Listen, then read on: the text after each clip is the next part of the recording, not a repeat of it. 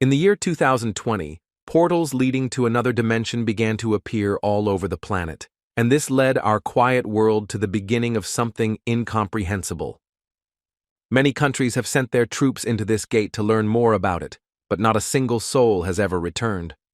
Then, from these god-forsaken gates, whole hordes of monsters with red glowing eyes began to enter the human world. These monsters had all-crushing power. All modern human weapons were no match for the monsters. Giant monsters of different shapes and sizes began to destroy peaceful people everywhere, and no one could stop them. But some patrons began to choose people, and they developed amazing powers and abilities. They were called hunters.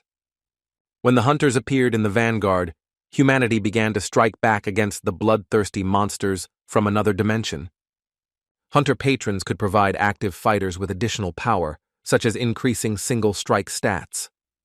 Hunters received notifications about increased abilities or recovery, and were able to strike even with a fiery fist.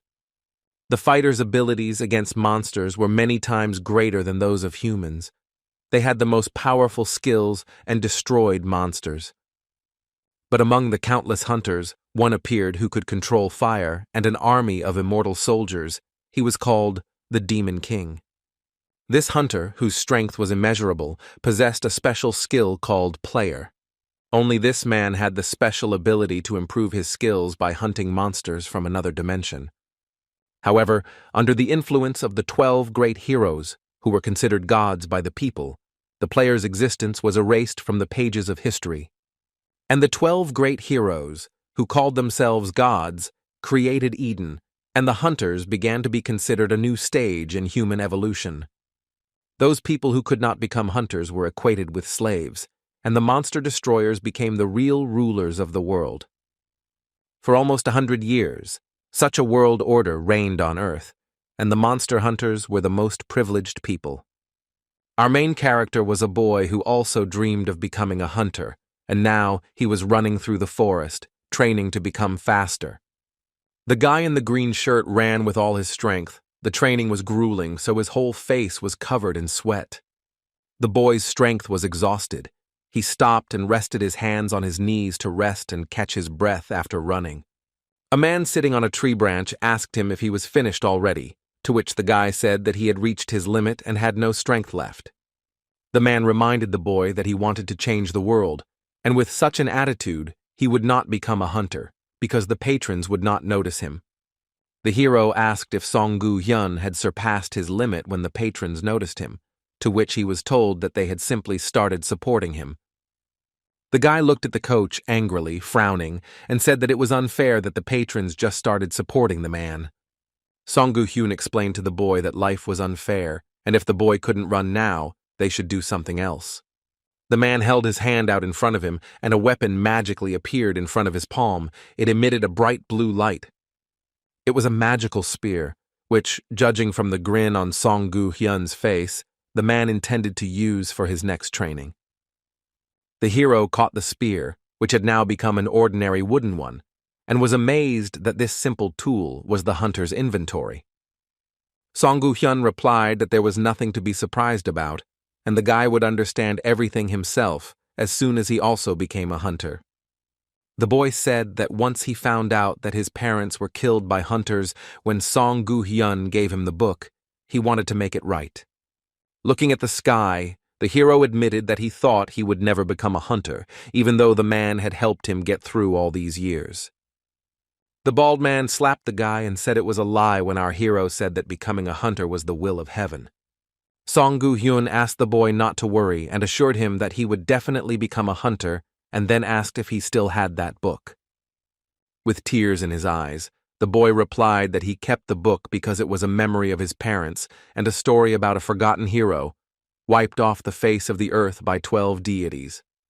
Clutching the book tightly in his hand, our hero said that if only this hero were still alive, the world would remain a better place. A mysterious blonde whose body emitted a pink aura observed from the air what was happening on the forest path. The girl stared at Song-gu Hyun and his protege. She clearly came to them for a reason, because she was looking for them. Having finally found the guys, The sorceress extended her palm forward and released a charge of pink magical light from it. Song Gu-hyun immediately felt something was wrong and looked to the side. He noticed that someone was using magic against them. The sorceress in the air attacked the boys with powerful streams of magical energy. Pink stripes of light were directed at the heroes. The bald man looked up at the sky and noticed this. He prepared to protect himself and the boy from the sorceress's attack. To prevent the flow of magical energy from harming the boy, Song Gu-hyun pushed the boy aside with his hand. Song Gu-hyun had a lot of strength, so his punch sent our hero flying back a few meters, and the guy hit a tree. The most powerful streams of magical energy reached their target, and a large explosion thundered where Song Gu-hyun stood. The sorceress who had carried out the attack silently watched high in the air as the explosion that was supposed to destroy the boys occurred. The main character remained safe and sound due to the fact that the coach saved him. He stared in front of himself, not understanding what was happening. The woman who carried out the surprise attack decided to land on the ground after the explosion, which the guy saw. The blonde sorceress turned her gaze to the boy with hatred in her eyes, her body radiating a pink aura. The boy's eyes widened, and he froze when he recognized the hunter and the girl in front of him. He didn't understand what a hunter could be doing here. The blonde looked sternly at our hero and, without even greeting the boy, ordered the young man to bow before her. The main character at that very second fell to his knees and bowed before the sorceress. His body also acquired a pink glow. The boy was terrified because his body simply did what she ordered, and the boy could not move of his own free will. Several more guys with magical abilities appeared in the forest clearing, and they all surrounded the girl. The men in black suits immediately fell to their knees before the Queen of Eden and loudly wished Lady Athena good health. Our hero was still lying on the ground, trembling with horror and fear, when he realized that in front of him was now the ruler of Eden of the highest rank. Athena's aura was so powerful that it filled all the space around her, and the boy did not understand what the goddess of Eden had forgotten here. Apparently, Athena was hunting for Song Gu-hyun, so she ordered her henchmen to find the man and bring him to her, since he couldn't have run far. Those who served the goddess of Eden still bowed their heads before Athena. They immediately agreed to carry out the girl's order. Athena stood motionless, watching as her subordinates instantly evaporated, leaving behind streaks of blue mana. The goddess was sorry that they only managed to sit on Gu Heng's tail, and he disappeared, and also did not understand what our hero was doing here. The founder of Eden was worried that she did not feel a drop of magic in the guy. She carefully analyzed his body. The boy understood that he had with him the autobiography of the Demon King, which concealed the dirty deeds of the 12 heroes. Fortunately, Athena did not find this book, snorted and called the hero an unfortunate slave, turned around and left him alone. The pink aura disappeared from the boy's body. The boy realized that the goddess had finally left, but he still did not risk getting up. Now the hero could control his body. He raised his head to look at Athena and breathed a sigh of relief because he was now saved. However, it was too early to rejoice, because when the guy raised his head, he saw the figure of the goddess hanging over him. The founder of Eden returned because she sensed the magical power emanating from the youth, even though there was almost none left. The protagonist looked at Athena with eyes full of fear. His heart began to beat faster and his breathing quickened, which the woman noticed. Athena concluded that the boy had something that could not be revealed to her, so she ordered him to show it to her quickly and tell her everything. Our hero noticed that his body was moving again at the will of the voice of the gods. He ordered himself not to move, but his hand reached into his pocket. The boy realized that if the book fell into the hands of the goddess now, he would be a corpse, but his body meekly carried out Athena's order. The guy took out the book and handed it to the goddess with trembling hands. He was scared because his body did not obey at all. This book contained the story of the Demon King, who was the true hero of humanity. The boy understood that Eden did not want the whole world to know about this story, but the goddess Athena reached out her hand to grab the book. Thoughts swarmed in the hero's head that everyone dear to him would die, because Eden was forcibly getting rid of everything that they did not want. The protagonist was enslaved by the will of the goddess, but his consciousness was clear, and he understood that he could not give the book to Athena. The next moment, the book jumped out of the boy's hands and opened, its pages engulfed in destructive flames. Athena immediately used magic to stop the flames, and she protected the forbidden book with a powerful shield. The founder of Eden was delighted to finally find this book, and recognized it as the autobiography of the Demon King. The goddess swung her arm and shouted that she didn't know where such a rabble got this book from, but she intended to take it. Athena was forced to stop and turn her wary gaze to the side when she heard her name being called loudly. This person turned out to be Song-gu-hyun, who came running to protect the boy and the book and pushed the girl away using magic. One of the rulers of Eden flew to the side and fell to the ground, creating a large cloud of dust above her. Song-gu-hyun, whose body was surrounded by a golden magical aura, reached for the forbidden autobiography lying on the floor. The main character sat on the ground and looked adoringly at his savior, tears streaming down his cheeks from the horror he had experienced. The man smiled and told the boy not to cry, and then praised him for doing a great job of saving the book. Wiping away his tears, the boy asked his mentor who he really was, if he was able to overcome one of the 12 goddesses, Athena. Gu-heng apologized for not having time to explain everything earlier and asked if the boy really wanted to change the world. Taking the book in his hands, the boy didn't understand what was being said when Song-gu-hyun said that he decided to bet on someone like him. A sword appeared in the man's hand, and he declared that the hunters had declared themselves gods and that the rest were weaklings and livestock. Pointing his sword at the boy, Song asked if the boy would want to save the world if he had power greater than the 12 gods. Song-gu-hyun's unexpected and difficult question left the boy stunned, and he couldn't answer it for a long time. With a cry from Heimdall, the goddess Athena returned to the ranks, holding a sword and shield in her hands. She was about to attack our heroes from the air. The man panicked because the goddess was already advancing, and he needed an answer from the guy because he couldn't handle her alone. As if enchanted, the hero answered yes, declaring that he could master such power and would definitely change this world.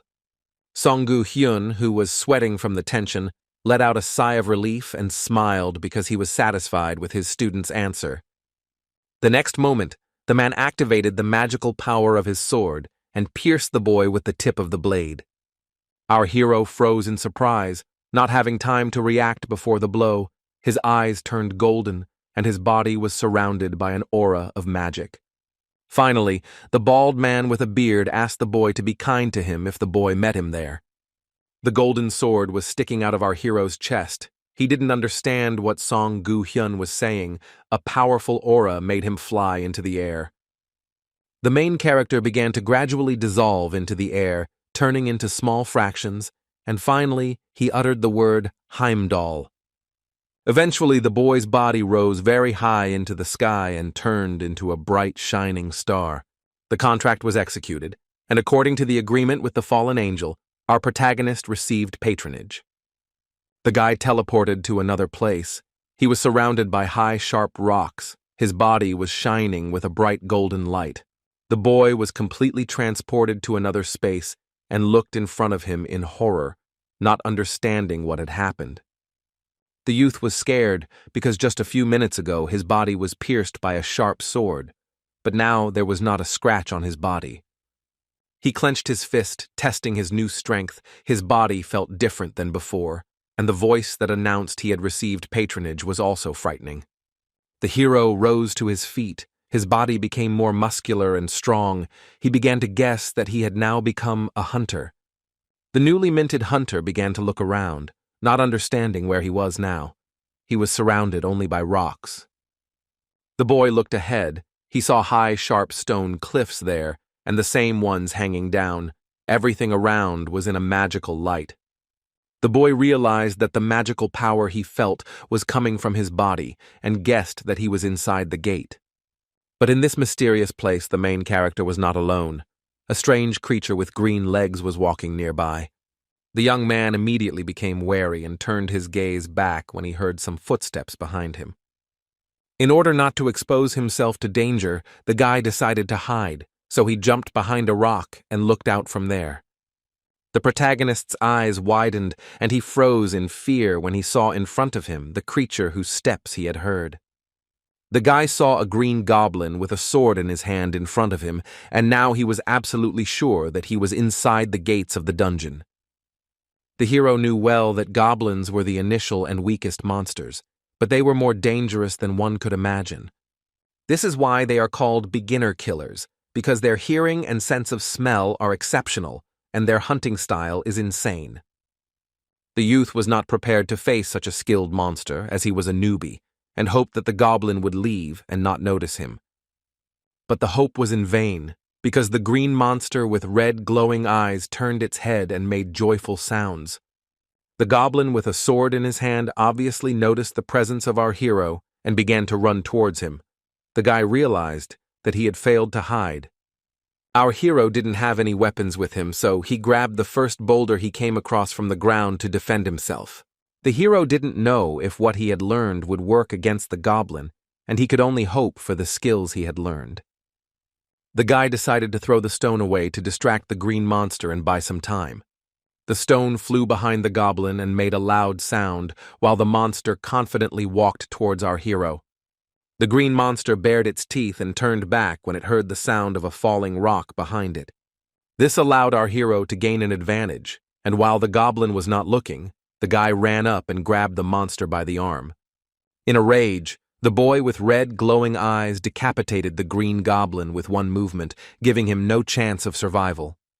The new hunter froze when he realized that he had such power that he could take the life of a goblin with his bare hands. He still held the monster's body by the hand and watched as the goblin's head bounced along the ground far ahead.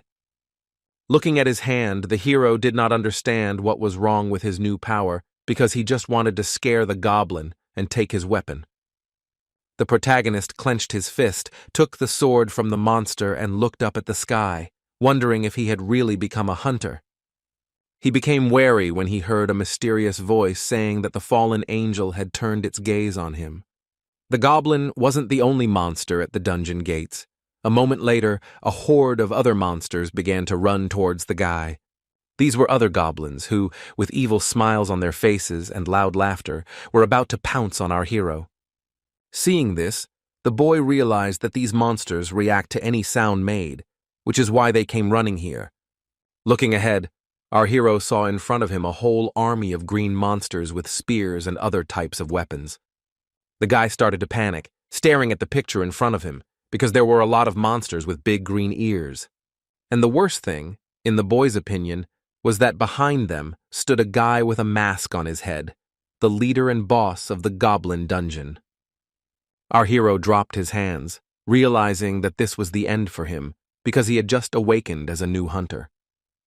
The boy looked at the goblin leader with animal fear, realizing that he was no match for him. A drop of sweat ran down his face from the tension. But at that moment, the image of Songgu Hyun appeared before my eyes, insisting that our hero was a man and held up very well. Afterwards, the boy remembered the man's question about whether the hero would try to change the world if he gained great power. The protagonist remembered that at that moment he made a promise to his mentor to change the world by gaining such power. Remembering his promise to Songgu Hyun, the boy clenched his teeth tightly and tried to control his fear and panic. He grabbed the sword, his body began to emit powerful blue mana, and the guy made a decision to himself that he couldn't die here. The fallen angel, aka the Demon King, set his sights on our brave hero, and he knew that such a chance would only come once in a lifetime. The protagonist heard a notification in his head that the fallen angel was applauding his fighting spirit and prepared to attack the goblin. At this time, a horde of green-skinned monsters were also ready to attack the boy, preparing their weapons. Magic power helped the newly minted hunter cut the goblin's body into two parts with one deft movement. The guy dealt more and more blows with the sword he had taken from the monster. He was merciless towards the monsters. One of the goblins decided to attack our hero from the air, so he jumped high into the air to do so. But when the monster swung to hit the boy with a spiked club, the boy immediately noticed it. The new talented hunter managed to quickly block the attack of the vile goblin and not take damage. But the green monsters were not called beginner killers for nothing, so the goblin's next blow with the club was successful. Fortunately, the monster hit his hand and the blow was not fatal, but our hero noticeably tensed up and became less confident. With the next attack, the guy managed to destroy the goblin, and a notification in his head said that he was able to increase his level. The hero remembered training in the forest, when he deftly cut falling autumn leaves into several pieces. The guy then wielded a simple wooden spear. His movements were so intense that a cloud of dust rose up around him. At that moment, Song Gu Hyun praised him, saying that this is what real geniuses look like, and our hero can become an unrivaled hunter. Already now, at the gates of the dungeon, the boy was living up to his mentor's hopes, destroying more and more goblins and raising his level. The bloodthirsty monsters were defeated, their lifeless bodies lay everywhere, swords were stuck into the ground. The boy stopped after a fierce fight. He still held the sword in his hand, ready to continue defending himself. The protagonist caught his breath but did not relax, because there was still one monster left to kill. The new hunter looked to the side and saw that a wooden club was heading straight for his face, and now he would get hit on the head. But the boy managed to react, jumped high into the air, and swung to strike the goblin leader. The attack was unsuccessful. The goblin managed to break the guy's sword in half with his club, and our hero fell to the ground. The protagonist tensed up greatly and looked at his opponent with fury, recognizing him as the leader of the dungeon goblin army. The boy understood that even if it was just a goblin, it was still a boss, and its power was different from the usual one. The hero knew that the rules stated that in order to defeat the goblin chieftain, one had to be a C-rank hunter, otherwise there was no point in trying. The boy was confused because he had just awakened and was currently at E-rank or F-rank, which was not enough to fight the chieftain. But the newly minted hunter did not want to give up. He cast a mad glance down, preparing for a difficult fight. The young man no longer had a sword, so the hero grabbed a simple wooden spear and squeezed it with all his might. He decided to put all his strength into this blow and heard a voice saying that the fallen angel would grant him power over fire. The spear is the weapon of the Demon King and the best weapon the guy owns, and now he has the authority to use it. The Demon King granted the boy power over fire, so the tip of the spear was engulfed in scorching flames. The protagonist jumped up, leaving a dent in the ground, and ran towards the goblin leader. The magical aura of blue light was activated, the spear was strengthened by flames, and the boy was intent on attacking the monster. Meanwhile, the boss of all the goblins in the dungeon was ready to attack, holding a club with spikes high above him. However, the club did not help the leader in any way, because a second later, a huge gaping hole appeared in his body, burning with fire. Our hero rushed through the chieftain with a spear in his hands. He managed to inflict fatal damage on the boss with one move. After that, the newly minted talented hunter stopped, and a notification in his head said that he had risen to a new level. The flames did not pass without leaving a trace on the weapon, and the wooden spear turned into a solid coal, its durability dropping to 0. The protagonist stood motionless, breathing heavily, and tried to comprehend that he had accomplished what seemed like an impossible task. His face was covered in dirt, bruises, and sweat, and he told himself that, as expected, things weren't going so smoothly after the boss fight. The battle with the leader did not pass without a trace for the guy. His clothes were torn, and there was a large wound on his stomach. He told himself that this was all he could do, and with those words he lost consciousness and fell face down on the ground. Afterwards, other hunters came to the gate, not understanding who was able to kill all these goblins and even their leader. These arriving guys, examining the remains of the goblins around, noticed our hero lying unconscious, bleeding. The stranger, looking closely at the bleeding guy, shouted to the others that there was a survivor here. The wound was not fatal for the new hunter, but after a fight with the goblins, the guy was forced to go to the hospital. The boy was connected to a patient monitoring monitor, and all his vital signs were normal. To treat our hero, doctors gave him an IV drip with medications to help him recover from his injury. The hero lay on a hospital bed with his eyes closed, and cables were attached to his chest to monitor his heart. When the boy opened his blue eyes, he assessed the situation and immediately realized that he was in a hospital. The fact that the main character was wounded and was now in the hospital made him realize that everything that happened was not a dream. He replayed the events of the past in his head, about Athena appearing out of nowhere and almost taking the valuable book from him. The boy remembered that after that, Song-gu-hyun pierced his body with his sword, and the boy woke up inside the gate. And the powerful goblin chieftain that the boy met at the gate almost caused the boy's death. But thanks to the mastery of fire that the fallen angel granted him, the hero was able to survive, although he received many serious injuries. The guy sat down, and the thought appeared in his head that he ended up in the hospital because other hunters saved him. A nurse entered the room and, seeing that our hero had stood up, worriedly told him that the guy couldn't move yet. The hospital employee came closer and asked the patient how he was feeling and whether he was dizzy.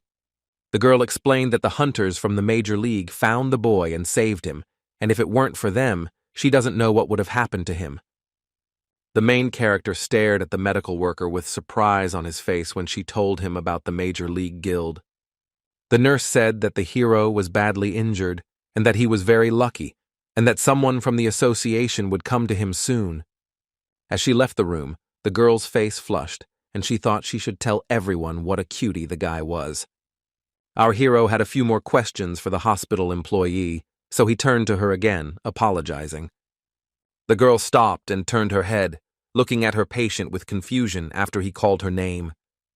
The guy was wondering what year it was, and the medical worker realized that the hero's memory was confused and he was dizzy. The nurse told our young hero that it was now 2020, and from her expression it was clear that she was telling the truth. The young man was completely stupefied when he was told that it was now 2020, because that was 100 years before he was born. Gates that led to another dimension, and from which monsters fell to Earth, began to appear in 2020. And the year 2020, as our hero from history remembers, was remembered for the fact that many hunters were just beginning to make names for themselves. The main character was in complete shock when he realized that he had traveled back in time to the era of heroes. And at that moment, the boy remembered the words of his mentor about hunters who proclaimed themselves gods and ruled over ordinary people. The patient's heartbeat quickened as Song-gu-hyun's question about being ready to change the world by gaining power sounded in his head. The boy knew that in the era of heroes, unlike his time, talented fighters received patronage directly from patrons. Now everything has changed dramatically, because he does not need to be the chosen one of Eden, and the young man tore out the IV to start acting. The liquid medicine mixture that the protagonist was given to help him recover from his injury fell off the counter. The patient's monitor beeped, and all vital signs disappeared as the guy removed the cables from his torso. The nurse began to panic, watching this, and tried to shout to the hero that it was dangerous to get up like that. Our brave hero assured the girl that he was completely fine and no longer felt dizzy as before. He asked a hospital employee where the bathroom was, which confused her because he was a tall guy, and she explained where to go.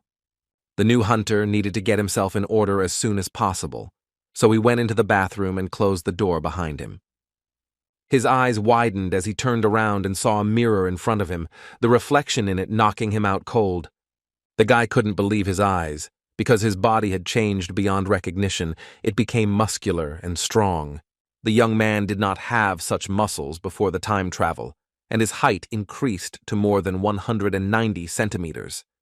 The hero was alarmed by the fact that his facial features were similar to the previous ones, but his body seemed to belong to a completely different person.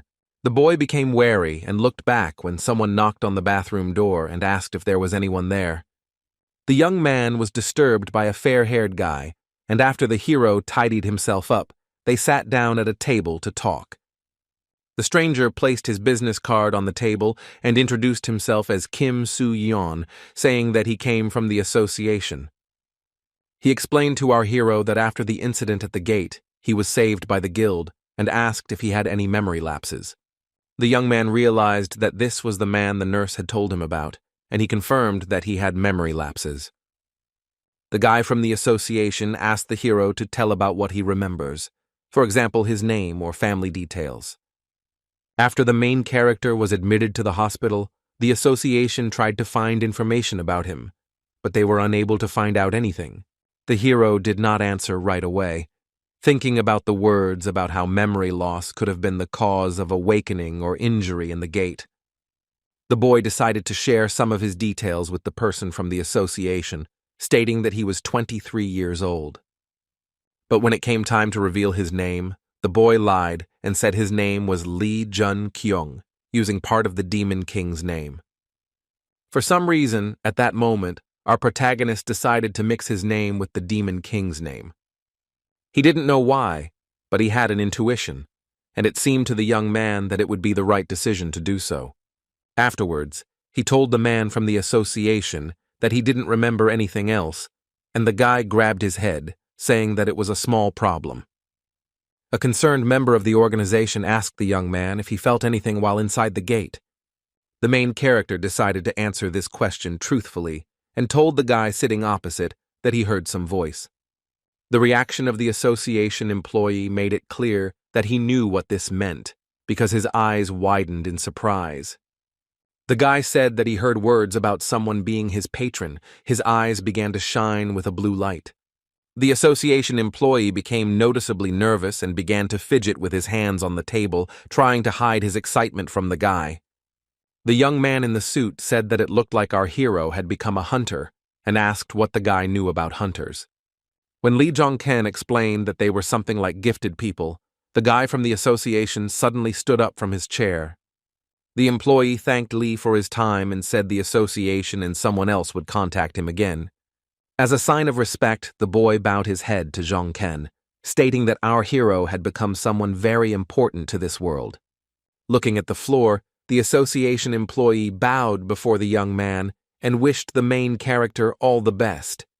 Afterwards, the boy in the black formal suit left the hospital, and Lee Jong-ken watched the young man leave, looking out the window.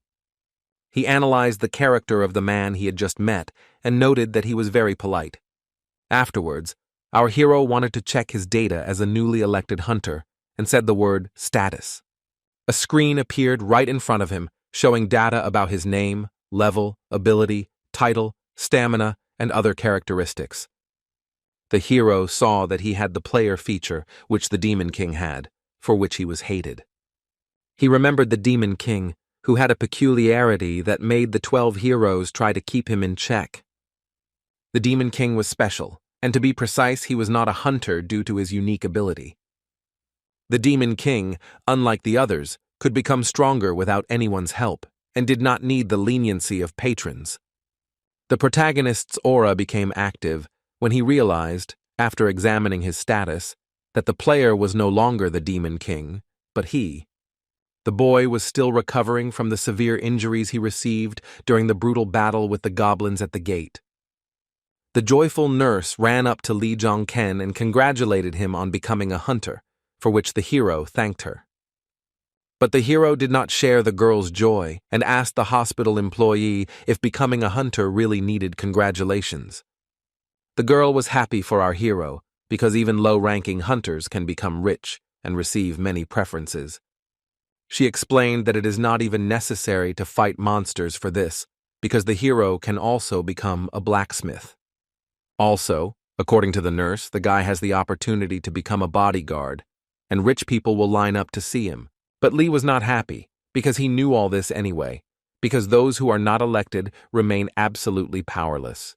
The boy laughed nervously, asking the hospital employee if this was the thing he should be happy about.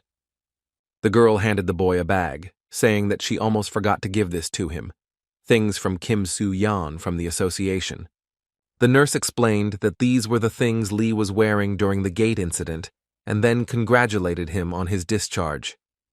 The protagonist successfully left the hospital and found himself on the central street of a bustling Korean metropolis.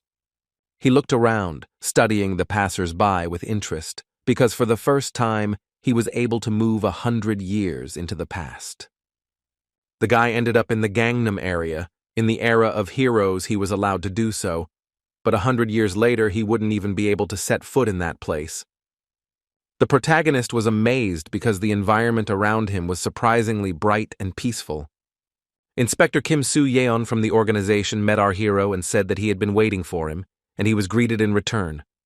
Kim suggested that the guy join the association, considering that it was not the best idea for a rookie hunter to wander around the city. From the sad expression on the protagonist's face, it was clear that he was not thrilled with the idea of going to the association now. But Soo-yeon asked the guy not to worry, because after registering as a hunter, he would immediately be given an apartment. With a smile on his face, Kim congratulated the hero on the fact that, according to the test results, he was a C-rank hunter, a status that not many people in their country had. He suggested that the hero continue on his way and tell the rest of the details after Lee Jong-ken completed registration. The boys headed to the Hunters Association, the central office building where all the local monster fighters gathered. The protagonist sat at the registration table, realizing that usually after waking up, hunters receive an E or F rank. The hunter ranks are listed in alphabetical order, and the association employee gave the boy a badge indicating his rank and name. The higher the rank, the more prospects are opened up to the hunter, and the special attitude also increases with the level. Kim informed our hero that his registration had been completed without any problems and showed him the door leading to his apartment. The main character was shocked when he entered his new home and saw the environment in which he would now have to live. The apartment was bright, spacious, and modern, with large windows overlooking the city and expensive furniture inside. The guy looked to the right and saw a huge TV which not every person could afford. The main character was overwhelmed with emotions. Finding himself in his own apartment, tears appeared in his eyes. Although the interior felt old-fashioned to the young man from the distant future, he thanked the manager for providing him with housing. Lee Jong-keng was touched because the day was special, as he finally became a hunter and had his own home for the first time. The guy from the association remembered that he had another piece of news and said that someone wanted to meet our hero. Hearing this, the protagonist became very excited. His eyes began to emit a bright blue light again. An agitated Lee Jun-kyung looked at Kim with wide eyes, asking if anyone really wanted to meet him. The main character had no idea who it could be, because there shouldn't be anyone here who knows that he is from the future.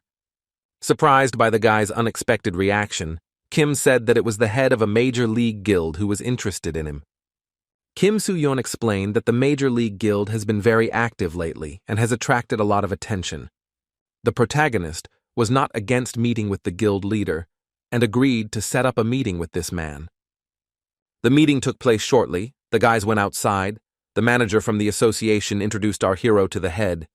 Afterwards, Kim Soo-yeon decided to introduce the guy to the person who is the leader of the major league guild that saved our hero. But the mysterious man who led the guild stopped the association employee and said that he would introduce himself. The handsome man with a shaved head noted the new hunter's height and said that his name was Ye Seong-gu and that he was the leader of a major league guild. The main character stared at his new acquaintance with wide eyes and his mouth slightly open. The leader's appearance surprised him.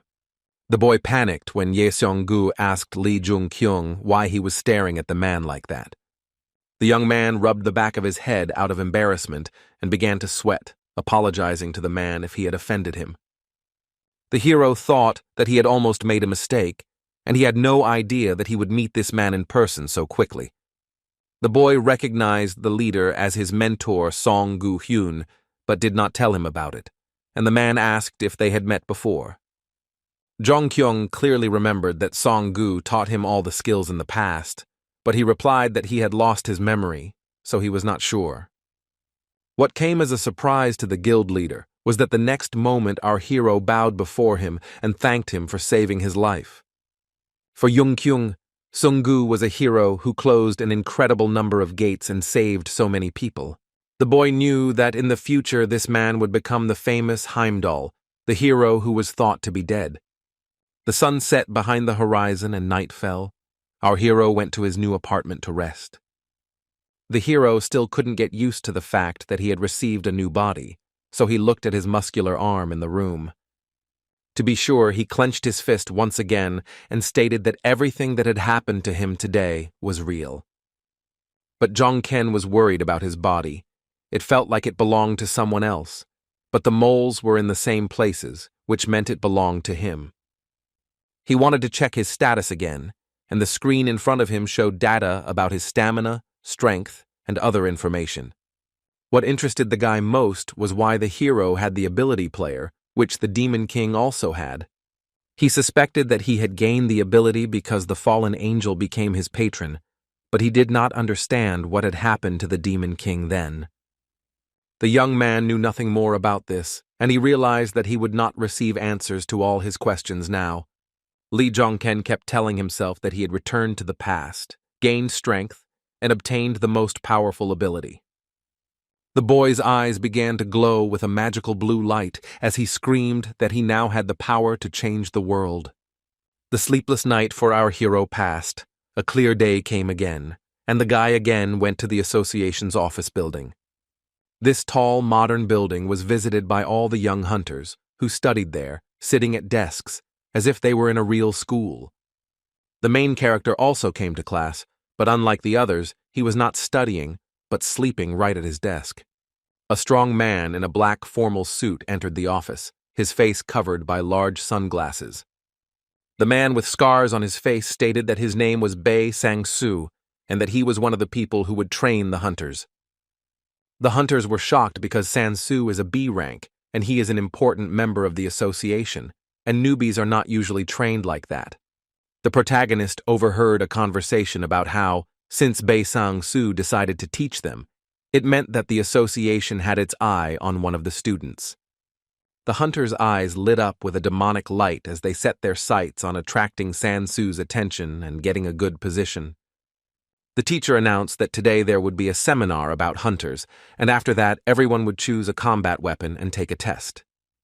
There was a deathly silence in the office when Sang-soo asked if they knew how the awakening of a hunter was done. One of the guys raised his hand and suggested that in order to awaken, one had to be chosen by a patron. The guy answered correctly, and Sang-soo added that with awakening, the strength that can be pumped up is also determined. When asked about ways to pump up strength, the girl answered by saying that this can be done by closing the gate or by receiving the attention of the patron.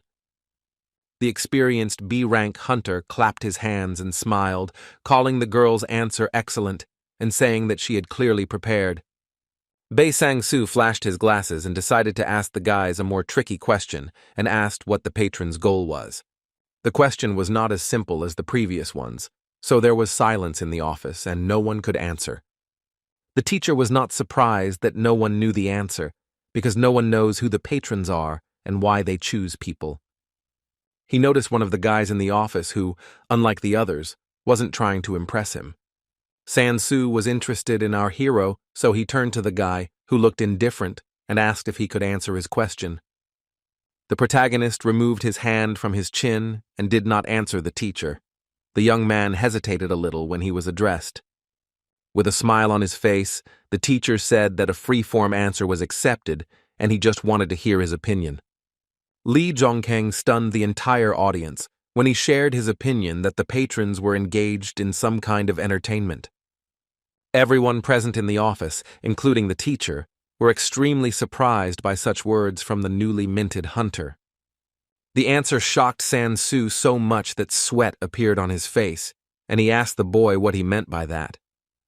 The hero stood his ground, explaining that they choose a character, hunt monsters, and enjoy themselves as if it were a game. The man with scars on his face opened his mouth in indignation, thinking that this answer from the new guy was simply incomprehensible. The protagonist remembered the Demon King, who believed that for the patrons this was nothing more than a game.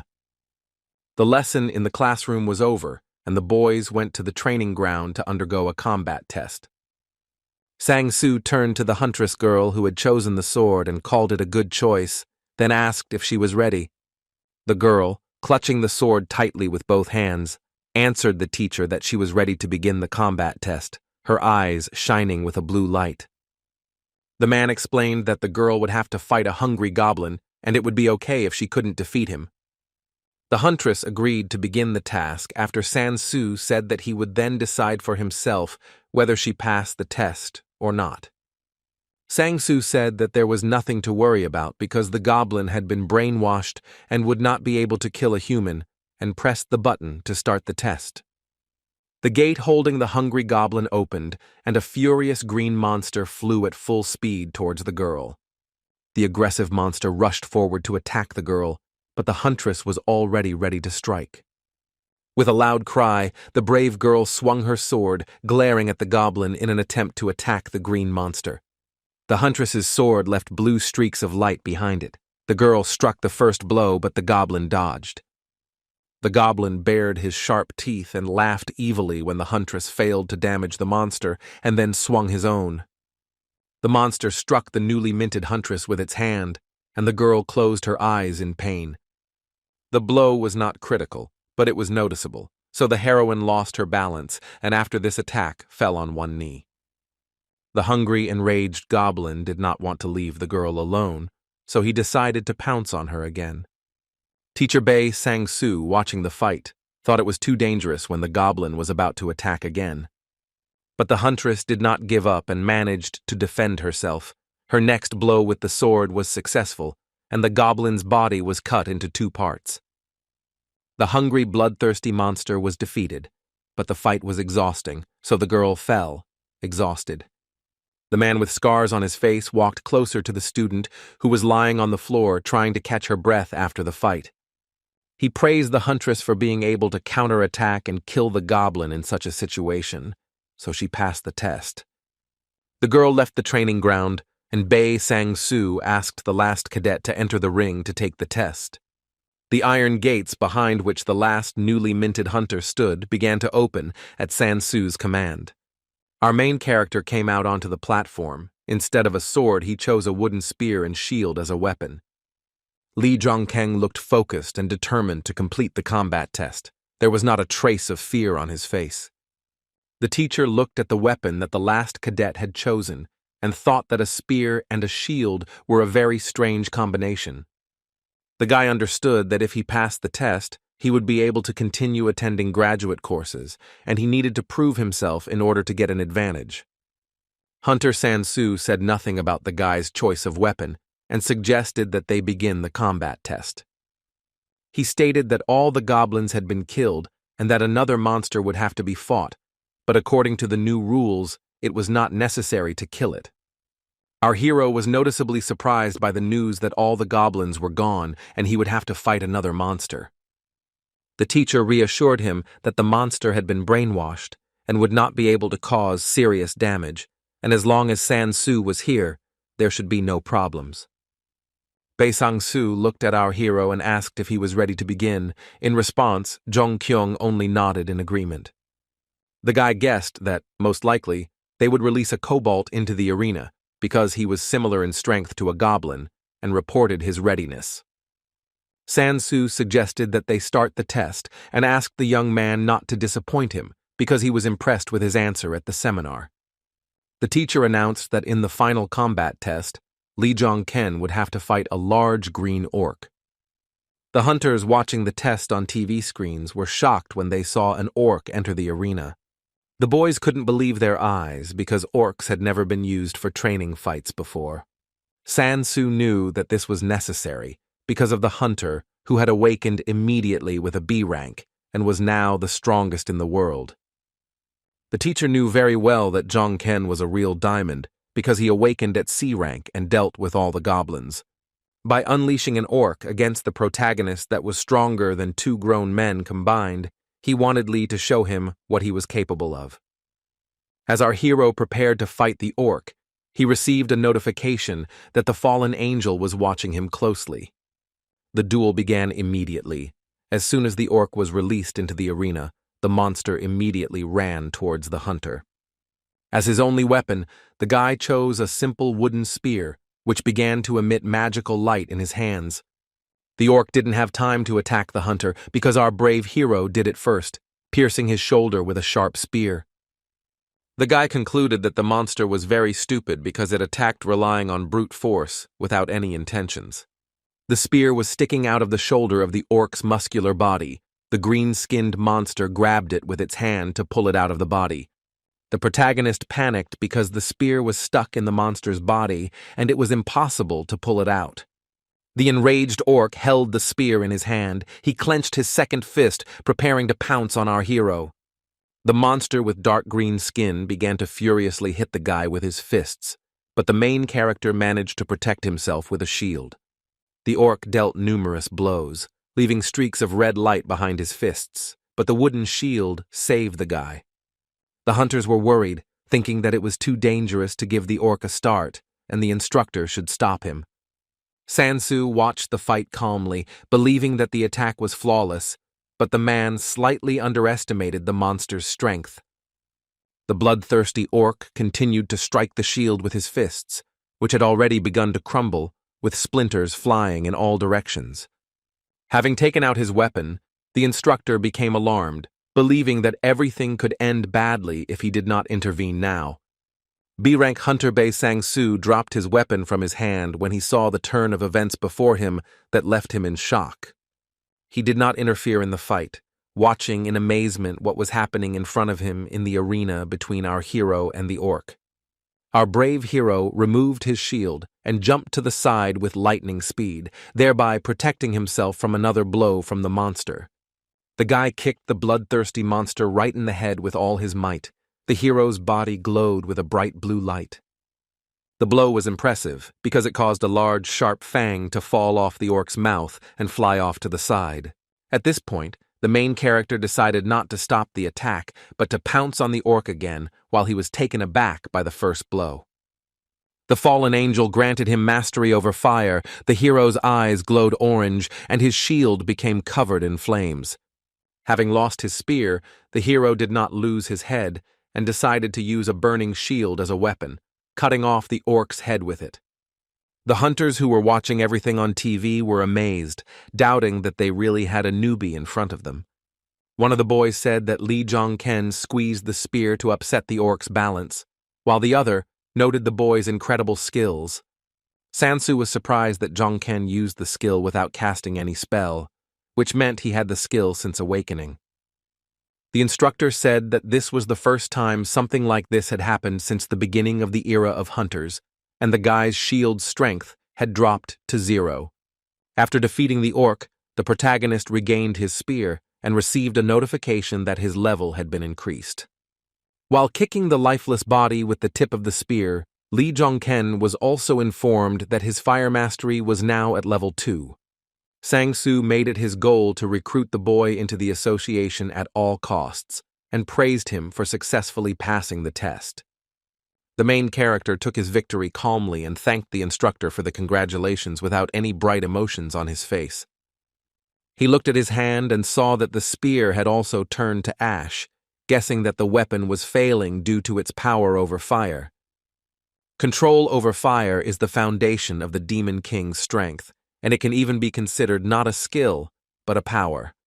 The hero thought that unlike normal skills, this one could be strengthened by the player's trait, but the equipment couldn't withstand the power. Clutching the ashes of the destroyed spear in his hand, the boy realized that he needed to get a weapon made of at least metal. The first day of training at the association ended successfully for our hero. The sun was already setting over the horizon.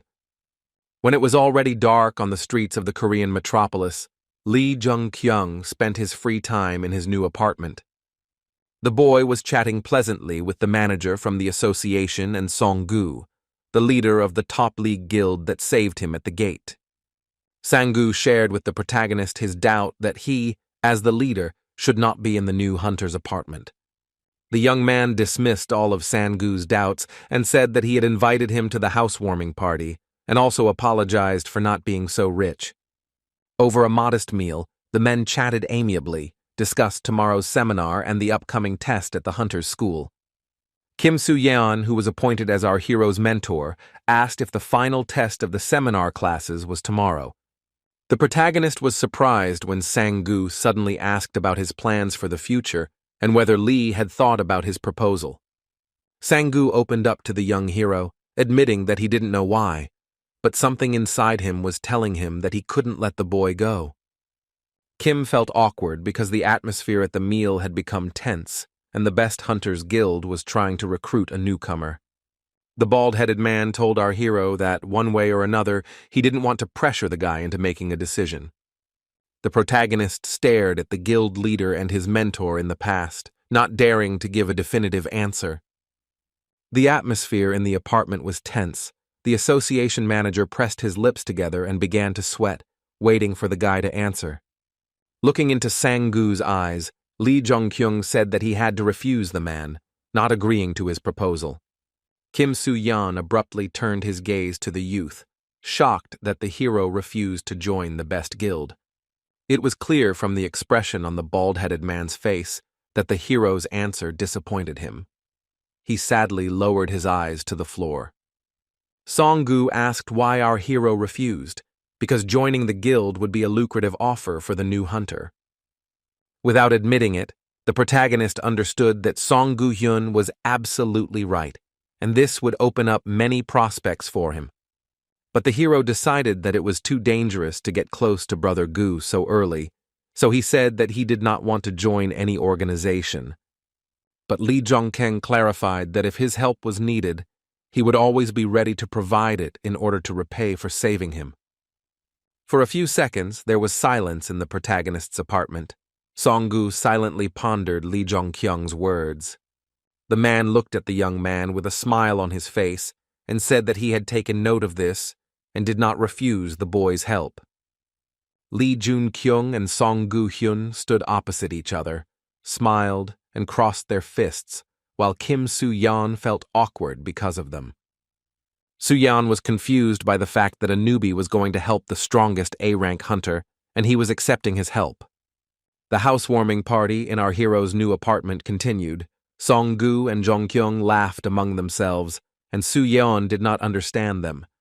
The next day has arrived, and the main character must pass the final test for the association's graduates. The instructor announced that before they began, he wanted to say a few words about the exam process. The man stated that the exam would take place at the gate, the portal to which was behind him, but there was no reason to worry. San-soo clenched his fist with all his might. The power of a B-rank hunter was so powerful that a bright flash was formed behind his hand.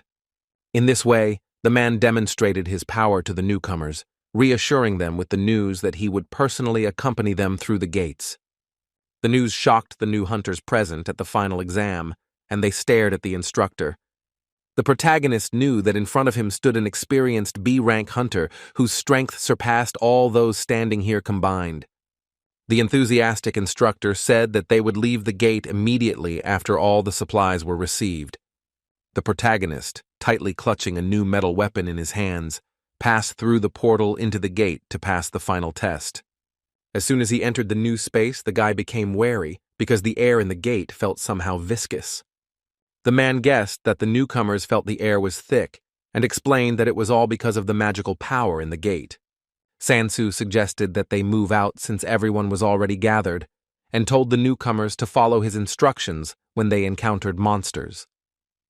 The instructor walked ahead of everyone, followed by our main character, holding a shield made of strong metal in his hand, and the rest walked behind.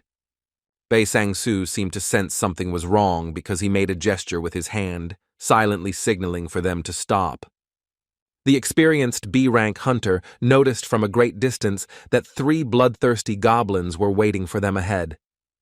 One of the green monsters noticed that they were not the only ones in the gate and looked warily towards the hunters. San-soo loudly announced that the monsters were coming and ordered hunters 1 and 3 to prepare their weapons. The 2 strong guys immediately followed the instructor's order and firmly grabbed the sword and axe in their hands, their bodies already radiating magical energy. One of the named hunters, when the goblin approached, immediately began to attack, swinging his sword at the monster. The second blow was successful. The guy managed to slash the green monster's body with his sword, thereby killing it. Another hunter, a stronger guy who used a large axe as a weapon, also attacked the goblin.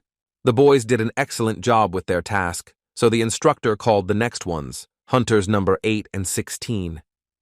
The guys with swords in their hands ran towards the two goblins, who were also not unarmed and ready to attack. Hunters number 8 and 16 also did a brilliant job and destroyed the green monsters with the very first blow. Next up was our hero. Instructor Bei Sang-soo called out the name of Lee Jun-kyung to fight the goblin. The other hunters froze in surprise when Lee Jong-ken, who had just been standing next to them, took off like lightning. The guys were amazed by the incredible speed of our hero. He moved as fast as no one else. The main character began to attack the monster with lightning speed, his body radiating blue light. He held the weapon and protection tightly in his hands. Moving quickly and deftly through space, in a matter of moments the guy destroyed 2 goblins with his spear. A moment later, our hero managed to cut the third goblin into 2 parts with 1 blow, leaving him no chance of survival. The main character moved quickly, like lightning, leaving behind bright streaks of light and numerous corpses of monsters. A few seconds later, the battle was over. The body of the last green monster, cut into 2 parts, fell to the ground with a crash. The other hunters who were watching this fight opened their mouths and eyes wide in surprise, amazed by the hero's abilities. One of the boys began to doubt that Lee Jong-ken had only recently awakened, and did not understand what the point of his training here was then. Sang-soo concluded that the boy was simply incredibly skilled with weapons, like a B-rank hunter, and they had to get him. After an intense battle, the protagonist stopped to catch his breath. The goblins did not cause him any damage. The horde of green-skinned monsters was successfully destroyed, and the team led by Sang-soo continued their journey through the gate. The instructor told the boys that they would soon meet a monster boss, and he was different from the usual ones, so they had to be careful. The man ordered the newcomers to prepare well, drink the potion, and check the condition of their weapons and equipment. The graduates immediately began to carry out the teacher's orders, drinking potions and inspecting their weapons for defects.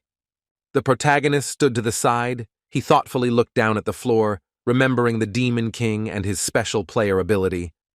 The boy thought about how the Demon King was killed by 12 heroes before he could pump up his power to the maximum.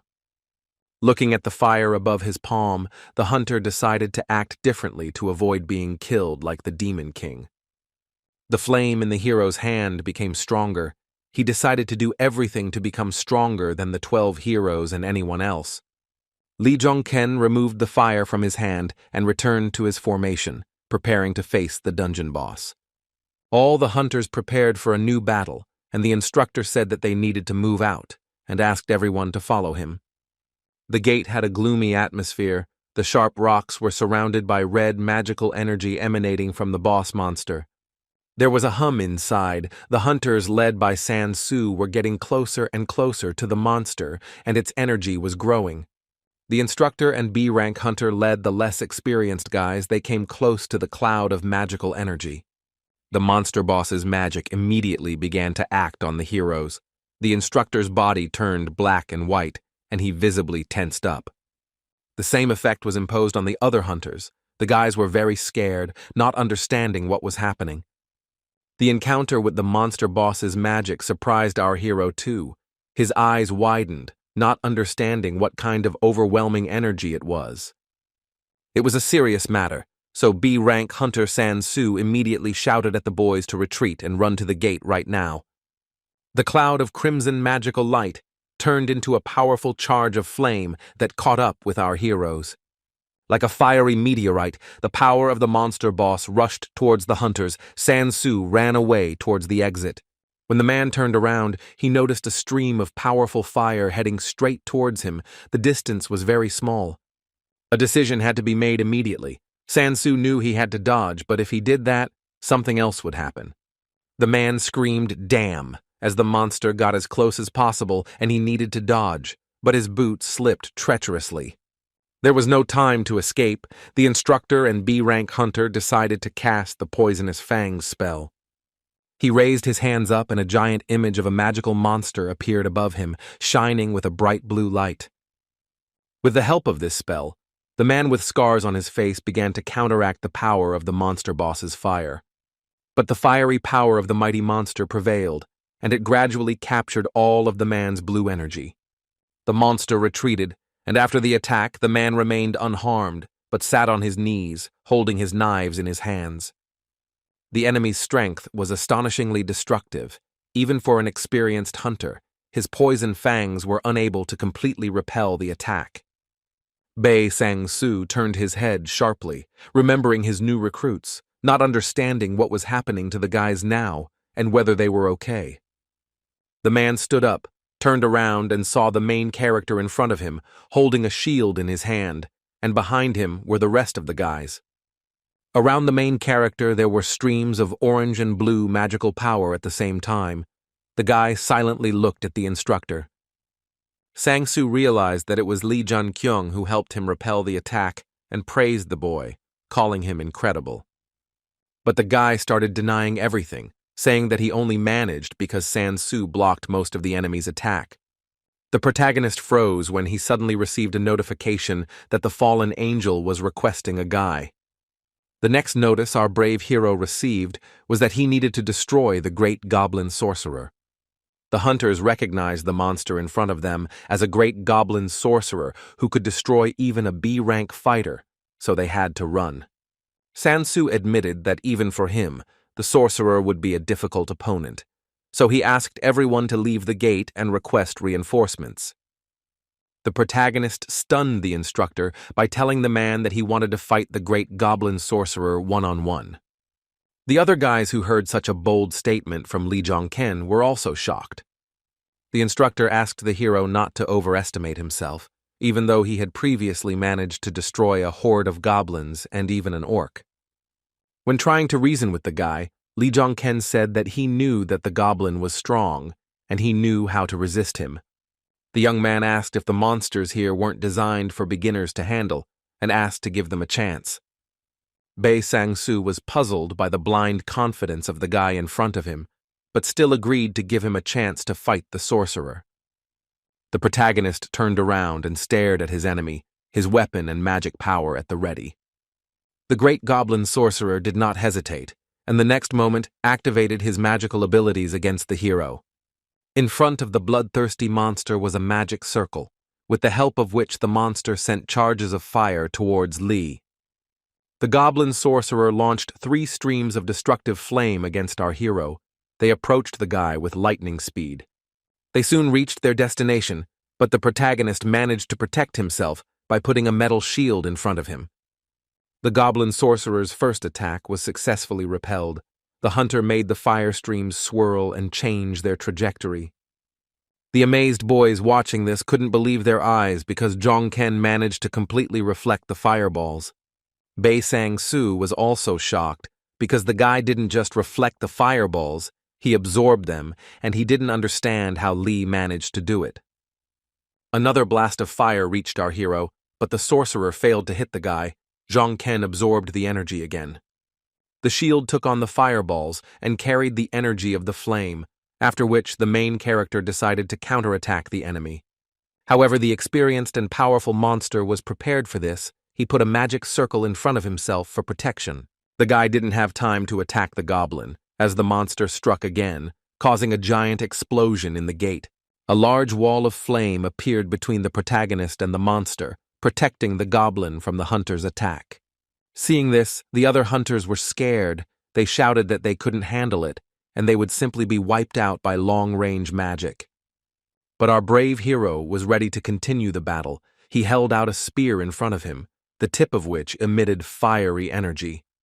Watching the rookie hunter's attempts to resist, the great goblin sorcerer smiled widely with his sharp fangs. The next step for the protagonist was to cast the split spell. His eyes were already emitting magical fire. With this spell, Jong-ken managed to create a tunnel in the wall of flames through which he could get to the enemy. The path in front of the protagonist was gradually cleared of flames so that he could safely approach the sorcerer. Now, behind the wall of destructive fire, the guy could see the goblin sorcerer. The monster was surprised by such skills of the enemy. Instructor Bei Sang-soo was also shocked and shouted that it was simply impossible that our hero had managed to do something like that. As the protagonist walked through the tunnel, he smiled because it was his incredible skill of mastering fire that allowed him to do so. The split spell allowed our hero to freely cross the hole in the goblin sorcerer's wall of fire. The evil smile on the monster's face instantly disappeared when he saw the hunter rapidly approaching him. The monster immediately put out a red magic circle in front of itself to defend itself and attack Lee Jong-ken again. But the main character's flame-charged metal spear was immune to this, and the guy managed to strike. With a loud cry, the protagonist attacked the great goblin sorcerer, and the monster did not have time to do so earlier. Just one blow from the spear was enough for the monster's body to turn into a pile of smoldering ash. The protagonist held the weapon in front of him as what remained of the great goblin sorcerer flew past him. The other hunters were amazed at what they saw, shouting that the newbie had actually done it and began to praise him. The guys started calling him a super rookie, and at that time, Lee Jun-kyung received a notification from the fallen angel. The guy froze, and his eyes widened in surprise when the notification said that the fallen angel would become his patron. He smiled when he learned that he was given the ability to perform the familiar summoning because the Demon King also had that ability. When the hunter's adventure at the gate was over, it was already dark, and the following events took place in the association building. B-rank hunter and instructor Bei Sang-soo came into the association director's office and addressed the man sitting in the chair. The director suggested that the reason for meeting him was probably related to what happened in the gate during the final test. The instructor confirmed that the director was right when the man with the eye patch asked if the conversation was related to the C-rank hunter. The man thought for a moment and assumed that Bei Sang-soo wanted to tell him that the new hunter was actually of a lower rank. The association director fell silent when Sang-soo admitted that it was actually the other way around and the rookie's rank was higher. The man with one eye leaned on the armrest of the chair to stand up and give his opinion to the B-rank hunter. The head of the association stated that if Bei Sang-soo says this and the rookie's rank is indeed higher, then that's how it is. The man walked up to the window and then turned around and asked Sang-soo how much potential he thought the guy had. The instructor thought for a moment and replied that perhaps what the association director was striving for was now entirely achievable. After these words, the leader of the Hunters Association grinned, because with the help of our hero, he would have the opportunity to achieve his goal. Looking out the window at the street of the night Korean city, the director put his hands in his pockets and said that he wanted to meet Jong-kyung as soon as possible. When it began to get light, our main character was no longer asleep, but had already gone to the association building on some business. Manager Kim Soo-yeon and the head of the Major League Guild, Song-gu, were waiting for the guy near the building. The hero's quick arrival was a surprise to them. Kim Soo-yeon admitted that he was worried when he learned that the gate rank for the final test had risen from E rank to C rank. Song-gu asked Jong-kyung if he had already received an invitation to join the Hunters Association. The protagonist said nothing and only nodded in agreement, confirming that he had been invited to the association. Then, after successfully destroying the goblin sorcerer, the instructor approached the guy and asked if he wanted to join the association. The other hunters were shocked when they saw Sang-soo trying to recruit the protagonist and couldn't believe what was happening. However, Lee Jun-kyung declined, apologizing and saying that he had no desire to join any group at this time. Instructor Bei Sang-soo froze and fell silent in surprise, not believing that the young man had just so abruptly rejected his offer. However, the man with scars on his face did not insist any further, and was understanding of the fact that the hero did not want to join the association for now. Lee Jong-ken understood that if he joined the association, he would pump up his strength faster, but in that case, he would not be able to hide anything from them. Another compelling reason for our hero to refuse to join the association was that one person belonged to it. The image of this mysterious man appeared in his head, and the newcomer understood that he could not get involved with him under any circumstances. Now, when the protagonist was talking to Song-gu, the bald-headed man asked him if the guy had any food preferences. For our hero, this was a surprisingly difficult question, and he became very tense, and then hesitantly answered that he liked ramen. Song-gu, who had been keeping up with the boy with his questions, asked the protagonist if he liked meat. At the mention of meat, Lee Jong-ken's eyes lit up, and drool began to flow down his chin, and he began to frantically nod his head in agreement. Song-gu laughed and grabbed our hero by the shoulder, suggesting that they go out for lunch and eat whole tons of meat in that case. It was already dark outside when the new hunter finished all his business and went to his apartment to rest. The protagonist went to the shower, hot water poured down. Lee Jong-keng's shower stall was filled with thick steam.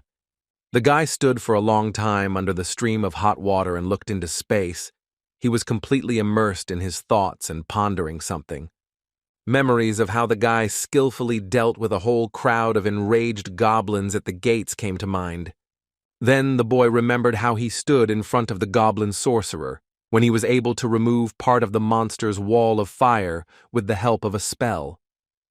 The protagonist thought about how he looked through the tunnel surrounded by flames at the great goblin sorcerer, preparing to kill him. Then came the memory of the moment of triumph when, with just one blow of his spear, the young man reduced the monster to ashes. Having refreshed his mind on the battle at the gate during the final test, the boy wanted to look at his status again. He was now level 11, had stamina 30, strength 33, and the ability to summon one familiar. The guy was shocked because only the 12 heroes and the Demon King have the ability to summon a familiar. Realizing that he had obtained the ability that the Demon King had, and that his familiar would not be any worse, he immediately summoned it. Having received a notification asking if the guy really wanted to take advantage of this opportunity, the hero confidently said the word call. The next moment, his body began to emit a bright blue light, his eyes glowed orange, and the summoning procedure began. What happened that night in the hero's apartment remained a secret. The next morning came. The events unfolded in Lee's apartment. The guy was sitting on the couch and looked at the door in surprise when he heard someone suddenly start knocking loudly on it. The man knocking on our hero's door was persistent, so the guy had to go and let him into the apartment. It was a joyful Kim Soo-yeon who showed the phone to our hero, asking if the news on the screen was about him. Lee Jong-keng picked up his phone and read the news that some super rookie had awakened with a C rank and defeated an invincible boss. The hero realized that he had made it to the front page, but the news did not contain any personal information about him, but the higher ranks of the association were definitely already aware. Kim said that hunters have become more popular than many idols lately, but it was clear from Jun Kyung's face that he wasn't too interested. The protagonist said that what was more important was what he wanted to discuss with the manager now, and Soo-yeon asked what it was. Lee Jong-keng told the association employee that he wanted to participate in clearing the dungeon of goblins and other monsters. Our hero's request was granted, and soon he was successfully dealing with the goblins in the dungeon. The boy skillfully wielded his spear, leaving large gaping holes in the bodies of the green-skinned monsters.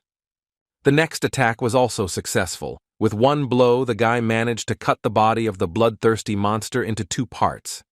When the main character dealt with the small monsters, he saw a larger, more muscular, screaming goblin in front of him. But the monster was immediately decapitated by a blow from Lee Jong-ken, and the boy received a notification that the fallen angel was satisfied with his actions. The protagonist was focused on the battle. His spear was charged with fiery energy, and his body was emitting a blue aura. The guy stopped and caught his breath when he received notifications that he had leveled up and managed to clear the dungeon. The young man was surprised that the bracelet with the skull did not react in any way after the monsters he killed and the death of the boss, and did not understand how he could use it at all. A message appeared above the accessory stating that the skull is a soul keeper, and not a single soul was absorbed, so activation is impossible. The protagonist knew that the familiar must be very powerful, but this thing has not yet managed to absorb a single soul. Lee Jong-ken began to suspect that he had been wrong all this time, and that the familiar did not need the souls of monsters, but completely different ones. Our brave hero returned to his dimension through the portal, where he was met by Kim Soo-yeon, who congratulated him on the successful cleanup. The guy said that Jong-ken had already cleared the 4th dungeon, and if he had any items to sell at the auction, he could give them to him. The protagonist, without saying a word, stretched out his hand and dropped a whole pile of swords taken from the slain goblins onto the floor. The manager praised our hero for being a quick learner and said that as soon as the artifacts were sold, the funds would be credited to his account. But it seemed that the hunter was not very interested in money, and he immediately asked Kim when he could enter the next gate. The boy was surprised when Soo-yeon apologized and said that there were no gates left to reserve right now. The hero understood that something was wrong, because the world was literally being torn apart by gates that could not be closed, and the hunter could not be provided with new ones.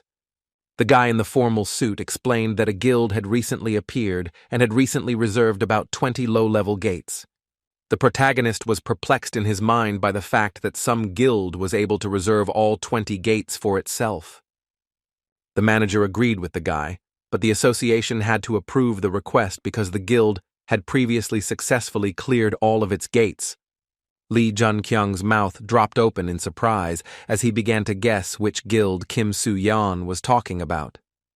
In a panic, he began to shake Kim by the shoulders, begging him not to tell him that this guild was led by a certain Choi Yeon-sun. Kim Yeon-seong said that the guy was right, and that it was the Northern Army Guild founded by the super rookie Choi Yeon-seong. Our hero was terrified because in the future, Jong Yeon-seong would become one of the 12 heroes and become famous as an absolute tyrant and a ruthless killer. The guy was from the future, so he knew this person very well. The man was strong and muscular, ruthless in character. The hero felt hatred for this terrible hero and understood that the moment had come when they could meet. In the future, an incident occurred involving Jong Yeon-sung, who was standing on a cliff and looking at a rainy Korean town. This hunter was protested by ordinary residents who stood with signs calling for the construction to be stopped and for their lives to be protected. One of Choi Yong-sung's henchmen then approached him and asked what should be done because the riots were getting out of control. The ruthless man said that the inhabitants were just ants who would build new homes for themselves if they destroyed their old ones. Drawing his weapon, Yeon-song activated his magical power and said that humans were despicable slaves who would always be dissatisfied. Towering over the village where the locals were protesting, Choi Yeon-sun pointed his gun forward, wanting to kill them all. He pointed the tip of his magic sword towards the town to kill the pathetic slaves from a distance, who, in his opinion, were not worthy of life. With this action, one of the 12 heroes caused a huge explosion in the village, which instantly took the lives of many people. Under Choi Yeon-seong's command, the once peaceful village began to crumble before our eyes. Houses fell down, and water filled the streets.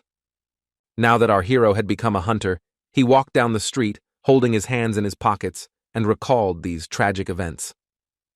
It was a difficult time in Lee Jun-kyung's life, so he let out a heavy sigh as tragic memories came flooding back to his mind. For the main character, the event was terrible, because after the incident, more than half of the inhabitants of the village where the guy lived died. Continuing his walk down the street, the super rookie suddenly stopped when he heard alarming sounds behind him.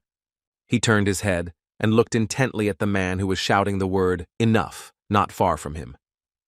The main character held his phone in his hand. He squeezed it tighter in case he got into some kind of altercation now. Jong-ken saw a man kneeling, asking the strange guys how they could do such things just because they were hunters. One of the young men, who was a hunter, approached the cart that belonged to the defenseless man and brazenly kicked it. The man, sitting on his knees, could not help himself in the situation when there were 2 strong guys against him and began to loudly call for help. Our hero approached the defenseless man, whose body was trembling with fear, intending to protect him from the villains. The main character, Lee Jong-keng, looked sternly at the two hooligans and asked the boys what they were doing there. The unknown young hunters looked with disdain at the guy who decided to stand up for them and asked who the hell he was. Jong-ken explained that he heard strange sounds, so he approached them and then asked if these guys were hooligans. One of the guys' body started to emit a magical aura as he called our hero a moron and asked how dare he talk to him like that. Our hero did not lag behind and also activated his magical power, telling the guy opposite that he was the one who started all this. The two hooligans were no longer so bold when they saw Lee Jong-ken's blue aura and realized that the person standing in front of them was a hunter. The protagonist approached the man sitting on the ground, who looked at Lee with pleading eyes and asked what happened. One of the hunters intervened in the conversation and explained to the hero that this old man had injured his precious body with his cart. With an evil grin on his face, the bully told Lee Jong-ken that he was simply asking the man for compensation for this act. The man stood up and shouted that they were talking nonsense because the first ones kicked the cart and started beating him for nothing. Our hero began to boil with anger at the injustice, and he asked the hooligans why they had broken the man's cart. The villain again showed his magical power and said that everyone who attacks him is his enemy, and he, as a hunter, must also understand this. The hunter began to laugh maliciously, declaring that he was already beginning to perceive our hero's actions as attacks on himself. The main character advised this hooligan to just quietly get out of here, because he had already said enough. Staring at the boy with his glowing blue eyes, Lee said that he would let him go just because he hadn't hurt the old man. The hunter clenched his fists and began to rage, calling our hero a bastard and asking how he could give him orders. The careless guy tried to punch Lee Jong-keng, but he failed because the hero grabbed his hand. The protagonist tightly squeezed the evil hunter's wrist to immobilize him and attack the bully in return. With a deft movement, Lee Jong-ken grabbed the guy and threw him over his back, and he screamed in pain and surprise. Lee Jong-ken looked at the hunter with disdain in his eyes, who lost his balance and collapsed after receiving it. The bully was lying on the floor, his arm twisted in the other direction. The hunter could no longer participate in the altercation. The protagonist suddenly turned his attention to the other man when he realized that the second hunter was also going to attack him. The second guy didn't run away either, but took out his sharp knife and looked askance at our hero. Jong-ken remained calm, saying that he never thought he would see a gun in a place like this, asking if the boy was sure. But the second hooligan was determined to attack the one who had just so easily dealt with his comrade and did not put away the knife.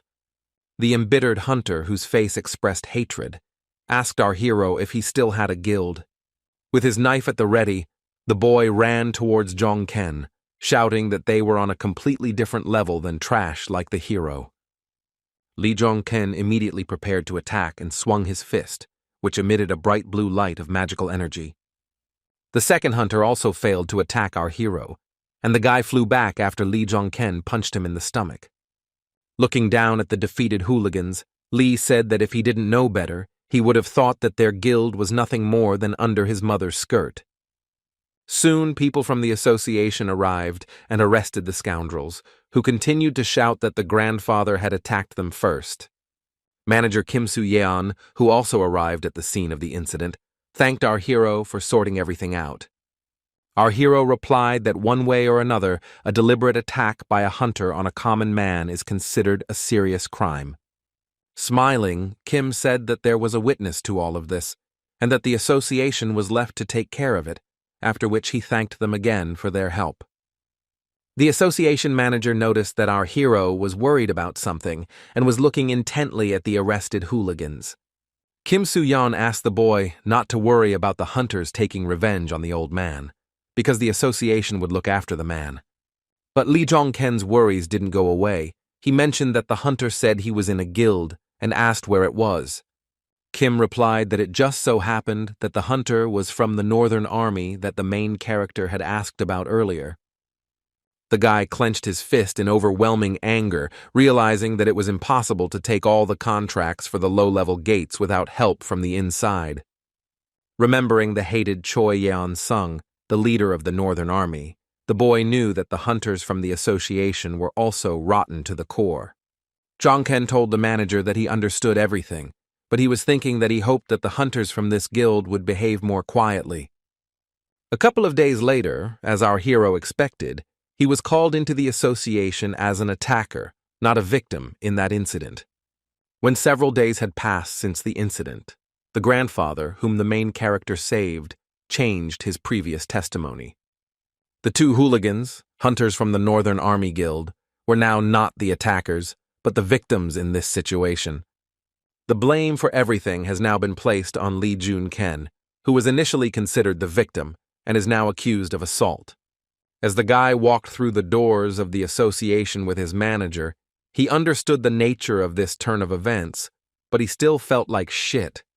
Kim Soo-yeon asked his protege to stop worrying because everything would be fine one way or another since the association was not that rotten yet. The guy silently looked at Kim, thinking that he didn't know anything yet, but the hero, as a person from the future, knew that the association had been rotten since its foundation. As the boys approached the association's tall office building, manager Kim Soo-yeon asked the hunter to go inside. In the office, the hero sat in front of an employee, who asked Lee if he remembered anything from the moment of the incident at the gate. The man in the suit also clarified whether the main character was the first to report the incident with the grandfather and detain those hunters. The protagonist looked at the man interrogating him and confirmed that everything he said was true. A stern association official asked if it was true that our hero had threatened Lee Moon-soo's life and given false testimony about members of the Northern Army. Without hesitation in his answer, Lee Jong-ken, who had become a victim of injustice, immediately replied that all this was not true. He confirmed everything again when the man opposite asked if he wanted to say that the hunter's testimony was pure fiction. An association official announced that a cross-examination was about to take place, and at that moment, Lee Moon-soo entered the office.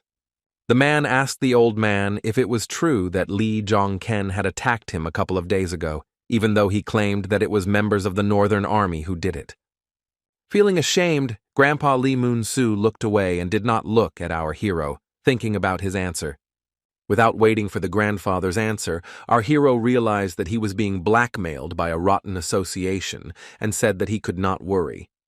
Grandpa looked down with his tear-filled eyes, trembled and confirmed that everything was correct, and the man opposite attacked him. The man from the Hunters Association, who was conducting the interrogation, thanked Lee Moon-soo for coming. At this point, the cross-examination ended, and the conscience-stricken grandfather quickly left the office where our hero was sitting.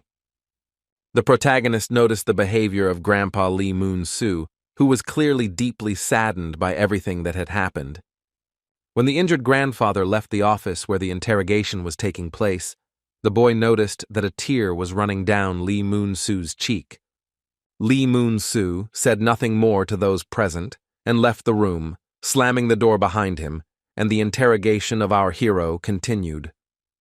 The man in the black suit glanced sideways at Lee Jong-ken and asked the new hunter if he had anything else to say.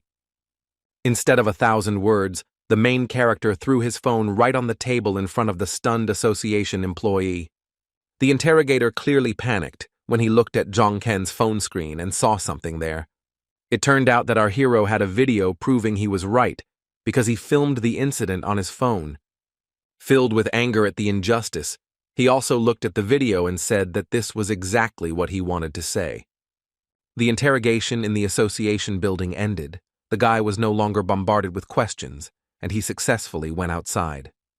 But he knew that the association knew why the testimony had changed, and that only Grandpa would get into trouble for giving false testimony.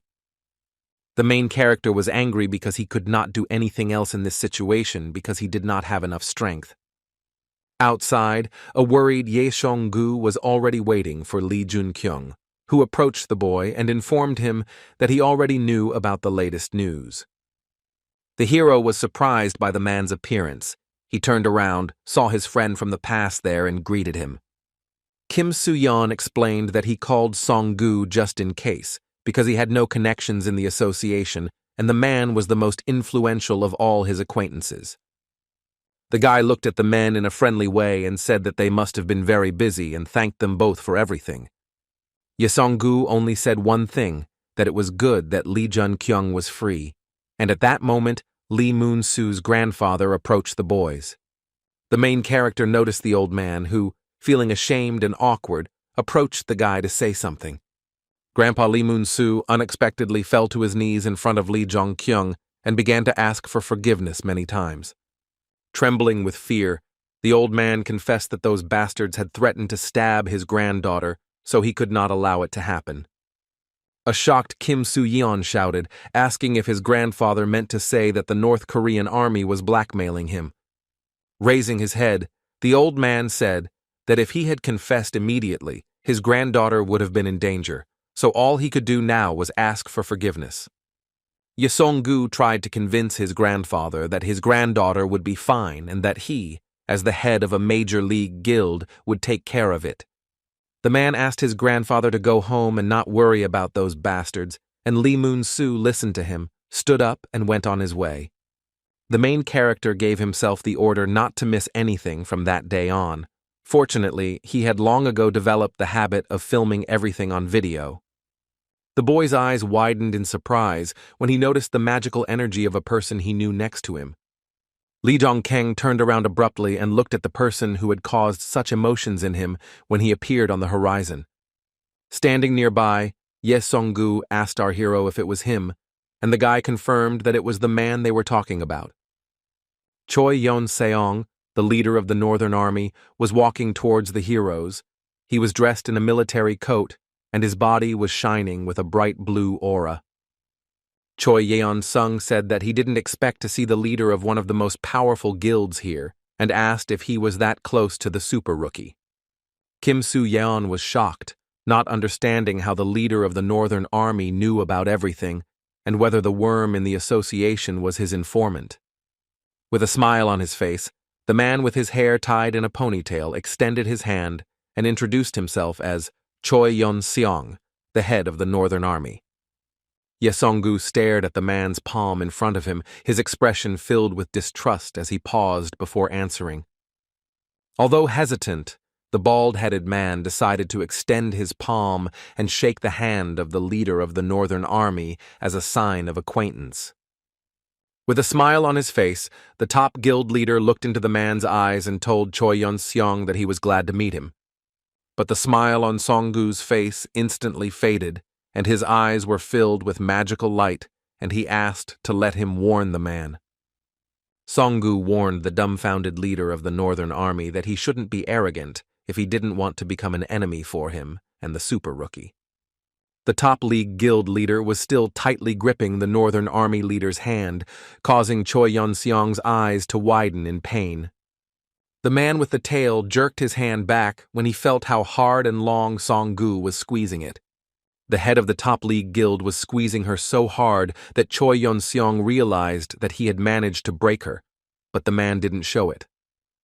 Song-gu asked to be allowed to rephrase and stated that Yeon-song was not even fit to hold a candle to him, and urged him to act carefully if he did not want to die.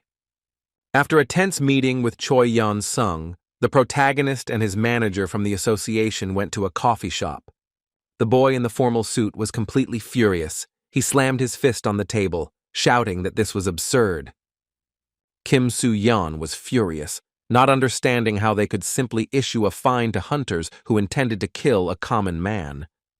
Lee Jong-keng understood that in the future hunters would be untouchable, but he told the manager that what was more important was what would happen to Grandpa. The manager reassured the boy, saying that because Lee had filmed everything, the hunter's actions were deemed incorrect, and the old man was simply given a warning. Jong-kyung guessed that Song-gu had a hand in this, and asked Kim how things were going with the Northern Army now. Kim Soo-yeon, an employee of the association, told the protagonist that all the members of the Northern Army are not as active as before.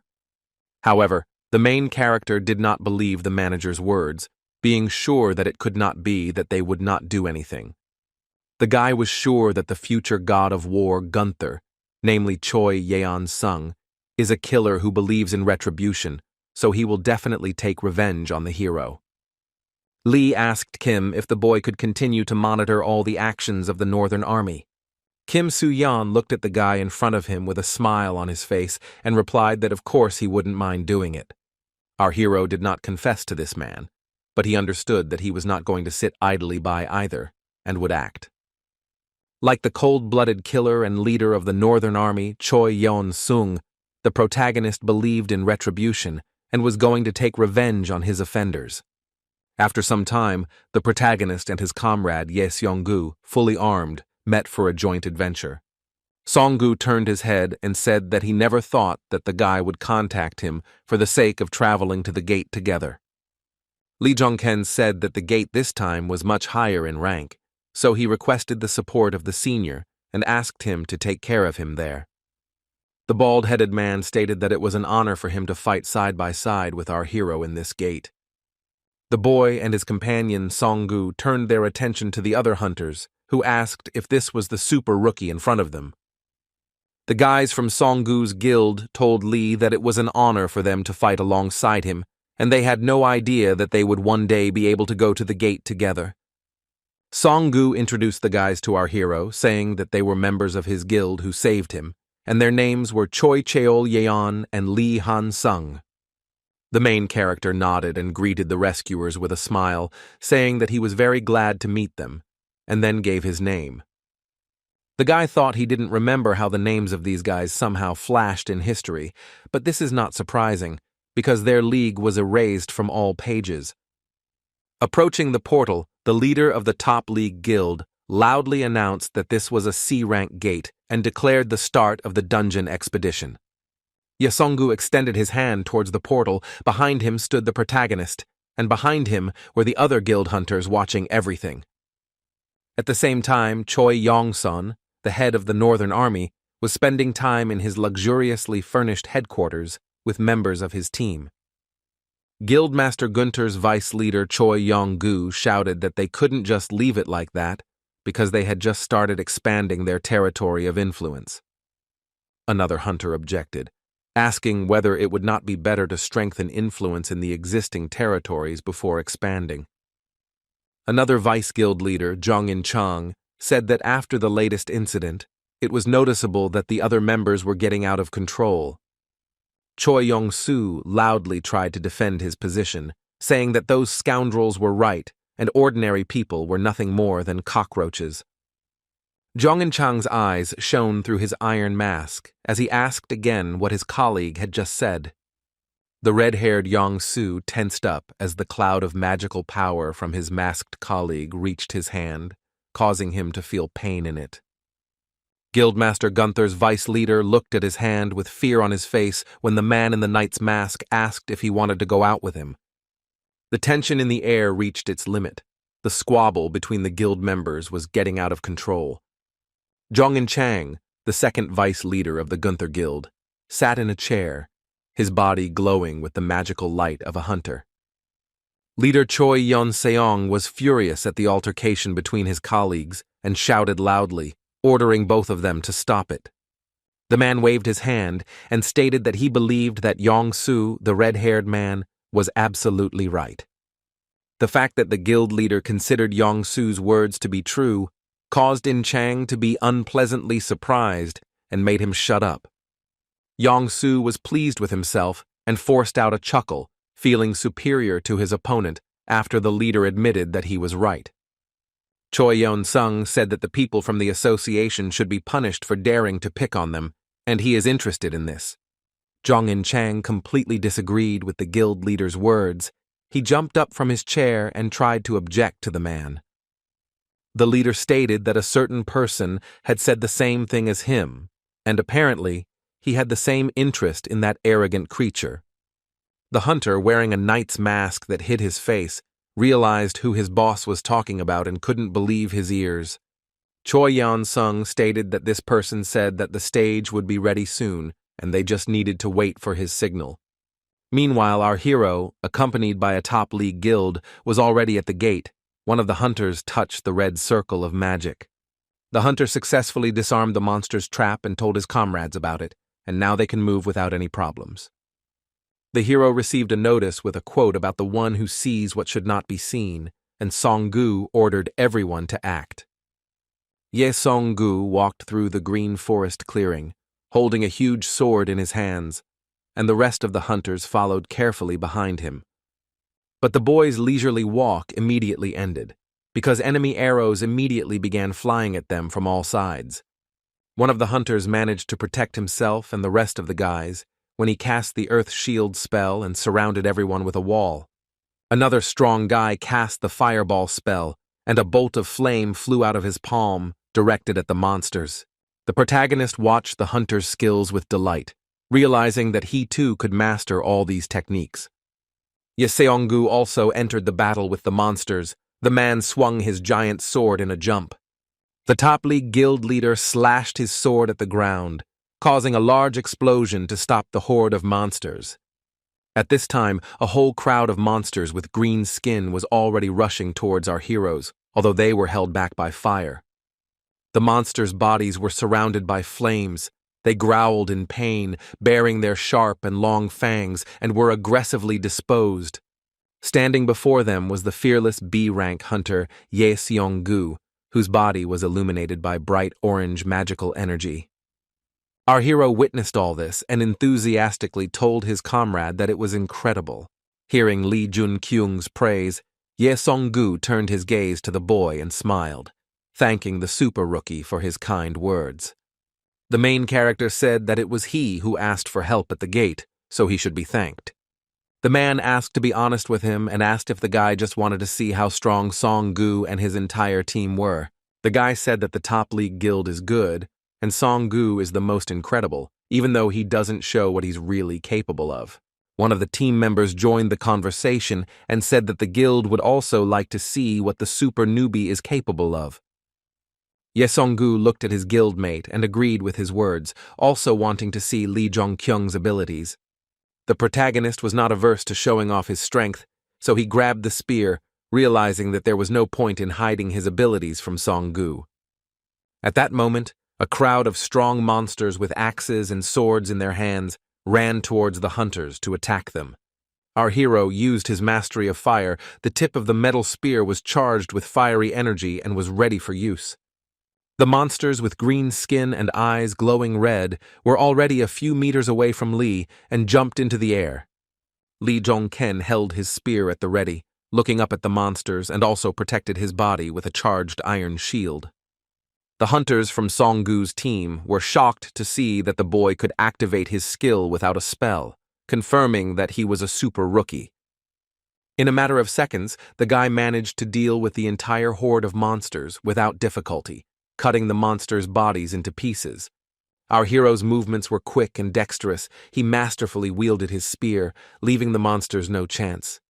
Watching with interest as Lee Jong-keng used the flaming shield and spear, Song-gu understood that this was not an ability, but a power.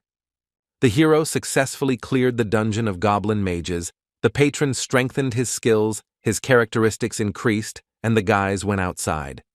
The guild guys told Lee that he wasn't called a super rookie for nothing, and even their leader wasn't that strong back in his day.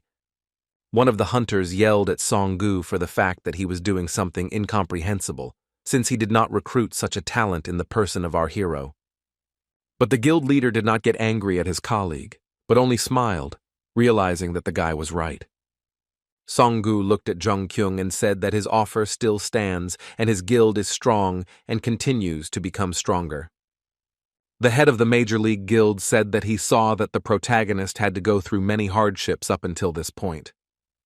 Jong-keng knew that Song-gu was right, but he didn't know how the man had managed to understand his goals because the previous Heimdall had not possessed insight.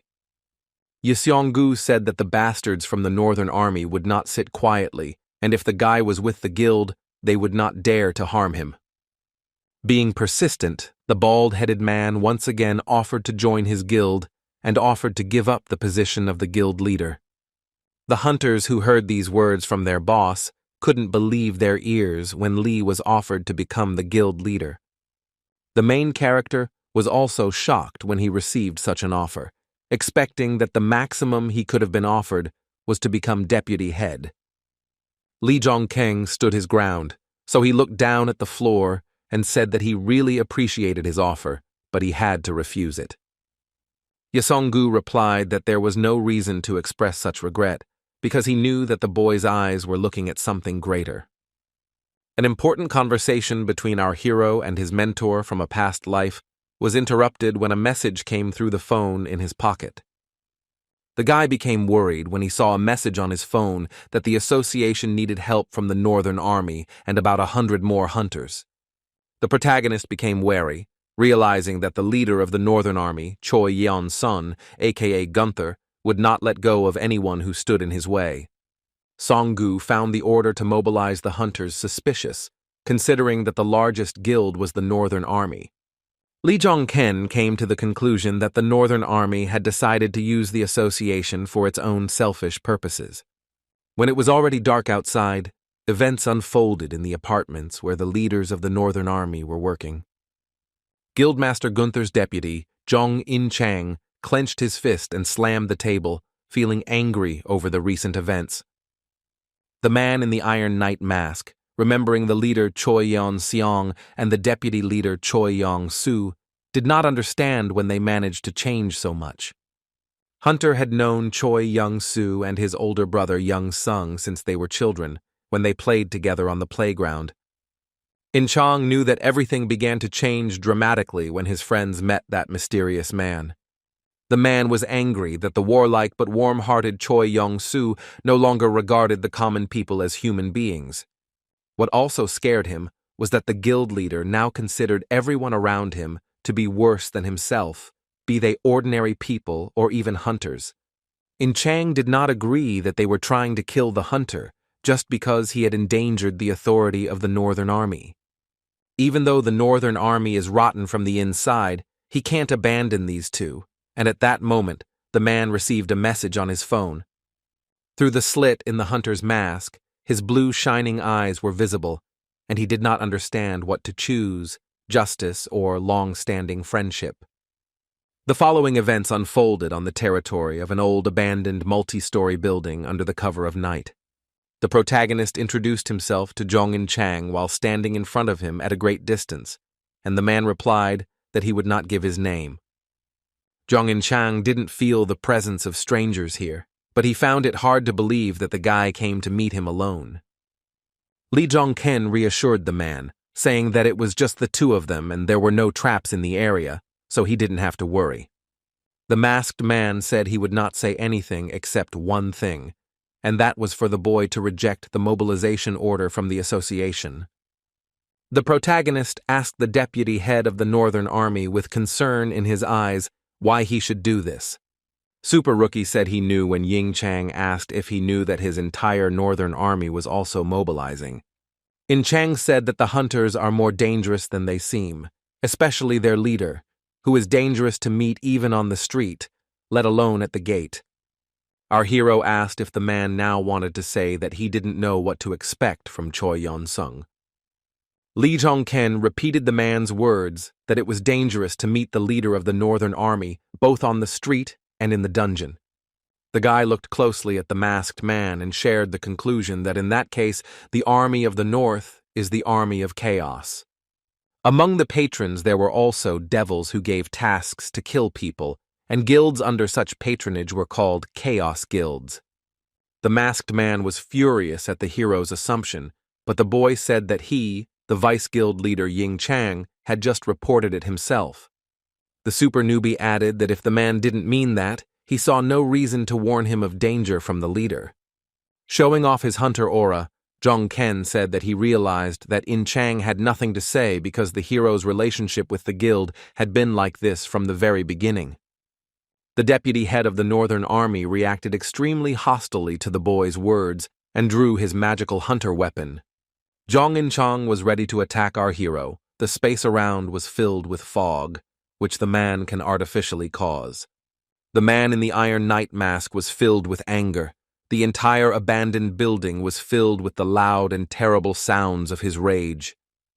Ying-chang's eyes shone brightly, filling the entire slit in his mask with blue light, and he ordered the bastard not to dare insult his guild.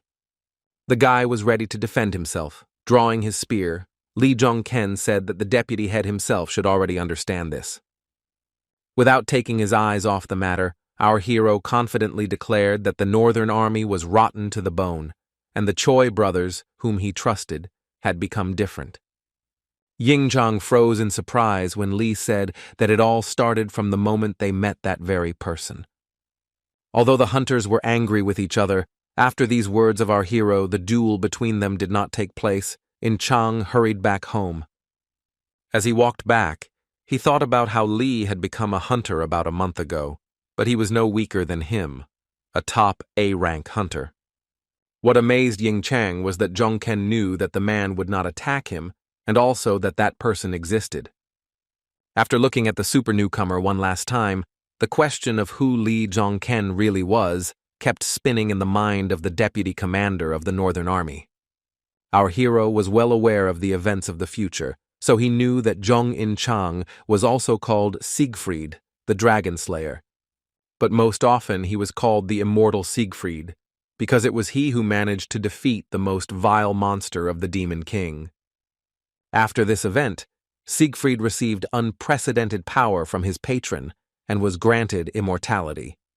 In the upcoming battle against the Demon King, after receiving orders from his friend Choi Yong-sung, the man was unable to become a hero because he was killed by Choi Yong-soo. To prevent this event from happening again in this reality, the boy understood that he had to lure Siegfried to his side. And the most important thing about In-chang was not his strength and skills, but his moral principles, thanks to which he maintained the balance in the Northern Army. After some time, our hero went into the dungeon again, where he successfully cleared the lands of the dead man from the swarming monsters. This dungeon turned out to be not an easy one, because after the battle, the hero received a notification that the durability of his weapon had decreased to 0. Looking at what was left of Lee Jong-ken's spear, the super rookie realized that his weapon was no match for his growing mastery over fire. Now the guy had one more task to complete before mobilization, and he needed to get a new weapon. Soon the main character went to the building where he could get himself a stronger and more durable new weapon. He was invited inside, and when the guy looked around, he thought he was in some kind of medieval forge. He was surprised when he saw a muscular red-haired guy in front of him who was working by hand on creating some kind of weapon. The strong boy asked Jong-ken to wait because he was in the middle of working. Jong-ken smiled because he never thought that he would ever personally meet the hunter known as the human who became a dwarf after awakening. The hero knew that this was Park Jae-hyun, aka Broch, the man who would soon become the hero of all hammermen and the wandering blacksmith. 4 hours later, Park Jae-hyun finished working on the weapon. The tired boy wiped the sweat from his face with a rag. He turned a surprised look to our hero, as if he had forgotten that he had previously invited Lee Jong-ken to enter his forge. The protagonist jumped in surprise when Park Jae-hyun pointed at him and asked who he was. Jong-ken was surprised that the guy was asking this only now, and said that he came to order weapons, and also asked if Park was the only blacksmith. The blacksmith was wary because everything looks extremely strange, because our hero came to a nameless blacksmith and asked to create a weapon. The boy explained that he was asking if he was the only blacksmith here because he saw someone else's blacksmith hammer over there. Park Jae-hyun was taken aback by the surprise and silently stared at the young man, although there was another blacksmith's hammer hanging behind his back. The red-haired blacksmith laughed and said that our hero had a keen eye and explained that the hammer belonged to another boy, but that was unimportant. The muscular guy still didn't understand why they were turning to him, because he hadn't created equipment before and his activity was for fun. The main character explained that it was all about his patron, who told him that the guy should come to Park Jae-hyun. The blacksmith was clearly shocked when he heard that the patron had brought Jong-ken specifically to him to create the weapon. The red-haired guy couldn't believe that in front of him stood a hunter with whom the patron was communicating directly. Jong-ken knew that the blacksmith had no choice but to believe him because Pa's patron was also interfering in his life. Park Jae-hyun in history was the man who created all the weapons for the Demon King and all 12 heroes. In his autobiography, the Demon King wrote that if only Park Jae-hyun had stayed by his side until the end, they would have changed history. The blacksmith told our hero that, given how strange the patrons were, he had no reason not to trust Lee Jong-ken. But the bad news was that Park Jae-hyun told the unexpected visitor that he couldn't create anything for him. The protagonist thought that the blacksmith was in a bad mood and asked the guy if there were any good reasons for this. Rubbing the back of his head, the blacksmith replied that he was simply not very good with fire, which is why he had not accepted orders from clients until that moment. Lee Jun-kyung smiled amiably when he heard Park Jae-hyun's true reason for refusing to create weapons for him.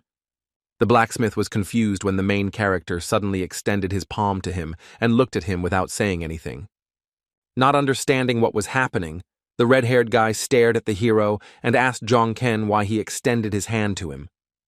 The protagonist decided to help the blacksmith create a weapon, so he said that he would create the flame that he would need. For the super newbie, this was no problem because he had control over fire, and a moment later, a flame appeared above his palm. While demonstrating his skill, Jong-ken asked the blacksmith if he was already familiar with fire control abilities. Staring at the fire in fascination, Puck asked if the hero meant to say that he could control this small flame in his palm. The red-haired blacksmith Park Jae-hyun was shocked and stared at the fire when he saw something that amazed his imagination. By the will of the protagonist, the flame above Jong-ken's palm became stronger. Moreover, the fire turned from orange to bright blue. The blacksmith was amazed by the demonstrated abilities and cried out, asking how he did it.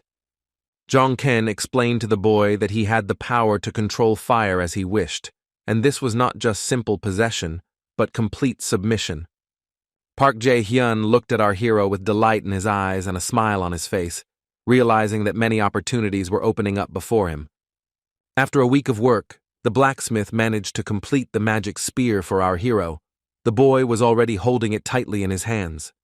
Jong-ken looked at the black and red spear with 2 sharp tips and additional spikes in delight, his voice trembling with excitement.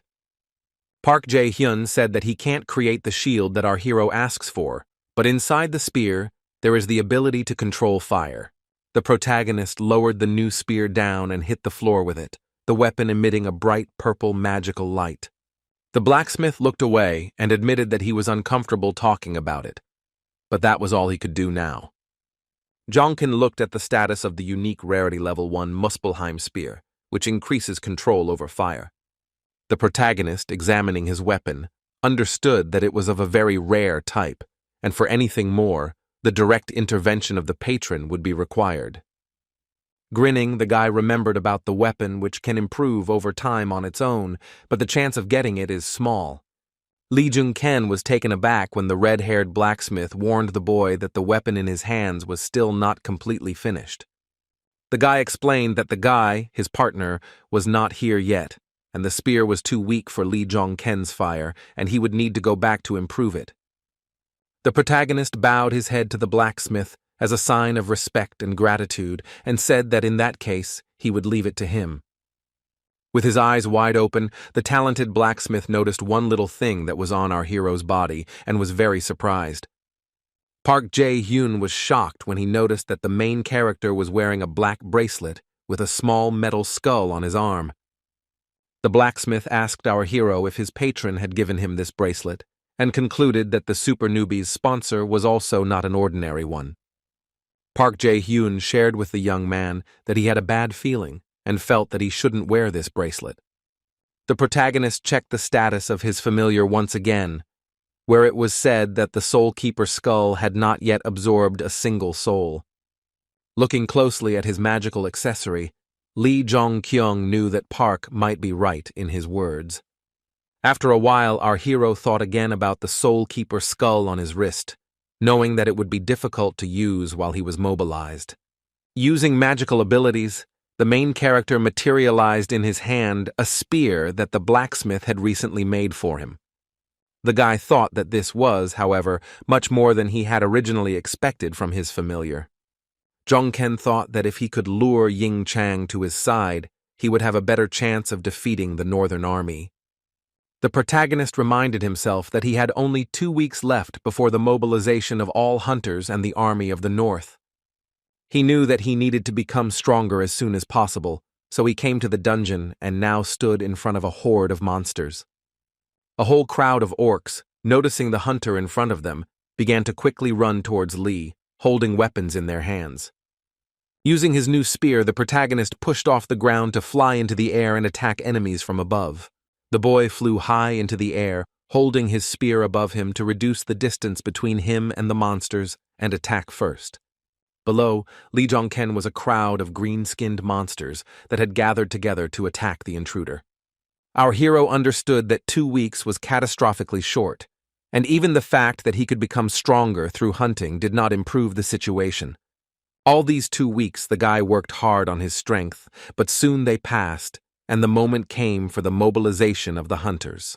Choi Yong-seong stood in front of his army when he received notification that the Lord of the Rivers had set his sights on him. Clenching his fist, the man loudly announced to his team that all preparations for mobilization had been successfully completed. The man shouted to the soldiers that today was the day when the army of the North would finally emerge from the shadows.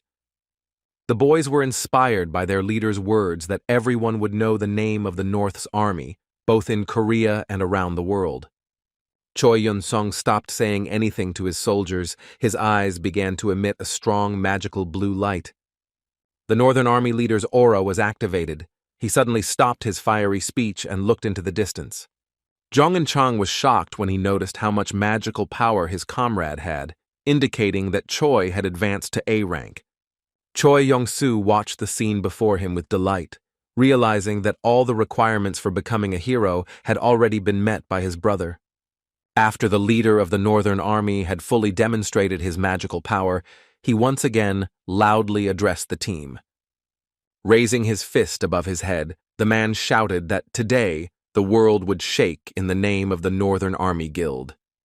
Choi Yong-sung charged his soldiers with fighting spirit, and they also shouted in response, raising their menacing fists above their heads.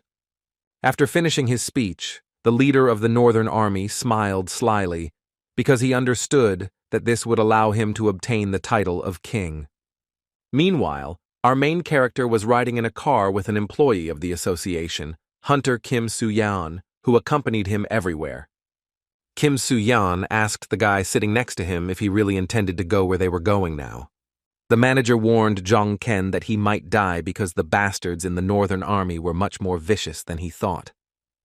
The hero silently listened to the guy's words about how the guild that went on a raid with the Northern Army last time was completely destroyed. The blonde-haired boy's eyes widened in shock when our hero told him that the Northern Army Guild was probably involved. The words so shocked the employee of the hunting association that he swerved the wheel and abruptly stopped the car on the side of the road. The fact that our hero knows about the involvement of the Northern Army in the destruction of the guild made the manager angry, and he covered his face to gain control over his emotions. The main character, without saying anything, looked worriedly at the driver, not understanding what was happening to him. Kim was furious and, unable to contain his emotions, began to shout that the hero was still going to go there, even though he was an important person for the association. The boy gripped the steering wheel tightly to calm himself down. His voice became very quiet, and he began to persuade Lee Jong-ken. Lee Jong-ken turned his surprised gaze to the manager as he bowed his head in helplessness and asked the boy not to go there. The main character smiled because he was pleased that Kim Soo-yeon was so worried about the fate of his ward. The hunter turned to Mr. Soo-yeon and asked if he was right in saying that nothing was more important than one's own life. Manager Kim looked at the protagonist, his face already covered in beads of sweat from the tension, and he confirmed his words. Jong-ken said that he was also well aware of this, so he would not take part in the mobilization in hopes of the best. Anticipating retribution, the guy smiled and said that these bastards will learn that life is something precious and not an empty phrase. At this time, a huge portal had already opened above the Korean town on the coast, which led to a dimension teeming with monsters. A whole crowd of mobilized hunters gathered around this portal, and they were also accompanied by other employees. The strong, well-equipped guys were in a positive mood and were talking about something among themselves, awaiting further instructions. The event was so large-scale that even journalists came to the giant portal to report from the scene. Our hero turned to Song-gu and asked what the man was doing here if his guild refused to take part in the raid this time. Song-gu replied that he couldn't be anywhere else because he had already declared that the super rookie was his friend and the Northern Army was his enemy. Choi Yeon-seong, the leader of the Northern Army, was also already there. Song-gu turned around and the two men met each other's eyes. When the guild leader of the Northern Army noticed the bald-headed man looking at him, he gave him a mocking grin. Choi Yeon-seong was causing the Major League guild leader to feel hatred and irritation, and he exhaled heavily, trying to control himself. Ye Song-gu asked the super rookie if he would go into that portal even if the man asked the boy not to. The guy confirmed Song-gu's suspicions, and then asked if the man had come here to try to dissuade him. A worried Song-gu warned Jun-kyung that this bastard Choi Yeon-seong was much stronger than he looked. Choi Yeon-seong's official rank was B, but he felt that he had already risen to A rank, which he told Song-gu. The guild leader told our hero that he was amazed at how strong he had become and was sure that the guy had a plan for what to do there. The protagonist asked why he needed this when Song-gu sat down on a bench and said that he would wait for Lee Jung-kyung here. Showing his aura, the man explained that if the guy didn't come out of there, he wouldn't let the Northern Army get away with it. Surprised by Song-gu's recklessness, Jun-kyung thought what kind of crazy guy he was to want to destroy an entire guild. While waiting for it to begin, our hero heard an announcement that the raid would soon begin, and everyone was told to complete their preparations and get ready. The boy already knew that Choi Yeon-seong, based on history, would become the hero Gunther today, and the gate would kill countless people. Many hunters had already approached the portal and began to enter the gates one by one to begin the joint raid. The protagonist, who was watching this from the sidelines and waiting for his turn, knew that at this point, history would change its course. It was Lee Jong-ken's turn to enter the gate and join the raid. He walked up to the portal and touched it with his hand. Hearing the announcement that they were entering the gates of the Rhine River, the hero thought that this was where he would be able to gain all his glory. All the hunters successfully crossed the portal. They found themselves in another dimension and ended up on a beach surrounded by rocks. Suddenly, the portal began to behave strangely. A stream of purple magical energy began to flow out of it, which many people noticed. The portal made strange sounds and grew larger. Purple lightning increasingly surrounded the transition to the real world. Choi Yeon-seong watched all this carefully. He was not surprised by the changes in the portal, but only thought about what had already begun. The hunters panicked when they saw a message that the magical power had changed under the influence of the gate itself. Grabbing the radio, one of the strong guys shouted that this was simply impossible, because the gate level had risen from level B to B+. The protagonist remained calm but wary, silently watching from the side as the portal changed. The boys were in a panic as energy erupted like a volcano from the portal. The gate was blocked, and it was impossible to get back. The portal leading to the real world has turned into a solid clot of powerful magical energy, influencing everyone around it. The dazed and frightened hunters screamed that this was complete madness and realized that they seemed to be stuck in the gate. The hunters were informed that the density of magical energy would increase, and the patrons turned their gaze to this place, and their bodies seemed to begin to burn. The guys received notifications that the patrons' attention to the place had increased, and the awakened had entered a special gate. The boy, who was holding a special device in his hand that showed the gate's rank and other characteristics, was shocked when the numbers started to increase. He shouted something about gate rank, trying to convey to the others that he had changed when he saw the shocking information on the screen. The tough guy couldn't believe his eyes when he saw that the letter B, with a plus in the right corner of the screen, turned into an A.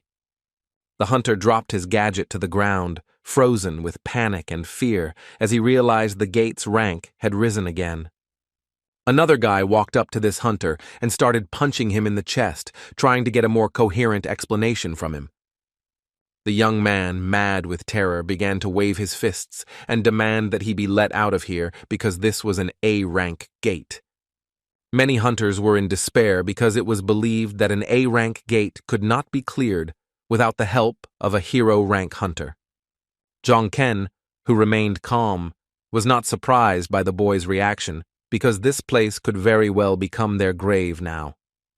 Turning his attention to the leaders of the Northern Army standing behind him, Li noticed that they did not even move, which indicated that they knew everything in advance. The protagonist came to the conclusion that this was exactly the situation that Choi Yeon-sung and the other members of his team needed.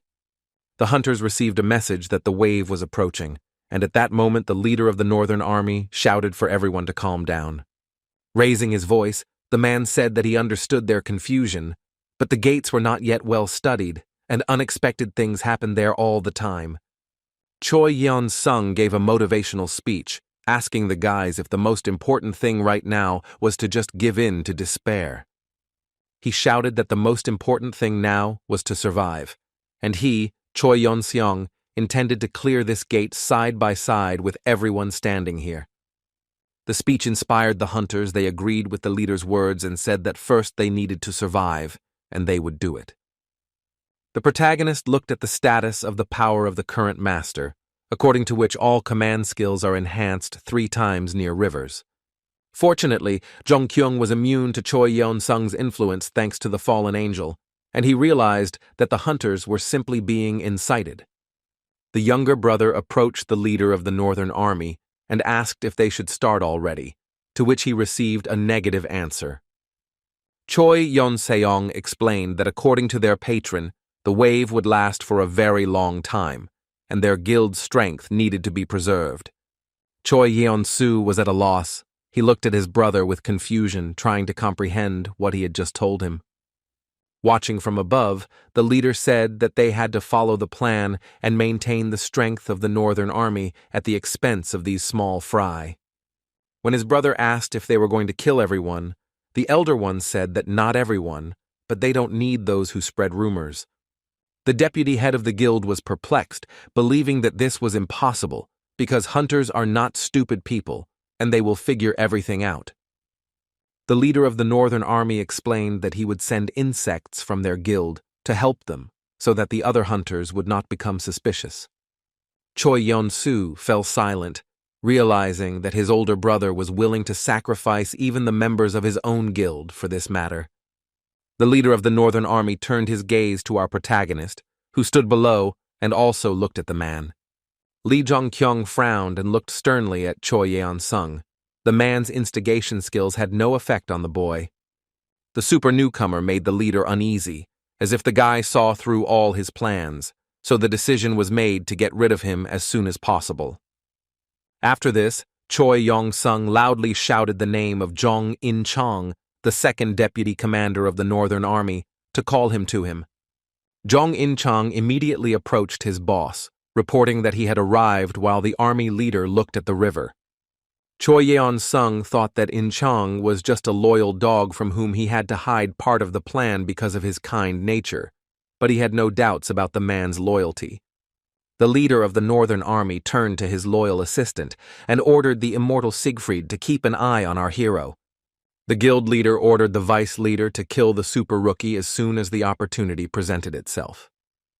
The unexpected and cruel order from the leader of the Northern Army left Ying Chang dumbfounded, and he paused before responding. With a sly smile on his face, Choi Yeon-seong explained that it would be better for them brothers, or rather for the entire guild of the Northern Army. The man with the knight's mask on his face did not say anything to the boss, but only began to frantically nod his head in agreement to carry out the order. The hunters received a notification that the wave was coming, and one of the guys told the others that it was already coming. Large, muscular monsters with scales and fins on their arms, resembling a mixture of man, fish, and reptile, began to emerge from the Rhine River onto the shore. Seeing the monsters, the hunters prepared to attack, and realized that they were facing mermen, which meant that the A-rank gate was not so dangerous. The hunters started running like crazy, and one of the guys said that they needed to be destroyed as quickly as possible so that they wouldn't have time to group together. Our hero, who was watching this, began to worry, because the hunters ran to attack without formation, and this is reckless even for weak monsters. The guy began to visibly panic when he realized that the situation was getting more complicated due to the terrain, because they were in a river. The mermen took a mouthful of water and puffed out their cheeks to use magical energy against the attacking hunters. Streams of glowing magical water began to erupt from the mouths of the monsters, which were extremely dangerous to the lives of hunters. The guys who ran to attack did not have time to defend themselves from these streams of water, so they were attacked and began to scream in pain. The protagonist decided to take the reins of government upon himself and ordered the wounded to be sent to the rearguard and the rest to take up formation. The rest of the guys started to listen to the super newbie. One of the hunters ordered the others to follow him into formation. But Lee Jong-ken knew that it was too early for him to intervene, because he needed to properly understand the situation. Choi Yong-seong, grabbing his sword, spoke loudly to the northern army while his soldiers stood in a row as if spellbound. Pointing his sword forward, the leader of the northern army ordered the soldiers, who had lost their minds under his rule, to destroy the enemy. The hunters immediately ran forward at breakneck speed to carry out their boss's order, without even thinking. Jung Kyung's eyes widened in shock when he saw that Choi Yeon-sung had decided to involve all of his guild members. The soldiers, energized by the fighting spirit, led by the leader of the northern army, went on the attack, dealing with the mermen. One of the hunters encouraged the others, shouting that they could handle it because they were just mermen, and asked the others to come to their aid. All the soldiers of the guild army, without thinking about anything, ran forward to attack the bloodthirsty monsters without having any strategy. But the mermen turned out to be not so harmless, because the first hunter of the northern army was immediately hit by a monster. When the other fighter noticed this, he immediately cast the heal spell to cast healing magic on his fellow fighter. The super rookie still didn't interfere, watching the battle, when he realized that all the guys fighting were the lower-ranking members of the northern army. More and more fighters began to miss blows from the mermen. The monsters struck with their sharp claws without even using weapons. Our hero realized that the army leaders were shamelessly using the boys to encourage other hunters and sacrifice them like cattle. When Lee Jong-ken witnessed such injustice, he decided to intervene and materialized his spear in his hand. The boy prepared his weapon and shield to join the battle as well, and realized that everything was much better than he suspected. The protagonist activated the hunter's magical power. His brown eyes turned into glowing blue, and he decided to move forward. Standing to the side, Jung In-chang noticed how our hero quickly rushed past him, holding a weapon in his hands. The man with a knight's mask on his face silently and attentively watched the actions of our hero, remembering their previous conversation. Jung In-chang remembered the guy's words about the Northern Army Guild being rotten to the point of guests, and the head and deputy head being different. Now Ying-chang understood that our hero was not mistaken, and if things continued like this, many hunters from their guild would die. He remembered Choi Yeon-sung's words before the battle began, when the boss told him that he believed in the man's loyalty and righteousness. In-chang shook off his gloomy thoughts, believing that his leader had some kind of plan if it was Choi Yeon-seong, whom he had known all his life. The other hunters stared at our hero and started shouting for the others to look at this incredible guy. The man in the knight's mask was distracted when he heard the hunters' excited cries and turned his attention to Lee Jong-ken. The space was filled with flames and streaks from the super newbie's spear. One after another, the mermen began to die at the hands of our hero. With his power over fire, Lee Jong-ken masterfully wielded his spear and shield, dispatching the mermen with ease. The delighted hunters screamed, not understanding who this guy was in front of them, because they were sure that they knew all the cool fighters. In-chang was also amazed by what our hero was doing on the battlefield, not understanding how the guy managed to pump up his strength so quickly. Seeing the boy easily destroy another merman, the man remembered that just 10 days ago they were on the same level. Watching our hero's eyes glow red, Ying-chang came to the conclusion that the guy had now surpassed him. The hero received multiple notifications about increasing stats, clearing a wave, and getting time to take a breather. He was surprised when he received a message that the Lord of all wet things, the spherical representative, and the guardian of the long spear were interested in him. When the boy thought about whether he could be under multiple patrons at the same time, he received a message that the fallen angel was unhappy with him. After the first battle, the satisfied hunters ran up to the main character to express their gratitude for his help.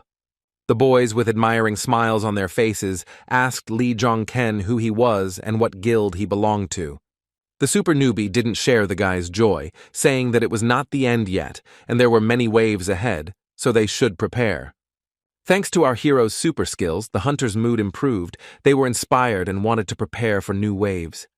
After sending the boys to prepare for new battles, the protagonist turned his head and noticed Choi Yeon's son standing to the side. The leader of the Northern Army Guild did not take any part in the fight against the mermen, but stood to the side, looking at our hero. It was clear from the guild leader's face that the man was feeling very angry, seeing how the other hunters were obeying Lee Jong-ken. The boy smiled, realizing that he had ruined the man's plans because he had not allowed him to use the hunters for his own purposes. While there is still time before the new wave, the protagonist decided to check his status to see what has changed in his characteristics. Lee Jong-ken was pleased with himself because he had advanced to the 24th level, and this gate would become his foundation for growth, and he would reach the 30th level. The guy was also happy that the hunters who were not part of the Northern Army would follow our hero after passing through these gates. A new wave of mermen attacks began, the monsters spewing their destructive water from their mouths, trying to destroy the hunters. Our hero was at the head of the new battle. He held a metal shield in front of him, protecting his body from the magical water of the monsters. After that, the guy put away his shield and looked menacingly at the monsters when the moment came to counterattack the mermen. In a jump, the protagonist struck with a new spear, thereby cutting the body of one of the mermen into 2 equal parts. The protagonist was given a short respite after he successfully dealt with the 4th wave of monster attacks. The guy noticed the other hunters sitting nearby, who were no longer as happy as before. The hunters sat on the sand, despondent because 4 of them had already died, and they doubted that they would survive. Lee Jong-ken felt sad because he originally wanted to leave the gate without any casualties, even though it was impossible. The protagonist clenched his fist tightly in anger as he saw ordinary hunters die while the rest of them did not take part. He shouted at the Northern Army leaders standing above him, asking why their guild had not yet taken part in the battle. The soldiers of the Northern Army immediately began to show aggression towards our hero, asking him to repeat what he had just said. Getting even more angry, our hero shouted that the Northern Army considered them scum, planning to spare the lives of their guild. The rest of the hunters agreed with the super newbie, shouting that if you think about it, not a single member of the Northern Army had ever died in battle. The protagonist yelled at the Northern Army, asking if they would sit back any longer, watching as the other hunters sacrificed themselves. The younger brother of the leader of the Northern Army approached the leader and asked Choi Yeon-seong if he thought this was okay. Choi Yeon-sung was angry because the protagonist's actions had caused his planned plan to fall apart. He originally planned to attack the hunters once all the waves had been cleared by his guild's useless soldiers. The soldiers of his guild began to suspect that they too were being sacrificed and were now also alarmed. Choi Yeon-sung was furious when he realized that the plan that very person had prepared for him actually worked to our hero's advantage. The leader of the Northern Army silently looked into the distance, wondering what to do next, when the vice-guild leader turned to his brother again. The head of the army told his brother that they would continue as they were for now and watch for a little while longer. The man came to the conclusion that he could defeat Jong-ken because he had already spent a lot of energy in the battle, and Choi was much stronger than the guy. Yeon-seong once again believed in his plan and took heart, realizing that our hero was continuing to waste his strength fighting in the vanguard. After some time, the 5th wave was successfully cleared, and the guys received a message about the appearance of the pre-final boss. The hunters, holding swords in their hands, were frightened when they saw a giant monster in front of them that rose from the Rhine River. The boys screamed when they saw that a water golem was going to fight against them, and the size of the monster amazed their imagination. A hole appeared in the chest of the huge blue monster, with the help of which he directed streams of magical power against the boys. The water golem used its powers to the maximum, attacking the hunters standing on the shore with a powerful stream of destructive water. The protagonist saw the water golem's power approaching, so he shouted to the others to move away. Panicking, the hunters began to run back, trying with all their might to escape the destructive flow of the monster's magical water. Using a beam of destructive force, the blue giant monster left a strip of scorched earth, dividing the beach into two parts.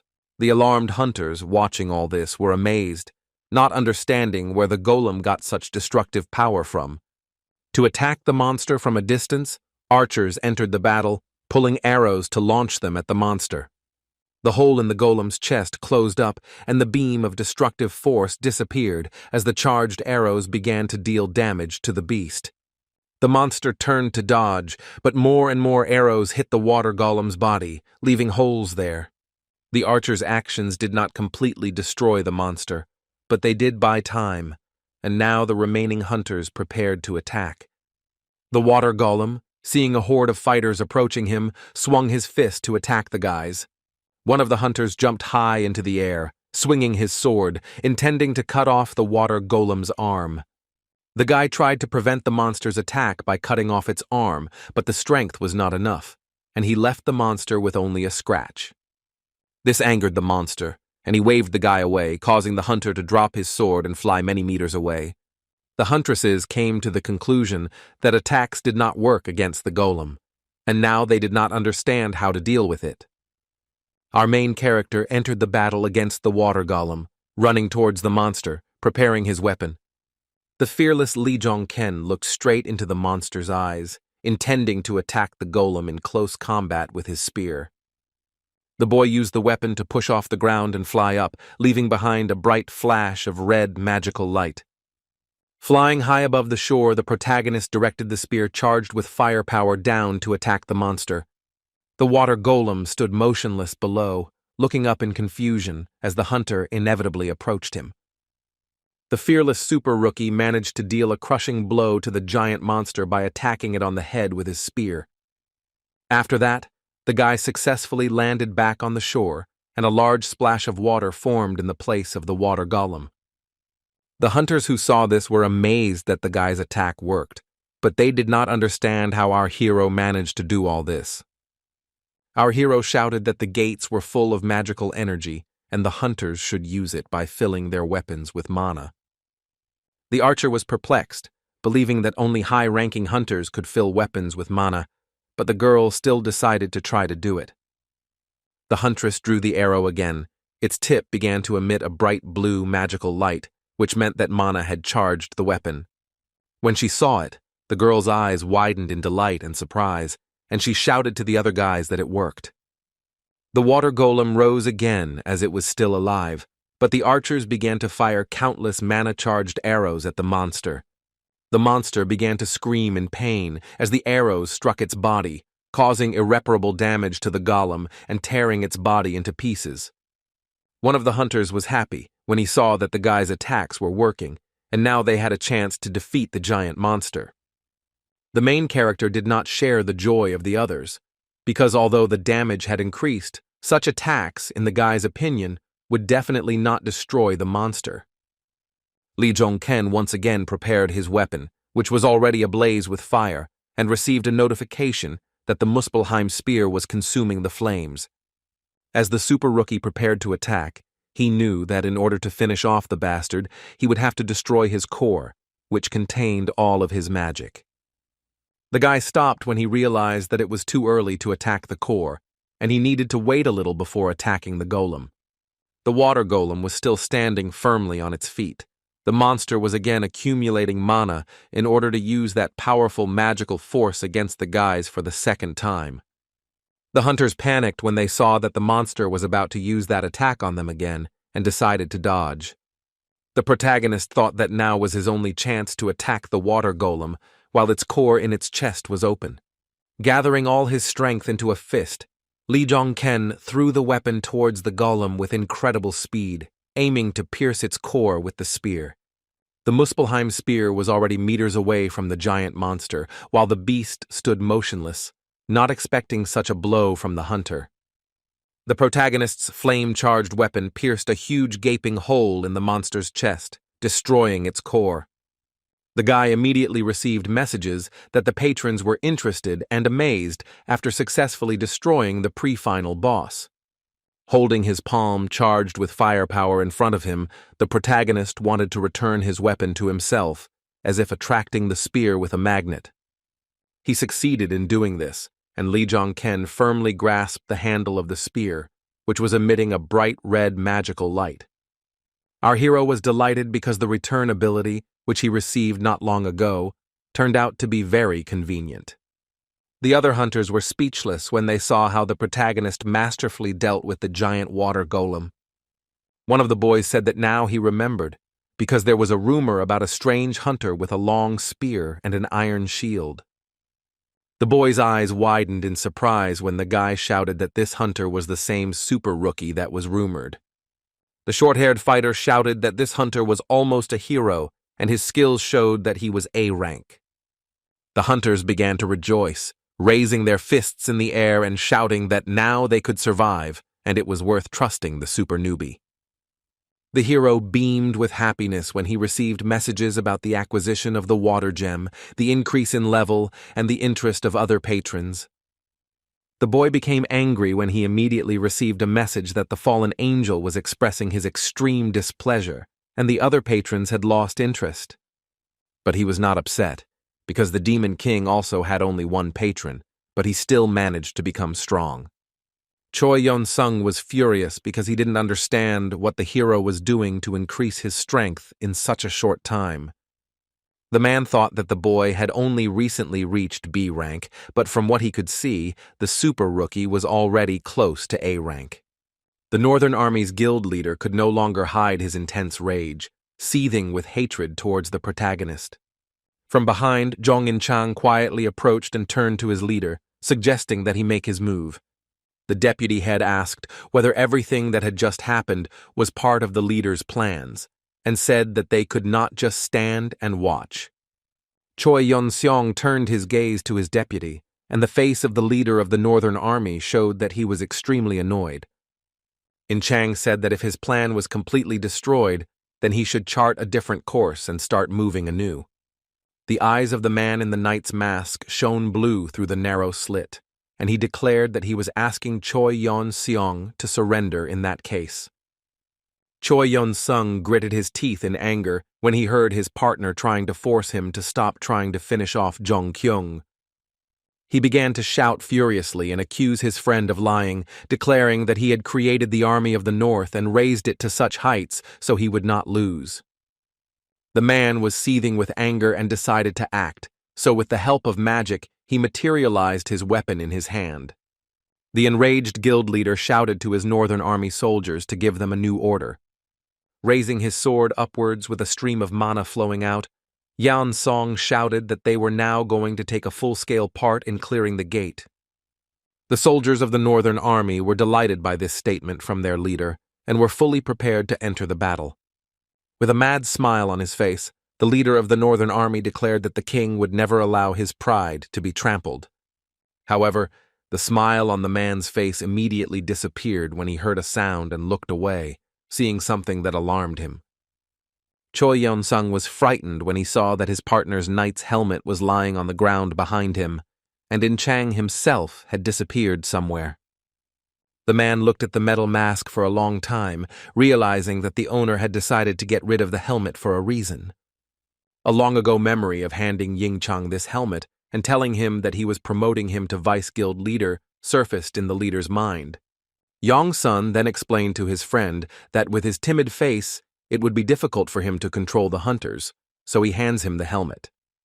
Now that Ying-chang had taken off his helmet for the first time in a long time, the guild leader came to the conclusion that the dog was trying to bite its master.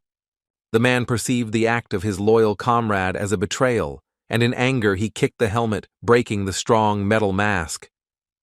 Then, frowning, the leader of the northern army turned around to look for the one who had betrayed him, Zhong In-chang. Watching the hunters standing below, the leader of the northern army said that Ying Chang was clearly asking for death. Meanwhile, the soldiers of Choi Yeon-seong's guild were inspired and charged with fighting spirit, shouting that it was time to show the power of the northern army. A new wave of gate clearing began, and Choi Yeon-seong's hunters used their swords to cut the mermen's bodies into pieces. The boys were very motivated. They attacked the monsters with fury, using all their strength against them. Having destroyed another merman, one of Choi Yeon-sun's soldiers smiled smugly and wanted to praise the northern army, but fell silent. The guy was speechless and froze when he saw how the super newbie instantly destroyed all the monsters, leaving behind many streaks from his weapon. The hunter from the Northern Army Guild was taken aback, and the smug smile disappeared from his face, realizing that our hero was on a completely different level. The other hunters bragged to the Northern Army about their super newbie, shouting that they would now clear this wave without any problems. The main character skillfully dealt with the horde of monsters. He struck the mermen with a spear at lightning speed, piercing them right through. When the super newbie successfully managed to destroy another horde of monsters, he stopped and received a message that he had increased his level. He was pleased because it seemed like he was wasting his stamina, but by leveling up he was successfully restoring it. Distracted by these thoughts, our hero did not notice how a giant merman attacked him from behind, even though the others were shouting at him about it. But at the last moment the main character managed to react. He immediately put up a shield charged with fire, blocking the monster's attack. When everything calmed down again, the guy turned around and saw an unfamiliar girl in front of him who came up to address him. The mysterious stranger in the black robe told Lee Jong-ken that he seemed to lack the eyes behind him to see who was attacking from behind. Looking at the girl, the protagonist recognized her as Zhong In-chang, who took off her mask and rudely answered her that he did not need it. The boy pushed off the ground with his spear to fly up and begin a new attack, and the girl was left alone with herself. Zhong In-chang's face showed sadness as she watched our hero leave, upset by his indifferent response.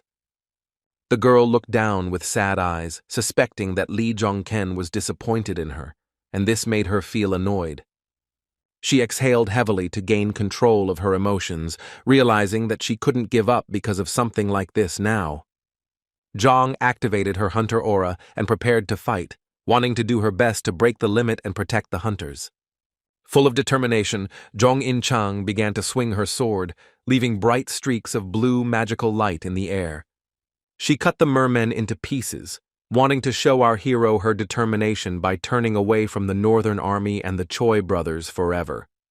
The A-rank hunter demonstrated phenomenal abilities in clearing, easily dealing with large monsters. The girl was focused on winning at any cost, realizing that her justice could protect people from death. Another wave of clearing the gates of mermen came to an end. The lifeless bodies of the monsters were scattered along the banks of the Rhine River. One of the hunters was shaking his friend's body, trying to bring him to his senses while he lay on the sand, showing no signs of life. The boy panicked and screamed, looking at his friend's face. He begged Ken-su to open his eyes, but the hunter with abrasions on his face was unconscious. The boys cried with grief, screaming, begging for more potion, and promised to repay everything 100-fold as soon as they left the gate. The main character, standing to the side, thought that they had ended up in a real hell, because at the beginning there were 111 of them, and now not even half of them were left. A worried Zhong In-chang approached Lee Jong-ken, who was watching the hunters, and asked him if he was okay. Turning his head, the super newbie said that he felt fine, and asked the girl if she was okay.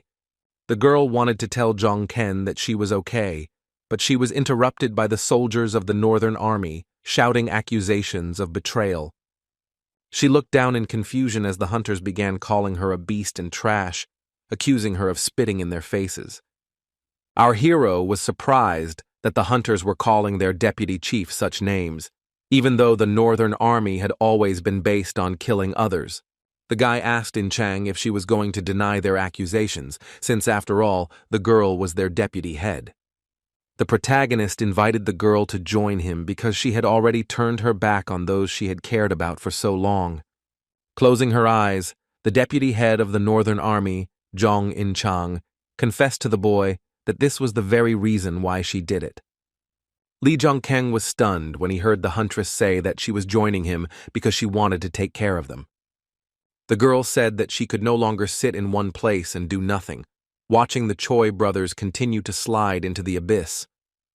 The super rookie shared his opinion that Choi Yeon-sung would make his move even if it was beyond his abilities, but Zhong asked him not to worry about it. All the hunters tensed up when they received notifications that the final boss named River Worm had appeared. The fighters watched as the body of a giant, the strongest monster in these gates, began to emerge from the Rhine River. The boys started screaming and panicking when they noticed that the river level had risen significantly due to the influence of this monster. The head of a giant monster appeared on the horizon. The river worm had a round mouth with many sharp fangs in a row. The final boss stood tall above the hunters, his blue glowing eyes staring down at the boys. The hunters froze in fear of the monster. They raised their heads up, watching the movements of the huge final boss. The guys were nervous and screaming. The monster turned out to be unexpectedly gigantic. Some began to lose their balance and fall. Panicking, the hunters called everything that was happening madness, not understanding how they could deal with monsters of such size. The size and power of the river worm surprised even our fearless hero, who looked at the monster and called it all just madness. The boy turned around abruptly and looked at Zhong In Chang when she said that Choi Yeon-sung most likely had a way to destroy the river worm.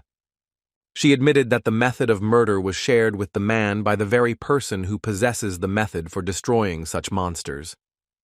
The girl turned around and told the protagonist that before Choi Yeon-seong himself began hunting the river worm, something else would happen. She said that there are people who will prevent the completion of this raid, so the hero needs to deal with them first. A horde of hunters from the Northern Army surrounded the protagonist, and in Chang, the guy prepared his weapon to defend himself from the soldiers. The rest of the hunters were confused, not understanding what was happening, and suspected that they were about to fight each other. In Chang also prepared for battle, but before that, she told the soldiers that the Northern Army had used them all in order to later appropriate all the spoils for themselves.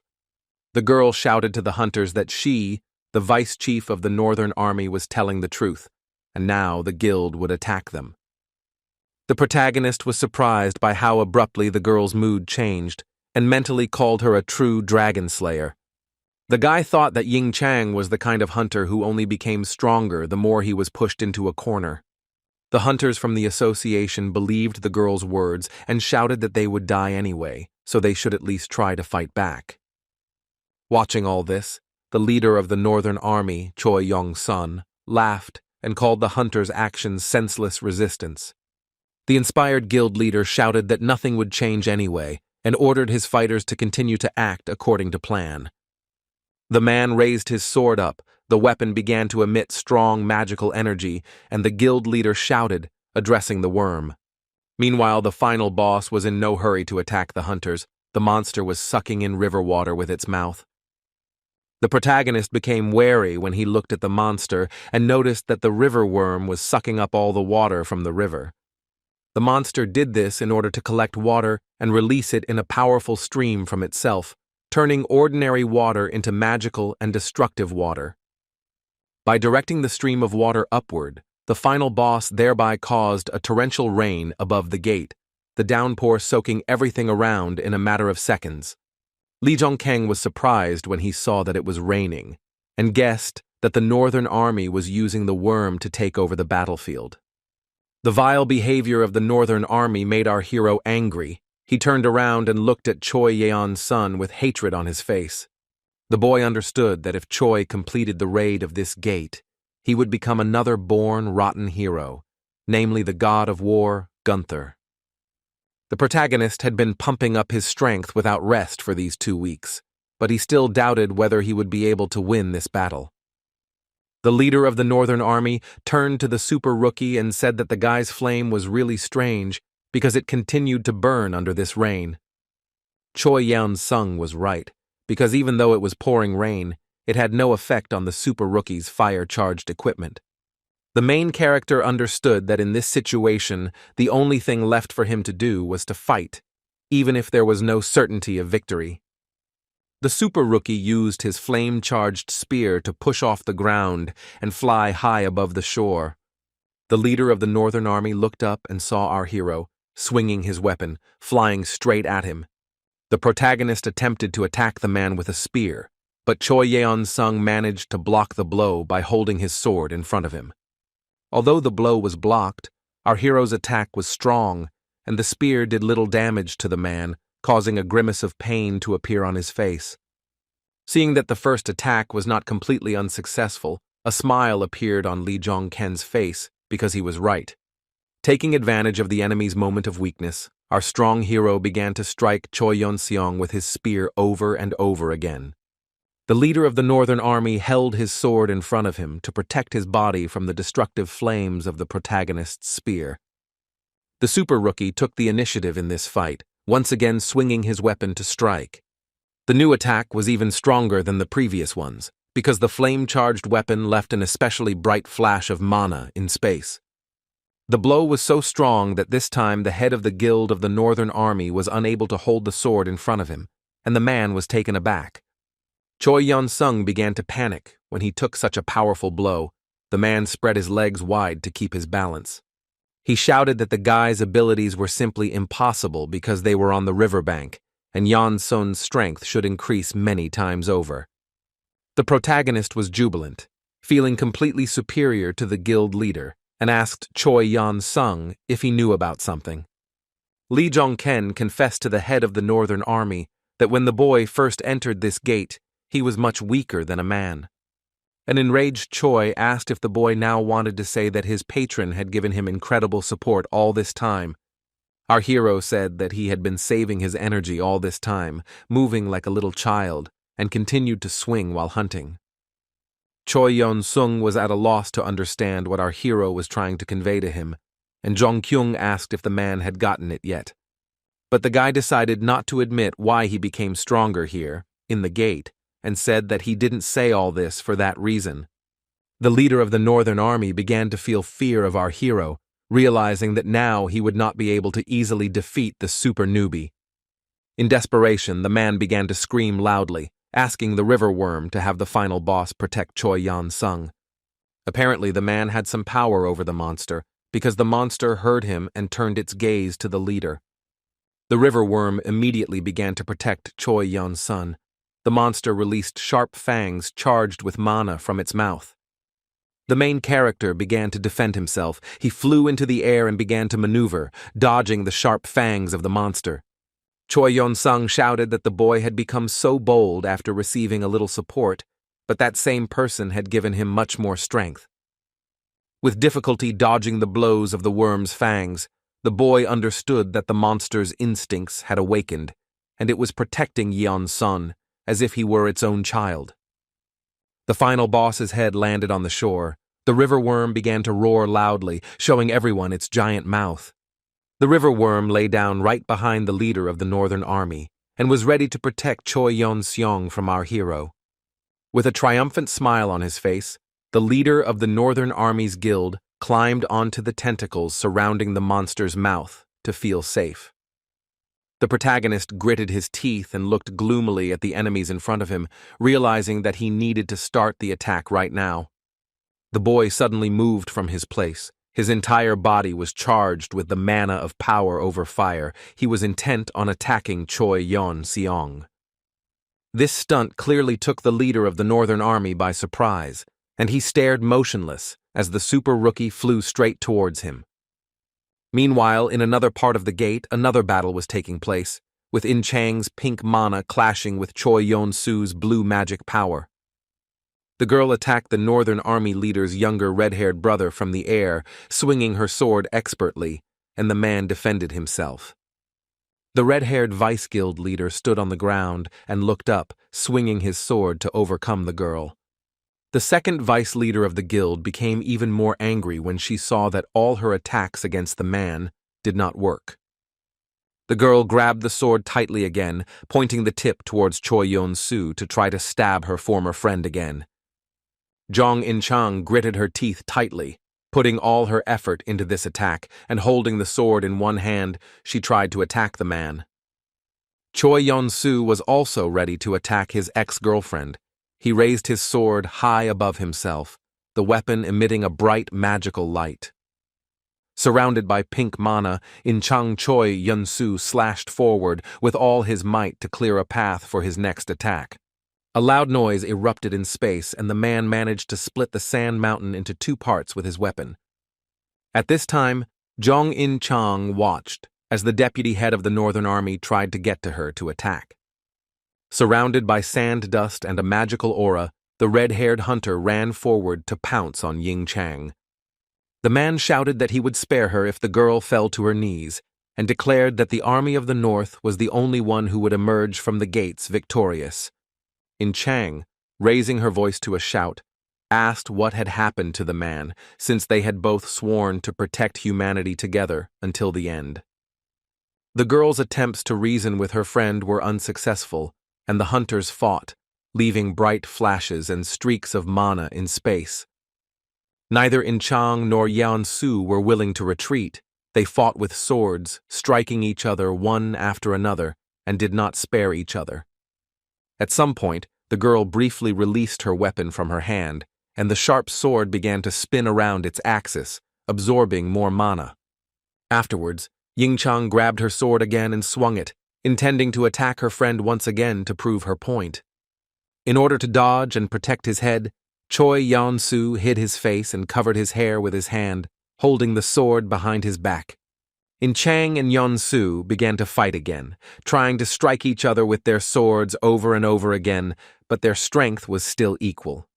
At this time, the final boss river worm closed its mouth and raised its head from the ground when Choi Yeon-sung and our hero entered it. The protagonist climbed into the monster's mouth to fight the leader of the Northern Army, and inside the worm there were many sharp spikes sticking out. The boy stood in front of the guild leader who was ready to defend himself, and so far, he hadn't taken any action against Choi Yeon-seong. The boss of the Northern Army accused Jong-ken of being crazy for daring to climb into the mouth of a river worm. The boy didn't understand what the man was talking about, because he was just waiting for this worm to eat him because they protect their offspring inside their body. The protagonist smiled as he told his opponent that no matter what kind of worm it was always dry inside. The super rookie grabbed his spear, charged with powerful flames, and pierced the tip of the weapon into the wall of the river worm's stomach. The guy was jubilant because the inside of the final boss was dry, and the lack of water only increased the power of the flames around his weapon. He told Yeon-seong that in the dry stomach of the worm, the power of the Lord of the River's patron would be reduced to 0, and his power over the flame would become much stronger. The hero was right, because the messages said that his attack power was temporarily increased, and the spear caused the worm to spew flames from its mouth. Hunters on the shore were shocked to see the river worm begin to spit balls of fire from its mouth, clearly suffering from it.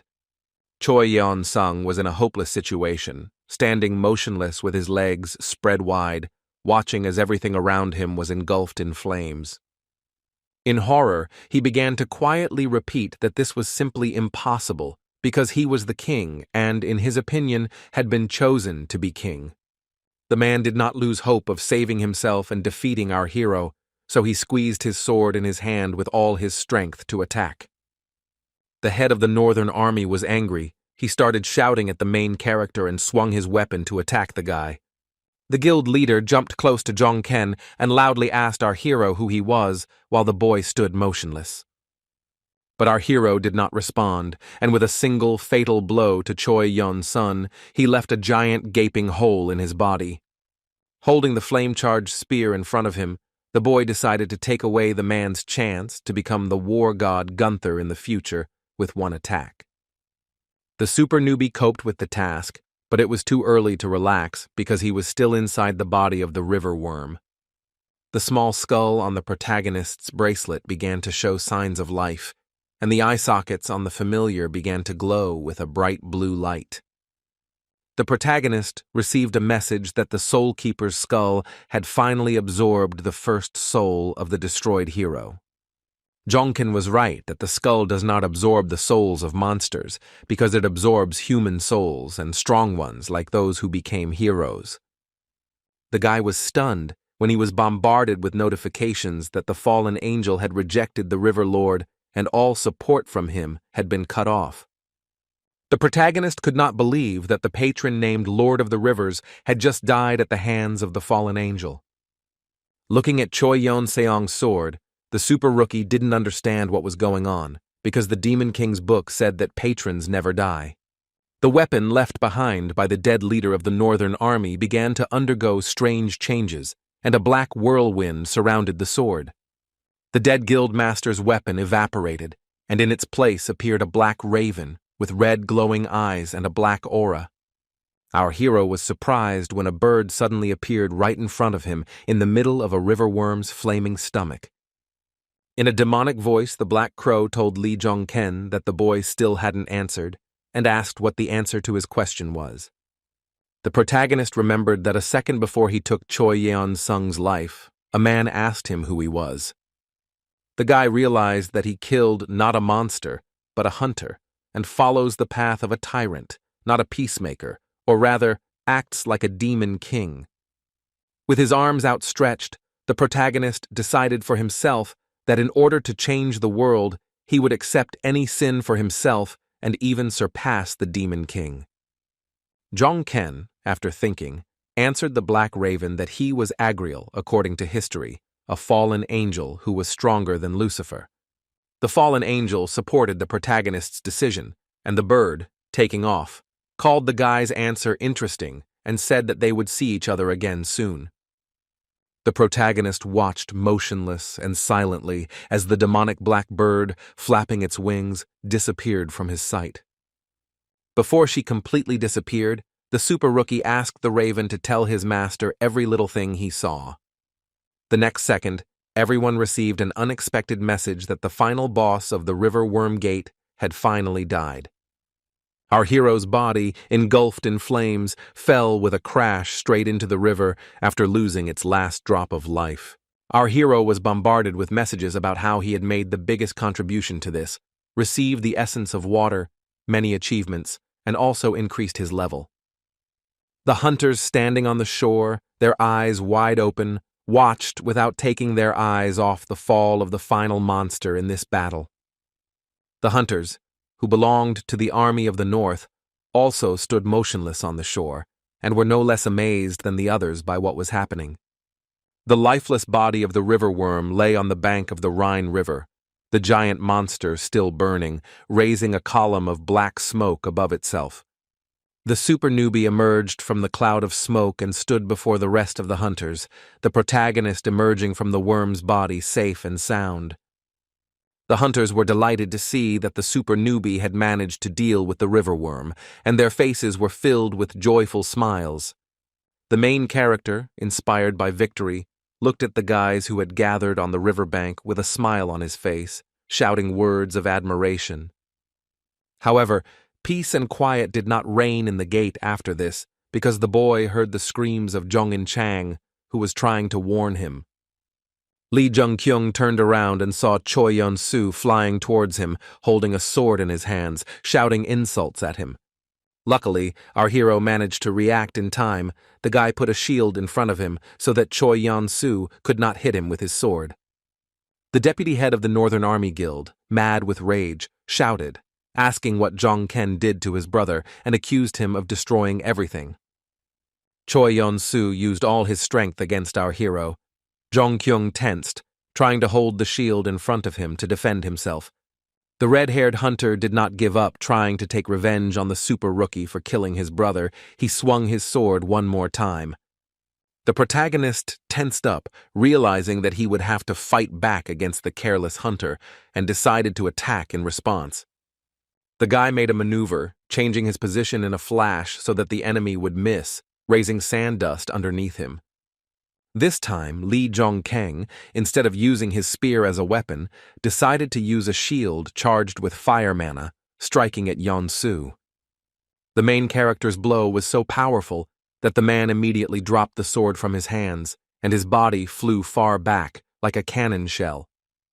Choi Yeon-su landed, creating a cloud of sand dust around himself.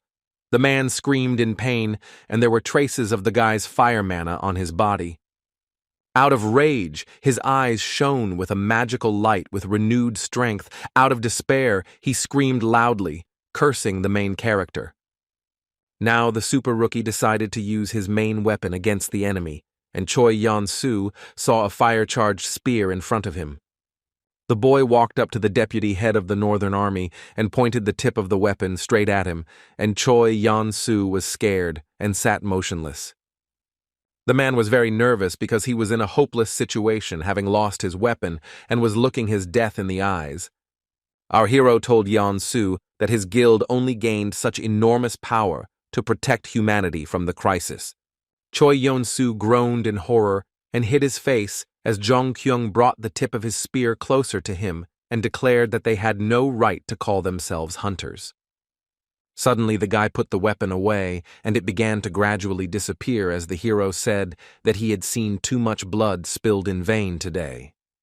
Finally, looking at the vice chief of the Northern Army with contempt in his eyes, the main character declared that he had had enough for today. The super rookie left Choi Yeon-su alone on his knees and told him to repent and move on with his life. But the desire to avenge his brother did not disappear. Choi Yeon-su raised his head and looked at our hero with eyes sparkling with blue light. He moved his hand to the side and materialized his sword to pounce on Li Zhongken once more while he was unaware. Wanting the protagonist to finally die, Choi Yeon-su suddenly stood up and swung his sword, intending to pierce the super rookie's back with it. The protagonist looked back in fear when he heard the man trying to attack him again, not wanting to repent. The boy saw how splashes of thick and hot human blood suddenly filled the air above the deadly Rhine River. However, the blood did not belong to our hero, because Choi Yeon-su did not have time to attack him, being himself attacked by Jong In-chang. After being mortally wounded by the sword of his once loyal girlfriend, the man looked into her eyes and quietly asked how she could do such a thing. These were Choi Yeon-sung's last words, and after that, his lifeless body collapsed onto the sand, leaving a large pool of blood underneath. Meanwhile, the protagonist received another message that the Soul Keeper's skull had absorbed the hero's new soul. While it was still pouring rain, Li Zhongkeng asked Ying Chang if she was okay, and she replied that she was okay. But the huntress was devastated, stating that she should have stopped them earlier, and if she had done so, such a tragedy would not have happened. The hero encouraged her by saying that In Chang shouldn't feel guilty about it because she is fundamentally different from the Choi brothers. Jong In-chang thrust her sword into the ground and sadly informed our hero that it seemed like the end had come for her. Perplexed, the main character began to worry about the girl, trying to get an explanation from her, and asked what she was talking about. The girl thrust her weapon even deeper into the ground and declared to Jong Ken that she had lost the right to touch this sword anymore. With fear in her eyes, In Chang told the boy that from now on, she would live, trying her best to atone for all the sins committed by the Northern Army. The protagonist thought that the girl seemed to have broken down, even though he knew from history that her destiny was to become a great hero. The boy felt angry about this because he knew that Ying Chang would become the immortal Siegfried in the future, and he couldn't let her give up. The super newbie and the other hunters successfully left the gate, and in their dimension the guys were already met by journalists, blinding them with camera flashes. Two strong men intervened and shouted that they were from the Hunters Association and that people should refrain from taking excessive photos. The guys who wanted to interview started to worry when they saw that Choi Yeon-sung was not with the hunters, and Choi Yeon-su was also nowhere to be seen. The journalists did not understand where the majority of the Northern Army had gone, and concluded that the hunter standing in front had led the raid. The guy was delighted when he realized that the face and name of this leading hunter were unknown to anyone, so the news would definitely become a sensation. Journalists with cameras in their hands pounced on our hero and began asking who he was and what happened at the gate. The main character was approached by Ye Seong-gu, who had been waiting at the portal all this time for his comrade to return, as he had promised the guy. He placed his hand on the boy's shoulder and told the reporters that the person in front of them was the C-rank awakened rookie that had been rumored. The reporters were shocked by this statement and started screaming when they saw Ye Seong-gu in front of them and concluded that the guys knew each other. Covering his mouth with his fist, the leader of the Major League Guild coughed to make another statement in front of the excited reporters. The man shouted that these hunters had just returned from a hellish gate clearing, and the journalists should give them some time to rest. Ye Seong-gu spread his arms out to the sides and loudly asked the people to give a small honor to the hunters who had returned and to those who had not been able to do so. The journalists were moved by the speech of the head of the Major League Guild and began to applaud the heroes, looking at them with adoration. All the media personnel present followed each other's example and began clapping their hands in honor of the hunters. The returning hunters felt awkward because of the journalists' actions, and our hero understood that these gates had become special. Lee Jong-ken felt deep sadness because 110 people had entered that gate, but only 39 hunters were able to return from there.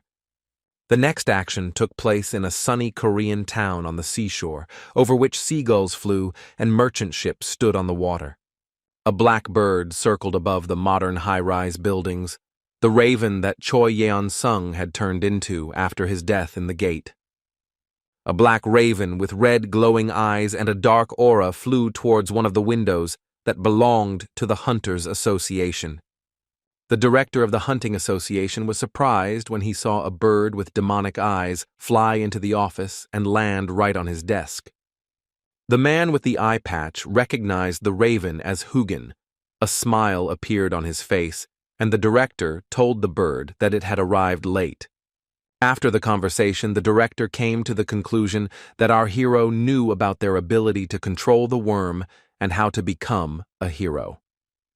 The black magic raven communicated with the director of the association in a language incomprehensible to the common man, which was clear only to the man opposite. The head of the association learned from the raven's words that the main character becomes stronger by hunting monsters, and he called himself Agriel. The man with the eye patch stood up from his chair and pressed a button on his office phone to contact someone. The director told his assistant that he needed to meet with the surviving hunters from the raid at the Rhine River Gate, and the voice on the phone said that everything would be arranged. The chief also informed the assistant that they no longer needed the Northern Army, and the secretary said that he would immediately prepare everything for the press. The bustling Korean city continued to live its peaceful life, the streets filled with cars and public transport. Jong In-chang, who no longer wore a mask and knight's costume, entered her guild headquarters, which was empty as never before. The girl looked around. She was saddened by the fact that now the army of the North will never be the same as it was before. In-chang looked at the place where the meetings used to be held and remembered how her friend Choi Yeon-sung used to give speeches there. Now the stage above which the painting of the tiger's head hung was completely empty. There were no soldiers or leaders of the Northern Army. The girl lowered her head. The surrounding environment was pressing on her. The hunter's soul was filled with negative emotions after what happened. The grief-stricken future immortal Siegfried spoke to herself and quietly said that she was fed up with being a hunter. Lady Ying-chang suddenly fell silent and straightened up when she heard a boy's voice behind her addressing a girl. She turned around and unexpectedly saw that behind her stood the surviving hunters from the Northern Army, who had also come to headquarters. One of the guys told In-chang that she was not guilty of anything, and the blame lies only with the leader Choi Yeon-sung and his younger brother, the deputy leader. The words touched In-chang, but the girl could not find the words to answer the guy, and the sadness did not disappear from her face. The girl was taken aback when suddenly all the guys fell to their knees in front of the deputy head and began to beg In Chang not to give up. The guy said that he wanted to live a decent life, and therefore intended to take the sins of the Northern Army upon himself, and the girl's fate should not end this way. The heroine objected because she was the last surviving captain on a sinking ship, and simple hunters should not take on this sin.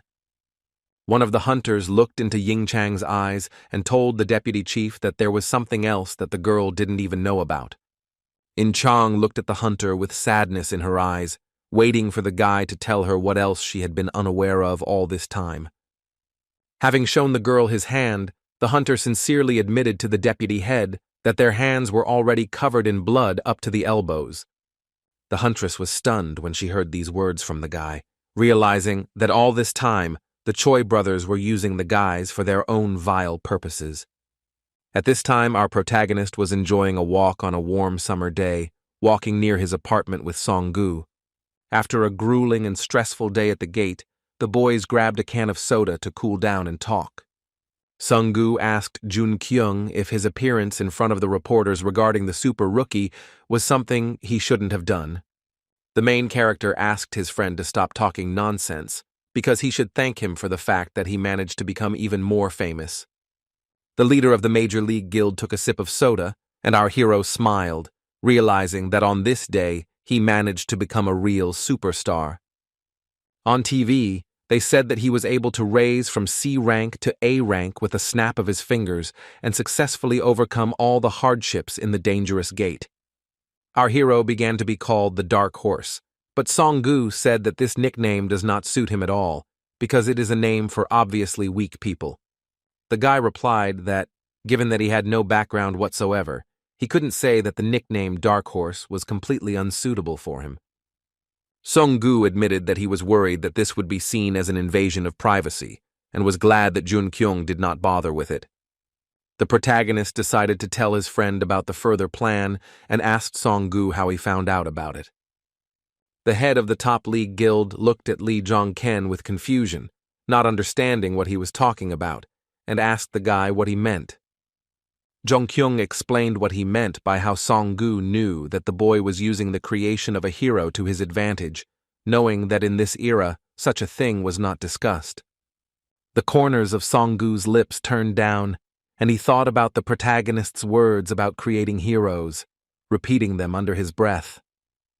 Becoming more serious, the shaved-headed man asked the boy if Jong-ken meant to say that he could create a hero on his own. The boy replied that Song-gu himself knew everything, and remembered that people in this era believed that heroes were people born by time or a mixture of fate and patrons. The main character, although with fear in his eyes, found the courage to voice the words that Song-gu is, after all, a member of Asgard. When Jong-ken said this to his friend's face, the man immediately activated his magical aura, his eyes shining with a bright yellow light. The man clenched his fists tightly, not saying a word to our hero. The space around him began to fill with streams of the guild leader's mana. The surging magical power of the bald-headed man extended far beyond his body, and the swings on the playground swayed in the strong wind. A strong wind caused by Song-gu's abilities suddenly began to blow through the peaceful streets, although it had been calm and quiet before. At this time, the director of the hunting association was sitting in his office at the table and talking about something with one of the employees. The man with the eye patch tensed up and turned his wary gaze to the side when he felt something that made him nervous. Instructor Bae Sang-soo also tensed up when he noticed the man's unexpected reaction to something and asked the head of the association what was wrong. Smiling nervously, the director adjusted his tie and assured the employee that everything was fine, explaining that he simply thought something funny had happened. The protagonist's eyes widened in shock as he watched Song-gu demonstrate his true strength to him. The top league guild leader stood motionless in front of the boy, his true strength gradually subsiding, and he returned to normal. The man closed his eyes and paused for a moment before returning to his normal state and speaking to our hero again. The man was perplexed, not understanding how the guy managed to find out that Song-gu was a member of Asgard, which is what he asked Jong-ken about. Remembering the book that Heimdall once gave the boy, the protagonist knew that when they first met, the man was already a member of Asgard. But first, the guy was interested in why Song-gu did this, because, in his opinion, this indicates that the man is aware of all his plans. With a smile on his face, the head of the top league guild told Jong-ken that the guy had beaten him to it and made his move earlier. The man admitted that he also had suspicions about our hero, because the incredible growth rate screams that he knows something. The guy said that this was the reason why Song-gu had set up a trap, and he, like a stupid fish, had fallen for the man's hook. Even though the hero knew that he did all this on purpose, he decided to ask Song-gu what he thought Jong-kyung needed all this for. The head of the guild silently looked the guy in the eyes, confused by his question, because he did not know the exact answer to it. The man's eyes widened in surprise, and his mouth dropped open when the protagonist admitted that the reason for this was his intention to join Asgard. The boy realized that the real war was starting now, because Asgard was a secret association of hunters with incredible power. When it was already dark outside, the protagonist went to an abandoned industrial building where he had previously met with In Chang. The girl showed up for the appointed meeting, and seeing the super newbie, asked the guy why he wanted to meet her. Without further ado, our hero put his hand on his heart and got straight to the point, asking Ying Chang to join him. Ying Chang was confused because her usefulness had ended back at the Rhine Gate, and now she was completely useless due to her authority having fallen. Sadly hanging her head down, the girl added that moreover, she is not a person who is capable of anything useful. The main character completely disagreed with In Chang's opinion, which he told the girl, adding that she was a very valuable asset. In Chang clenched her trembling fist tightly in anger and excitement, saying that Mr. Jong-ken was speaking as if he knew everything. Having lost the ability to control her emotions, the girl screamed with tears in her eyes that the guy was right, and the Northern Army was trash, and she was a part of it all. The dim moonlight illuminated the abandoned, unfinished building, on the territory of which our heroes continued to talk. Jong and Chang calmed down and fell silent, and Jong-ken realized from her behavior that something had happened, which he asked the girl about. The huntress said that she had been in the dark all this time, and many atrocities, including murders, had taken place behind her back. The protagonist stared at the lady, shocked by her words about innocent, defenseless people becoming victims of the guild leaders. Jong and Chang felt very depressed because of this. The saddened girl sat down and hid her gaze, folding her hands on her knees. The grief-stricken huntress asked Lee Jung-kyung if he remembered what Choi Yeon-sung and his brother tried to do to him after the conflict between the hunters and the common man. She said that, in secret from everyone, the brothers killed everyone who stood in their way, and Choi Yeon-sun seriously considered all ordinary people to be cockroaches. The hero understood that things were bad, and if nothing was done, Ying Chang would finally break down, and he could not lose the Dragon Slayer like that. The guy came closer to the broken huntress and asked what she would do if such incidents continued to happen. Our hero explained that the gates continue to appear, and the hunters become stronger, and ordinary people will not be able to resist such power. In Chang realized something when Lee asked if she would turn her back on everyone in need if something like this could happen in other guilds. She found the strength to rise to her feet when the guy said that he wanted to root it out at the root and get rid of all the evil that was happening around. The protagonist began shouting to get through to Jong In Chang and repeated that he wanted to nip in the bud everything she saw, heard, and felt. In Chang also couldn't hold back her anger and shouted that the guy didn't understand what kind of power that person had and that they were nothing compared to him. She continued that she was too weak compared to that person and asked if our hero had any plan to change the world. With his pressure, the main character got the words he wanted to hear from the girl and seized the moment to confess to her. Looking into Ying Chang's eyes, Lee Jong-ken, whose eyes glowed red, declared that he came from the future. The main character's statement shocked the huntress. She stared at the guy, her eyes wide, and was speechless from what she heard. The guy started telling her that soon many would die, and the scale of destruction would be immeasurable, and someday he would need In Chang's help.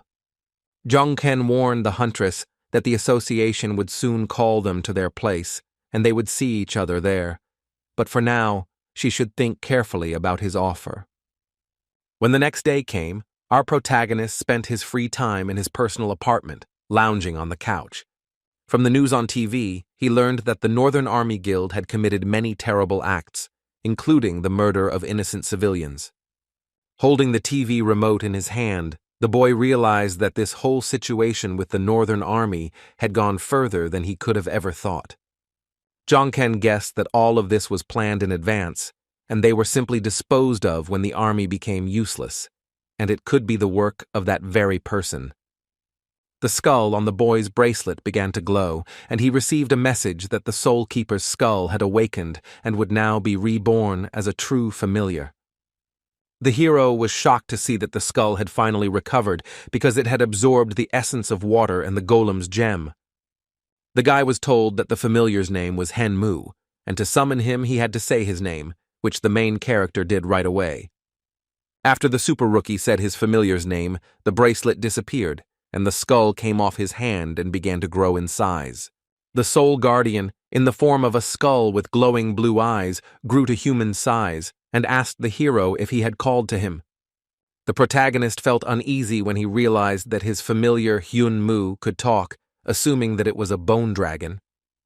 The clear and sunny day continued. Lee Jong-ken was still spending his free time in his apartment. While meditating, he thought that magic was like air.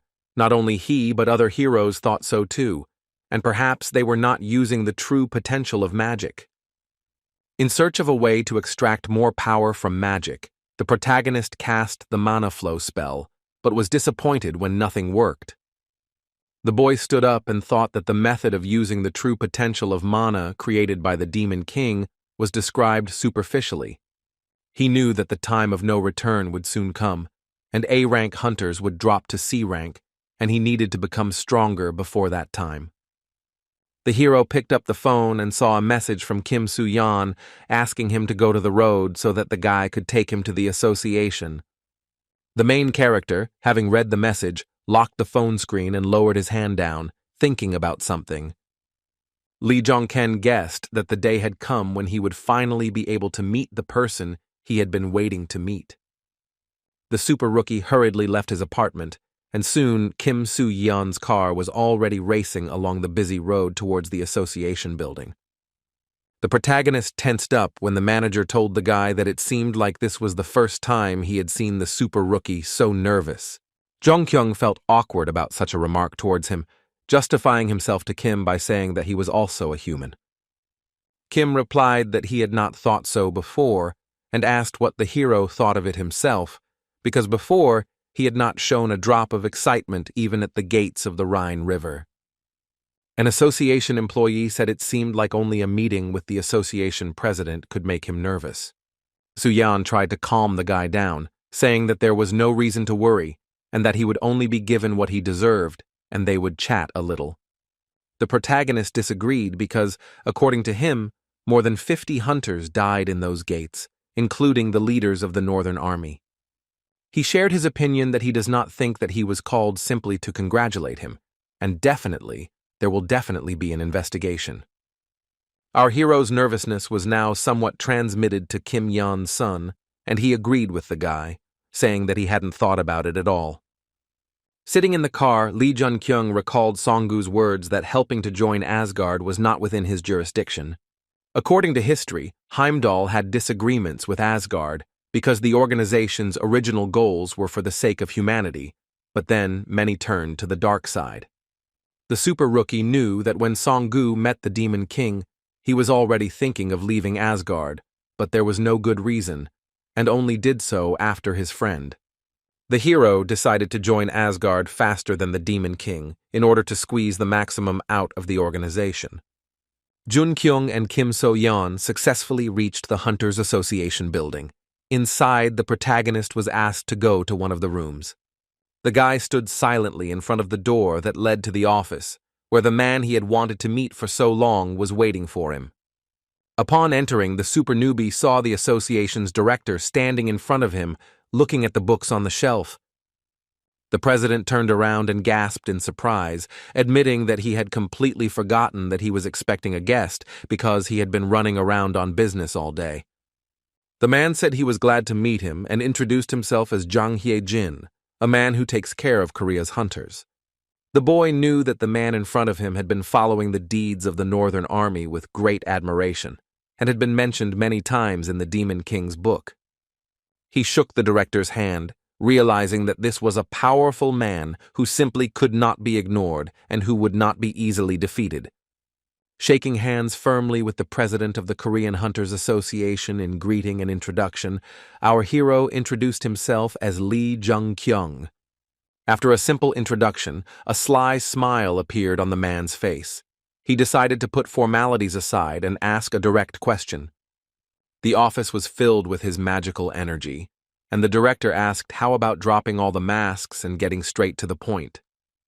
The man asked the boy who he was, and then suggested that they already knew each other well enough that Jong-kyung knew that Hye-jin supported the Northern Army. The guy was silent, remembering very well the quote from the book of the Demon King about not believing a single word of Odin because he constantly lies. The main character decided not to fall for the tricks of the association president, so he answered all his questions briefly, saying that he understood everything. The answer disappointed the man with the eye patch. He became upset and dropped his hands, silently looking at the guy.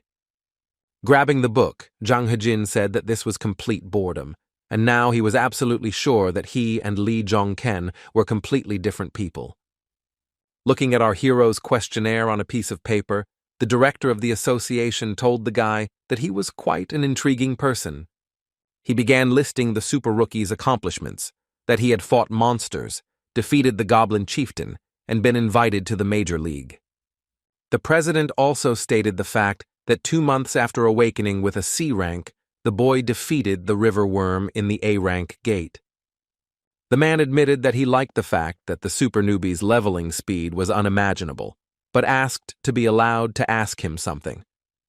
Holding the tablet with our hero's questionnaire tightly in his hand, the paper began to emit a bright magical blue light, because the director began to get angry.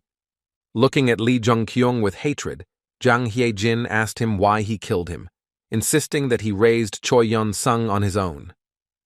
The young man replied that the president himself saw everything perfectly well through the raven, and the hero killed the one who tried to kill him, and then asked if there were any problems with this. The director of the association, filled with anger, said that there were problems, and what problems they were, because the guy had destroyed the part he had grown. The protagonist mentioned that Choi Yun-sung was just a pawn in the director's game, and suggested that the man get straight to the point. Jang Hye-jin was taken aback, and the magical aura disappeared from his body when the young man declared that he wanted to join Asgard.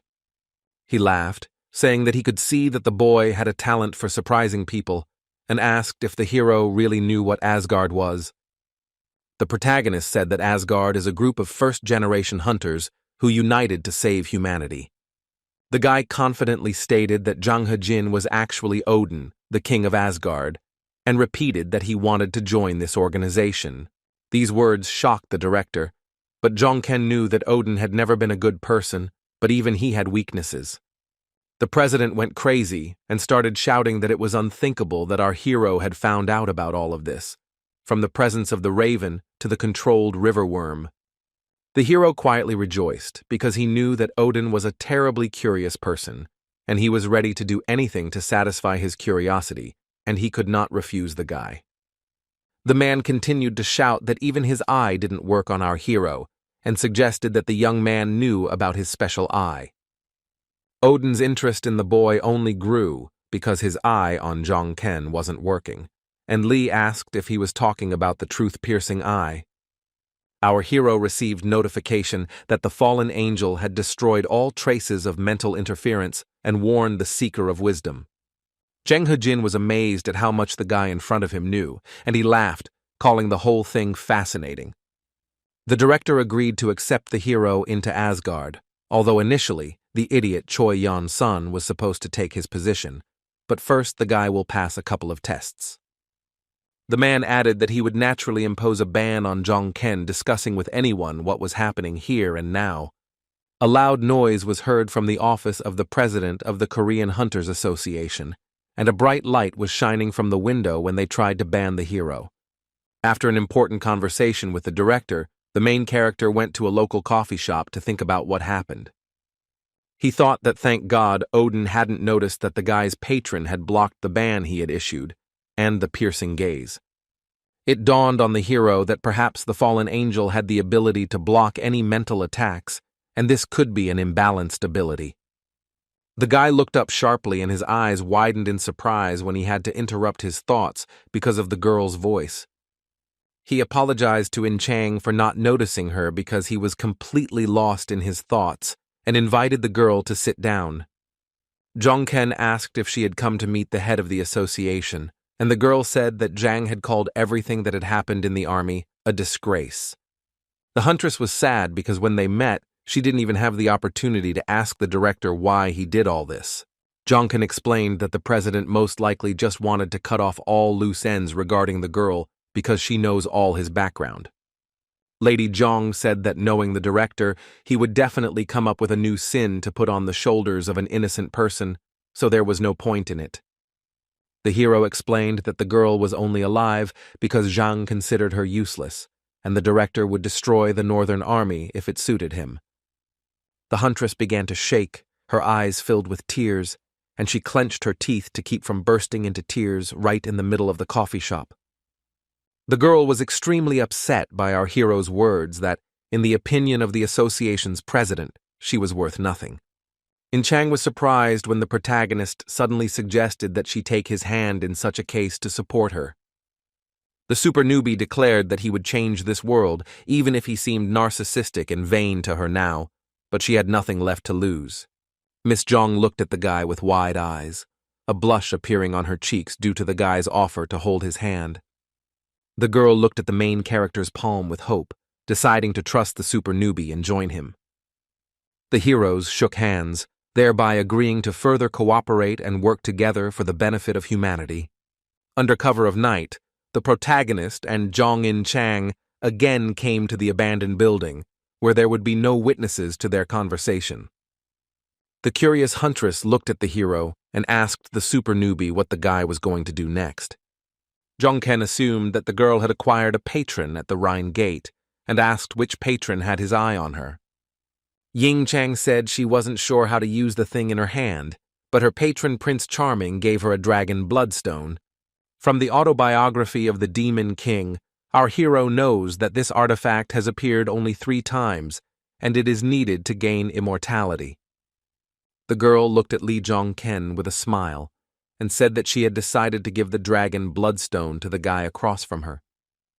The protagonist was shocked, because Miss Jong's offer to give him this incredibly valuable stone was clearly unexpected.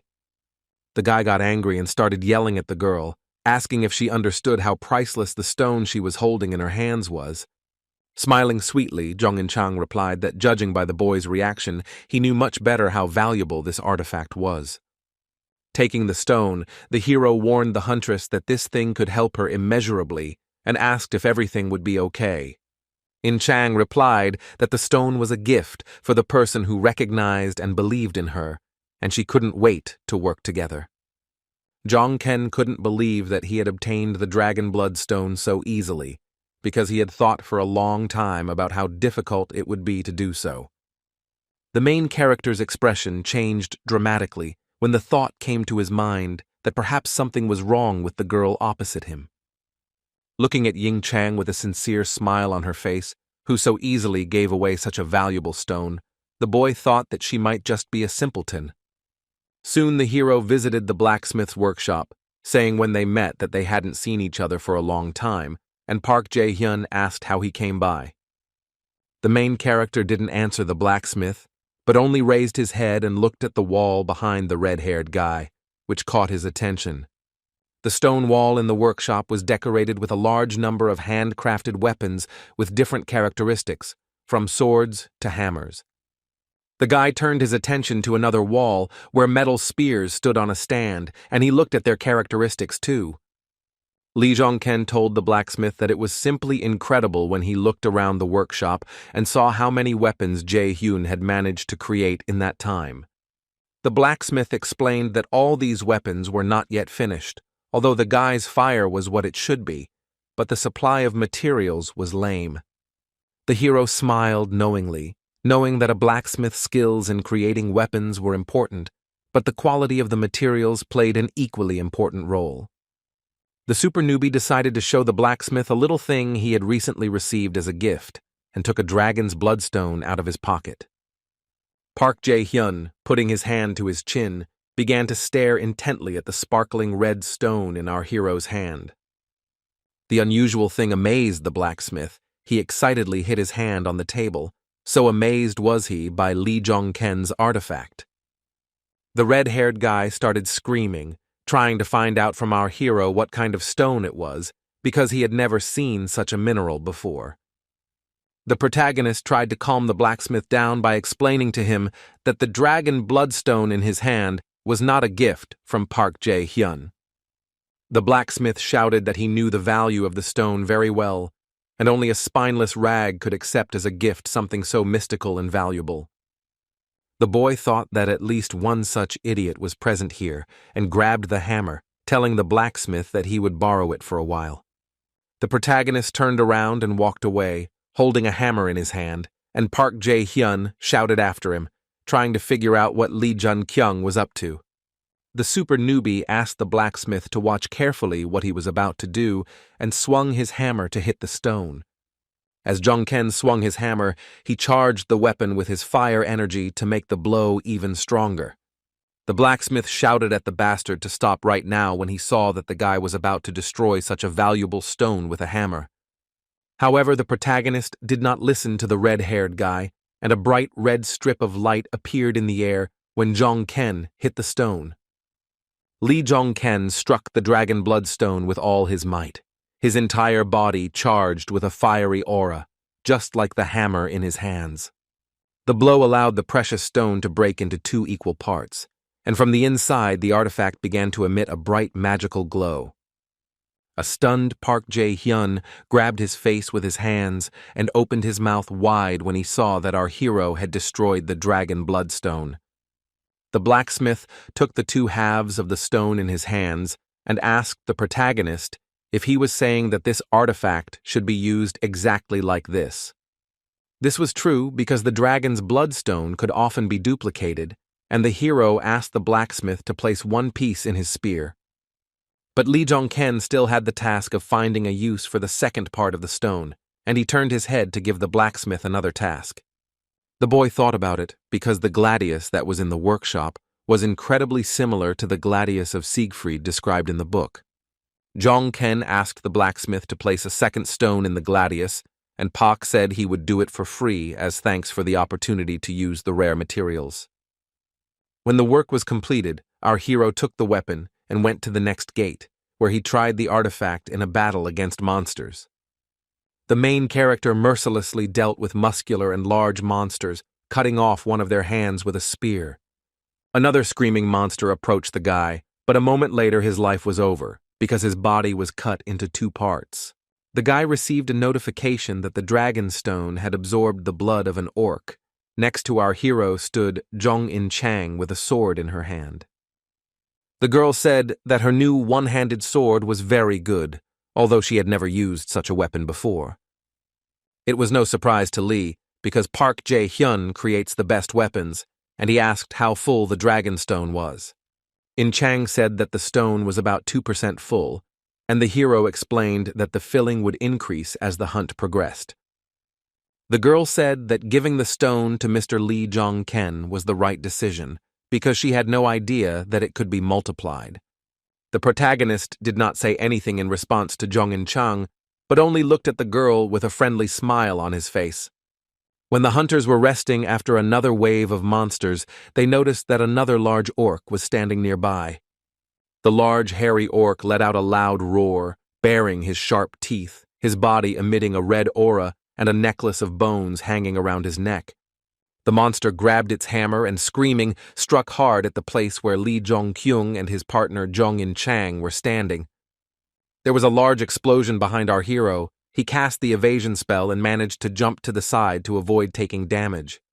The main character began to run forward, holding his spear and shield in his hands, trying to increase the distance between himself and the bloodthirsty monster. The guy tensed up because the strength of the boss of this ogre warrior gate was abnormal. Ying Chang was not around, and he started shouting the girl's name. At this time, Jong-in Chang was bravely fighting against the gate boss, holding the monster's leg with a one-handed sword so that it wouldn't crush her. The girl was very tense. She clenched her teeth to squeeze out all the strength from herself, because the monster was gigantic. The ogre warrior panicked as our huntress managed to almost knock the beast off balance and fall with one blow. The fact that Ying Chang managed to successfully hit the ogre's body with her sword made the boss of this gate even more angry, and he yelled while looking at the girl. The hero was delighted, knowing that Siegfried's sword was capable of repelling even all the dragon's attacks, and he saw that even the ogre was shocked by the girl's abilities. Jong-in Chang continued to bravely fight one-on-one with the giant ogre warrior. She swung her sword once more to strike the monster. The gate boss twisted his face in pain as the fragile girl managed to strike the giant ogre in the shoulder with her one-handed sword. He looked up with fear in his eyes as he saw Ying Chang leap up to swing and attack again. The heroine was merciless. She looked into the monster's eyes with contempt on her face, before striking him with her sword once again. The last blow was the most powerful and fatal for the gate boss. With the sword, the girl was able to cut his body into 2 parts from head to toe. When the gate clearing was successfully completed, the hunters came outside. Ying Chang was sitting on the grass with her head down and was worried about something. Our hero approached the huntress and said that Ying Chang could not even imagine how calm he felt when she covered his back. The main character's words made the girl happy. She turned around and looked at Lee Jong-ken shyly, smiling sweetly at the guy. The main character told his partner that they would be going there in 2 days, and she replied that this meant it would happen soon. Jong-ken said that they would spend these 2 days hunting to improve their teamwork, and thus their chances of survival would increase. Jong-in Chang listened to her leader's instructions in silence and nodded her head in agreement as she sat on the green lawn in front of the boy. Our hero silently looked into the distance, thinking that the time had finally come for the test that Odin had prepared for Lee Jong-ken. Soon the day came to an end. When the sky began to be decorated with stars, the guy went to his apartment to rest. The super newbie was relaxing on his couch, but his mind was filled with thoughts that this moment had finally arrived. He knew they had done all they could, although it would be nice if Siegfried could earn her name now. The guy had to distract himself when suddenly someone rang the doorbell of his apartment. He had no idea who could visit him at such a late hour. It turned out that Ye Song-gu had come to visit our hero. The young man let his friend in, and the men sat down at the table opposite each other. The guild leader decided to tell Jong-ken directly that he shouldn't go there tomorrow, because otherwise he might die. When the man said that tomorrow's test would not be a walk in the park like the one at the Rhine River Gate, the boy realized that his words were quite sincere. Song-gu admitted that all this time he was wondering how Jong-kyung knew about Asgard, why he wanted to join it, and what his true intentions were. The shaved-headed man smiled and said that he ultimately decided not to worry about such things because he trusted our hero. These words surprised the main character. He hesitated and asked Ye Seong-gu where he got so much faith in the guy. The man did not have a clear answer to the question, and he said, closing his eyes, that his intuition told him to trust the main character. Standing up, Song-gu once again asked the hero not to go there, because Odin would allow him to enter Asgard even if he did not show up. The worried guild leader said that the protagonist had not yet received the title, and if he went there tomorrow, he would only receive it posthumously. The main character, with a serious expression on his face, thanked his friend for his concern, but asked him not to worry about the guy. With a slightly crazy smile, the guy said that no matter what happens there, he will return alive, because he still has a lot of things to do. The day our hero had been waiting for so long had arrived, and in the morning he went to the international airport to take the test to join Asgard. Lee Jun-ken and his faithful partner In Chang entered a spacious and bright building, from where they will board a plane and set off on a new adventure. The heroes were serious, which was evident from their faces, because they had an important task ahead of them, and they were dressed in formal suits. At the airport building, the guys were met by an employee of the association, Kim Soo-yeon, who waved to our heroes and invited them to come to him. The protagonist walked closer to his manager and congratulated Mr. Kim Soo-yeon on receiving a higher position in the association. The guy said he saw that the hunters were doing well, and it was incredible that they were going on an international expedition. As a sign of respect, the curator bowed to the hunters, telling them that the passage would soon open and he hoped for their safe return. The hunters said goodbye to Kim Soo-yeon, and the association employee turned around to head towards the exit of the international airport. Jong In-chang was delighted with the curator's behavior. Calling him a very good person, our hero agreed and said that Kim had not changed. A blue portal decorated with stars and other symbols opened in front of the hunters. It will lead them to their destination. The airport employee informed the boys that the gates to London had opened and that they could leave, and also wished them to return safe and sound. Lee Jong-king and his partner quickly used the magical portal to set off on a dangerous and exciting journey. Upon arrival in London, they were met by a blonde man in a suit who said that it was a great honor for him to meet the famous Dark Horse. In Chang was surprised when the super newbie started speaking fluent English as he greeted the people across from him. The girl praised the main character for being so fluent in several languages at once, saying it was very convenient. Lee replied that it was simply fate that forced him to learn English, but he knew that in the Edenic era, people who did not know this language were not even considered human. The blonde man in the suit told the boys that he would escort them to their rooms, and that in the evening, a party would await them in honor of the arrival of all the hunters. Lee Jong-ken and the huntress Jong In-chang were received in the capital of England as guests of honor, and were housed in a luxurious royal building. In the evening, a party was held in this building, which was organized in honor of all the hunters who came on the expedition. Ying-jang admitted that she was frustrated by not understanding what people were saying, and the guy said that some people were calling them racist names. When another hunter entered the hall, the others turned their attention to him. This man caused shock among those present. The hunters became very tense when they saw this unusual guest in front of them. They even began to sweat from the tension. The others began to move aside when a big guy walked through the room, who was at least several times larger and taller than the others.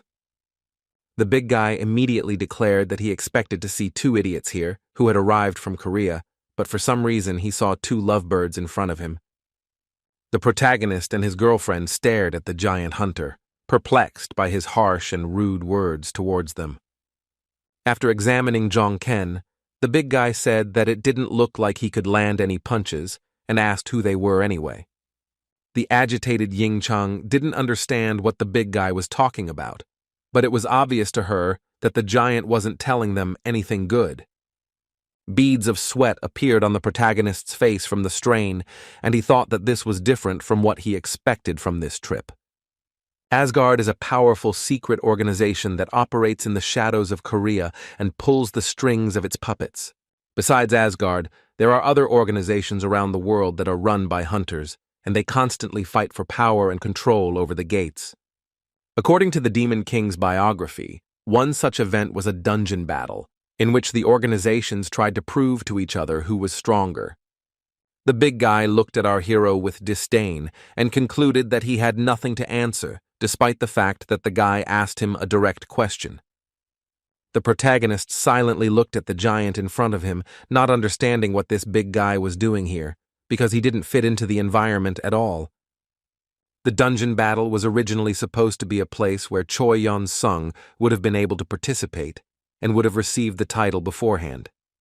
According to history, after the Northern Army leader's victory at the gates of the Rhine River, Choi Yeon-sung would have become famous throughout the world as Gunther.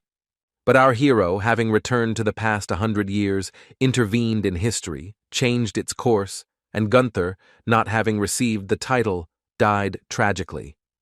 Odin originally planned to send Choi Yeon-sung to London, but the plans were ruined, and Jong Kyung went on the expedition instead. The protagonist wondered why the guy didn't even compare him to Gunther, suspecting that it was because history had changed. A man approached the big guy with long blonde hair from behind, called out to the giant, and asked him to leave our heroes already. All three of them turned around and saw a slender guy in a white shirt with well-groomed blonde hair approaching them. The blue-eyed blonde extended his hand to Jong Ken and said that he was glad to meet him because it was a great honor to meet the dark horse who was on everyone's lips. The big guy realized that the little dove in front of him was that same dark horse, in his words, the delusional newcomer that everyone was talking about. The guy in the white shirt looked at the giant with irritation and told Demetrius that he was already going too far by insulting the heroes. The blonde apologized to the hunters and asked them not to pay attention to this mountain of muscles, introducing himself as George with the title Odysseus. The main character was surprised because he knew Odysseus from history. He was a hero who was unlucky because in the future he was killed by his partner Hercules. Jongken shook Odysseus's hand and said that he had heard of him, which confused the boy because, according to him, his name was not even close to Dark Horse. George told Demetrius to apologize, which only amused the big guy, because as an apology he decided to shake the hero's hand. Demetrius showed everyone his hunter aura and extended his hand, introducing himself and stating his title, Hercules. The brute looked angrily at our hero and ordered him to hurry up and make him happy by accepting his apology. Lee knew from the book that Hercules was an absolute monster, and meeting him gave him goosebumps, and Ying Chang decided to grab the big guy by the wrist. Demetrius turned his gaze to the girl, who decided to grab his hand so that he would not extend it towards the main character. Jong and Chang looked at the big guy with angry eyes and angrily told him to take his hand away because Lee would not accept his apology. Hercules became angry at the girl's impudent behavior, activated his aura again, and asked Ying Chang what she just said. A small confrontation began between Ying Chang and Demetrius, the girl trying with all her might to push Hercules' hand away. George was shocked to see that such a fragile-looking girl was able to withstand the huge Hercules without even trying. He looked with delight at the picture before him and said that he could not believe that she could so calmly restrain the brute force of Hercules. Ying Chang tensed as Demetrius clenched his fist and used more force against the heroine, trying to free himself from her grip. The brute clenched his fist tightly and struck at Jong and Chang. The attack was so powerful that the fragile girl lost her balance and flew backwards. However, Ying Chang did not collapse to the floor, but quickly took control of her body and got into a fighting stance to fight back against the big guy. The girl grabbed her right thigh in horror when she felt pain in her leg after Demetrius's blow. The heroine tensed up when she realized that Hercules's blow had broken her leg, which only made Jong and Chang even more excited. Demetrius started laughing loudly, shouting that they had another interesting dark horse here, and admitted that he was impressed. The tall, muscular man removed his hostile magical aura from around his body and promised Ying Chang that they would definitely meet again. George lowered his head and placed his hand on his heart, apologizing to our heroes and saying that they would see each other later. The big Demetrius and his faithful companion Odysseus hurriedly left the hall where the party was being held, loudly slamming the door behind them. Jong and Chang took a bottle of potion to restore her health after the fight, and Jong Ken asked the girl if she was okay. The girl admitted to the super newbie that she wasn't quite okay, and asked if they were serious about taking on someone like Hercules. The protagonist sadly admitted that they needed to defeat someone like him, but they didn't even have a chance to win, realizing that Hercules was an invulnerable monster. From the book, the boy knew that Hercules had a weakness that prevented him from reaching the top, and he told Ying Chang that there was no chance only under normal circumstances.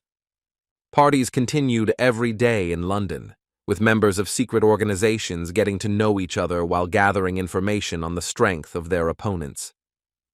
However, the Dark Horse group, which included the protagonist and his partner Ying Chong, did not take part in the daily parties.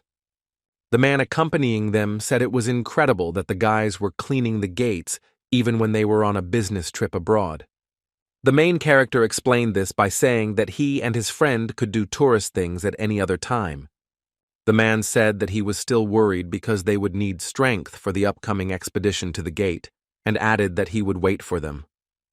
When the boys passed through the portal, they received a notification that they had entered the gates of the ogre horde, and the patrons turned their gaze to them. Zhongken explained to his friend that they would stay here until they got what they needed, and if it wasn't here, they would go to a similar gate. The huntress looked at the super newbie with adoration in her eyes, and only nodded in response in agreement, without arguing with the main character. The guy told In Chang to act like she did in the Korean gates, and the girl asked if he meant training with an emphasis on defense. Zhongken said that with his current skills he wouldn't be able to withstand even one attack from Hercules, which is why Ying Chang's role is so important. The main character turned around and went somewhere to the side, asked In Chang to wait a little, and left her alone with himself in the middle of a green lawn. The huntress was scared because she thought they would go together, so she asked the protagonist if they would go together. With a sly smile, the guy said that, not this time, and she would understand everything while she waited for him here, so he would return soon. Holding the one-handed sword in her hand, Ying Chang saw the protagonist suddenly disappear from her sight by jumping high into the air. The girl sighed heavily, left alone in the dangerous gate, because she expected that the two of them would be cleaning up. Looking up at the sky, Zhong In-chang realized that just a few weeks ago she had been blaming herself for what had happened in the guild, but now her soul was calm.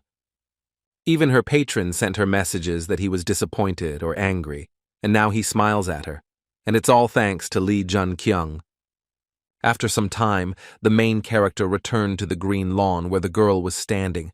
The guy landed on his knees with a crash. The boy immediately rose to his feet and ran forward again, shouting as he ran for Miss In Chang to get ready. The girl stood motionless as the lawn around her began to fill with thick smoke, indicating that enemies were approaching.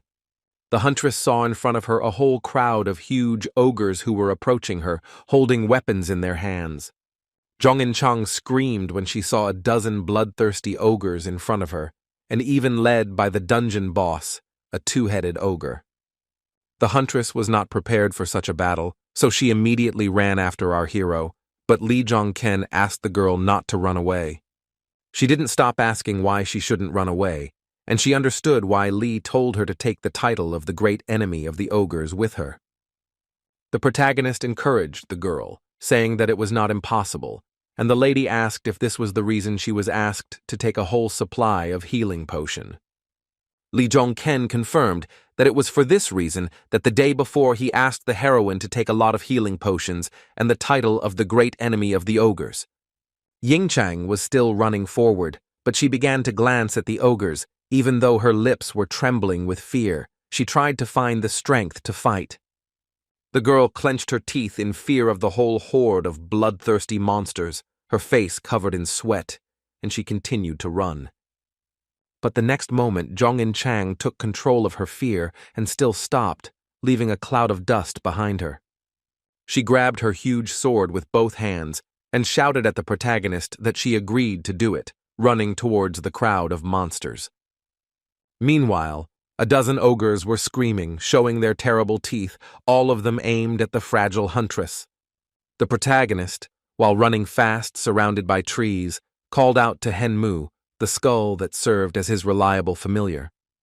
A familiar in the form of a skull, emitting a bright magical blue light, appeared in front of the boy and asked his master if he had called him.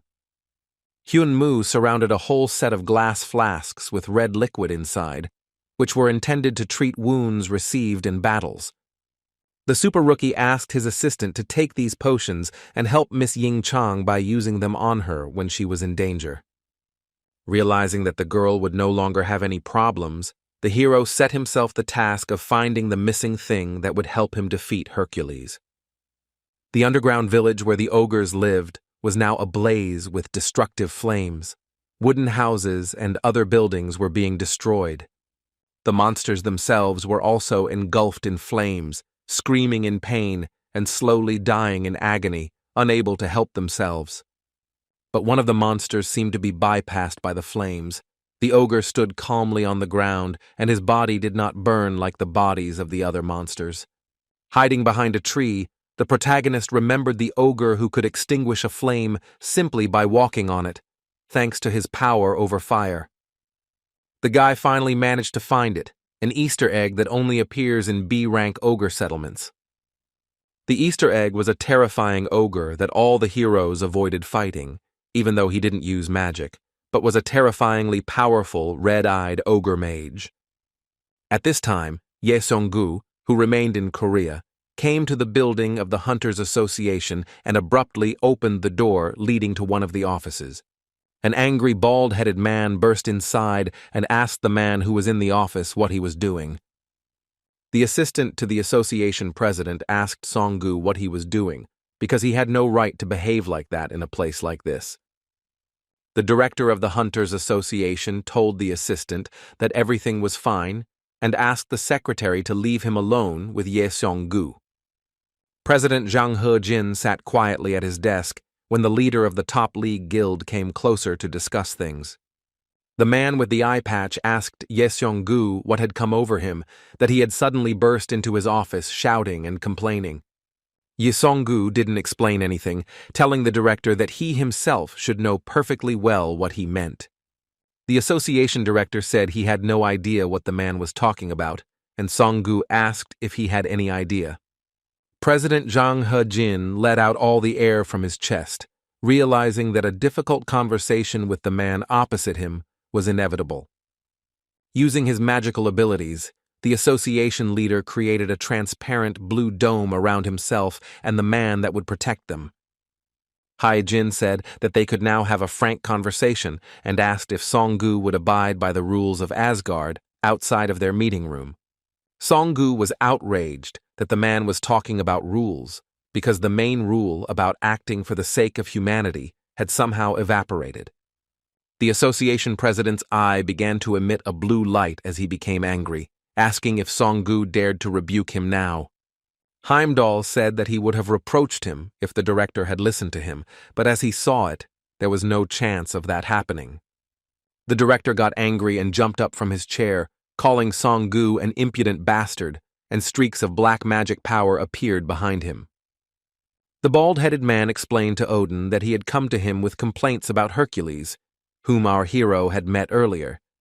When Ye Song-gu mentioned Hercules, the expression of the president of the Korean Hunters Association showed genuine surprise.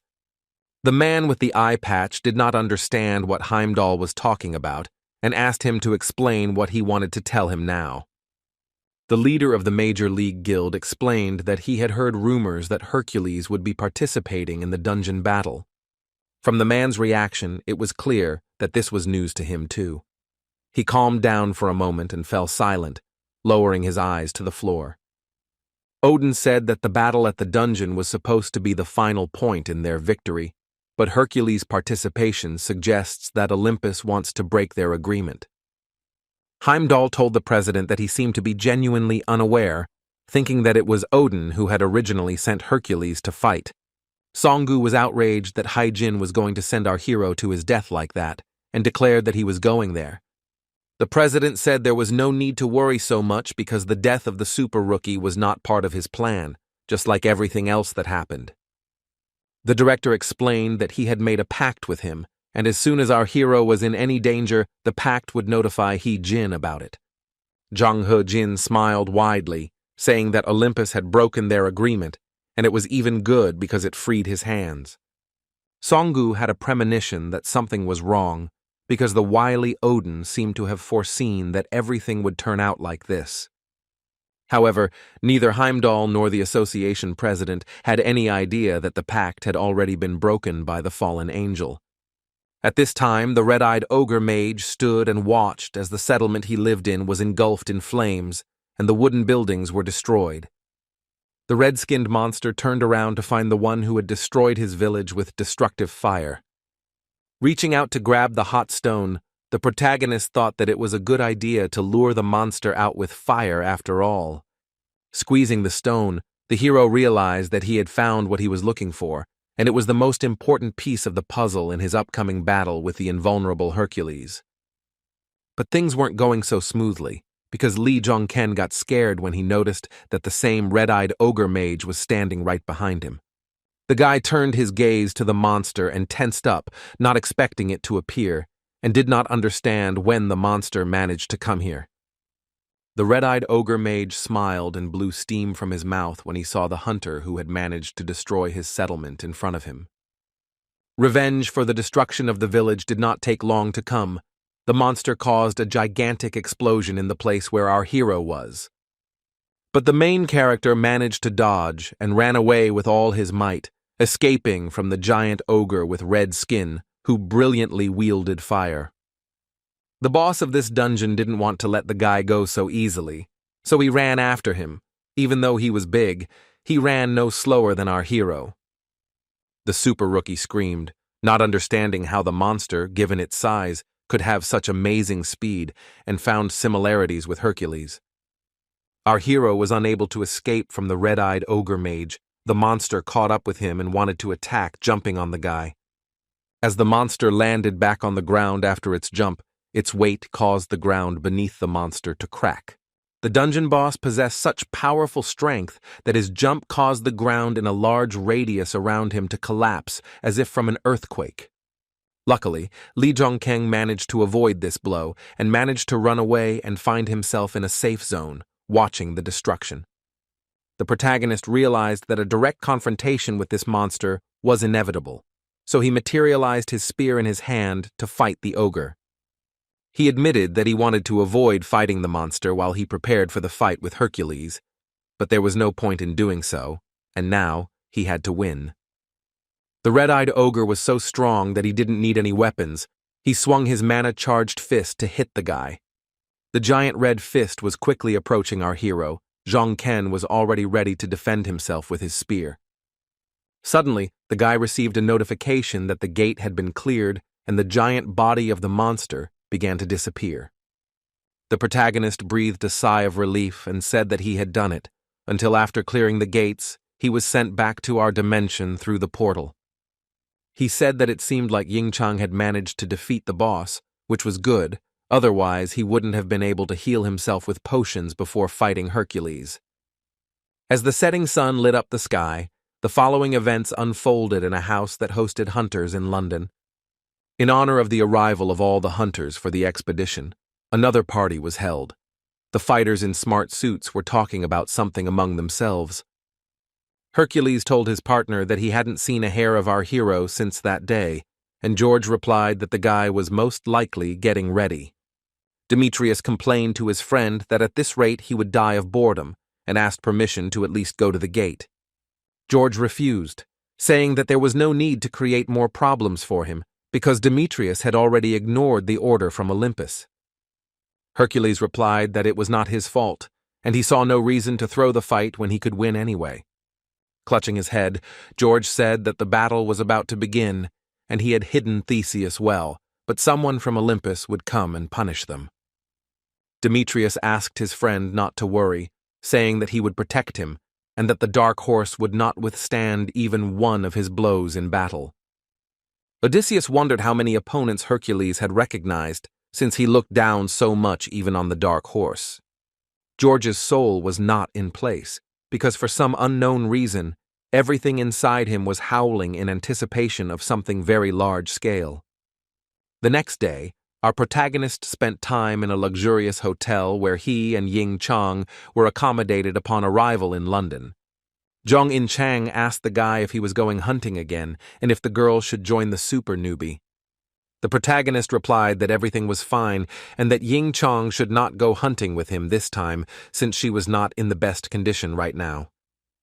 The girl felt awkward when she hinted to Jong-ken that it was because of him that she was now in bad shape.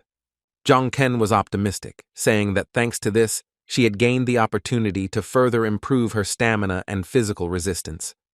When he suggested repeating it, In Chang awkwardly tried to refuse, but the hero reassured her, saying that he was just joking and that she would rest today. The huntress smiled sweetly at her partner and asked Lee Jong-ken to contact her immediately if anything happened to him while hunting. But today, in addition to hunting at the gates, our hero had some other things to do, so he went for a walk along the London streets. The guy purposefully came to Alchemy Street, which he had heard about before, and began looking for the girl he had read about in the book. While leisurely strolling along London's Alchemy Street, the protagonist came to the conclusion that this place possesses enormous magical power. The super rookie smiled, and his eyes began to glow red as he finally found what he came here for. The protagonist entered a small old shop and apologized for the intrusion to the man who worked there. There was a red-haired girl behind the counter who happily greeted the visitor to the phone booth. When Lee Jong-ken saw this girl in front of him, a grin appeared on his face because he realized that he had definitely come to the right place. The girl was delighted to see a Korean in front of her, saying that it was very rare to meet someone from Korea here. The saleswoman froze in surprise when the main character asked the girl if her name was Park Yoo-jin. Now she was irritated and began to ask Jong-ken who he was, who had come to her when she had just opened up. Our hero did not answer the girl's questions, but asked Park Yoo-jin if her blacksmith skills had become so ossified. The girl turned out to be Hephaestus, the younger sister of the great blacksmith and the best alchemist, who guessed that the hero was sent by her brother. A week later, Ye-jin met Jong-ken and told him that she had straightened the red ore and coated the Muspelheim spear with it, and then asked him again who he was. What bothered her was that this was the first time she had seen such materials on his spear, and even the people of Olympus had nothing like this. She once again tried to find out who was in front of her, but in response, the hero asked Park Ye-jin to return to Korea. Jun Kyung told Park Ye-jin that if she wanted to work with rare materials, it would be better for her to be in Korea rather than staying here. The blacksmith and alchemist did not understand what the main character was hinting at now, and asked the guy opposite what he wanted to tell her with this. The super rookie explained that he was asking her because he himself was in Korea, realizing that if the brother and sister worked together, he could become even stronger. The girl accused Lee of lying, asking if he meant to say that he would constantly deliver rare materials to Ye-jin that even Olympus did not have. However, the girl liked the idea as a whole. She smiled broadly and admitted that it sounded fun, and she liked it. The long-awaited day has arrived when all the hunters gathered in the British capital will enter the dungeon to set off on a dangerous expedition. All the hunters who had arrived to carry out this task were already fully assembled and standing near the portal to the gate. The fighters were in different moods. Some were very tense and worried, while others were waiting for the raid with impatience and a smile on their face.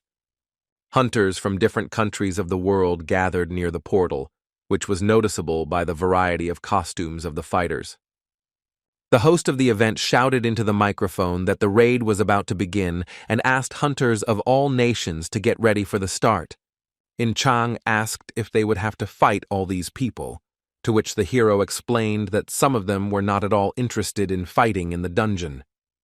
The girl smiled and admitted that she was glad that not all the hunters here were determined to simply kill each other. But Jong-ken did not share his friend's joy, thinking that there were no people here who thought as optimistically as she did. Hercules also came to the square in front of the portal. He looked at all the hunters present and asked who these no-names were in front of him. The other hunters stared at Hercules, clearly feeling fear of the big guy, and did not respond to his insults. The fighter's behavior infuriated the brute. His eyes turned red and he screamed, asking the hunters why they were staring at him. Hercules was furious, but George came up from behind and calmed his partner down, telling Demetrius that they hadn't even entered the gate yet. An angry Demetrius looked at Odysseus, justifying his behavior by the fact that these worms were staring at him like that. The big guy pointed his finger at our protagonist standing to the side and informed George that this dark horse was there. Lee Jong-ken acted calmly and did not confront Demetrius, but only glanced at him, keeping his distance. Hercules smiled because he liked the look on Lee Jong-ken's face, and then he shouted loudly, wishing Dark Horse good luck. The protagonist forced out a chuckle and smirked, looking Demetrius straight in the eyes, his face radiating complete self-confidence. The host loudly asked everyone to enter the gate, and all the hunters lined up in front of the portal to go into the dungeon. Before ending up in the dungeon, the main character decided to have one last talk with his partner, In-chan. The guy gave his friend some instructions, saying that as soon as they entered the gate, the girl should run as far away as possible. These words shocked Jong In-chang. The huntress thought that Lee Jong-ken wanted her to simply run away during the battle. After passing through the portal, the girl received a notification that she had entered the gates of Mount Catalan, an ominous place imbued with magical power. Before the huntress had time to come to her senses, explosions began to thunder in the gates, and she heard the cries of pain from other hunters. The heroine held a sword in her hand, waving it to see at least something in front of her, because all the space around was filled with acrid smoke. Jong In-chang became wary, not understanding what was happening, and remembered Jong-ken's words that she needed to escape first. Listening to the advice of the main character, the girl did just that and began to run forward, trying to get through the smoke. However, the huntress was forced to stop when she saw something in front of her that made her eyes widen in shock. Through the curtain of smoke, she saw a hunter lying on the ground, under whom there was a pool of blood. The man was seriously wounded. The wounded hunter with bruises on his face met Jong In-chang's gaze and quietly asked the girl to save him. In Jong In-chang's mind, the moment when Jong-ken asked her to run as far as possible when they entered the gate appeared again in front of the portal. The girl began to be tormented by doubts. She understood that she needed to follow her partner's instructions, but she also couldn't help but help the wounded man. Her unwavering moral principles got the better of Ying-chang, and the huntress stopped to give a healing potion to the wounded man. In-chang asked the man what happened, but the healing potion did not work on the hunter, and eventually the fighter stopped showing signs of life. The girl was pierced by fear when she saw that the hunter was dead, and she thought, "What the hell is going on in this gate?" The huntress quickly looked away, frowning as she noticed some kind of monster approaching her. The heroine immediately swung her sword to fight back the red magical force that had overtaken her so unexpectedly. There was another deafening explosion, rocks flew in all directions, and a bright purple-red flash appeared in the air.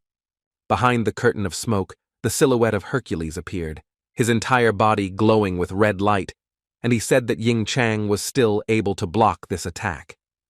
Jong In-chang stood in a fighting stance, clutching her greatsword tightly as she looked at Demetrius, who tried to attack her. The huntress's hand, which was clutching the sword, began to tremble from the strain of the powerful attack that Hercules had used against her. In the silhouette surrounded by smoke, the girl recognized Demetrius. She was amazed that the attack was stronger than the one of the ogre boss. The giant, charged with red magical energy, came closer and called the girl a chicken, who was hanging around near the dark horse. The battle in the dungeon continued. A tall column of smoke rose above the green mountain from the skirmish between In-chang and the giant Demetrius. Explosions continued to thunder in the area. Hercules used all his strength against the huntress, trying to destroy her with his power over fire.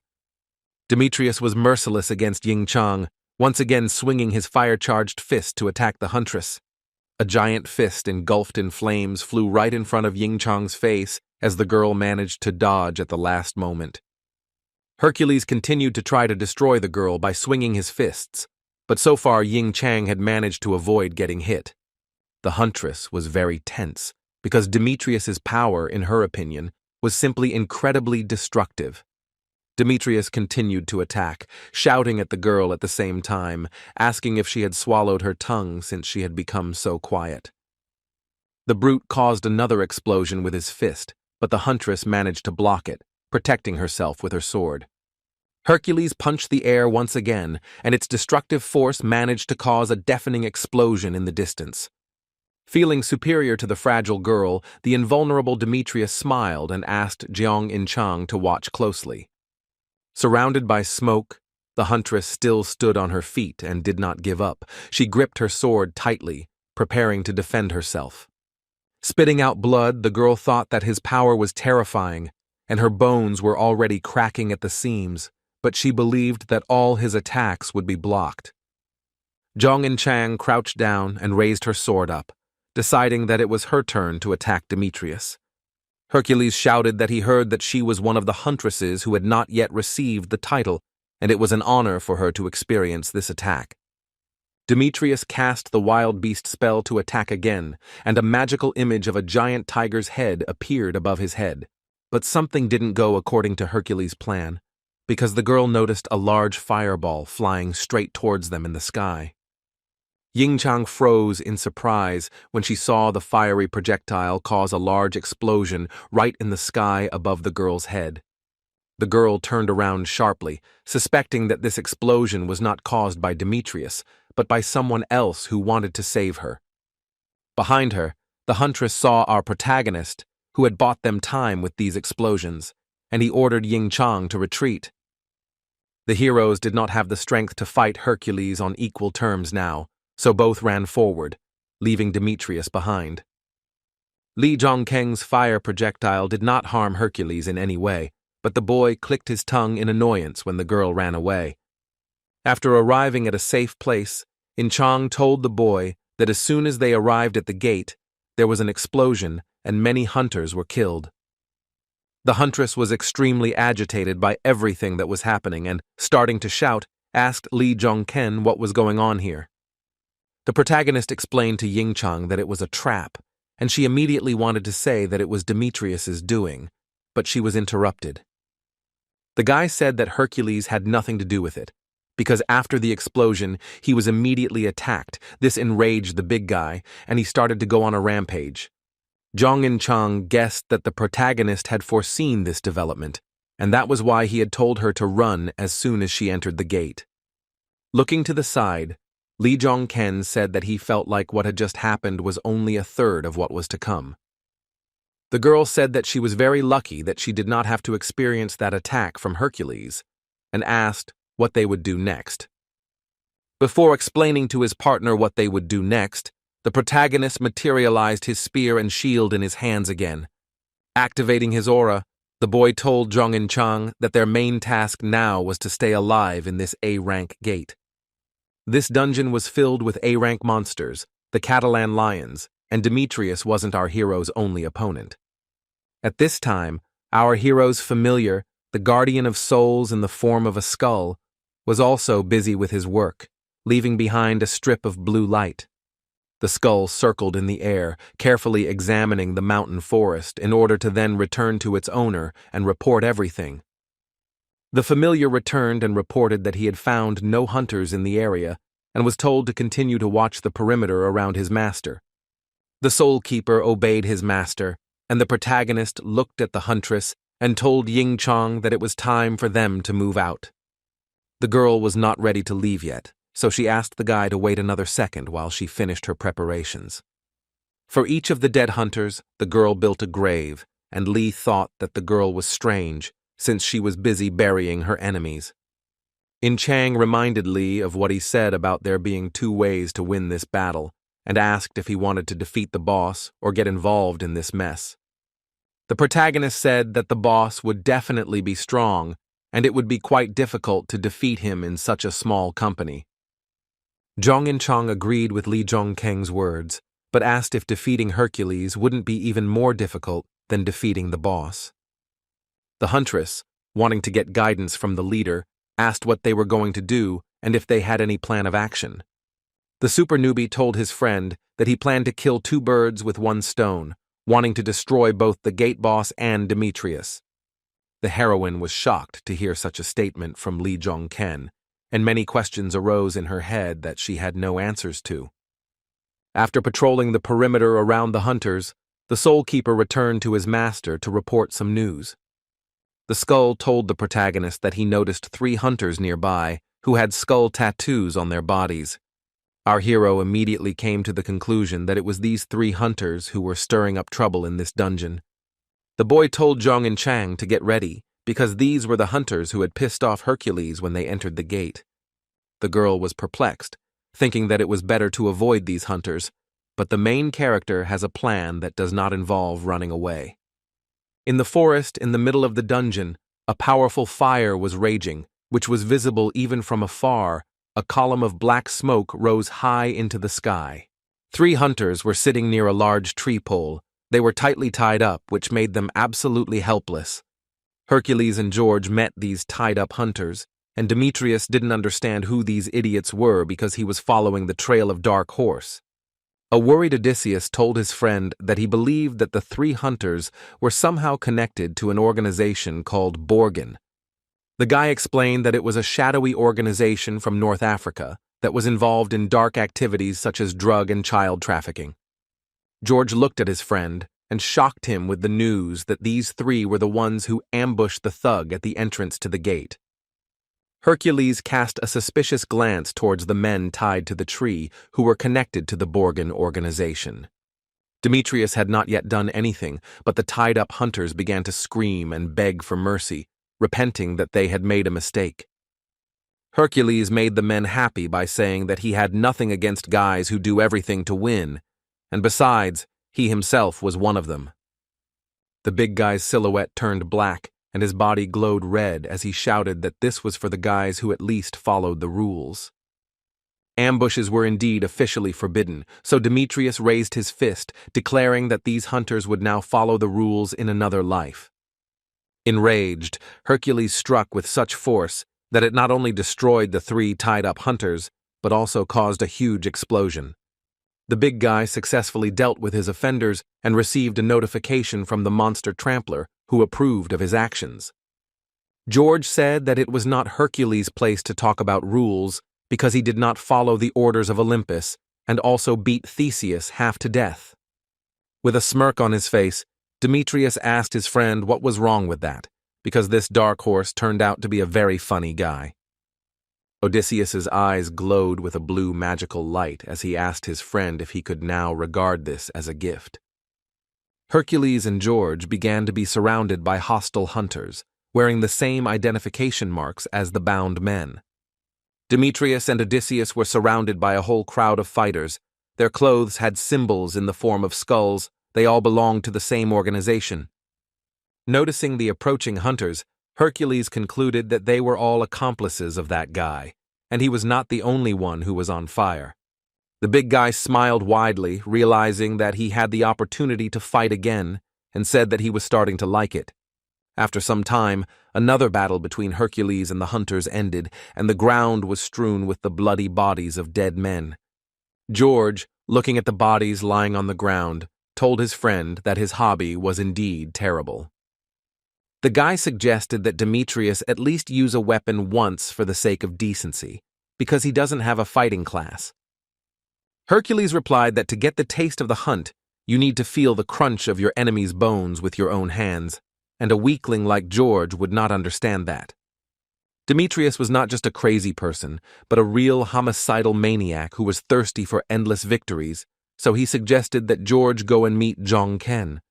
George was worried that Demetrius and Dark Horse would meet while our heroes were walking through the mountain forest. Zhong and Chang noticed that the place was filled with incredible magical power and concluded that they were currently in the boss's chambers. The girl was surprised when the main character stopped and put his palm in front of him, silently analyzing something. Li Jong-ken informed his partner that there were hunters nearby, but they were not enemies because he did not sense any bloodlust from them. Soon our heroes met in person in a forest clearing with other hunters who did not look hostile at first glance. The huntress asked our hero if he was the same Dark Horse, adding that they had been waiting for him here for a long time. The guy was genuinely surprised when the girl said that they had been waiting for him here all this time and asked what they were talking about. One of the hunters was confused when the hero did not understand what they meant and asked if Asgard had not sent him here. The protagonist confirmed to the hunter that the secret organization Asgard sent him to London to take part in this raid. The 3 hunters who had just been talking to Jong-ken moved aside to discuss something among themselves. The boy approached Jong-ken and said that he was Inev, who came from the lands of the Nile, and they were waiting for him to help Asgard win. The main character thought about it, concluding that this hunter belongs to the Egyptian Nile organization, similar to Asgard and Olympus. Inev said he didn't know if Olympus was to blame for the problem, but with their arrival, everything became much more complicated, so they were waiting for the guy here. Lee Jung-kyung concluded that the reason Choi Yun-soo won the war was precisely because of this. The hunter who came from the Nile said that he would help our heroes, because it would be difficult for the two of them to defeat the boss. The main character responded to the offer to help with a firm refusal, declaring to everyone present that he intended to defeat Demetrius. All the hunters who came here to help Jong-ken were stunned when they heard that the guy wanted to fight Hercules. The guys from the Egyptian Nile were also shocked when our hero told them such unexpected news. Our hero knew that winning by simply beating the boss would mean that he was nothing more than a puppet in Odin's hands, blindly following his orders. Jong In-chang asked her partner in confusion why all the hunters were so surprised that the guy wanted to defeat Hercules. The guy explained that, apparently, Asgard's victory here was predetermined, so they planned to help them with this. The hero began to doubt himself when he thought that Ying-chang, having learned that victory could be achieved by defeating the boss, would also object to him.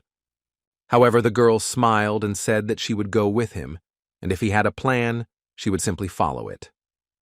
A happy smile appeared on the protagonist's face when the huntress agreed to follow him to defeat Hercules together. Lee Jung-kyung praised his friend, telling the loyal and kind Jong In-chang that she can always be relied upon.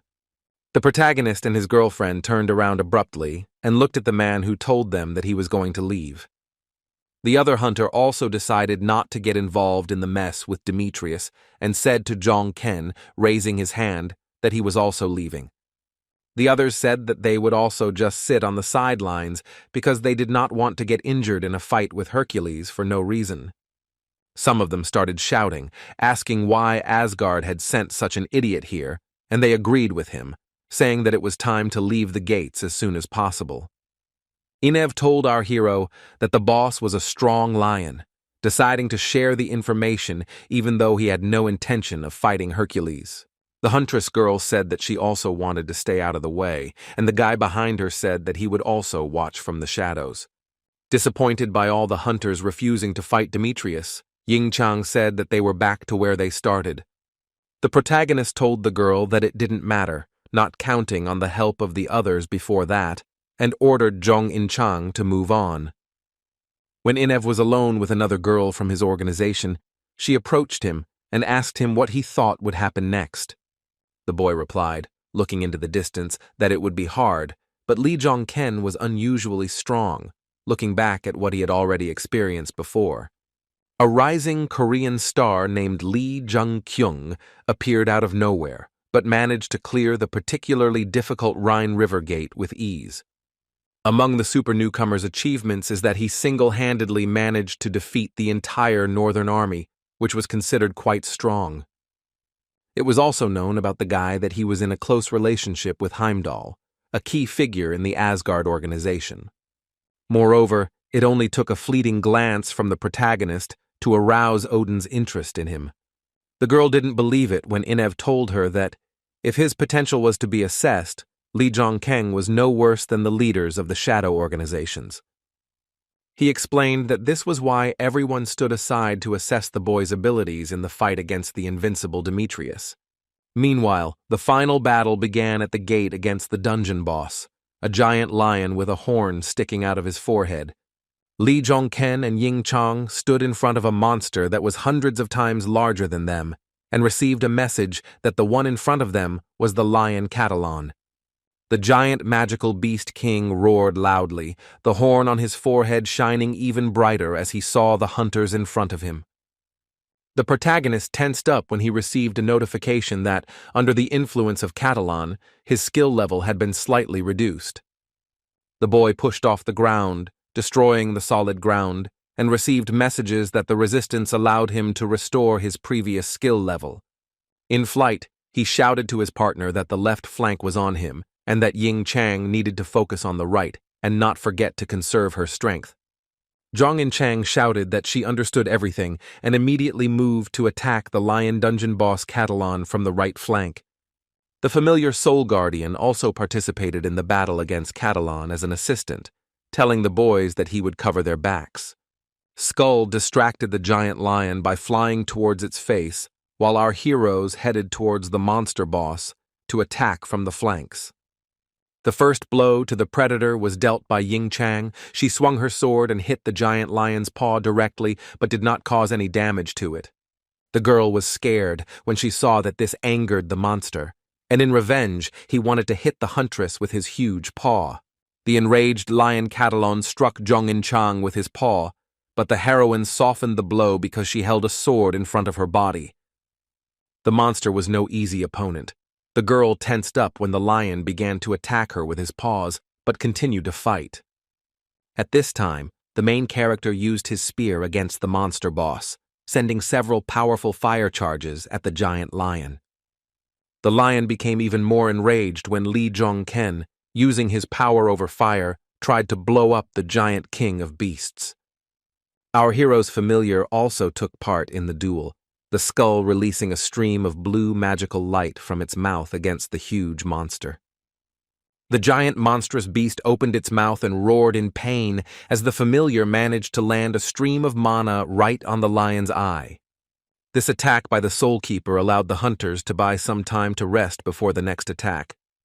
The guy advised In Chang not to overexert herself and not to forget about the second phase, at the beginning of which Demetrius would immediately appear. Meanwhile, in the forest of Mount Catalonia, Demetrius was raging.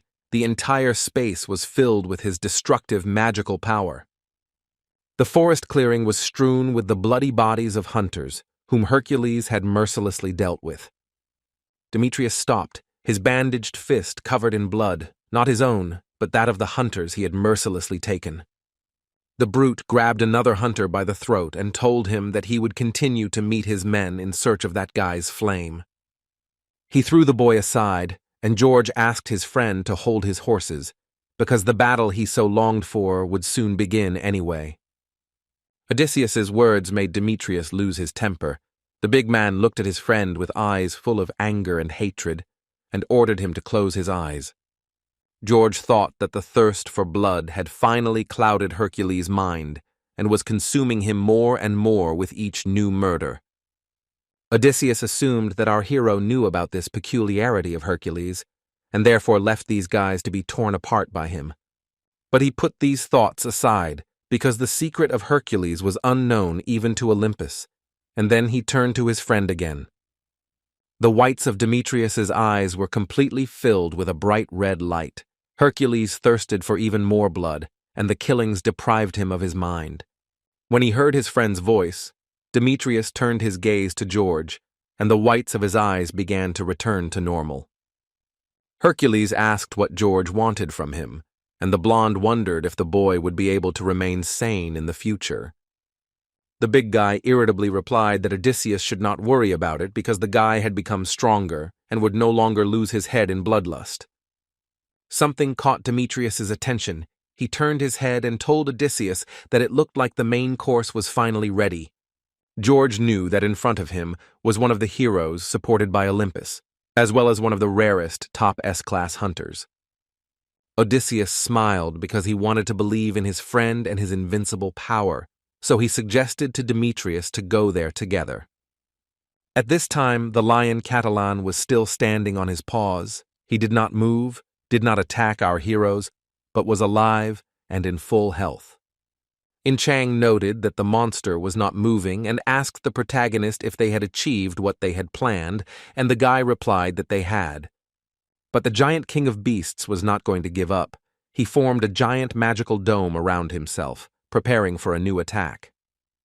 A gigantic stream of fiery magical energy, caused by the power of the monster of this dungeon, rose into the sky above Mount Catalan. Leo once again activated his magic power to its fullest, his previously red eyes filled with flames, as was his body around him. The demonic energy of the lion Catalan was a call for the other lions of this forest to come to his aid. Inev, who was watching this, said that it was incredible that our heroes, together, managed to overcome the first stage of the boss of this gate. But what worried him was that usually before the stages, hunters tried to inflict as much damage as possible on the monster, but now the heroes do nothing. Zhong In-chang told Zhong Kyung that she could feel this demonic energy in her bones and asked if they were doing it right. The main character was 100% confident in his plan, so he clearly answered his partner that they were doing everything right. The guy said that the protagonist, the hunter whom the main character most wanted to defeat in this gate, appeared to them just in time. Demetrius was racing towards our heroes at full speed. The entire space around Hercules was filled with powerful fiery energy. When the giant muscular guy landed on the ground, he left a crater underneath him, like a meteorite had hit. Hercules assessed the situation and told our hero that it looked pretty funny because the guy was inactive during the transition to the next phase. Following Demetrius, a disgruntled George ran there complaining to his friend that he had asked him to wait for him.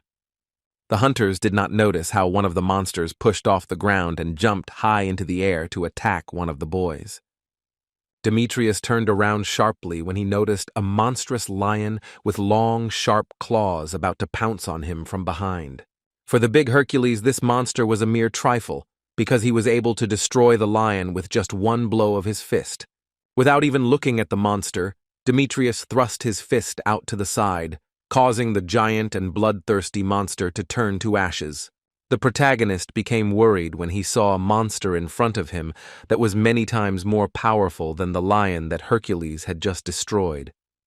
It was the dungeon boss, the lion Catalan, who had already successfully moved on to the next stage. Now he had 3 horns, and his mane was colored red. But Demetrius didn't notice the monster boss approaching them because all his attention was focused on the main character. Even an invincible hunter like Demetrius began to panic when he turned around and saw the giant lion Catalan behind him. Ying Chang and Zhong Ken took advantage of the moment and ran away, leaving Hercules to be torn apart by Catalona, causing Demetrius to become indignant. According to the plan, the protagonist and his partner ran away from the place as quickly as possible so that Catalan could attack Hercules. This action of our hero enraged Demetrius.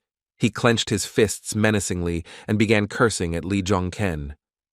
The big guy was more interested in defeating the dark horse than the dungeon boss, so he ran to catch up with the super newbie. Lion Catalan also rushed after the hunter. The dungeon boss and Hercules ran after our heroes, trying to catch up with them. In Chang screamed that Demetrius and Catalan were right on their tail, but she didn't understand why the lion wasn't attacking Hercules.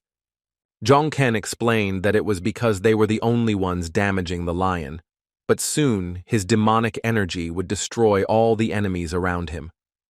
The surviving hunters were shocked when they saw something in front of them that made them tense up. All the fighters who had gathered in the clearing to wait out the battle between our heroes and the dungeon boss widened their eyes in surprise. The boys saw Li Zhongken and his partner running straight towards them, and behind them, the lion Catalan and the hunter Demetrius. With its mouth wide open, the dungeon boss, engulfed in demonic energy, leapt forward to pounce on the hunters. Lion Catalan landed on the ground, causing it to become covered in large cracks, and the stones flew in all directions from the force of the impact. The wave of power from the giant lion hit the rest of the hunters as well. The men began to lose their balance as the energy blew them off their feet. The monster paused briefly and closed its mouth. It looked at all the hunters to assess its victims before the next attack. The demonic beast king began to rage. He opened his mouth wide, showing his large, sharp fangs, and roared. Lion Catalan began to walk across the cracked ground. The monster was accompanied by other animals who came to his aid. The hunters prepared to defend themselves and shouted that the boss had completely succumbed to demonic energy and had lost the last bit of his sanity. The Catalan lion began to rage, ready to destroy all the hunters with his destructive demonic power. Swinging its sharp-clawed paws, the boss of this dungeon caused explosions, filling the space with bright red flashes. The first hunter the giant lion targeted was Demetrius, who was standing closest to Catalan. Hercules went into direct combat against the gate boss, swinging his fists as he deflected multiple flashes of red light. The big guy didn't feel even a bit of fear in front of the demonic lion. The guy was excited and shouted how good he felt. Li Zhongken and Inchong managed to escape to a safe distance, and the guy said that they managed to buy a little time thanks to Hercules. The main character took out a bottle with an unusual liquid inside. It contained many small stones emitting a bright light. Zhongin Chang was surprised when she saw this unusual potion in our hero's hand and asked the young man what it was. Having started working with this liquid in the bottle, the main character briefly explained to the girl that this was his secret weapon. The guy opened the bottle and began to pour this mysterious liquid directly onto his spear. Small glowing stones began to affect the weapon. The dragon's bloodstone glowed even brighter, and the hero received a notification that the Muspelheim spear would become stronger for a short moment. The protagonist became wary when he received another message that the dragon bloodstone had absorbed the red ore, not understanding what was happening. Li Zhongken grabbed his weapon, but he still didn't know what effect would follow from the dragon bloodstone absorbing the red ore. The way the weapon in the guy's hands began to change worried the girl, and she told the main character that it looked quite dangerous. The dark horse agreed with his friend's opinion, but he understood that this was their only chance to defeat Demetrius. Meanwhile, the lion Catalan continued his battle against the strong hunter Hercules, now using his 3 horns against him. Using the horns on his forehead, the lion Catalan released a giant stream of purple magical energy against Demetrius. In contrast, Hercules cast a spell that allowed him to unleash a huge stream of fiery energy against the lion. The magical powers of Demetrius and the lion Catalan collided with each other, deafening everyone around with a loud roar. Hercules' fire blast was stronger, and the stream of fire hit the lion Catalan right in the face, causing him to roar in pain. The protagonist, who saw that Demetrius had managed to damage the dungeon boss, realized that the moment had come. A jubilant hunter, Demetrius, lowered his fist and asked the others how they liked his special move called the Beast Roar. The smile disappeared from Hercules' face. The boy looked away and became wary when he noticed the presence of someone else's magical energy. Demetrius began to become noticeably nervous when the purple magical light appeared in front of him, and he felt that it was not the right time. Suddenly, Odysseus covered Hercules' body, thereby repelling the attack against his friend Demetrius. Because of George, the protagonist was unable to attack Hercules, and his Muspelheim spear bounced off and flew back to him. Odysseus began to reproach Demetrius for having already told him that it was high time for the guy to acquire his own weapon. Hercules felt embarrassed that he had almost missed the blow. He rubbed his finger across his face and told Odysseus that he understood him. George laughed in surprise when he saw how embarrassed Demetrius was because he had almost made a fatal mistake. The blue-eyed blonde said that what was more important was that our hero's spear looked unusual and most likely had an effect on it. An indignant Demetrius replied that such an attack would not be able to touch him even close, and for the guy she was nothing more than an annoying mosquito. Hercules, once again determined to fight the lion, asked George to deal with the midges while he dealt with the real beast. The big guy pushed off the ground and flew into the sky, leaving behind a bright streak of light, and George was left alone with himself, holding the sword in his hand. Odysseus hung his head, offended by Hercules' words, because they implied that George was much weaker than him. George concluded that Demetrius was looking down on him, and the boy's body began to emit strong magical energy. Zhong and Chong noticed Odysseus looking at her as the girl stood nearby, waiting for our hero's next commands. The huntress looked at the blue-eyed blonde who was addressing her with hatred in her eyes and asked what he was saying. The girl took the guy's words with hostility, so she decided to attack him, and a moment later she pushed off the ground, using her large sword.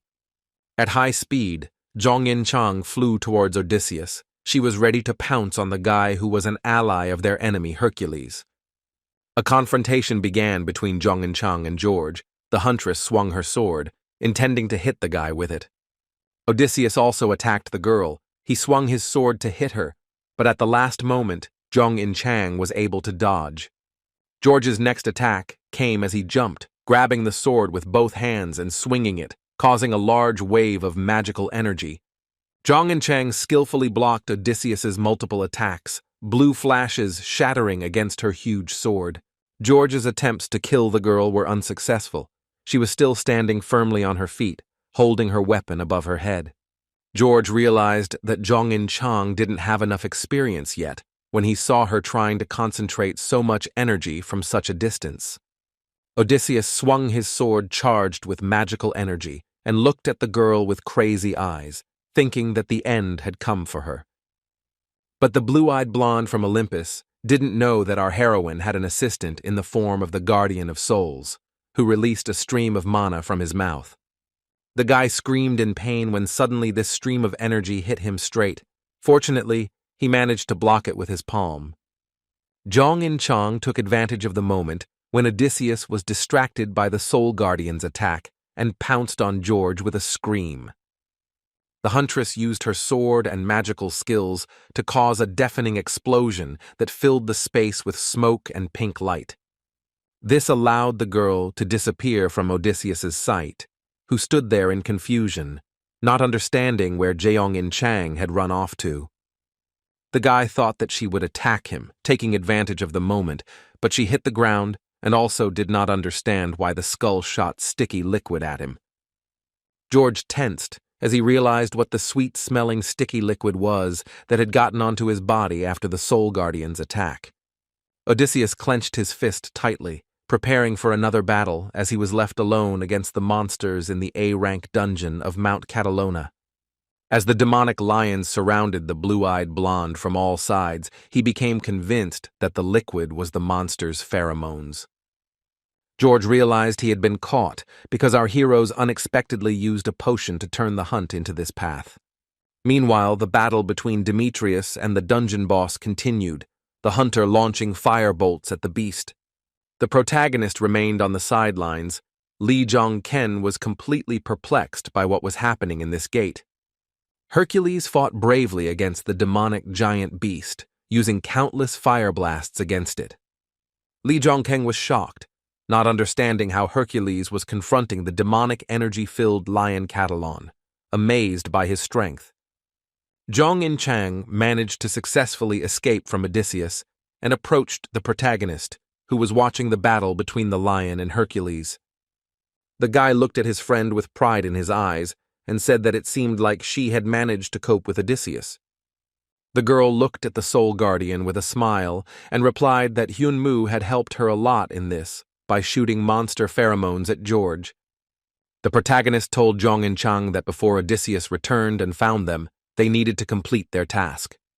At this time, on the battlefield where Hercules fought against the lion Catalan, the entire space was filled with bright flashes of fire and the laughter of Demetrius. Demetrius, judging by the expression on his face, was completely delighted with everything that was happening and shouted out joyful exclamations. The whites of Hercules' eyes began to fill with magma, indicating that the hunter was entering a new stage, the Berserker Demetrius stage. Our hero realized that this was starting. Although Hercules could still control himself, he was sure that soon the guy would completely lose his mind. Everything went according to Li Zhongkeng's plan, and he told In Chang to stop the lion Catalan while he took on Demetrius. The protagonist knew that there was no need to kill Demetrius yet. He only needed to strike while the hunter was in this state. Demetrius, having entered the Berserker stage, began to deal even more devastating blows with his fists to the dungeon boss. Without using any weapons, the incredibly strong hunter Hercules managed to cause a huge explosion with his fist, turning the ground into a pile of rubble. When the lion tried to attack him, the boy was unaffected, Demetrius shouted, asking if this was all that Catalan had. Without wasting a second, the big guy pushed off the ground, leaving behind a flash of fire to attack the dungeon boss again. He flew forward at great speed, his entire body charged with powerful fiery energy, forming a dome around him. Demetrius saw a flash of flame in front of him that was definitely not caused by his opponent, indicating that there was someone else on the battlefield. Hercules became wary when he realized that he was now confronted not only by the lion Catalan, but also by another opponent. The brute was forced to land and stop as a curtain of flame and smoke formed in front of him. Assessing the situation, Demetrius came to the conclusion that our protagonist had entered the battle and said the name of the dark horse, looking warily to the side. Lee Jong-ken appeared on the horizon, holding a fire-charged shield and a Muspelheim spear with an effect applied to it. The boy looked at Demetrius with a crazy face and asked the hunter why he didn't play with him too.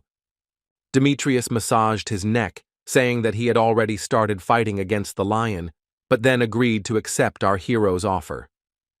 The main character managed to provoke his opponent because Hercules looked at him with magma-filled eyes and agreed to play with him. Lee Jong-ken prepared for battle, protecting his body with a fire-charged shield, and was glad that everything was going according to his plan so far.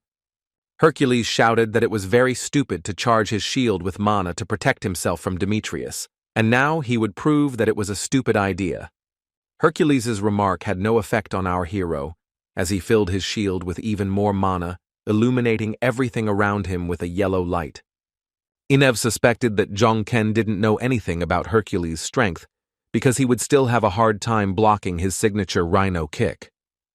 Demetrius moved from his place and ran at full speed towards our hero, leaving behind a bright strip of light. With a fist charged with mana, Hercules struck the protagonist's shield with all his might, which began to destroy the fiery metal disc. The big guy managed to completely destroy Jong-ken's mana-charged shield with the first blow, and it shattered into pieces. Demetrius's eyes widened when he saw that there was no one behind the destroyed shield, and Lee Jong-ken had suddenly disappeared somewhere. Hercules glanced to the side, trying to find our protagonist, who had managed to deftly disappear from his field of vision. The brute didn't notice that at this time Dark Horse was already in the air right above him, aiming his spear at Demetrius. The protagonist screamed loudly and thrust the effect-charged spear straight into Hercules while he was trying to find him, looking around. Demetrius looked at Lee Jong-ken in confusion when he saw that the boy had managed to thrust the spear straight into the big guy's shoulder. But the attack did not deal critical damage to the brute, so Hercules immediately fought back against the guy, throwing his fire-charged fist towards Lee. Without even looking at his opponent, Demetrius managed to successfully attack our hero, causing a small explosion with his fist.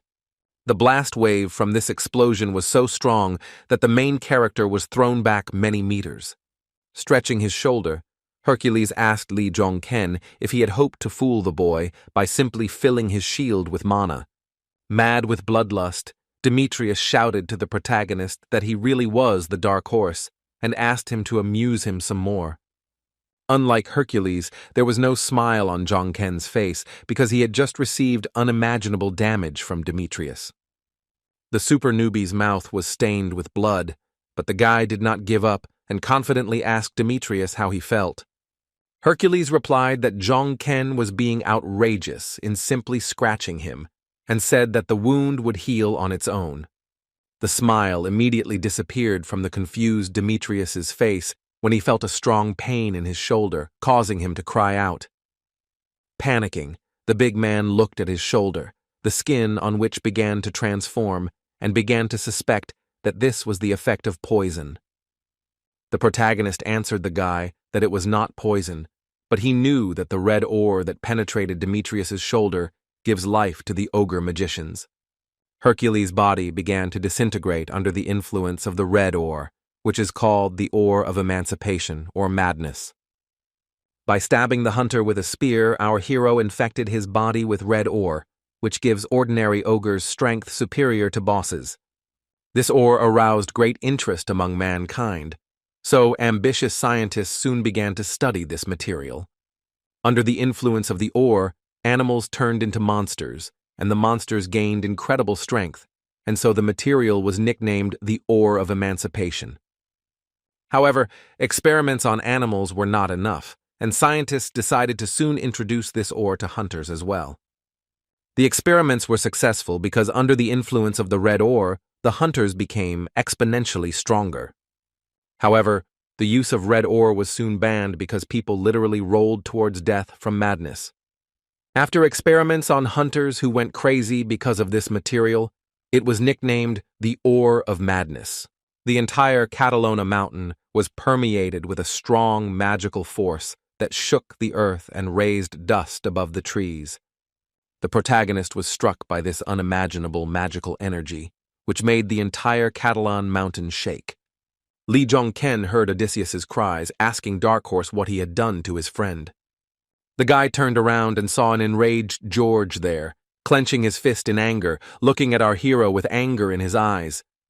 The protagonist warned Odysseus that if the blue-eyed blonde came even one step closer, he would inevitably die. But George, whose body was covered with bruises and whose clothes were torn, shouted that even knowing this, he would stand his ground. Using his mana-charged sword, Odysseus pushed off the ground, leaving a dent in it, and jumped high into the air. The boy shouted his friend's name and flew towards Demetrius, who was going crazy because of the red ore nearby. The main character did not stand aside, and also pushed off the ground, flying up when he saw that Odysseus did not listen to him. The boy flew after George, realizing that what had already happened once before his return to the past could happen again. Zhang Qin remembered that in the future the same thing happened as now. Hercules lost his mind, and Odysseus died at his own hands. Under the influence of the red ore, Demetrius went completely mad, so he launched a powerful blast of fire, unaware of who it might hit. George screamed at Zhang Ken to go away because the boy could still stop Hercules, who had just descended into madness. Our hero shouted back that even George couldn't stop Demetrius, and he wouldn't let the boy die like that. The argument between the super newbie and Odysseus escalated into an open confrontation. The guys began attacking each other with weapons. While defending himself from George's spear attack, the protagonist shouted to Odysseus that he had a plan. The blue-eyed blonde was perplexed when he heard from the main character that the guy knew what to do. Hearing this argument from the protagonist, Odysseus suddenly stopped swinging his sword and attacking Li Zhongken. George warned our hero that he could not trust him, but still decided to listen to him and asked what his plan was. The main character told the guy opposite that he only needed 5 minutes to carry out the plan, and they would hold Hercules off for that time. Odysseus was skeptical of this plan, believing that Zhongken had no chance of holding the maddened Demetrius for 5 minutes. Meanwhile, Hercules, who had lost his mind, was already rushing towards the hunters, destroying everything around him with his fiery power. Noticing this, Li Zhongken began to shout his partner's name to warn her of the impending threat from Hercules. Demetrius, who had completely gone mad, struck Zhongken and Odysseus with his fist charged with fire energy, but they managed to dodge it. Demetrius's fist was now aimed at the dungeon boss, the lion Catalan. The boy wanted to deal a direct blow to the beast. Miss Zhang In-chang slammed her sword onto the ground, causing a large pink explosion to draw Hercules' attention to herself. Zhang Ken was pleased with In-chang, who was doing a good job of luring Demetrius out, and the lion Catalan, who was now on their side, would help them contain the guy. George sighed heavily, having made his decision, and told the protagonist that he had no idea what Zhang Ken was planning. The boy once again gripped his weapon tightly in his hand and charged the sword with mana, deciding to take the initiative in holding back Demetrius's power. Odysseus was prepared to defend and attack, telling Li Zhongken that he didn't feel like he had any other choice now. Zhongken knew that the unstable red ore had a time limit of only 5 minutes, and if they could hold out, Demetrius would come to his senses. The main character understood that if they succeeded in doing this, then he would become the only winner in this war. In another part of Mount Catalan, hunters gathered who had previously successfully fought the simpler monsters of the dungeon. They panicked and screamed when they sensed demonic energy that clearly did not come from the second phase of the Lion of Catalan. The shocked hunter stared at the source of the demonic energy and screamed that the energy was not coming from the monster, but from Hercules. The guy was right, because at that moment a maddened Demetrius was rushing at the crowd of hunters at breakneck speed with his fist engulfed in flames. Odysseus made a decision to fight Hercules, confident that only he could stop him, and they entered into a confrontation. The brave boy swung his mana-charged sword, trying his best to resist his comrade's destructive demonic power. George delivered another blow that hit the ground, causing a bright blue flash to form in that spot and sending rocks flying in all directions. This flash began to gradually fill with fiery demonic energy that belonged to Demetrius. Gradually, the stream of Hercules' flames displaced Odysseus's magical power, and this energy pushed the blue-eyed blonde aside. While Demetrius was aiming at his friend, Zhong Chang snuck up from behind, taking advantage of Hercules' distraction. The girl struck the maddened brute with all her might, using her huge sword that emitted pink light. The raging Hercules took no significant damage from the blow, but turned his attention to the huntress. The guy punched where Zhong Chang was standing to get rid of the annoying girl who was attacking him. The other hunters noticed that Demetrius was now fighting Odysseus, and said that it was incredible because Hercules was a real monster.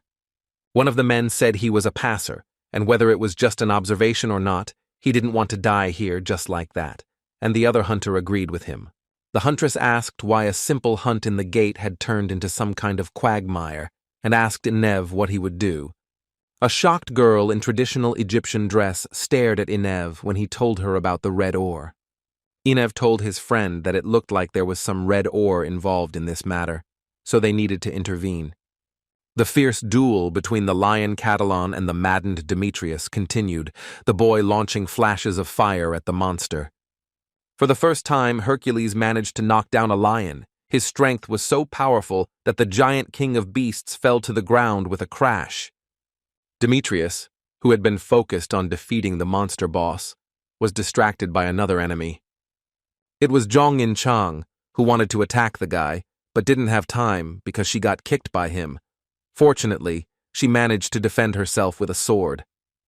However, Demetrius's blow was so strong that the girl could not stand still, but flew far back. Demetrius was unimaginably stronger than our heroes, and the damaged Zhong Chang continued to fly back surrounded by rocks after the impact. Odysseus did not lose hope of bringing back his maddened friend. The boy shouted to Hercules to finally come to his senses. But Demetrius, who had completely lost his mind, did not listen to his friend, so George had to strike the big guy with his sword. The tip of Odysseus's sword collided directly with Demetrius's fist, charged with powerful flames, and the confrontation between the two hunters of Olympus began. Due to the direct contact, Demetrius's demonic energy began to transfer to George's weapon, destroying the sword. The blue-eyed blonde screamed in pain as Hercules' sword impacted him, causing the boy's clothes to be destroyed and turned to ashes. In this direct fight, Demetrius proved to be stronger, the big man pushing away George, who was trying to stab him with a sword. Hercules did not calm down. He cast a spell, after which a giant image of the face of a magical tiger appeared above his head. The protagonist couldn't stand by while Odysseus was taking damage, so he pushed off the ground to intervene. Zhongken rushed past the maddened Demetrius, leaving behind a large streak of fiery magical light in the air. In midair, the protagonist grabbed George's hand, who, after Hercules' blow, could no longer continue to participate in the battle. Li Zhongken decided to pull Odysseus away. The guys flew past Demetrius and landed on the ground, finding themselves at a safe distance from the madman. Odysseus, covered in bruises, asked the protagonist with displeasure how much longer those 5 minutes he had to wait would last. The super newbie knew that experiments had absolutely proven that the maximum limit of the red ore's effect was only 5 minutes. The guy sincerely did not understand why this monster Demetrius was still not exhausted, because much more than 5 minutes had already passed. The protagonist's eyes widened in horror and fear when he saw the crazy Hercules rushing straight towards them. Demetrius jumped and intended to pounce on our hero and George, who was sitting on the ground. The guys were already ready to defend themselves. Hercules was stopped when one of the hunters cast the water rampage spell, hitting him with a powerful wave of magical water. It turned out to be Inev and his girlfriend, who ran to the guys, having decided to help the main character and the others in the fight against Hercules. When Li Zhongken had some free time, he approached his friend In Chang and asked her if she was okay. After the fight with Demetrius, the girl was barely able to stand on her feet. She was clearly in pain, and her face was covered in bruises, but she said that she was fine. The main character looked down sadly, realizing from the state of his friend that Zhong-in Chang would not last long. The guy, out of anger and hopelessness, clutched his spear tighter, thinking that if he were at least a little stronger, everything would be different. Zhong-ken was shocked when he received the message that the blood absorbed by the stone had reversed its flow. Regeneration increased to a small fraction of 1%. The guy became very ill. He began to cough, spitting out blood.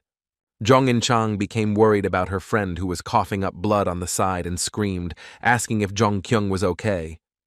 The boy's body became covered in large veins and red spikes appeared on his gloves when his regeneration increased to 1%.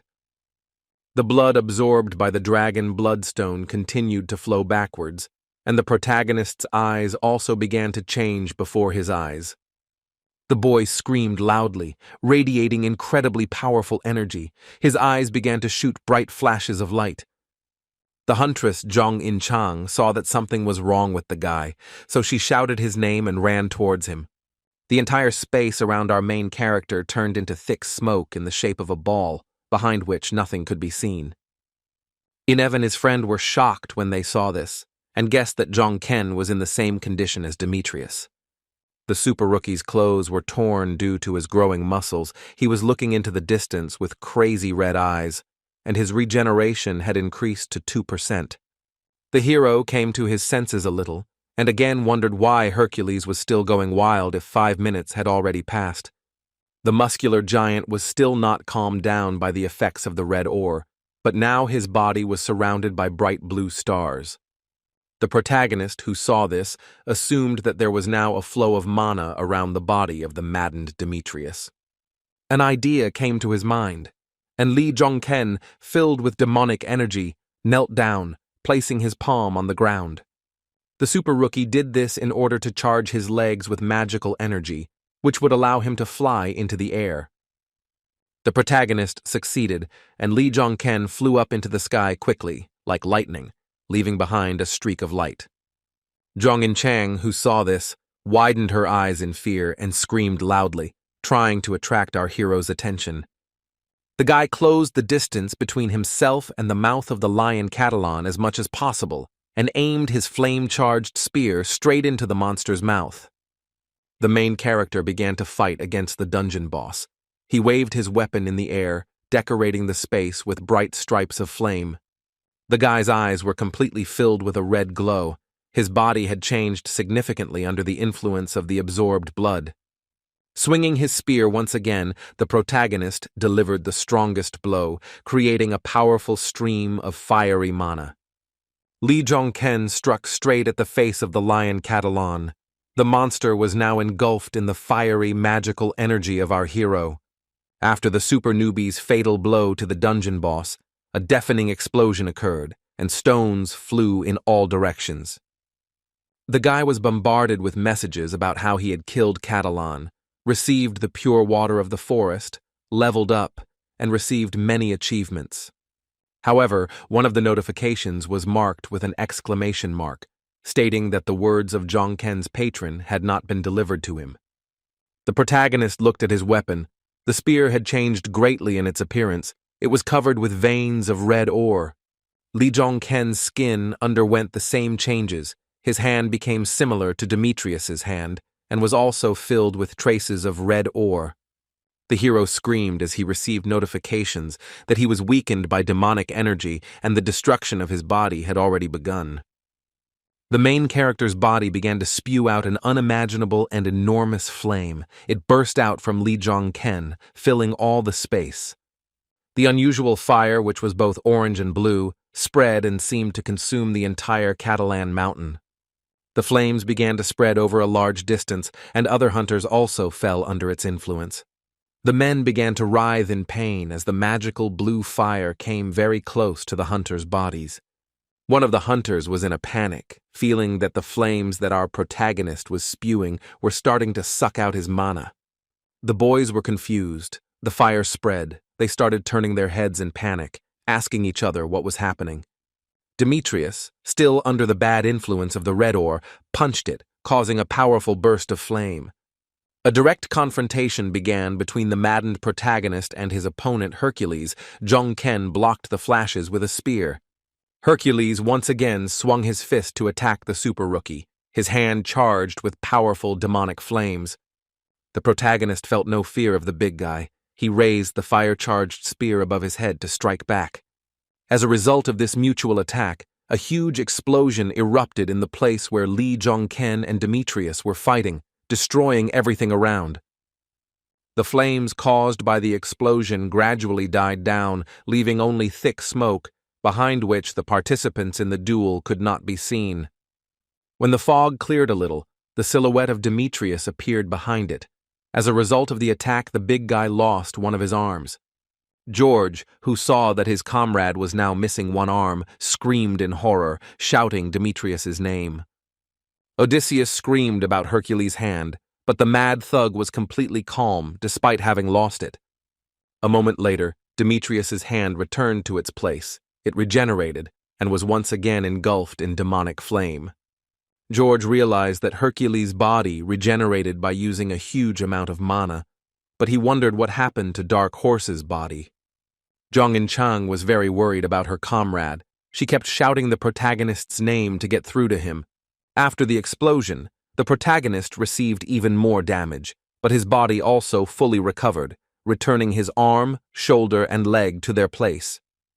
Odysseus was shocked to see that despite Jong-ken's wounds being much deeper, he regenerated faster than Demetrius. Demetrius fully recovered from the damage he had taken and cast Beast Rush to continue the fight. The main character was also ready to continue the fight, so he pushed off the ground to attack the enemy from the air. Engulfed in demonic flames, Lee Jong-ken grabbed the spear with both hands to strike down at Hercules. Demetrius was ready for the protagonist's attack. He prepared his fire-charged fist to punch the Dark Horse. Odysseus was not happy that Hercules wanted to use the beast rampage despite his arm not being fully healed. Throwing his fist forward, Demetrius still used this special move, releasing a powerful stream of flame towards our hero. Hercules' arm had not yet been fully restored, so it had many holes in it, from which blood flowed in a powerful stream. Demetrius's special move was no match for our hero, as he swung his spear to block the enemy's stream of flame. But the situation became more complicated when the stream of demonic fire turned into a powerful explosion that hit the hero. Demetrius, who had lost his mind, chuckled when he saw that he had managed to deal damage to the protagonist using Beast Rampage. When the cloud of flame died down, everyone saw that the main character remained alive, and he was ready to continue the battle against the bully. Driven mad by the red ore in his blood, Lee Jong-ken gritted his teeth and once again aimed at Hercules, his spear ready. The protagonist struck with his spear, leaving behind a powerful stream of fiery magical energy in the air. This blow caused a giant explosion, which became the final battle between Lee Jong-ken and Demetrius. When the hunter Odysseus saw with his own eyes what had just happened, he dropped his sword to the ground in surprise. George, shocked to the core, could not believe his eyes when our hero managed to carry out this successful attack. Inev, who was watching the battle from the sidelines, was also extremely surprised, asking if Dark Horse had won. As the raging flames and curtain of smoke began to clear, people saw Jong-ken through the fog, piercing Hercules with a spear. The protagonist planted his boot right into Demetrius's chest, while Dark Horse's weapon was thrust into the big guy's stomach. Lee Jong-ken then summoned a bright flash of flame, which became the finishing move in the fight against the maddened Hercules. The brute threw his head back and spat out blood. Demetrius could no longer continue the fight and was defeated by our hero. The big guy, whose body was completely covered in veins of red ore, fell to his knees in front of the protagonist, losing his last strength.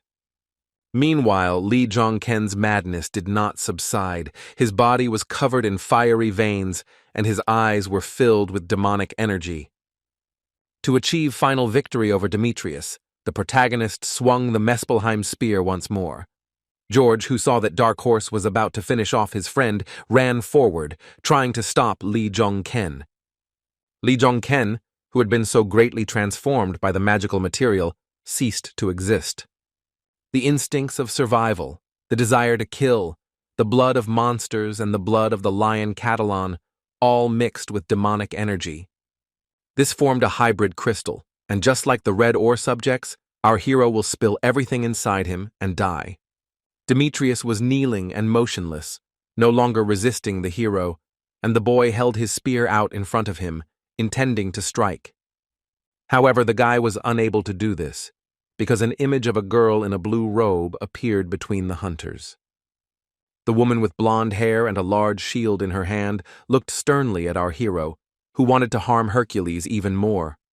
The boy wanted to deliver a fatal blow with a spear to Demetrius, but he could not penetrate the magical shield created by this woman. The blonde looked at Lee Jong-ken with her eyes emitting purple and orange light and ordered him to kneel down. The guy panicked when his body stopped obeying him. He was subject to the magical power of the lady who stood opposite him. Under the influence of the woman, the main character immediately obediently collapsed, falling to his knees in front of the blonde with the shield. Jong-in Chang, who was watching all this from the side, was shocked when she saw our hero fall prostrate before the woman. Inev and his partner were also surprised by the appearance of the lady with the shield, who had power over the main character. George placed his fist over his heart, lowered his head, and said that it was a great honor for him to see Athena before him. Athena called everything that was happening a mess and complained to the guys that because of them, the girl was now in debt to Zeus. But what was more important was that the woman had no idea who the man was who had fallen on his knees before her, and she asked Odysseus about it. The guy got nervous in Athena's presence and started telling the woman who our main character is. Odysseus explained to the blonde that the man kneeling in front of her was Dark Horse, while Jong-ken sat on the ground, his body trembling. The blonde girl began to stare at Dark Horse, the guy who was sitting across from her. She realized that all the changes inside the gate were the work of our hero, and she could not believe that Jong-ken managed to push through her shield. Athena already knew that the Dark Horse had engulfed the entire Mount Catalona with its flames and had begun to steal all the mana from the flora and fauna of that gate. She naively thought that this newcomer was just lucky to join Asgard, but who would have thought that he would be able to defeat Hercules himself? The woman, taking into account all the circumstances, concluded that the main character was incredibly dangerous due to his unimaginable strength. Athena materialized a spear in her hand, deciding to get rid of the protagonist here and now. The girl's face was not visible due to her eyes shining with a bright light. She charged the spear with mana and was already ready to thrust it into the guy. But Athena stopped and turned her wary gaze to the side when someone shouted at her, trying to stop her. Mount Catalan began to transform, our hero's energy being replaced by the rainbow mana of another man who had stopped Athena. A silhouette of a shaved-headed man appeared in front of the woman, who, unlike the other hunters, was dressed in a formal suit. Athena recognized the man opposite as Heimdall. She was surprised by his sudden appearance and asked what he was doing in this place. Yesongu walked closer and answered the blonde woman that he had planned to ask her a similar question. The woman became visibly angry when she realized how Song-gu had gotten there and asked if he had followed her lightning. Athena was perplexed when Heimdall suddenly closed our hero from the woman, protecting the guy with his broad back. The woman began to boil with anger. She screamed for Song-gu to move aside because she had to kill Dark Horse right here and now. Heimdall stated that if Athena intended to kill the young man, the man would perceive this act as a declaration of war on Asgard. Athena calmed down and fell silent. She looked closely at the bald-headed man. His words about declaring war made her think. Clenching her fist, she asked Heimdall if this guy was really that important to him, thinking until then that there was not a single thing in the world that mattered to Song-gu. Heimdall listened to Athena's words in silence, and before answering the woman, he paused, thinking about something. Another person appeared on the battlefield. It was Inev, who asked Athena to intervene in this situation. The blonde looked at Enev and said that he was the leader of the Egyptian group, and the woman knew about him. The boy bowed his head before Athena and placed his fist on his heart, saying that it was an incredible honor for him that she had heard about Eneva. The hunter looked at the goddess of Olympus with pleading eyes and declared that the Egyptian Nile was asking her for the protection of the dark horse. The woman's eyes widened in surprise when the guy from Egypt stood up for our hero at the cost of his relationship with Olympus. A mysterious eye appeared in the air, and Enev said that Athena herself most likely knew that this was the eye of Osiris. The Egyptian hunter claimed that the eye proved his right to represent the wishes of the Nile, and he hoped that the woman would guarantee that this request would be fulfilled. When it was all over, Jong-ken received the blessing of the fallen angel and the achievement of one who forges his own path. When the surviving hunters left the gate, they returned to the royal house in London, where they were received as guests of honor. In the living room, Jong-in-chang was resting on a chair. The girl was worried and upset about something. She sadly lowered her head down. The huntress raised her head and looked to the side when she suddenly heard sounds indicating the presence of another person. It turned out that our hero, Jong-ken, had finally woken up. The girl ran up to the super hunter's bed and started shouting his name. Jong-in-chang's eyes were filled with tears of joy. She cried out how happy she was when she saw that her comrade was okay. The protagonist tried to answer something, but only managed to make indistinct sounds, and he realized that his vocal cords were not working. The girl explained to the super newbie that his body was currently in a terrible state and asked him to wait while she called someone. The huntress hurriedly left the room, slamming the door behind her, leaving Lee Jong-ken alone. The guy noticed that there was a wooden shield and 2 swords hanging above the door, suspecting that he was now in the house of the Knights of the Round Table. Not all powerful hunters created organizations to rule the world in the shadows. There were also organizations with more noble ideals. One such organization, unlike Asgard, whose symbol was a wooden sword and 2 shields, was the Knights of the Round Table. The protagonist knew that the Knights of the Round Table only began to act when England was on the verge of destruction, and before that, they did not try to change the course of things. Even though this made the boy distrust the organization, he understood that his body was still like a pile of meat. Lee Jong-ken closed his eyes and listened to his feelings. He felt that his body was destroyed, his legs did not move, and his ligaments did not work. In this state, he definitely needed help, so he summoned his familiar by saying out loud the name of Henmu. But this didn't work out because the main character received a notification that his familiar was in a dormant state. The guy checked his status and realized that his level had dropped to 50, but fortunately, this was just a temporary effect from the red ore. He was delighted to see that he had acquired skills that were no less powerful than the unique ones, and expressed his hope for further collaboration with the fallen angel. Lee Jun-kyung stood up when Ye Song-gu came to him and immediately asked about the main character's well-being. Song-gu said that he heard that the boy's body was decomposing due to demonic energy, which is an extremely rare case. The boy smiled, mentally thanking the flow of mana and the fallen angel, because now getting rid of the demonic energy would not be a problem. Heimdall advised the super newbie to focus on his recovery for now, and he would question him later. After Ye Seong-gu went to a spacious, bright hall, he stood in front of a pedestal on which a large magic circle was depicted. With her arms folded across her chest, Athena stated that Jong-ken's power was dangerous and abnormal, so Olympus requested a study of his skills. Heimdall countered the woman by stating that Asgard saw no reason to reveal the abilities of any of its hunters. The man asked if Olympus had not broken the secret agreement between them and Asgard because their hunters were not acting properly. Song-gu stated that if they had not known in advance that Hercules would break the agreement, Asgard would not have sent Jong-ken into the gate. Heimdall concluded that this is precisely why he sees no reason to explain anything here, but asks Olympus to explain all its actions. Ignoring all of Song-gu's arguments, Athena stood her ground and repeated once again that Lee Jong-ken's power was incredibly dangerous. The woman said that the guy covered the entire area inside the gate with blue flames, and absorbed the mana of other hunters.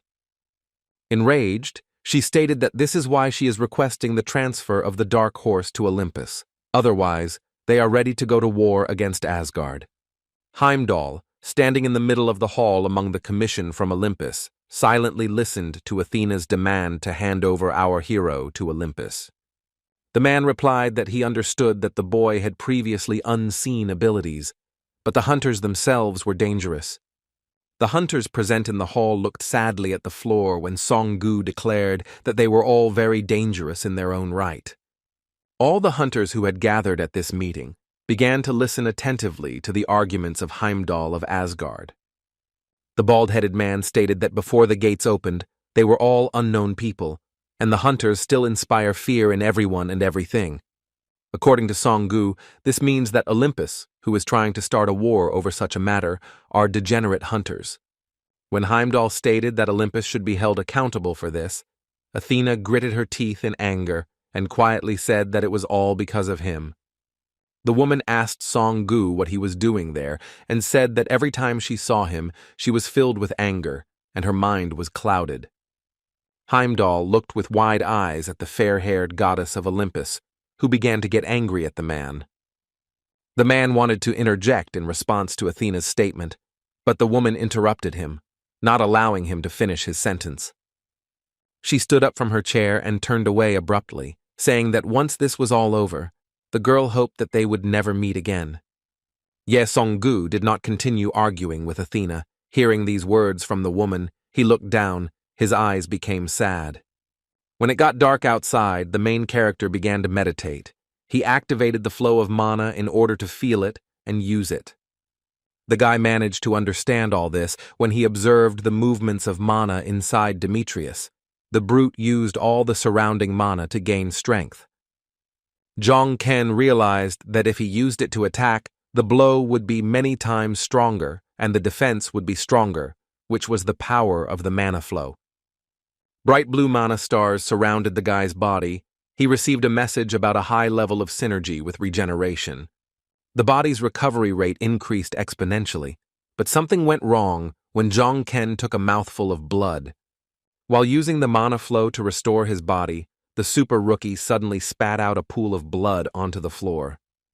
He saw that these were impurities of the dragon bloodstone that were rejected by his body, and now he would be able to heal those places with a flow of mana. The boy rose to his feet to continue using the activated mana flow to heal his body. He closed his eyes, but realized that something was preventing the flow of mana from working on restoration, and he immediately guessed what it was. The black ball that was in his back was blocking the flow of mana, so the hero needed to change the flow and redirect it. The next day came. The hunters who took part in the expedition were still spending time on the territory of the Knights of the Round Table's house. There was some kind of duel going on in the training ground. The air was decorated with bright stripes of light from 2 swords. One of the participants in the training duel was Odysseus, who masterfully swung his weapon, leaving streaks of light in the air. George was opposed by Jong Chang, who, screaming with tension, tried to block the guy's blows with her one-handed sword. Odysseus, who was training the huntress, saw how she blocked his blows and shouted at the girl that she was doing it too slowly. Jong Chang was clearly outraged, and even asked George again when he began to point out her mistakes during the fight. The girl swung her one-handed sword with renewed vigor, trying to attack George, but Odysseus successfully dodged it. The huntress decided in this case to strike the guy from the air, so she jumped, pushing off the ground with her sword. Jong Chang attempted to attack Odysseus in a jump and swung her sword, but the boy managed to dodge at the last moment. George praised the girl for this blow and explained that the attacks of people and monsters are different, and the huntress needs to understand this. The girl, whose face was sweaty from fatigue, answered Odysseus that he spoke in 2 long sentences, so she did not understand anything. She thus distracted the guy and once again swung her sword right over George's head because the hunter managed to duck. Jong Chang was greatly frightened when Odysseus suddenly counterattacked, his sword flying millimeters away from the girl's face. The huntress then landed on the ground and jumped back to put some distance between herself and George. Seeing that In Chang had stopped attacking, the muscular hunter Odysseus asked the girl if she had enough training for today. After training, Zhong In Chang felt depressed because she was completely useless during the battle at the Gate of Catalon. She was worried about the fact that the girl's patron had not yet awarded her a title, which meant that he did not want to acknowledge her. What also upset Zhong In Chang was that when the main character was engulfed in demonic energy, she couldn't even protect him. She received a message that Prince Charming looked at her with pity, and she could not believe that she was receiving such words from her patron. Even though Zhong Ken was initially at her level, he has already managed to surpass her by several heads, so she wants to become stronger. Zhong In Chang blamed herself for the main character almost dying in the Catalan Gate, believing it was because she was so untalented. As George wiped his face of sweat after his workout, the heroine approached the guy to address Odysseus. The young man turned around and unexpectedly saw Zhong In Chang there, who had previously said that she wanted to finish training. The huntress wanted to earn the right to be called Zhong Ken's comrade, and was determined to become stronger, so she asked Odysseus for another round. Looking at the girl's eyes, George realized that they seemed to be a reflection of him, because she also regretted that she could not protect others. He believed that Zhong In Chang would soon become much stronger, so he put the towel aside and agreed to another round. The huntress was determined to train hard because she knew she needed to become much stronger to be able to protect others. When the training was over, George, having changed into more formal clothes, went inside the building, keeping his hands in his pockets. He came into a room furnished with medical equipment, and next to it stood a stand with a bag of liquid medication for an IV.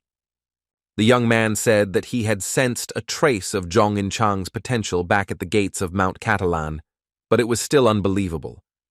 Looking at his palm, George said that the girl was truly incredible, because every time she crossed blades with the guy, she became stronger. The boy clenched his fist tightly, saying that Zhong In Chang reminded him of Demetrius, as he was in the distant past. Demetrius lay motionless in a hospital bed after his adventures in the gate, the big man unconscious and undergoing treatment. George said his gut feeling was that Hercules would like it, and it looked like Dark Horse had already woken up too. Odysseus turned once more to his comrade, who was unconscious, lying on the bed from his injuries. The blue-eyed blonde man with sadness in his eyes told his friend, even though he didn't hear him, to hurry up and get up. The guy added that it was not at all becoming for Demetrius to lie in bed like that. Hercules' body was wrapped in wires and IVs. The following actions took place in the house where the main character and the other hunters spent their time after the expedition. Ye Songgu once again visited the Knights of the Round Table's house to visit Li Zhengqiong, who was still recovering from his injuries. The shaved-headed man knocked and entered the protagonist's bedroom, silently looking at Zhong Ken, who was doing something there.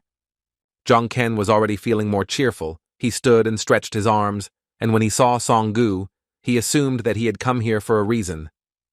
Heimdall was surprised when he saw that the boy could already move, and said that, as always, Zhong Ken was full of surprises. The man decided to get straight to the point and asked the main character if he knew anything about the so-called lightning. The main character told his friend that lightning is a sacred artifact of Olympus, which is endowed with the power of Zeus. Songgu replied that there weren't many abilities in the world that could match Zeus's lightning, so such skills had always been subject to research. The guy put in a word about Heimdall having a similar skill called Bifrost, and a surprised Songgu asked how he knew about it. Zhong Ken did not immediately explain how he knew about the man's skills, but said that he had something to tell Heimdall.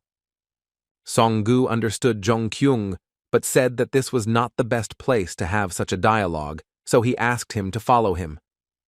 The main character and Heimdall came to a well-kept green garden. The guys got to this place through a portal that was behind them. Li Zhongken began to look at the amazingly beautiful place they had arrived at. The sunny sky was decorated with a multicolored rainbow. The luxurious garden in front of the majestic building was decorated with fountains, and monumental stairs with flowers in pots led to the house. After examining the place, the protagonist told Heimdall that it was amazing, and Songgu replied that it was Bifrost, his sphere of influence. Song-gu understood what the guy wanted to talk to him about, so he immediately asked him if he was a prophet or a regressor. The protagonist hesitantly answered that something like that, and said that he had read a book about Heimdall and his comrade. Jong-ken explained that the book was about a man known as the Demon King. These words from the super rookie truly shocked Song-gu. The man stared at the boy with his eyes wide open in surprise. The protagonist and the leader of the Major League Guild continued their private conversation in Heimdall's sphere of influence.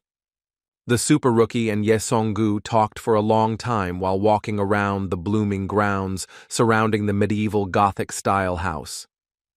Heimdall, with a ton of new information pouring out on his head, asked the hero if he was asking him to believe that Song-gu had killed him.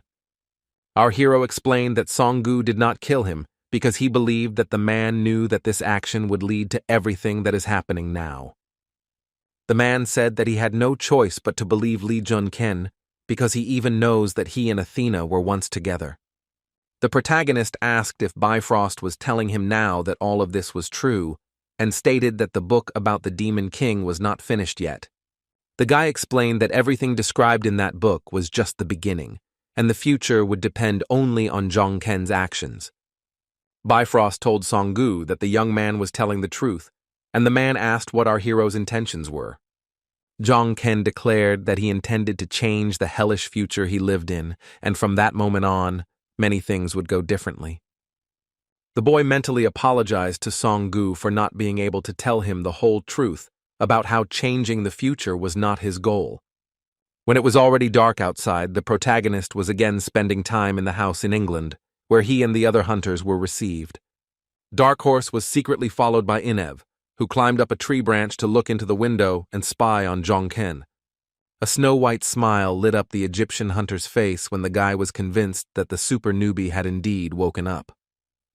Jong-ken noticed Inev's presence and said that to think that the guy had entered the round table area, and then asked what happened.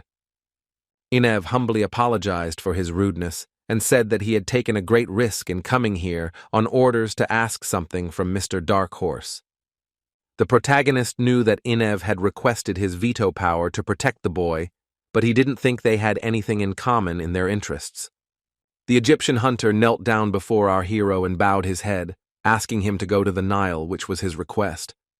Jong-ken was shocked when he saw the head of the Nile asking him for something on his knees, and found it all very strange. When Inev, standing on a branch outside the window, rose to his feet again, the protagonist asked the hunter why he needed to go to the Nile. The head of the Nile panicked when someone shouted about an intruder and told our hero that he had been discovered.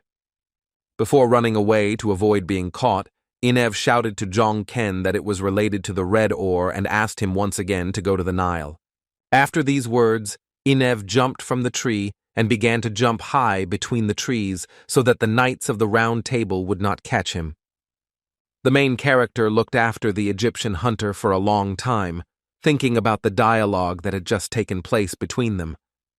The boy began to suspect that the phenomenon of red ore had already been studied in Egypt, although he knew that no hunter should know about it. While Jong-ken was thinking about how the Egyptian hunters acted when they saw Hercules' madness, the door to his room suddenly opened. A frightened Jong In-chong ran into the room, ran up to the guy and asked Mr. Lee Jung-kyung if he was okay. He turned his head to look at his partner and replied that he was fine, clarifying that at least for now. Jong In-chang looked at the protagonist with genuine confusion on her face, expecting to hear some kind of explanation from him. The protagonist stated that he had only just reached the top of the cliff, but everything inside him tells him that an even higher peak awaits him. Soon the meeting organized by the Knights of the Round Table was concluded, and Athena was accused of starting the war. This was not surprising, because Olympus had broken all the agreements, and now they must be held accountable. When our heroes left the house of the Knights of the Round Table, they were very happy that they would finally return home. Jong In-chang and the protagonist stopped walking when they heard a voice behind them calling for them to stop. The girl became very wary when she turned around and saw Odysseus behind her, calling the boys from the stairs at the entrance to the house. She shouted at Zhongken to stay behind her, and she herself jumped forward, materializing a sword in her hand. Zhong Yinchang was very disturbed by what she saw in front of her. Her eyes glowed with a bright purple light, and she did not understand what was happening. Dressed in a formal suit, George stood nearby, silently looking at our heroes, his body filling the space around him with dark energy. Odysseus stared at Zhong Yinchang and Zhong Ken. The guy was radiating magical energy, which caused the girl to worry. Zhong Yinchang stood in front of the protagonist with a sword in her hand, preparing to defend herself from Odysseus. Li Zhongkyung tried to calm the girl down by telling the huntress that everything was fine, which left Zhong Yinchang confused. The guy explained to his partner that although George looked quite hostile, it seemed that Odysseus just wanted to talk to him. Zhong Yinchang listened to our hero in silence and finally calmed down. She breathed a sigh of relief and agreed to retreat. The protagonist came closer to George, who no longer looked as hostile as he had when he asked the boys to stop. Odysseus told the boy that given that Li Zhongken was already standing on his feet and Hercules was not yet, this meant that Demetrius was completely defeated. George thanked Zhongken for everything, saying that he had learned a lot, but that he was still confident that Demetrius would not lose next time.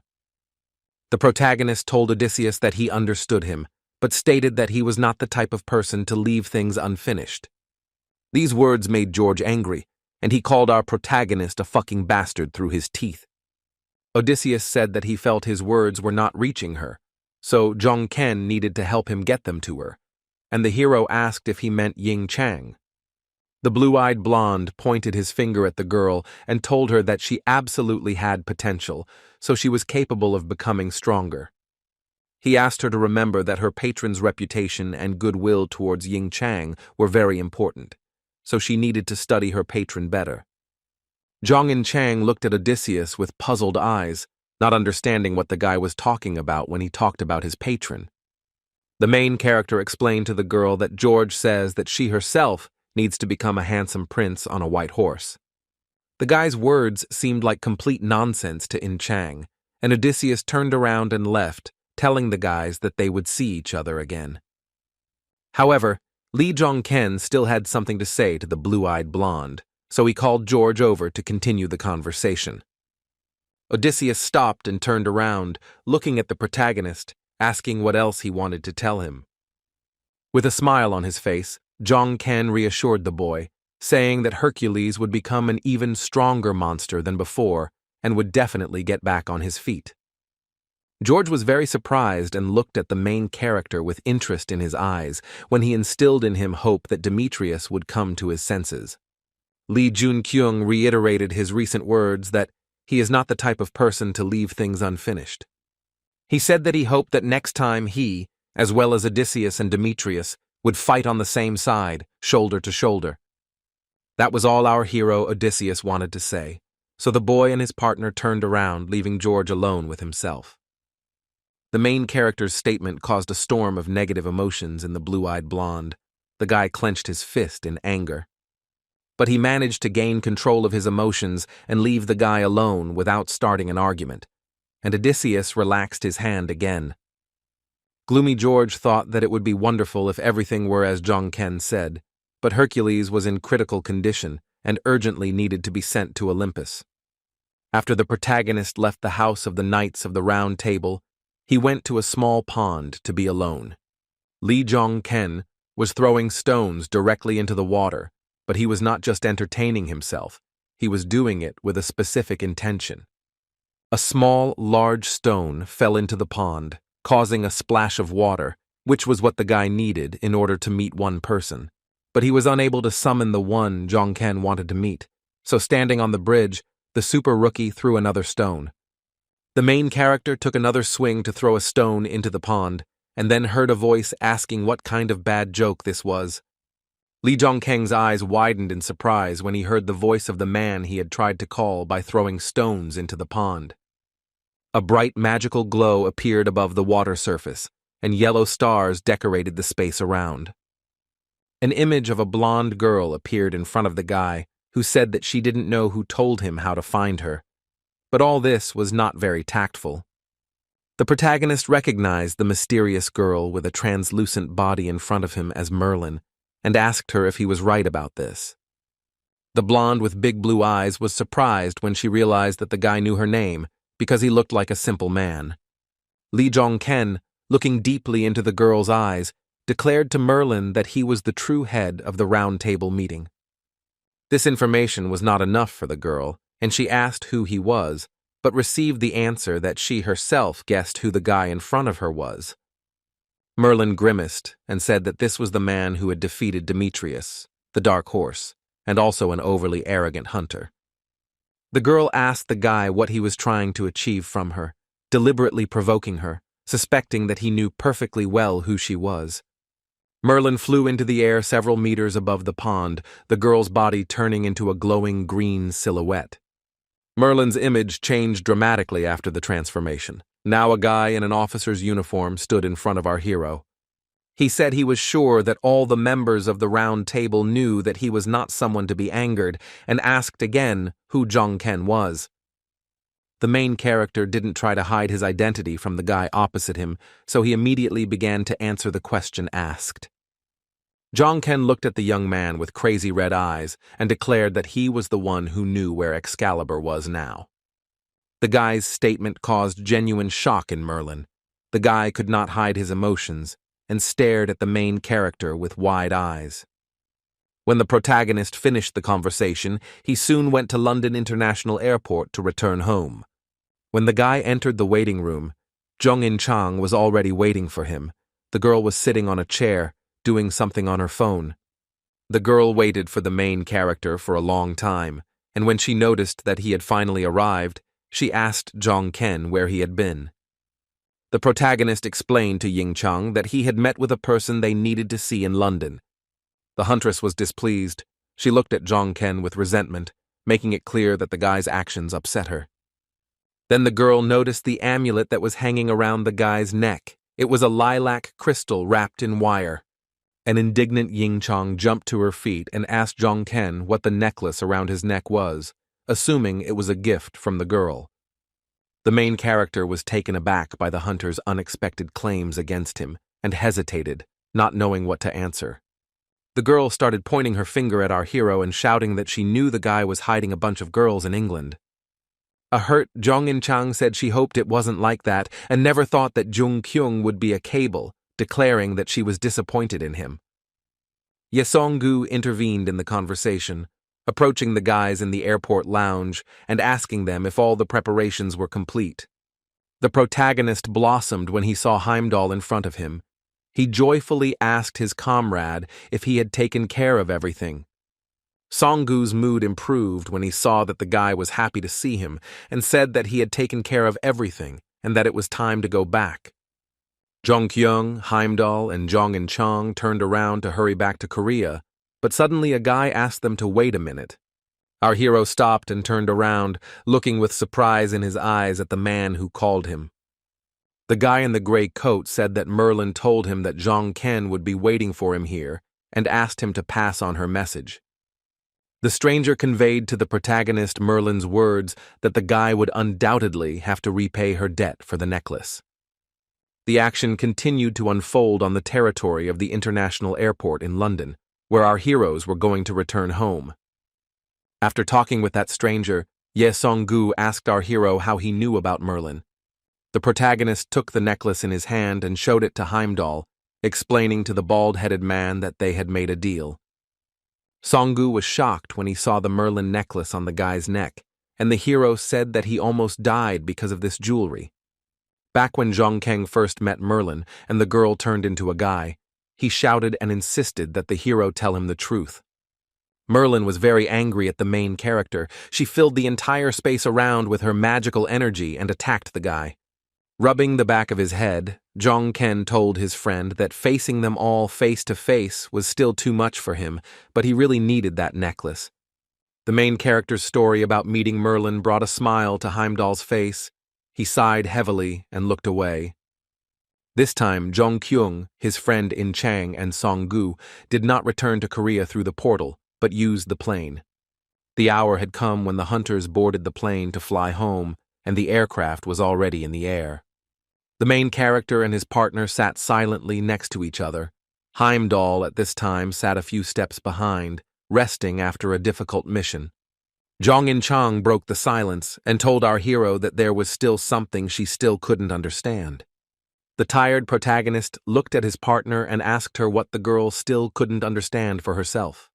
She explained that this concerned George, because the boy, despite the fact that they were enemies, helped her in training and even gave advice. Jong-in-chang said that if Hercules did to Jong-ken what he did to him, she was sure she would be consumed by the thirst for revenge.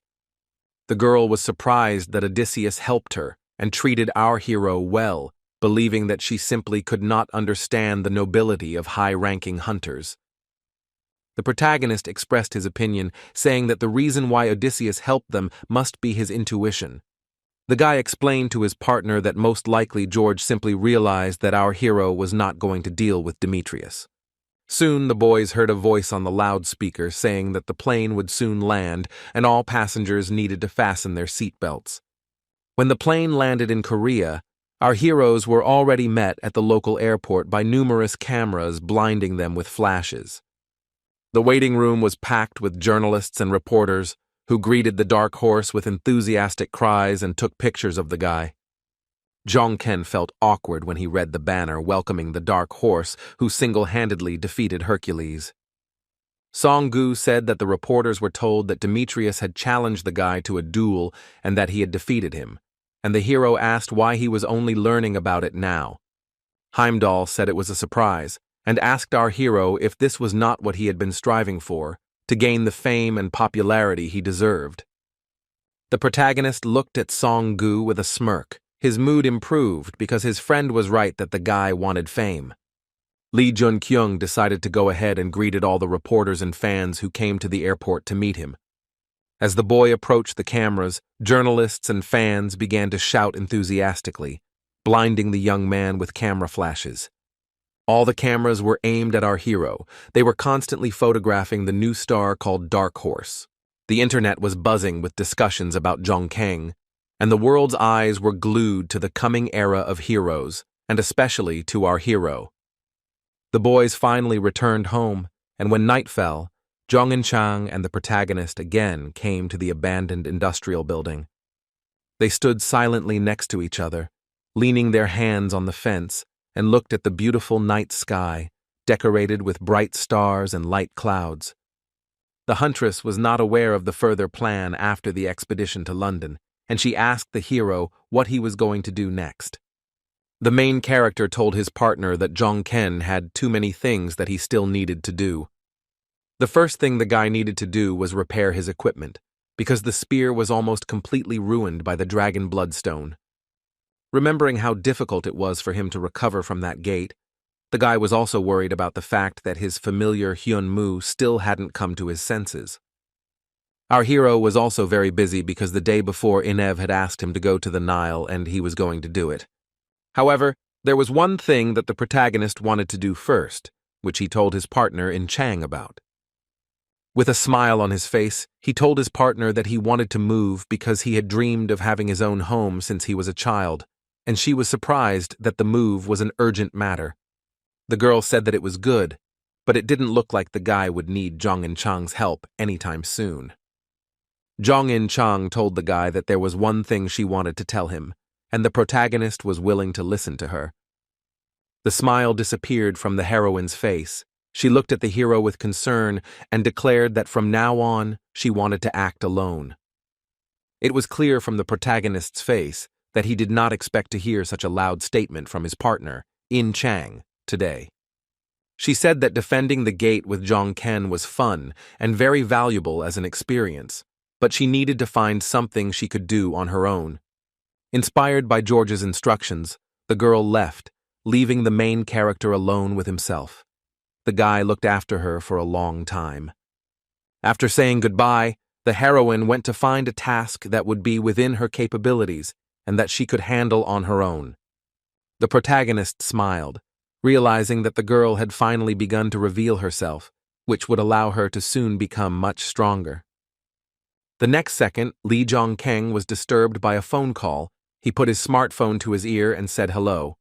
The dark horse tensed up when he heard Kim Soon-young's voice from there, saying that the head of the association was calling him and that he would come pick him up tomorrow.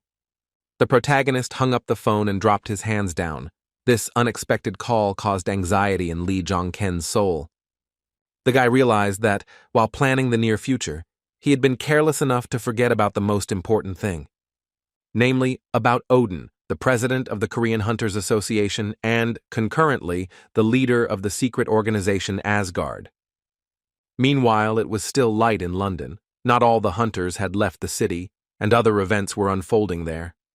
An excited George ran somewhere at full speed. He couldn't believe what had happened. The guy was even sweating from the tension. Odysseus was rushing somewhere very quickly, trying to get as quickly as possible to where the young man so needed to go.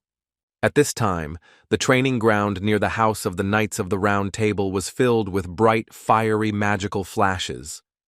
The reason for this was Demetrius, who had already recovered from his injuries and was already fully engaged in martial arts. Hercules felt quite cheerful. He stood firmly on his feet and had the strength to swing his fists, although there was still a scar on his torso. Demetrius trained hard, even though he had recently been lying unconscious in bed. The big guy was practicing techniques that caused flashes of light with his fists. A sweaty George finally reached his destination, stopped, and saw a quite cheerful Demetrius in front of him. The big man with the scar on his stomach stopped and looked at his comrade, greeting Odysseus with a slight smile on his face. George asked when the boy had managed to come to his senses, and Demetrius was curious why Odysseus was acting as if it was all his fault. Hercules asked if this was the first time George had seen a defeated hunter, and the blonde explained that it was simply that Demetrius had never lost before. Demetrius admitted that he had never been defeated before, but he didn't seem to be upset by the loss. Odysseus became wary, realizing that something was wrong with his friend, because Hercules had always been on edge and very aggressive before. Looking at the big guy, who looked very calm and peaceful, it seemed to him that his soul had finally found peace. George asked Hercules what happened, and Demetrius explained that it seemed like Jong-ken had not originally planned to be their enemy. Odysseus was shocked when he saw that the eyes of the guy in front of him began to change. He pointed it out in a stuttering voice. Demetrius asked his friend not to be surprised, stating that he had completely subdued his madness and could now use this power without side effects.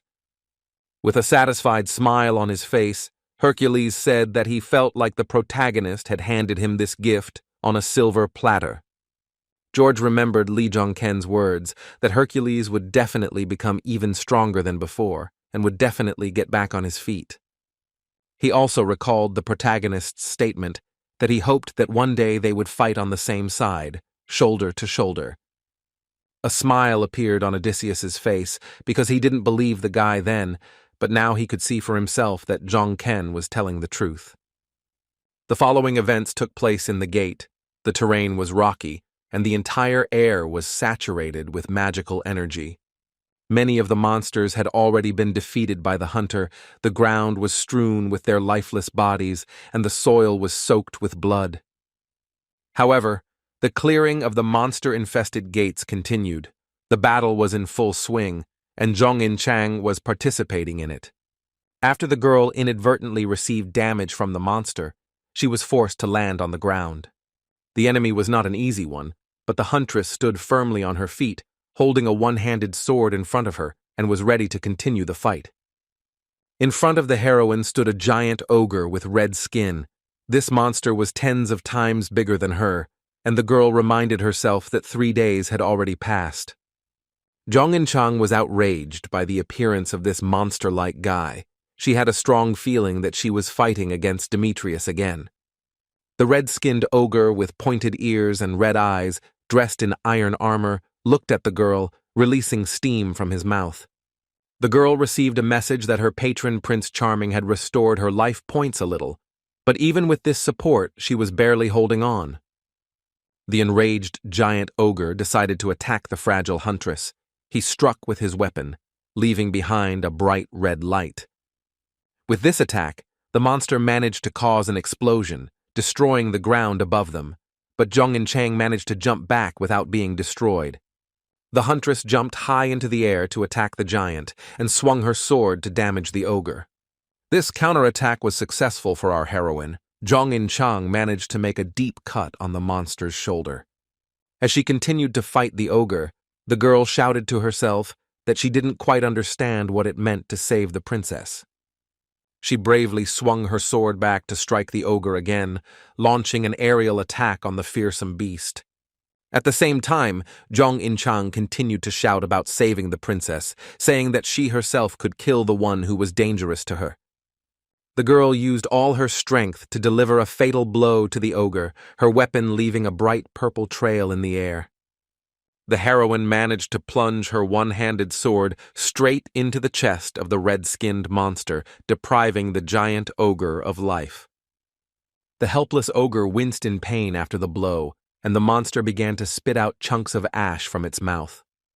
But the dungeon boss still had the strength to fight back against the huntress, so he decided to strike with a flame-charged fist. Even though the sword of Zhong In-chang was sticking out of his chest, the ogre had the strength to hit the girl, which he did successfully.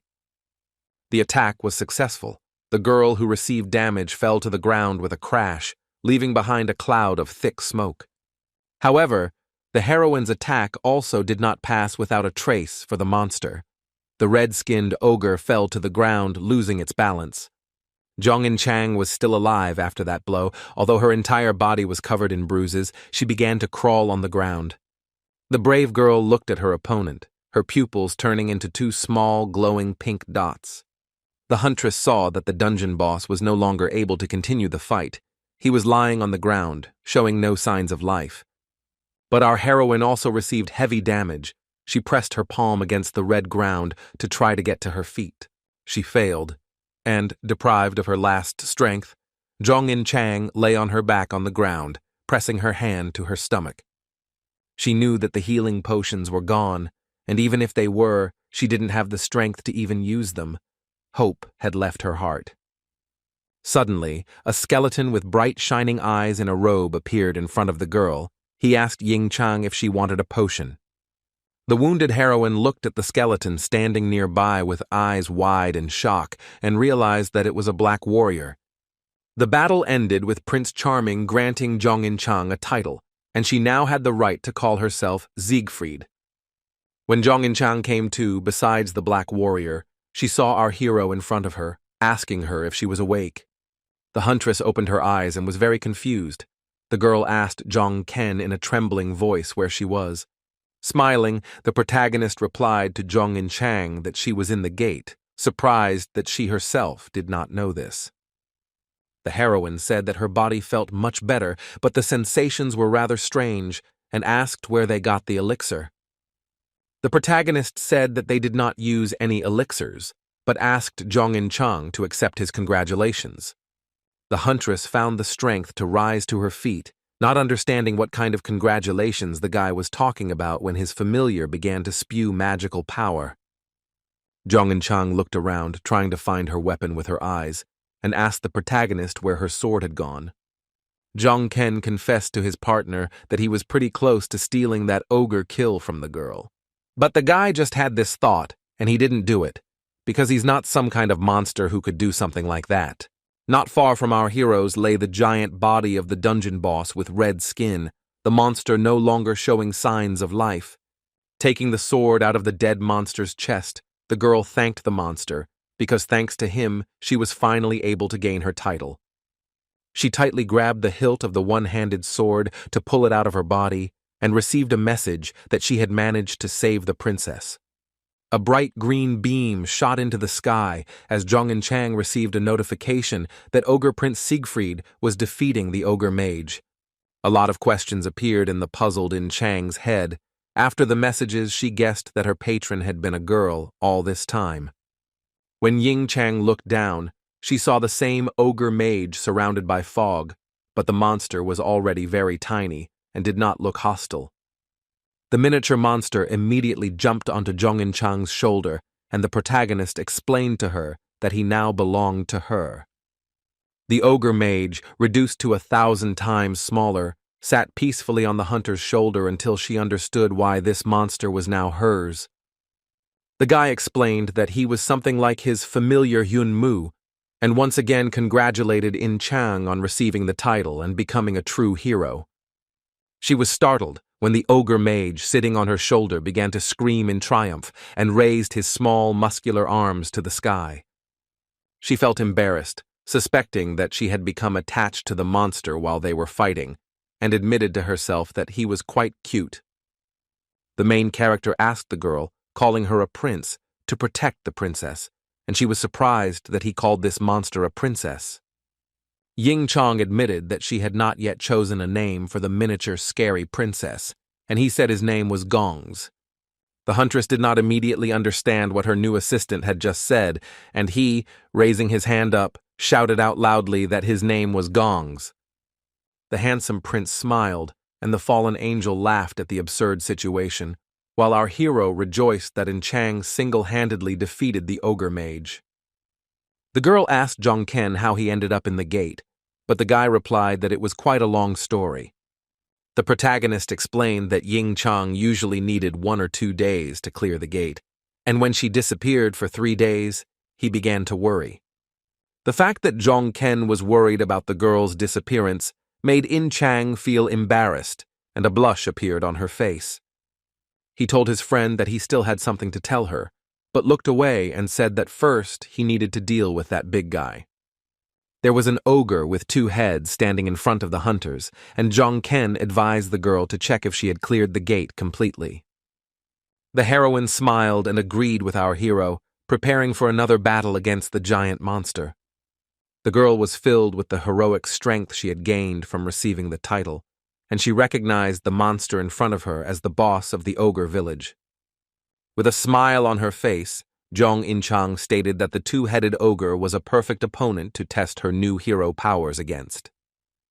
The huntress pushed off the ground to leap towards the 2-headed ogre and suddenly slashed her sword at the monster from the air. Zhong In-chang was shocked when her new assistant Gongs charged at the ogre with a loud scream in defense of her. The miniature monster began to quickly circle around the 2-headed ogre in the air, rendering the dungeon boss helpless against its attack. In a matter of seconds, Gongzu managed to deal with the giant monster, depriving the beast of both heads, which flew apart. Ying Chang's new assistant was small, but his fists had incredible strength, capable of easily killing a giant. The girl received a message that she had defeated the dungeon boss, and our hero said that he didn't think Gongzu needed a prince at all. In Chang received a message that the gate had been cleared, and Prince Charming was looking at them with a smile, and asked Zhong Ken what brought him here. The protagonist said that he needed to go to China and asked the huntress if she would like to accompany him on this trip. The huntress was very surprised, staring at our hero with wide eyes, because the offer was unexpected for her. The test that the leader of Asgard, Odin, set for the main character was successfully passed, despite how difficult it was. The boy wondered if their taboo with Odin would work, but Zhong Ken managed to get around it with the help of the pendant he received from Merlin. So Li Zhongking managed to get into Asgard. He infiltrated the shadow organization that pulls the strings all over the world. His assistant Yun Mu has finally grown up and formed a new body. He has not yet reached the level of the evil king of the undead army, but he can already control 7 skeletons. Moreover, another skull appeared on the protagonist's bracelet, the soul of a skeleton, which was not yet active. The guy managed to restore the Muspelheim spear after it broke at the gates of Catalan, turning to Park Jae-hyun with this request. But now the weapon has a new characteristic of the demonic spear, which absorbs its own user. So the guy needs to go to China, the most dangerous region of the world, which has turned into a kingdom of monsters due to the open gates. The hero needs to go to China because there is a man there who is able to clean the black marble in a place that will soon become the center of a catastrophe. The boy knew from history that this place in China would later become the Northern Front, the epicenter of a gigantic catastrophe. A whole crowd of orcs, dressed in skins, ran towards the hunters, holding swords, axes, and other weapons in their hands. The hunters screamed as they saw the horde of northern orcs in front of them to warn the others. The cleanup had been going on for over 3 hours now. The hunters taking part in the cleanup were surprised when a high wall of flame formed between them and an entire army of monsters. The fire did not touch the guys, but only destroyed the bloodthirsty monsters. The orcs began to burn alive, screaming in pain and agony. The frightened hunters began to turn around to find those who had managed to protect them with the help of a wall of flame. The main character stood nearby, controlling fire with his palm, and his partner, Zhong In-chang, was standing on the hill next to him. The boy arrived in China to help fight against monsters, his eyes glowing red and his hand engulfed in magical flames. After the cleanup was completed, the protagonist, In-chan, and Yeseong-gu approached the local hunters to meet and talk. The man in the warm robe thanked Jong-ken for his help, but he was worried that the boy was actually going to go there. The protagonist said that he should thank the hunters for protecting his country, and said that there was something there that he needed to do. The hunter said that he heard that the guy managed to defeat Hercules, but there is a barrier that no man can pass through. Lee Jong-keng asked the man not to worry about it because he had already managed to find a solution to get through this obstacle. The main character and his partners stood in front of a giant magical wall that filled the entire space with blue light. Song-gu interjected that he was always curious about how Lee Jun-kyung planned to travel without the help of his Bifrost. An excited Zhong In-chang, on whose shoulder Gongzu was sitting, asked our hero what it was. The main character explained to the girl that this was a gate, because literally the entire territory of China had now turned into one solid gate.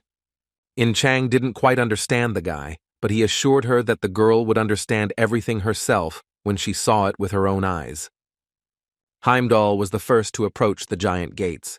He lightly touched the magical wall with his palm.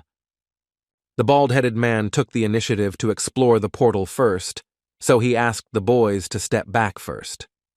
Heimdall reminded Jong-ken and Ying-chang that no matter what happened in that gate, they must know that a man would not be able to help them in any way. When Yeseong-gu touched the portal again, the wall began to transform, and he declared that he would wait for them at this place once a month.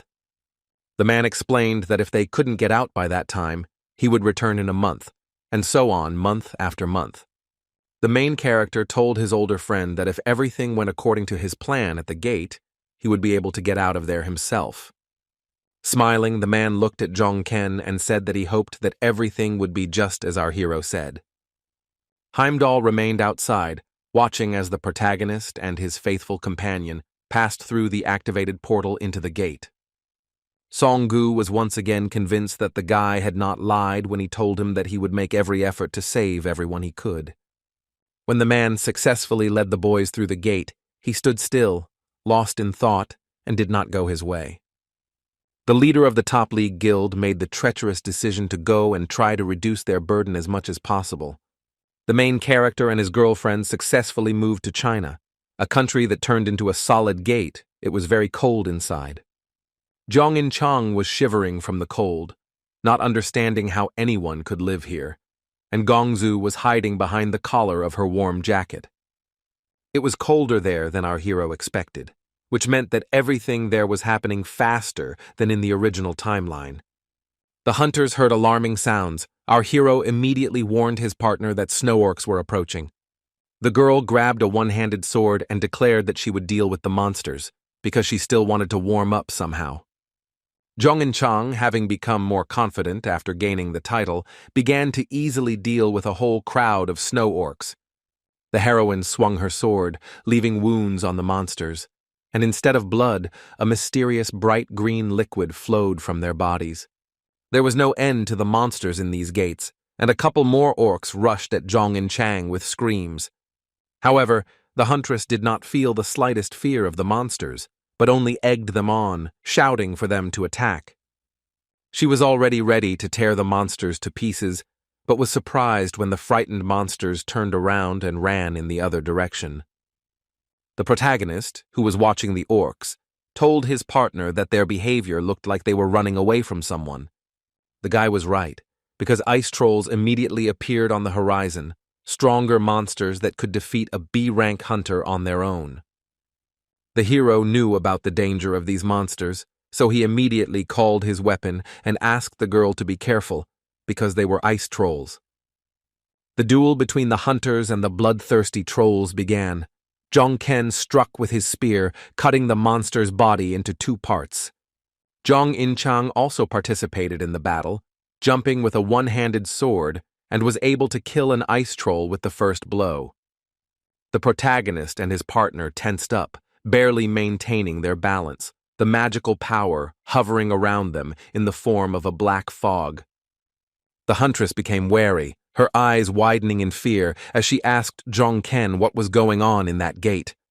She said that everything was a bit strange here, and there were quite a lot of strong monsters, and the hero interrupted her and asked if it had become more difficult for her to control mana.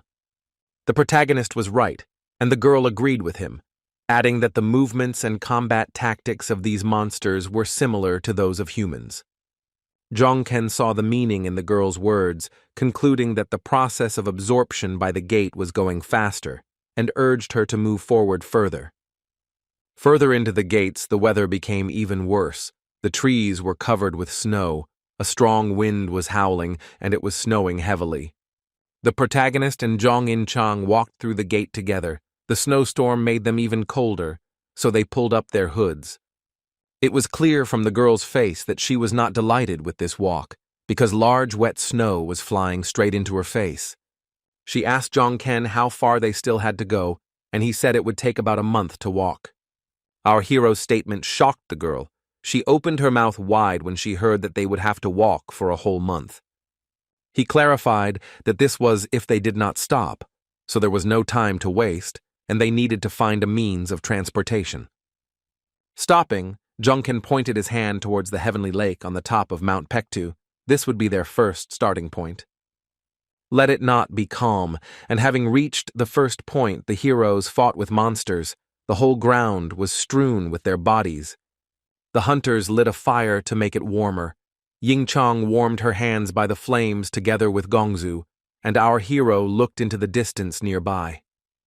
The main character smiled, looked at his friend, and said that he would go for a walk to check out the situation. The girl silently stared at Zhong Ken, warming her hands by the fire, and Gongzu crossed his arms over his chest, looking at the guy with displeasure. Zhong Inchang jumped to her feet and was surprised when the boy came and brought with him 2 large gray deer with glowing blue eyes. It turned out that this was the very means of transportation that Zhong Ken had spoken of, and soon the boys were saddling the deer, overcoming the gates on horseback. Thanks to the deer, the hero's speed of movement increased. They galloped swiftly on the animals, overcoming the snowy forest. The protagonist and his partner reached their destination and jumped off the deer to continue their journey on foot. Inchang asked if they would be climbing to the top of Pektu-san now, and she wondered why it was getting hotter instead of colder. It was so warm that the girl decided to get rid of her winter jacket and asked why they had never met any monsters on the way here. The main character also got rid of his down jacket and explained to Zhong Inchang that there are no monsters because the ruler of the mountain protects it. The huntress looked at Zhong Ken in surprise when she heard about some mountain lord and asked if he was a human. The guy turned his gaze to his partner and replied that the ruler of the mountain was not a person, but did not specify who exactly. The huntress began to list who it could be, and the hero admitted that he didn't even know what the correct name for this creature would be. Zhong Ken said that in any case she would soon see them herself, and suggested leaving the moose here so that they could continue on foot. The guy looked towards the top of the mountain, his eyes glowed red, and he said that we need to break through the barrier. There really was an obstacle between the main characters and the top of Mount Pektusan in the form of a magical, impassable wall. Meanwhile, in Korea, the president of the Hunters Association and the leader of Asgard, Odin, stood alone on the roof, looking at the metropolis as if it were in the palm of his hand. The man recalled how he decided to find Asgard and devote himself entirely to people when gates began to open all over the world. But later he realized that the hunters are the ones whose protection it is his duty to protect, and the common people are left behind. Odin knew that Zhong Ken had gone to China, but that country had not lived up to his expectations, even though monsters were raging throughout its territory. but he had hoped for the guy who had single-handedly defeated Hercules, thinking that perhaps he could find what Odin had once failed to find. The man's eye flashed blue, and Jin Hyun laughed evilly, raising his palms up, saying that this was getting very interesting. With a sly grin on his face, Asgard's leader Odin stuck out his tongue and licked the tip of it over his lower lip. The man got scared and suddenly covered his mouth with his hand, cursing. He stopped himself, realizing that he had just done something wrong. One told himself that he couldn't afford to absorb it so early. The man's pupil narrowed and completely turned into a blue ball of light. The jubilant man released his magical energy, deciding to slowly enjoy it because it was his best snack. The main character and Jong and Chang managed to successfully climb the mountain, seeing the beautiful scenery around. The girl was delighted. Jong Ken, looking at the view, confirmed when Jong and Chang asked him if they had arrived at the right place. The guy turned his gaze to the side and noticed the place for which he had climbed the high mountain Pektu for so long. The place wasn't the safest, so the protagonist immediately materialized his Muspelheim spear. Dark Horse immediately activated his aura, emitting a red light, and told his friend that they had arrived at the Heavenly Lake. They weren't the only ones there, as the boys were met by a shocked crowd of other hunters with an aura of blue light. Ying Chang and Gongzu immediately became wary, preparing their weapons, and the girl asked if our hero knew that people lived in the lands of monsters. The hero replied that he knew that people lived here, and said that they were survivors from the ancient lands of North Korea. The local hunters were outraged and tried to find out, shouting at the main character how he knew everything about them. The main character stunned the locals with his statement, saying that he was looking for a meeting with the ruler of Mount Pektu. The hunters were shocked to learn that the boy even knew about the king of the mountains, and came to the conclusion that the stranger in front of them was extremely dangerous. One of the locals raised his fist menacingly and shouted to the others that these were invaders, so they needed to prepare for battle. When Lee Jong-keng first arrived here, he wanted to avoid an unnecessary fight, but seeing the behavior of the locals, he came to the conclusion that he had no other choice. One of the hunters turned around sharply when he heard someone's voice addressing everyone present on the mountain. It was a little girl who waved to the hunters and declared that the king of the mountain had told her to bring the guests to him. North Korea disappeared from the face of the earth long ago after failed nuclear experiments, and many refugees from there moved to China and South Korea. One of the hunters asked the protagonist how he knew about them, and Jong-ken thought that this was a very difficult question for him.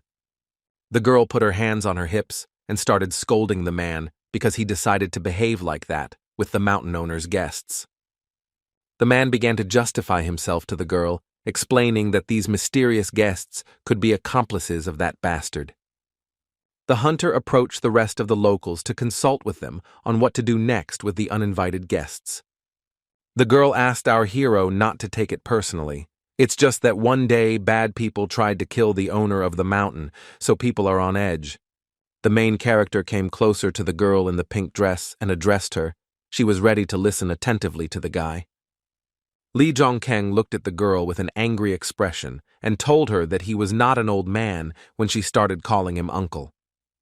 The girl pressed her lips and became very frightened, becoming silent from awkwardness when she heard such rude words from the guest of the owner of the mountain. The boys went to a settlement on Mount Pactuson. The village consisted of many well-kept buildings, shops and stores were open. The locals were surprised when they saw the guests, and their clothes indicated that our heroes came from outside, which was even more surprising because they thought that the outside world had fallen. Assessing the surrounding environment, In Chang concluded that there were about 200 people in the settlement, and most of them were hunters. The guy clarified that these were people who had managed to survive in the most difficult conditions, and then stopped when something caught his attention. It was one of the locals in traditional dress who stood in the way, holding out a spear, and said that our heroes were not allowed there. The hostile man pointed his spear at the boys, and Jong-ken asked if this was their custom of receiving guests. The main character sternly asked the local resident if the owner of the mountain had not ordered him to personally bring the guests to the ruler. The guy with long hair continued to stand his ground, saying that even if that was the case, he still would not let them go to the owner. A girl in a pink dress intervened in the situation and ran to her uncle, who was not letting Zhongken and In Chang through. The man did not want to agree at all, telling the girl that she herself knew perfectly well what state the ruler of the mountain was in now. The protagonist showed his red aura, saying that apparently something happened to the master of the mountains, but the man's opinion still doesn't matter. Noticing this, the local hunter also showed his aura and grabbed the spear tightly, calling the guy an insolent bastard. Seeing that the situation was getting out of control, the girl in the pink dress also activated her aura and screamed loudly. This allowed her to attract the attention of the main character. The guy stopped and turned his gaze to the screaming girl. The local hunter with long hair also calmed down a little and looked at the girl who wanted to stop them. The formidable girl, whose body was emitting a bright light, declared that in the name of the head of the village of Chenji, she ordered the guard to get out of the way.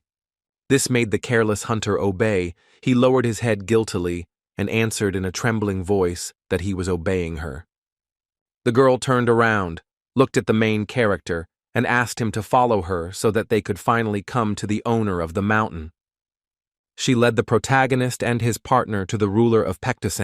They made their way through a dark cave lit by torches. Along the way, our hero asked In Chang if she knew anything about the myth of Tangun, but it seemed that the girl did not understand what was being discussed. Zhongkyung told her that there was an old, forgotten myth about how Hwanung came down from the mountains and discovered Korea, founding their people there. The huntress became curious as to why the main character suddenly decided to remember the myth of the founding of Korea. The guy explained that the locals obviously knew something about this myth, and the girl ran in front of them with a satisfied smile on her face. The girl in the traditional pink dress was beaming with happiness because they had finally arrived to the owner of the mountain, and she called him. When the boys entered the chambers of the mountain's master, the entire room was filled with blue magical energy, but the ruler was not yet visible. They came closer and saw in front of them the owner of Pact. It turned out to be a magical white tiger with shining blue eyes. The protagonist did not feel any fear in front of this large beast, but took several bold steps forward to talk to it. The girl climbed onto the tiger's paw, and the hero asked him if he was the master of the mountain. The beast was hundreds of times larger than a man. The mountain lord replied that surpassing all his military forces and knowing about him, our hero and his partner were in any case honored guests. The tiger stood up on all fours and confirmed that he was the master of Mount Pact, and then asked what brought them to him. Zhong In-chang felt a piercing fear of the tiger throughout her body because she saw what a terrifying aura the beast had. The main character did not immediately report why he came to the owner of Pact, but simply called everything that was happening a mess. The huge tiger looked at Lee Jong-ken carefully, waiting for the boy to explain what he meant. The boy said that the power that the tiger had to protect the mountain would soon disappear and asked the animal if he was right in his reasoning. Our hero knew very well that the master was dying because the source of his power, Mount Pact, was gradually being destroyed. The owner of the mountain became wary because the boy knew such details, so he asked Zhong-ken who he was. Zhong-ken stated that he was the one who wanted to help the mountain lord, but to do so, he wanted to meet someone else instead of him. The main character clarified that he wanted to meet not a tiger, but the true owner of Mount Pact. These words enraged the giant tiger. He opened his mouth wide and began to roar, shouting at the impudence of the guest. The guy said that they were able to detain the intruder, but it was not normal for the owner of the mountain to be a dying bastard, so he asked to take him to the true ruler. Tiger took control of his emotions when our hero declared that in exchange he could save not only him, but the entire village of Chenji. When the conversation with the huge beast ended, our heroes went outside again. The well-kept settlement was adorned with the rays of the sun. Lee Jong-ken, Zhong In-chang, and her assistant Gongzu stepped aside to discuss everything that had happened in private. The girl asked who the true ruler of the mountain was, and mentioned that the guy had said earlier that it was not a monster. The hero said that she might think of him as a reindeer harnessed to our sleigh, but this creature was much more advanced. Jong-ken tried to explain it more simply by saying that after absorbing the magical energy from the gate, their personality and appearance changed. He added that this did not explain his ability to communicate with people and the ability to absorb such large amounts of magic. The boy said that even before absorbing magical power, he was different from other animals, and asked if she knew what alphas were. Without waiting for an answer, he explained that alphas are bigger, stronger, and smarter than other animals, but the owner of Pactisan is even more special. The heroine was shocked when Lee Jong-ken said that the Mountain Lord was special because he had his own patron. It was no surprise to the boy, because the owner was a hunter like themselves, but now he was wounded by an intruder. He stated that this is why not only the owner of the mountain is their target now, but also the intruder who has penetrated here and wounded the ruler. Soon, the head of the village, Chenji, demonstrated her magical abilities. The girl put her palms out in front of her. Her eyes glowed with a bright magical blue light as the girl shouted 2 commands, saying the words open and peace. After the spell was read, a bright blue star appeared in the blue sky, surrounded by white fluffy clouds. This star turned into a large beam that shot from the sky straight down to the ground between several green mountains. In doing so, the girl created a portal for our heroes to pass through, and In Chang and Jong-ken were already ready to do so.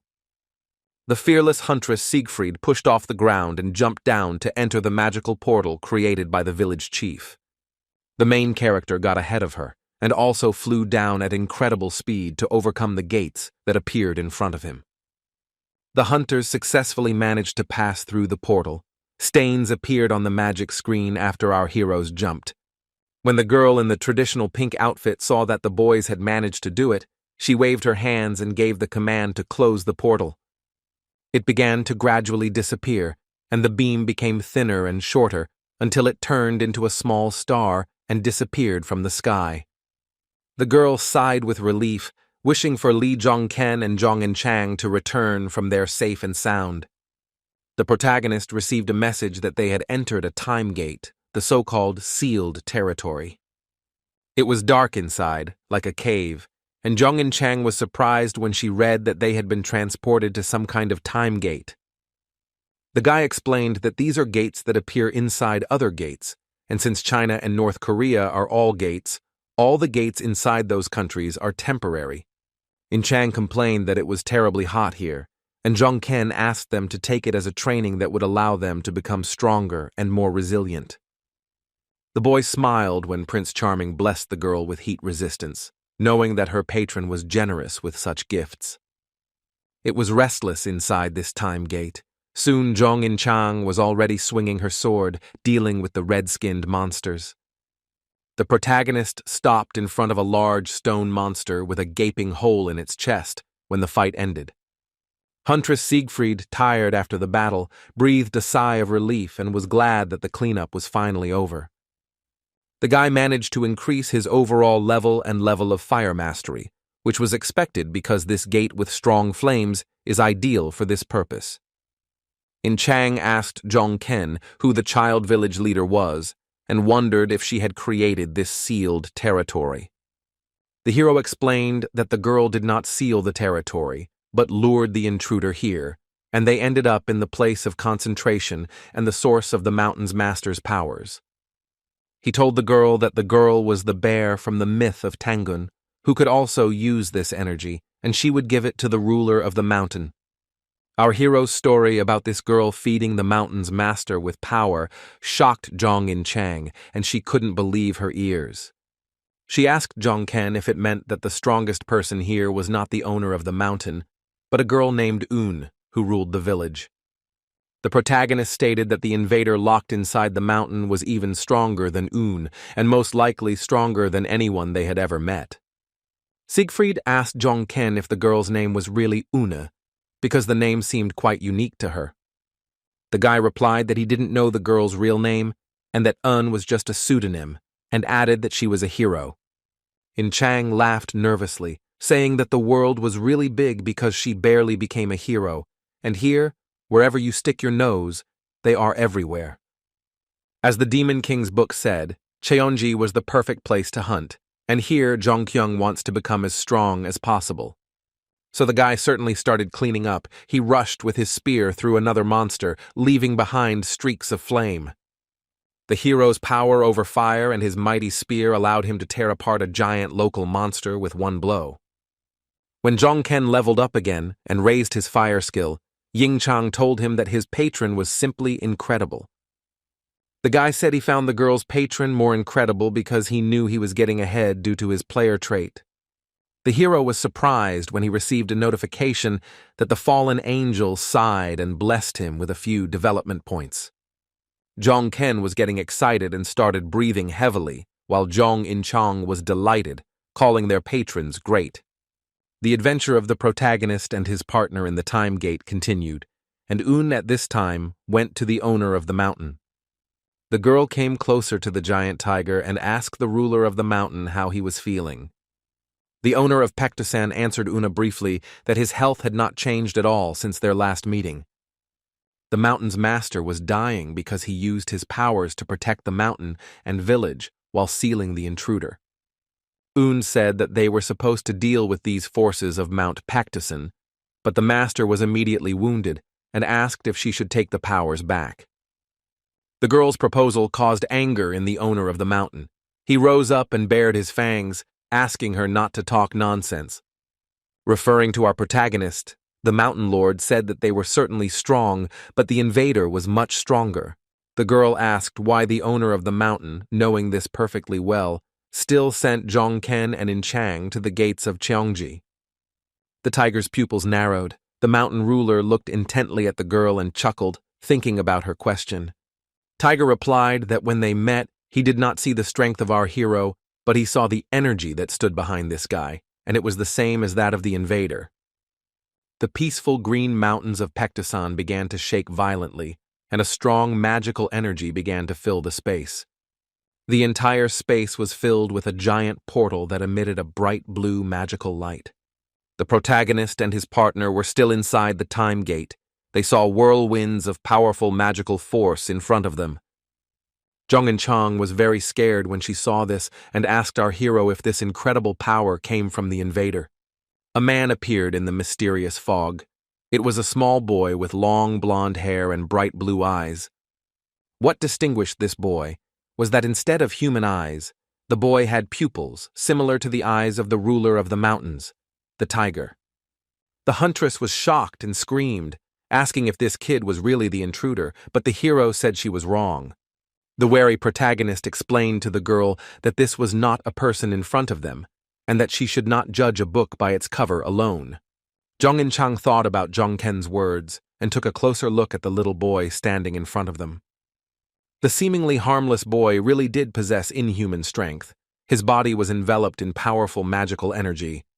The protagonist and Ying-chang saw how this magical energy formed the image of a giant white wolf above the boy.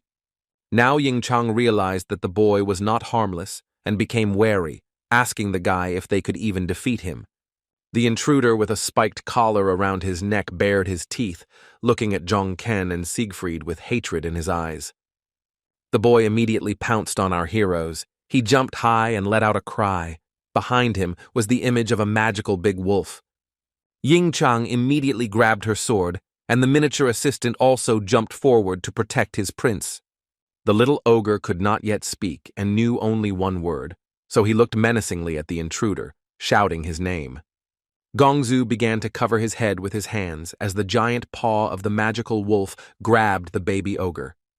The blow was so strong that cracks formed in the ground under Gonza. The wolf's arm could act alone and was separated from the body. Jong In-chang screamed at the princess when she saw the miniature ogre in danger from the paw of this magical wolf. The brave huntress grabbed her sword and flew towards the intruder, intending to attack the boy with a one-handed weapon. However, the boy managed to dodge. The boy knelt down and spread his arms to the sides, counterattacking the girl with a stream of mana. The two forces, Jong In-chang and the intruder, collided with each other, creating bright blue and purple flashes under the girl's feet. The girl resisted the boy's attack with all her might, clenching her teeth tightly, amazed at the power the intruder possessed. The protagonist took advantage of the moment when the boy was distracted by Ying Chang and aimed a spear at the invader from the air. With a cry, the protagonist channeled all his strength into his spear to deliver a crushing blow to the little bastard. But the destructive power of the Muspelheim spear and flames only damaged the ground because the invader managed to jump away. The boy crossed his arms and counterattacked his enemies, releasing another powerful stream of magical energy towards them. The streaks of bright blue, deadly light were rapidly approaching our hero, but he was ready to defend himself, clutching his spear tightly. The protagonist screamed loudly, and his weapon immediately charged with flame to fight off the kid's attack. The boy's firebolts collided with the boy's flashes of light, creating a loud explosion as the two forces clashed. The village shook, and the hero received a notification that the fallen angel was looking at them all with sunken eyes. Un shouted to all the villagers to evacuate, and those who did not have the strength to find shelter as quickly as possible. The hunters lined up in front of the head of the settlement and folded their hands together, agreeing to carry out the girl's order. Unexpectedly for Yoon, a guard with long hair jumped from the roof to the ground, who had previously not wanted to let our hero see the owner. The worried man asked the girl if everything would really be okay with the village, but she was not ready to answer right away. The head of the village asked him not to worry, because if things didn't go according to plan, she and the owner of the mountain would sort it out. The man obediently lowered his head and agreed to carry out the order when the girl asked him to take care of the evacuation of residents for now. Unin knew that if our heroes lost, she and the mountain lord would not be able to cope on their own, so the fate of Chenji was in the hands of Zhong Ken and Ying Chang. The worried girl mentally addressed the main characters who were fighting in the gate and wished them to return safe and sound. Meanwhile, the giant portal that led to the time gate was still open, swallowing up the green mountains of Paektu. Gongzu was lying on the ground inside this gate, unconscious after the giant paw of the magical wolf attacked him. Zhong Chang was also exhausted from trying to get to her feet. All of her clothes were torn after the fight with the intruder. The boy controlled the wolf's paw with his hand, which at that time was squeezing the main character, holding him above the ground and tearing his clothes. The huntress noticed that her friend had been captured and became very worried about the boy, shouting out Li Zhongken's name. The invader was merciless towards our hero. Gritting his teeth, he clenched his fist even tighter to cause the guy more pain. Our hero was already sweating from the strain. The fight was not easy for him. He tried to pry the wolf's paw apart with his own hands. Li Zhongken clenched his teeth tightly, trying his best to break free from the shackles of the giant paw of the magical wolf. The veins on his face bulged. At that moment, the guy remembered his status, the last time he checked it, and something in his characteristics had changed. He remembered that now the growth of his magical powers was blocked, although before they grew perfectly due to the flow of mana. At that time, he was worried that the mana flow was still at the first level, and the firepower was no longer increasing, concluding that in Chenji, he would not increase his power any further.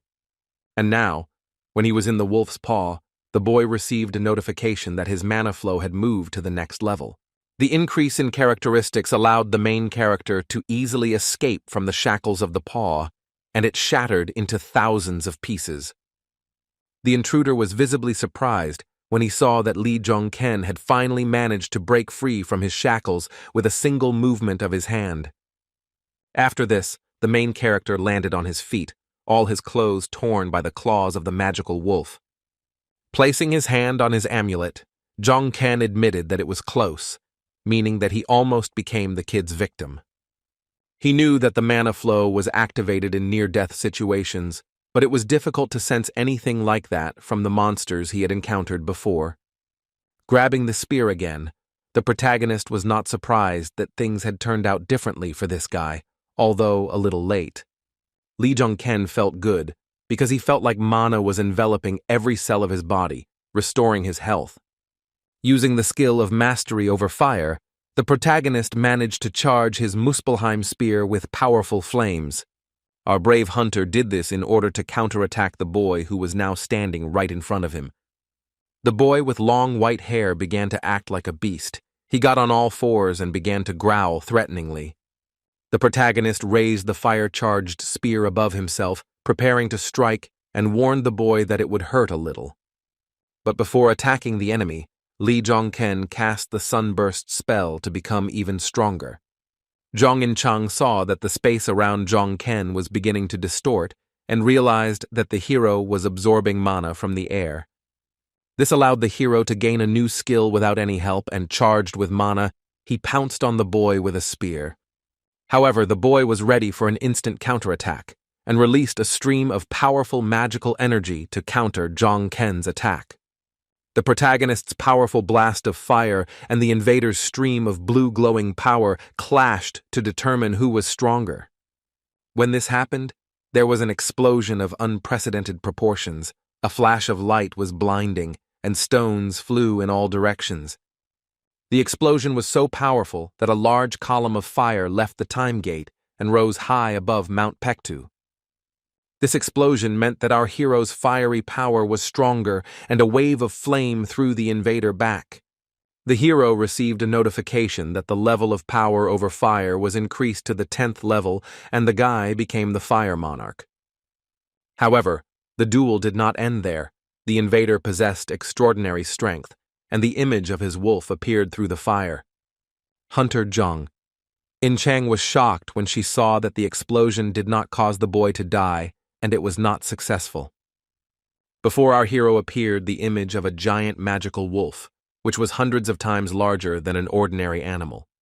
Lee Jong-ken did not feel the slightest fear of the beast, and through the fire, the boy took a few steps towards the monster. Through the blazing tongues of flame, the protagonist approached the wolf, and in response, the beast bared its teeth at him, showing its sharp teeth. Thanks to this act, this beast could not go against the will of our hero. This was explained by the origin of this giant wolf. In front of the guy stood only a wounded animal, his eyes filled with anger and pain, turned into eyes full of sadness. The look on the magical giant beast's face changed, because he knew that he would soon be able to meet his master. The main character, who was surrounded by raging flames on all sides, boldly looked straight into the eyes of the huge wolf opposite him. The beast took a step forward, and Jong-ken received a message from the fallen angel saying that the patron was watching him closely. The fallen angel blessed them with a bond, and when the wolf had closed the distance as much as possible, he lowered his head and allowed the boy to pet him. The patron looked at his lost child, once a demon, and also an ally, follower, and like a son to the demon king. This beast had many famous nicknames, including the Snow King, the King of Beasts, the Saber-Toothed God, and Fenrir. Meanwhile, in the settlement, Un bent down to touch the ground with her hand and check if everything had stopped there, underground. Feeling that there were no more vibrations from underground, the girl assumed that everything inside the mountain was already over. She was delighted when she saw the silhouettes of Jong-ken and In-chang in the distance, and said that the boys had returned safe and sound. Un noticed that the hunters were not alone. Lee Jong-ken was also carrying a small boy in his arms, who was no longer hostile. The girl's eyes widened in shock when she saw the invader in the protagonist's arms, and she was very scared. The village chief immediately activated her magical aura, and she shouted loudly to call the master of Mount Pact. The main character and his partner were surprised when the girl began to call for help from the ruler of the mountain, seeing them. The owner of the mountain immediately crawled out of his cave and stood behind the head of the village, looking at the people who arrived from the gate. The girl was furious. She looked at the boys with angry eyes and tried to find out from them what it all meant. Lee Jong-ken calmly informed Una that he had kept his promise to save the village and the owner of the mountain. The ruler of Pact asked the protagonist if he had deceived him because he had promised the tiger to destroy this invader. Holding the boy in his arms, Jong-ken explained that there was no talk of killing him because he said he would save his master and the village. The protagonist told the ruler of the mountain that the boy who was now resting in his arms no longer posed any danger. The boy with long white hair opened his eyes. He was no longer hostile towards the others. Li Zhongken let go of the boy, and the boy jumped to the ground, making no attempt to attack the hunters surrounding him. The intruder, without saying a word, looked at the mountain lord and Un, who stood in front of the tiger, his body emitting a bright blue light. However, Un and the owner of Pact still did not believe in the boy's integrity, so they were hostile towards him. The boy turned around and silently looked at our hero with his big blue eyes. The gaze of the intruder and Zhongken collided. To show that he was no longer a threat, the boy abruptly bowed his head to the village chief and the master of the mountain. The main character put his hand on the head of the harmless boy and asked the tiger and the girl if they were convinced of his words. When it was finally over, Li Zhongken and the others stayed behind to spend some more time in the mountain village. Zhongken took up the boy's training because the feral boy could not even pronounce basic words. The hero tried to teach the boy to pronounce the name Zhongken, but instead of Zhong, the boy repeatedly made mistakes, saying Zhubit.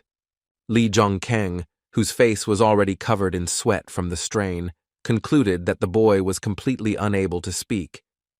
The guy was distracted and turned his attention to Zhong and Chang, who approached them together with Gongzu and called out to our hero. The boy immediately began to growl at the girl, showing her his teeth, but she tried to convince Fenrir that she was not his enemy. The boy's interest in Zhong and Chang faded when he looked up and saw a miniature ogre with red skin behind her. Fenrir immediately grabbed Gongzu in his arms. The frightened ogre began to scream, and Zhong and Chang screamed at the boy to stop. The main character tried to calm the girl down, saying that they were children and could be played with, but she replied that that was hardly the case. The hunters received messages from their patrons that Prince Charming had turned to tears and the fallen angel was smirking in his victory. Soon, Li Zhongken came to the magic gate at the top of the mountain and took Un with him, and the girl asked him why he called her here.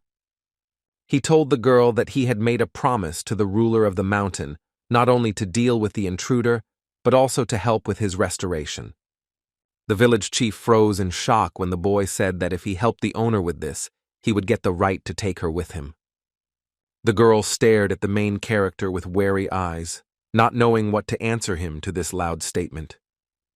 He reassured her that he would not pick her up now, but after he had sorted out the rest of his affairs in China, so she needed to prepare herself. After these words, the main character materialized a simple sword in his hand, despite the fact that there was no obvious threat nearby. With a deft movement of his hand, Li Zhongkeng threw the sword somewhere far away, standing with Un on the top of the green Pactusan mountain. The main character asked the girl to look after this sword until he returned, and said that it would be great if she performed a ritual here. Une looked at the hunter in confusion, not understanding why he had thrown down his sword, and asked her to look after the weapon in his absence. Li Zhongken said that this was very important to him because he wanted to give the discarded sword to one person. The time has come when our hero and his faithful companions will leave the mountain village to go on further adventures. Zhongken, Yingchang, Fenrir, and Gongzu stood in front of a crowd of locals who had gathered to say something to them. The man apologized to the boys on behalf of everyone, explaining that the foreigners who had come to them before were only trying to plunder their settlement. The protagonist accepted their apology, saying that he understood everything perfectly and everything was fine, and In Chang smiled at the locals. Un asked the gentleman if he was leaving already, and Zhongken said that he didn't have much time, but he would be back soon and pick her up. The girl was completely perplexed. She looked at the guy with big eyes and asked him what it all meant. He asked her to ask the mountain master about it, concluding that she did not remember yesterday's conversation, meaning her side effects had worsened. Zhong and Chang tried to hurry her partner. She distracted the guy's attention and asked him to leave already. Finally, the main character addressed all the local residents so that they would take good care of their mountain master. The ruler of Mount Paektu did not come to meet the hero to say goodbye, but spent his time in the cave. It was completely dark inside, and only the beast's eyes emitted a bright blue light, and the ruler of the mountain urged the hero to hurry. The super rookie and his faithful partner left the village and found themselves back in the snowy, frosty mountain forest. The temperature dropped below freezing again, so the boys had to put on their jackets as they moved through the forest. Unexpectedly for everyone, Zhong and Chang stopped. The girl was tormented by some feeling, because of which she could not continue walking. The main character looked in surprise at his partner, who suddenly stopped in the middle of the frosty forest.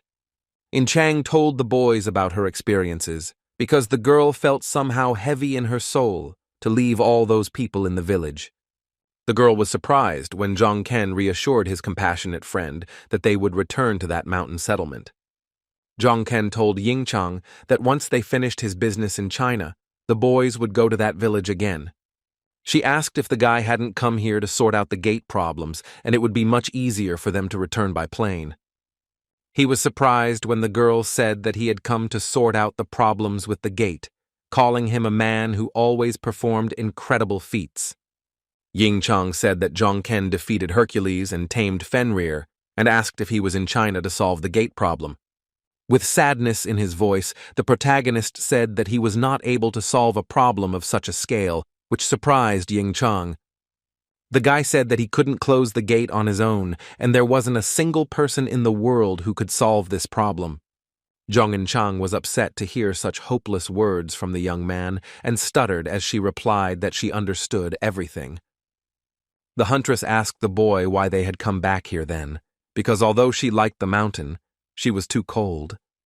The protagonist asked with a smile on his face, didn't he say that they needed to find something to travel on? The girl agreed with him, but the deer on which they had arrived at the foot of the mountain had long since run away. Unexpectedly, our hero turned to Fenrir, who, having turned into a harmless boy, went on a journey with them. The boy standing nearby answered hesitantly. Next to him was his new friend Gongzu, Ying Chang's assistant.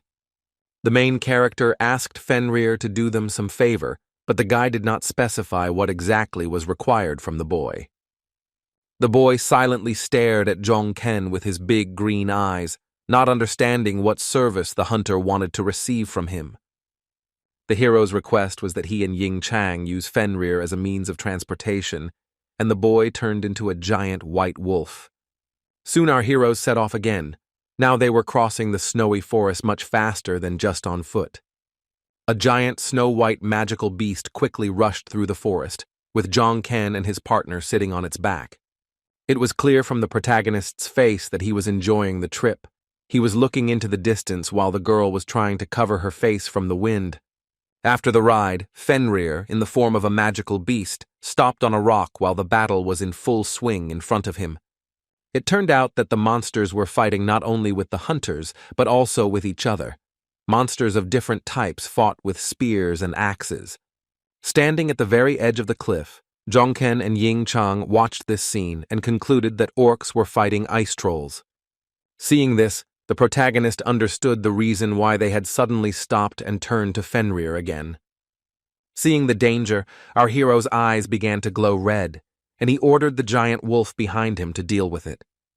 The beast unquestioningly agreed to carry out the order and immediately rushed forward, leaving behind a strip of bright blue light. Zhong Chang watched Fenrir's battle against the monsters with a nervous smile on her face and decided that it was simply incredible. The boy explained that Fenrir must have just been hungry and told the girl that he needed to teach her something. Huntress Siegfried pursed her lips, waiting to see what exactly Zhong Ken wanted to teach her, but she was already beginning to guess. The girl remembered that she had always been curious about how Zhong Ken's unusual power and increasing speed worked. Zhong Chang never asked the protagonist about this because she decided that he would tell her everything himself when the time came. The guy said that he was going to teach her the flow of mana, and thanks to this, she would become a hunter who would level up on her own.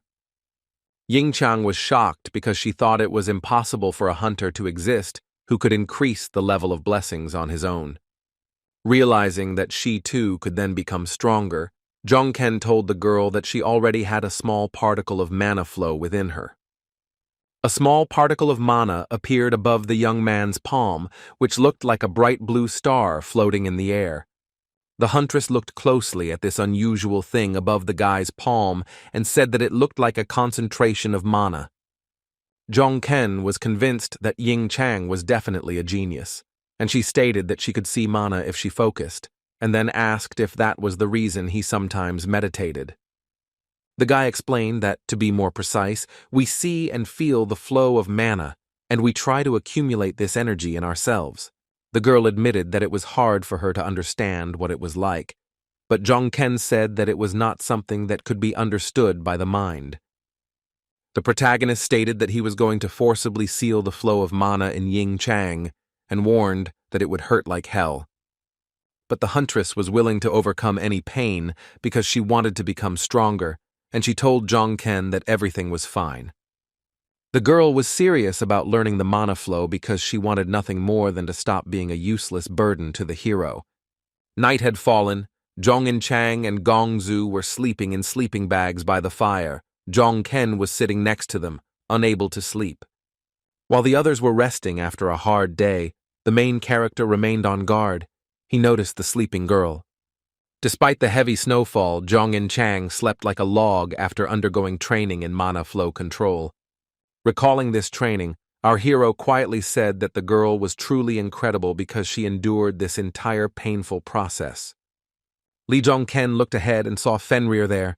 The boy was not sleeping, but stood silently alone, looking at the snowy forest.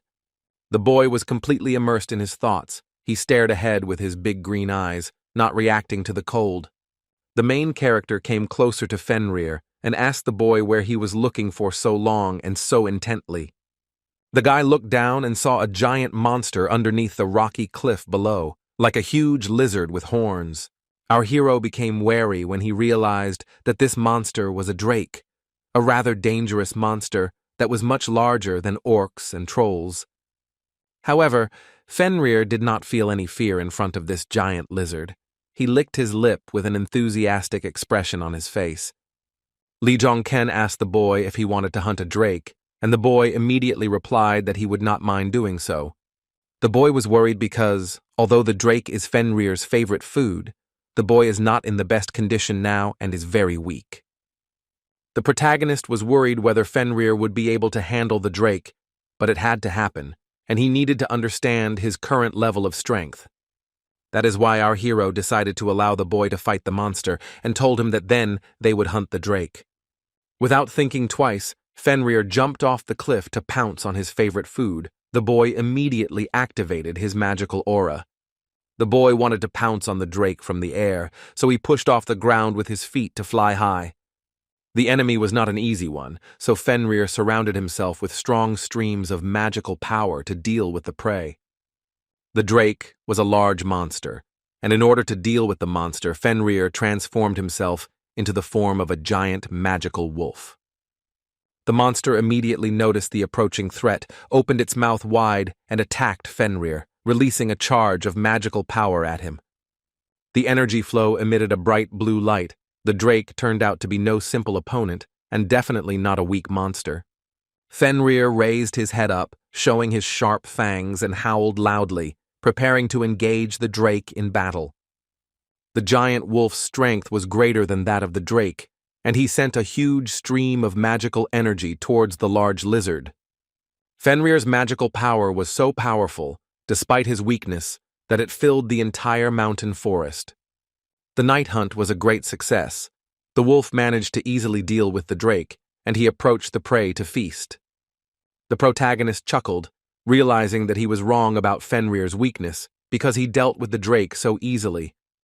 The smile disappeared from the boy's face as he looked away and realized that all the preparations were already completed. The snowy forest at night, surrounded by mountains, was restless, and our hero still had many unresolved matters. In one of the reservoirs, our heroes encountered the bodies of ordinary residents who were immortalized in ice. Li Zhongken and In Chang walked to the edge of the pier where the boat was moored and saw many frozen bodies in the water. Seeing this, In Chang's eyes filled with tears, and she asked Zhongken if the rest of the world would end up like these people. The protagonist confirmed this, but said that things would get much worse, but they were still able to save many people and minimize the damage. The guy stated that there are many heroes and hunters who will do everything to protect themselves and survive, just like Lee Jong-keng.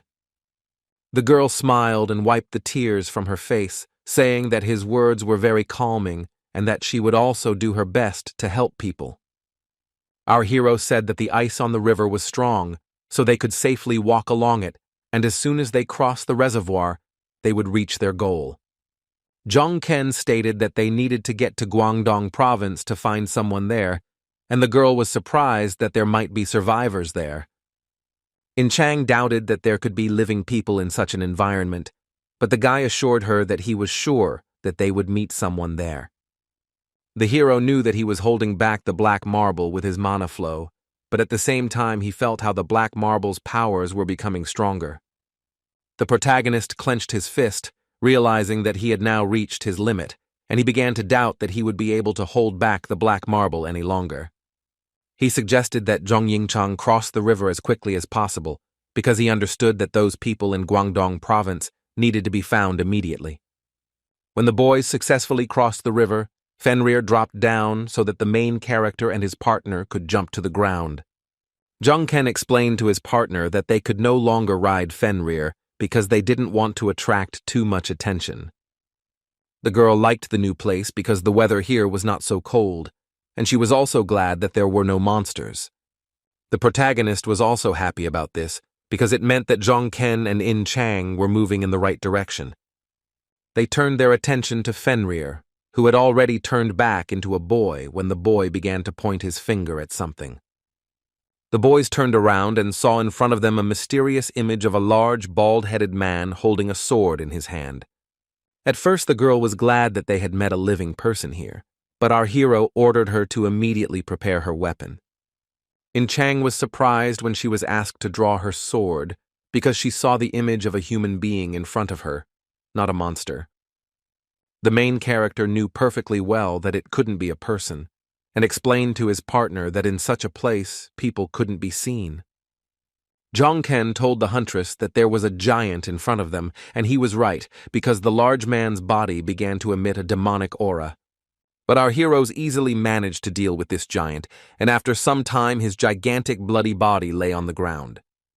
Zhong Yinchang confessed to her friend that it was all a bit strange, because the giant on the horizon seemed like an ordinary person to her. The girl said that the monster acted like a starving animal, and the guy assumed that the giant had simply broken away from his group. Jong-ken explained that giants who were driven out due to weakness or illness often ended up like this, which is why he ended up weaker than the others. Siegfried said that she was afraid to even think about it, as the boys stood surrounded by the lifeless bodies of giants who were hundreds of times larger than themselves. Zhong Yinchang was very scared and stared somewhere with her eyes wide with fear when she noticed something was wrong. The girl looked into the distance and saw a thick, snowy fog in front of her, and what bothered her most was the loud noise. The protagonist concluded that there was clearly more than one giant there, and the heroine complained that they weren't even given time to rest. A giant red-haired man with a beard appeared on the horizon. He held an axe in his hand and rode on a drake. Our heroes watched silently as a whole crowd of huge men riding on monsters approached them. Zhong Yinchang was even more surprised when she saw the giants riding on ice drakes, calling the performance incredible. One of the giants with a tattoo on his forehead asked the boys who they were and why they were hunting this small fry. When the giant took a closer look at the boy in front of him, he shouted that Fenrir was not an ordinary person, but special. Jong-ken looked at Fenrir with a grin when he saw that the boy, even in such a situation, was not against tasting the drake. The giants perceived the pair of hunters in front of them as a danger. They decided to attack them, throwing a large net at the heroes. Zhong Yinchang became wary when she saw one of the giants trying to throw a net at them. She immediately activated her aura. The girl ducked sharply to avoid falling into the giant's trap and was ready to fight the giants on the drakes. The heroine was already engulfed in her magical aura, but the protagonist suddenly grabbed her by the shoulder to pull her back. He was against In Chang fighting the giants, explaining to the girl that he did not sense any bloodlust from them. Therefore, the main character decided not to resist, and the giant put him in a net, lifted the guy up, and began to examine the prey. The red-haired giant with red, shining eyes looked at Jong Ken, who was sitting in the net, and told him that he would go with him.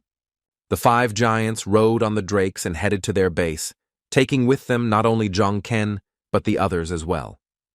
When they arrived at the place, it was already dark. Now the main character in Chang, Fenrir, and the others were sitting in a metal cage. A giant with red hair approached the boys and asked them if they were locals, and the boy replied that they came from distant lands. The giant asked the prisoners in the cage not to worry too much, because they were captured along with the special one, and they were not in danger. Jong Ken realized that these giants were different from the giants in stories, because in the books, they were described as ordinary monsters. The giant smiled as the hero asked if they would take them to Utgard, because he was surprised that Jong Ken even knew about their city. The man said they had no intention of harming the boys, then punched his chest and introduced himself as Shachi. He demonstrated his magical powers to the prisoners, claiming that he was a proud warrior of the greatest frost giant tribe. In response, the main character also decided to introduce himself to the giant, smiled, and told the man that his name was Lee Jong Ken. Soon, the place that had been a transit point for giants and boys turned into a fierce battlefield. Many giants died in this battle. Their clothes were torn to shreds, and blood flowed in powerful streams from deep wounds. The entire snow-covered field was now soaked in blood. The ground was strewn with the lifeless bodies of many giants, and a giant named Shachi dealt with them all. The man held an axe in his hand, and his body was surrounded by red magical energy. The main character was still not free. He was sitting in a small iron cage and silently watching the fight in front of him. When the battle between the warring giants ended, Shachi turned around and looked straight into Lee Jong Ken's eyes. Shachi looked at our hero with a slightly crazy smile on his face. The man didn't say anything to the super newbie. The main character also stared at the red-haired giant with eyes full of misunderstanding. The giant's behavior made him wary.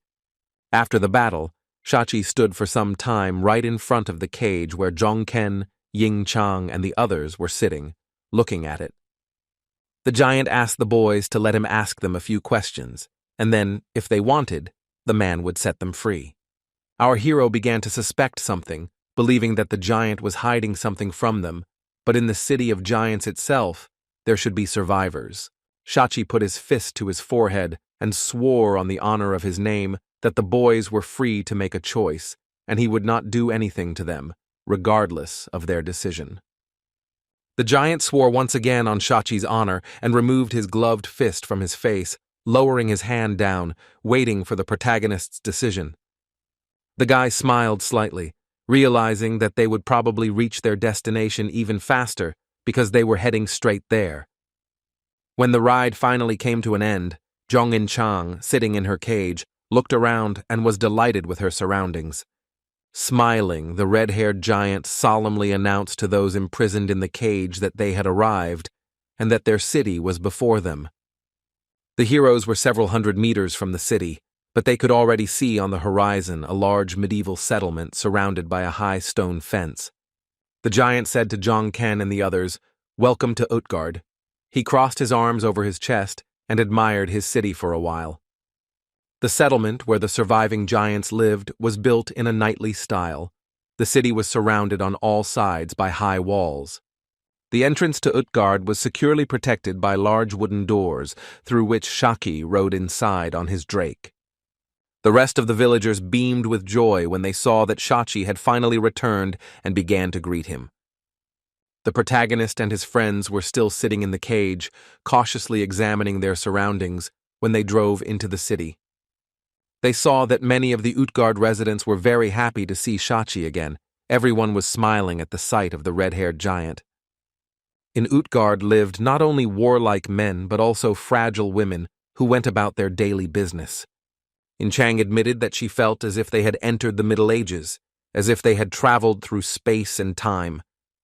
The smile disappeared from the girl's face, and she looked away with interest when she heard someone already discussing their arrival. The giants standing nearby were surprised that Shachi had brought people in a cage with him, asking if they had done something wrong. Fenrir was no longer happy with being kept in a cage for so long and began to scream, demonstrating his magical energy to everyone. The giants were shocked when they saw the special one in the cage and guessed that Shachi had managed to capture the werewolf. Shachi told the astonished villagers that everything was fine and they just wanted to visit the chief, so he ordered everyone to get out of the way. The main character, with a smile on his face, began to stroke the boy's head, trying to calm him down, and told Fenrir that everything was okay. Fenrir stopped being furious, but was still very wary. He began to insist that someone needed to be killed, and that there was an enemy in front of them. Lee Jong-ken also began to worry when the boy said something about the enemy, and did not ignore the boy's words. The heroes, accompanied by Shachi, went to meet with the leader. The building of the city's head was surrounded by strong magical energy. The red giant, holding the cage with our boys in his hand, approached the two guards at the entrance and ordered them to tell the chief that Shachi had arrived. The chieftain agreed to let the giant in, and the large wooden doors creaked open to allow the heroes to enter. Shachi and the others entered the building where the leader of Utgard lived. The room was decorated with white columns, screens, and carpets. At the very end of the room stood a majestic throne, decorated with gold, on which sat the leader of the settlement, a giant with a white fur collar. The black-bearded man's face showed that he was not pleased with the meeting, and he asked Shachi if he had brought another uninvited guest. Fenrir began to get mad again, and our hero concluded that it was the boy who called him an enemy, thinking that he had fought with the leader before getting to Pektusen. Shachi dropped to one knee before his leader and told the giant that he had brought him the werewolf and his companions. The red giant told the city leader that he felt like the werewolf wanted to stay with Lee Jong-kyung and Jong In-chang. Shachi's statement caused genuine shock in the ruler of Utgard. His pupils narrowed to small dots, and he stared at our heroes. The chieftain asked if the giant wanted to say that these people had managed to tame the werewolf, and Shachi confirmed that this was indeed the case. The head of Utgard showed everyone his powerful purple aura, declaring that the warrior needed to leave the uninvited guests and return back. Shachi began to be indignant, saying that he had given his word as a warrior to the boys, and asked the leader not to cause any harm to our heroes. Surrounded by magical power, the chieftain stared silently at Shachi as he declared that after this, the boys should go home safely. The giant bowed his head before his ruler and began to beg him on his knees to keep his name as a warrior. It was already night outside. There was a heavy snowfall, but the main character and his faithful companions were still on the territory of Utgard. Jong In-chang walked up to the door that separated them from the rest of the city and grabbed the iron bars tightly. The girl said that the door was closed, but if she wanted to go outside, In-chang would easily open it. The main character was against it, telling the girl that this would turn the entire tribe of giants against her, and that there was no need to act like that in the heart of their domain. Ying-chang disagreed, asking if they weren't already in trouble and saying that she didn't believe the giant king had good intentions towards them. The huntress Siegfried was especially alarmed by the way Fenrir reacted to the appearance of the leader of the giants. While Fenrir and Gongzu were relaxing by the fireplace, Ying-chang told the hero that she was sure the boy was feeling pressure on him. Jong-ken did not share the girl's fears. He lay down on the bed and asked her not to worry, because they could leave this place at any moment. The protagonist asked Ying-chang to instead take a little rest after the long journey, saying that they would most likely be staying here for a long time. The entire modern city, which was once peaceful and advanced, was now completely engulfed in destructive flames. The fire left nothing living behind. It destroyed modern high-rise buildings, taking the lives of all civilians. And the reason for all this destruction was an army of giants. Bloodthirsty giants roamed the city, destroying everything in their path. Our hero recalled the war with the giants. It was the most terrible of all wars, and was described in the Book of the Demon King. But he didn't understand how they managed to corner humanity, because even though their king was incredibly strong, ordinary giants were inferior to humans in strength. The guy stood by the window for a long time, thinking about the war with the giants described in the book. but suddenly someone knocked on the door. The protagonist turned around when he heard someone knocking on the door, disturbing him in the midst of his thoughts about the war. It turned out that it was a girl who brought a tray with a teapot of tea into our hero's room. The girl placed the cups on the wooden table and poured tea into them, taking care of the comfort of the uninvited guests in Utgard. She awkwardly asked the main character if she had poured enough tea. The modest girl's voice stuttered. Lee Jong-ken asked the girl in response if the giants received all guests in this way, and she replied that they did not. The main character asked the girl what he and his partners had done to deserve such a caring attitude towards them. The girl in the long white skirt felt awkward in front of the main character, stuttering. She tried to explain everything to him. The guy noticed that she was afraid to talk to him and told her that everything was fine and that no one was following them anymore. The girl was genuinely shocked when she realized that the main character knew that they had been under surveillance all this time. She said that no one had noticed them before, referring to the magical hourglass standing on a shelf under the ceiling. Jong-ken knew that it was a magical tool for observing the room, otherwise he would not have noticed it, but Merlin's necklace helped him. He dropped to one knee in front of Siyun and told her that she could speak freely here, but outside the room, she needed to keep the conversation a secret. Siyun said she had been here for over a year, and most of the others said they had been here for a year or a year and a half. The guy realized that in that case, more than a year had passed since the discovery of Utgard, and once again asked about the reason for such a good attitude towards them. The girl, clenching her fist, explained that it was all because of the guy's strength, because giants like strong people, and that person there was special. Siyun explained that Utgard had recently been attacked by the Nars, and that the child had instantly turned into a monster and killed many giants.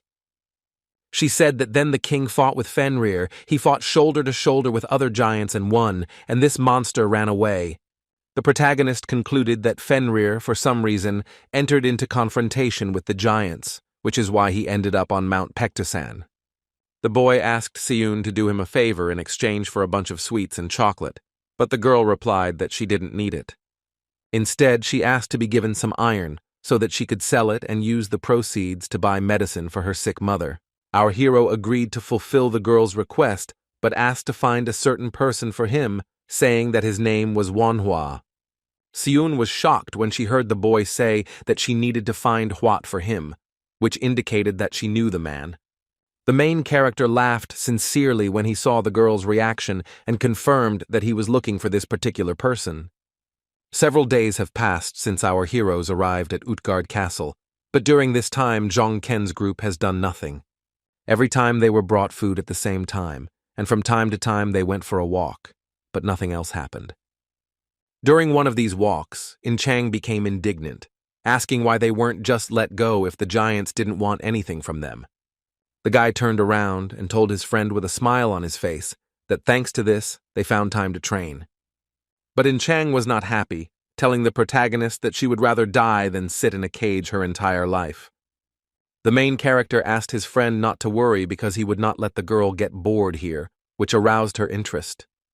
He activated his aura and confessed to Ying Chang that he was wondering if they should organize a demonstration of their strength. The girl smiled, grabbing her one-handed sword as she began to hope that they would finally raze this place to the ground. The main character thought that his girlfriend was kindness itself, since she wanted to raze the entire city to the ground with a smile on her face. The heroine admitted that she didn't like this place because they never saw any people there, and the so-called king irritated her. Jong-ken agreed that something was wrong here and suggested that they stage a show of force to find out what exactly was wrong with this city. The protagonist's entire body was already glowing with a powerful red aura. He looked at Ying Chang and asked, "How about one round?" The huntress Siegfried was genuinely surprised when her partner suggested that the girl fight among themselves, rather than with enemies. Our hero said that they had never fought seriously before, but Chang was clearly not thrilled with the idea. The guy let out an irritated breath and admitted that Ying Chang was disappointing him, asking if she was really that insecure. The corners of the girl's lips turned down as the protagonist began to accuse Zhong In-chang of being afraid of losing. This provoked the huntress, who assumed a warlike stance and grabbed the sword, declaring that Zhong Ken would regret this. Zhong Ken and Ying Chang began to fight. The entire city was filled with traces of their magical energy, smoke, and flashes. At the very height of the fight, the main character told the girl that if he won, then Ying Chang would get what he deserved. The boy gritted his teeth and swung his sword with all his might, cutting through the air with bright stripes of fiery magical energy. Zhong In-chang was also very serious, raising her one-handed sword above her head to fight back against the guy. The huntress, whose eyes were emitting a bright purple light, shouted at our hero that the same thing was happening to him. Utgard was decorated with large winter gardens, in which green plants were securely covered by glass walls and ceilings. But today the city's residents have lost this highlight, because our heroes, during a friendly battle, carelessly destroyed the gardens. When Shachi heard the news that the greenhouses had been destroyed, the giant only laughed loudly that the castle was in ruins. Li Zhongken and his partner had caused great damage to Utgard. The large winter gardens were now cracked and the glass needed replacing. The boys were embarrassed that they had destroyed almost half the castle, but Shachi's reaction was surprising when he heard what the guests had done. Shachi told Zhong Ken and Ying Chang that it would be nice to see the chief's reaction, and he was very happy that he brought the boys here. This attitude of the red giant towards the leader is explained by the fact that when the giant began to unite the tribes, he began to change greatly. The leader began to demand that he be called not a leader but a king, and as soon as he began to mine iron, he immediately began organizing an army. But then, no one yet guessed against whom the newly minted king was going to go to war, and Shachi could not understand the leader's motives. Standing in front of the castle, the red-haired giant thought about how he had previously hoped that the leader chose his enemies wisely. Then another giant shouted to Captain Shachi to tell the news that the way was closing, and they had to act. Captain Shachi, feeling hatred towards the negligent king, prepared to fight and gave the command to his men to go forward. The city of giants Utgard was covered in snow. The main character and his companions still spent all their time on the territory of this castle. Zhong In-chang, sitting in the giant's chair, met one of the giants with long hair who was sitting opposite at that time. Before starting a conversation with the girl, this giant sighed heavily because the conversation was not easy for him. The man said that causing such damage to the castle gardens was a huge harm, but it was also their fault for not taking into account the rights of the guests. Zhong In-chang felt ashamed of her actions, so she bowed her head down and apologized for it. She told the giant that she didn't know how much he knew about their people, but they had a tradition of running around the forest and training. The giant listened calmly to the girl, and she said that she was deeply sorry that they had caused such damage to the gardens and promised to be more careful in the future. The huntress told the giant that she wanted to make amends for destroying the gardens and asked what she could do for them. After clearing his throat, the giant sitting opposite asked to be told about the people of Zhong In-chang as compensation. The man said that given everything that had happened, it turned out that they knew little about the people, so they needed more information. Zhong In-chang was glad that she could repay her wrongdoing at such a small price, and happily agreed to meet him halfway. Remembering their duel, the main character then tried with all his might not to give in to the girl in order to win the fight. The protagonist attacked his partner, directing multiple fire blasts at her, but she did not give up. Taking damage, the girl understood that she was losing because she could not see the enemy's weak points, and she needed to be faster and more accurate. The heroine made a renewed attempt to attack Li Zhongken. She began to swing her one-handed sword, leaving streaks of light around her. This allowed the huntress, titled Siegfried, to cause a powerful explosion, purple flames erupting above her head. For the protagonist, this move from Zhong Ying-chang was not a surprise, and he knew what he needed to do next. Zhongken charged the spear with fire and made it so that the entire space around our hero was completely filled with flames. The girl saw that her opponent was open, and this was the right moment to deliver a crushing blow. To do this, Zhong Inchang pushed off the ground to fly into the air and pounce on the protagonist using her sword. But the guy outplayed the heroine, and when she landed on the ground again, she did not see the enemy in front of her because he was standing behind her. At this moment, In Chang sadly admitted that she had lost to our hero, and after the duel, her face was covered in sweat. Putting away his spear, surrounded by thick smoke, the protagonist with a smile on his face told the girl that the duel was good. The guy won, so In Chang had to fulfill his request, and the girl asked him what exactly she needed to do. As a reward, Zhang Ken asked his partner to pretend to cooperate with the giants, and also to get more information from them. The huntress listened carefully to her leader when he said that there was something else the girl would have to do. Meanwhile, the shocked giants saw that there was a fire on the territory of their castle, and they screamed that the city's gardens were ablaze. They were surprised when they saw our heroes in front of them, who were the ones responsible for the destruction of the gardens in Utgard. The giants saw before them Zhong Inchang, who was completely fine, and the wounded protagonist, who could not stand on his feet. The giants panicked when they realized that their guest was injured and shouted for someone to call a doctor to save our hero. Soon, Zhang Ken, whose body was covered in blood, was lying on the bed, and in front of him stood an elderly doctor in a white coat. The man carefully examined the patient and determined that the boy had no serious injuries, only minor damage. The main character realized that the doctor did not fall for this whole performance, which cannot be said about the giants, and asked the doctor to patch him up.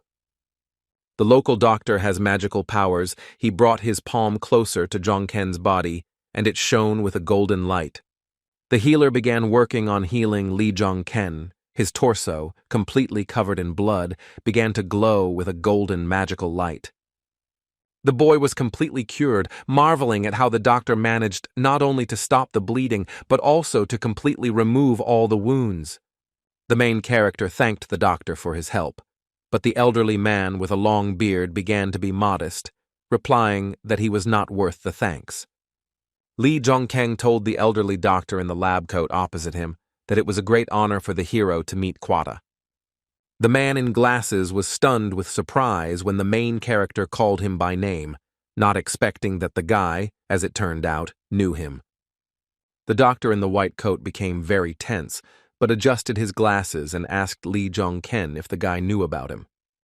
The boy replied that he knew nothing about Quat, and the doctor assumed that Zhongken had heard about him from Xiun.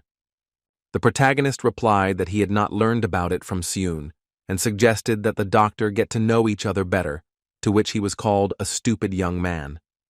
Dr. Quata was categorically against meeting our hero. He turned around and ordered Xiun to follow him. Li Junkyung attempted to stop the mysterious Dr. Huat, telling the man that the boy was still sick. The guy got out of bed and asked the doctor if he was really going to just leave a patient here who he hadn't treated properly. Kavata stroked his long beard, looked at the boy suspiciously, and said that it didn't look like he was sick yet. Li Junken explained that he had an internal wound and asked why the doctor would make a diagnosis without even examining the organs. The protagonist's argument was compelling, doctor. Kavata thought for a moment and admitted that he was guilty. When Zhong Ken extended his palm to the doctor to point to the place where the wound was, Dr. Hawata took hold of his wrist for examination. The doctor began to silently examine the protagonist's wounded wrist, saying nothing, but the doctor's face revealed that he was hiding something. After examining the boy's hand, which showed no obvious damage, Quata said that he still didn't see any problems and was about to leave. When the doctor left, the hero realized that Quata was definitely a hunter because he felt magical power from him. However, perhaps the doctor had not yet received his abilities.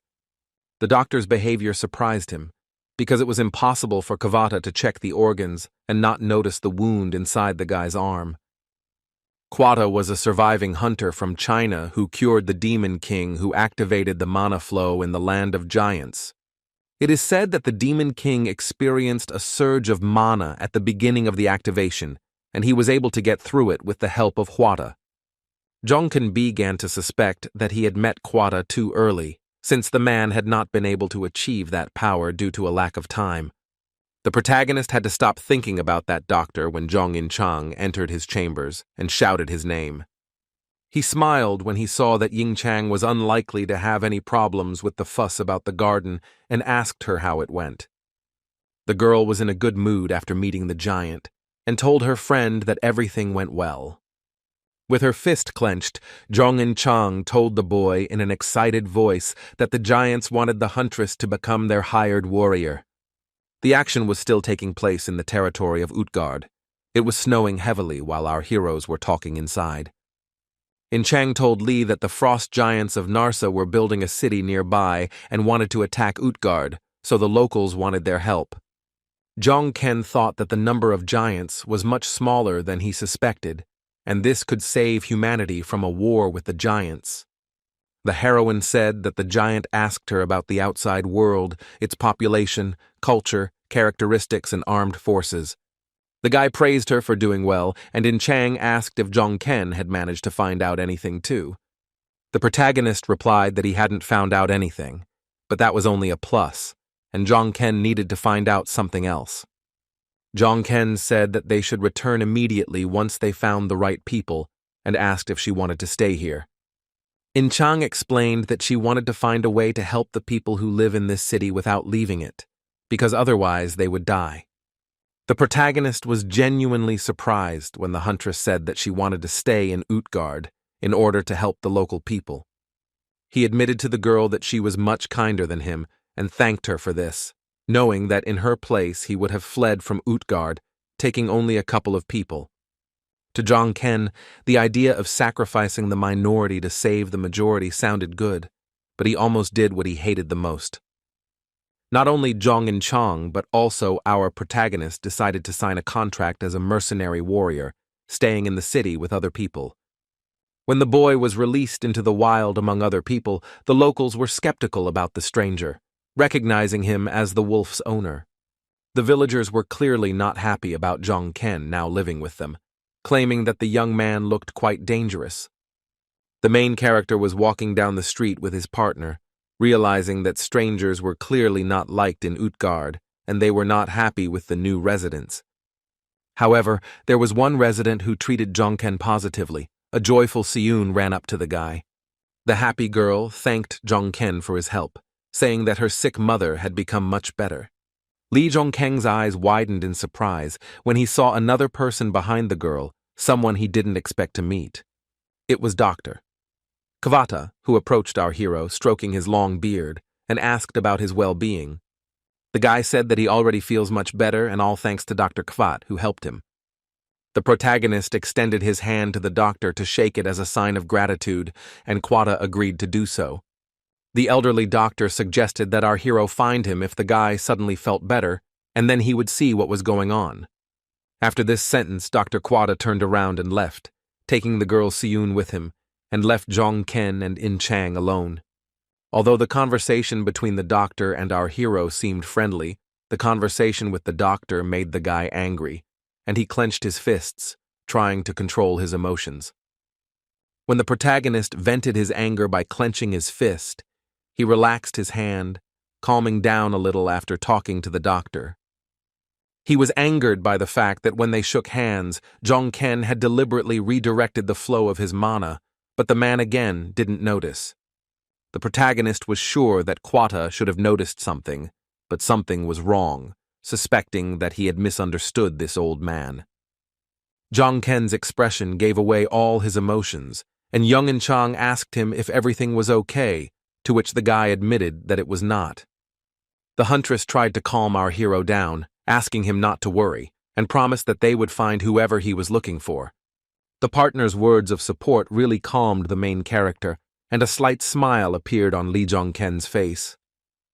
The guy took control of his emotions and was ready to continue his business in the city, offering In Chang to gather information for now. The protagonist asked one of the locals how many giants there were in Utgard, to which he received an uncertain answer that there were only about 1,000.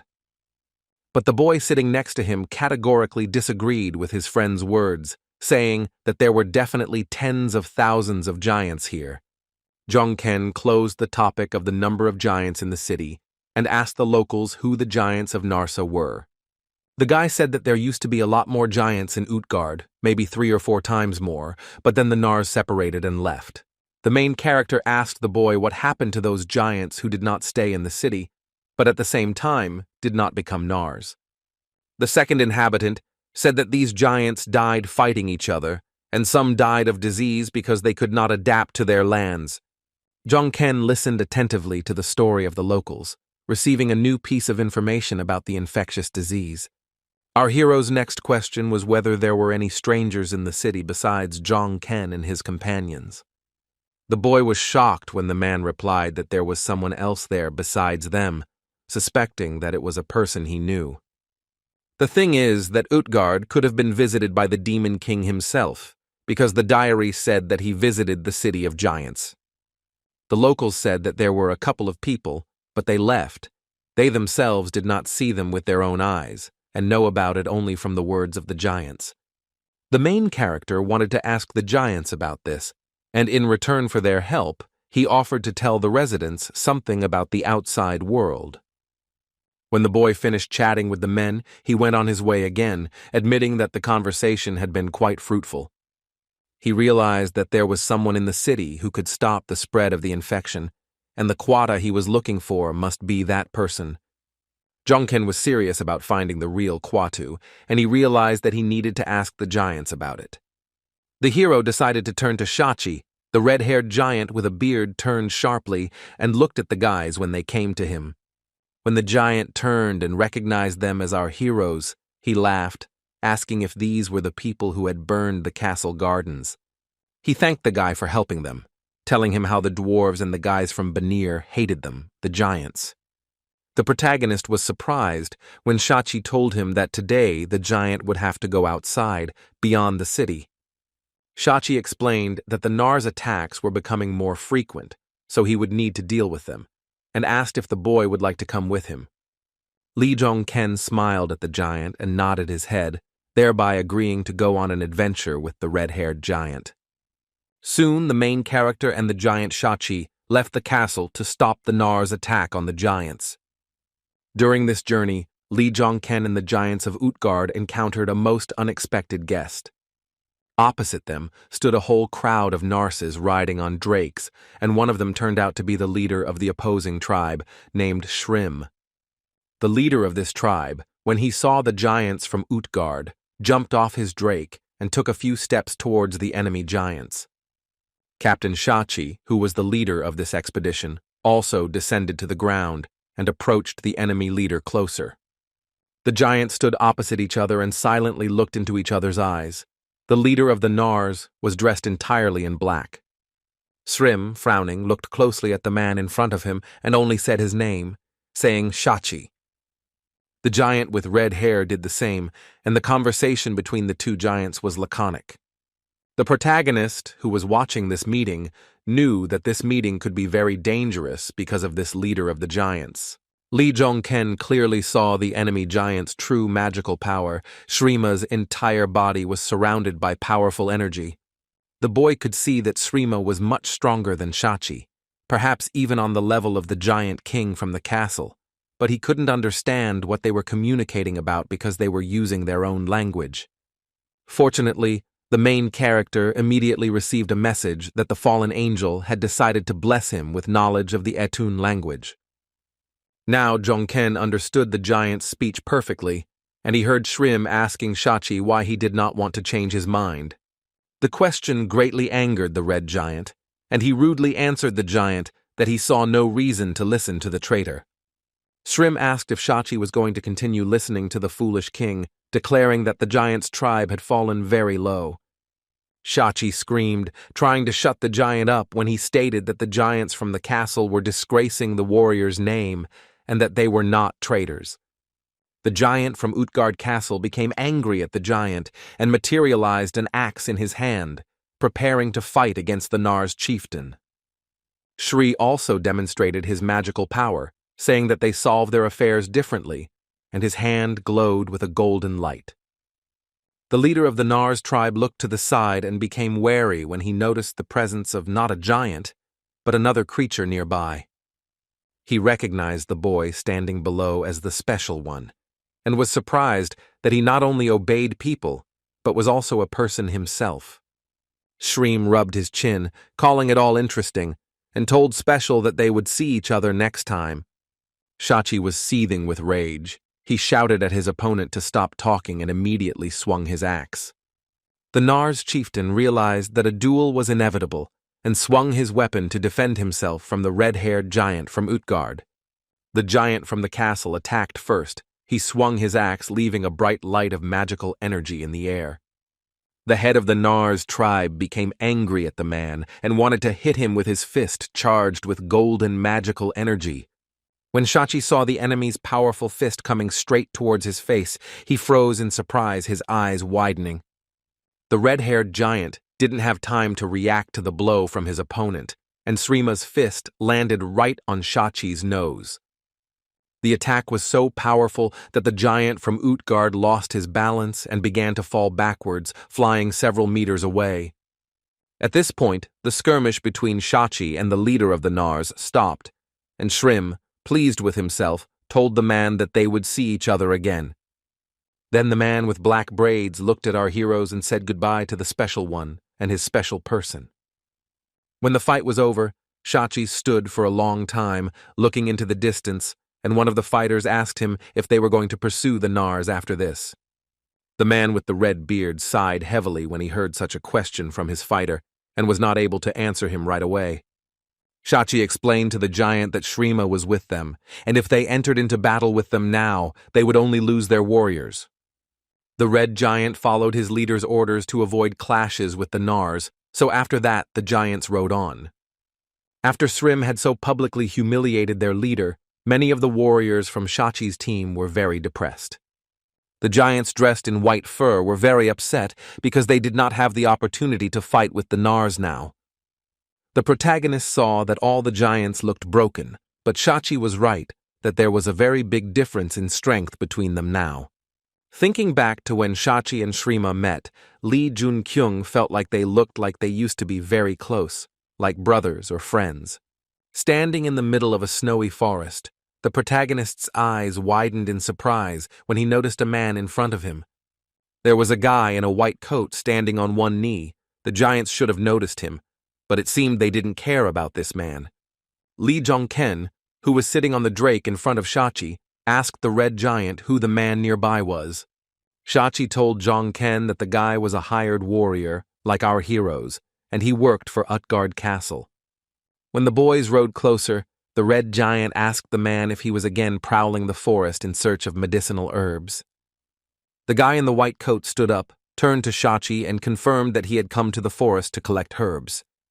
The captain warned the young man that there were Nars wandering nearby and that the forest was very dangerous, and asked if he would like to return with them.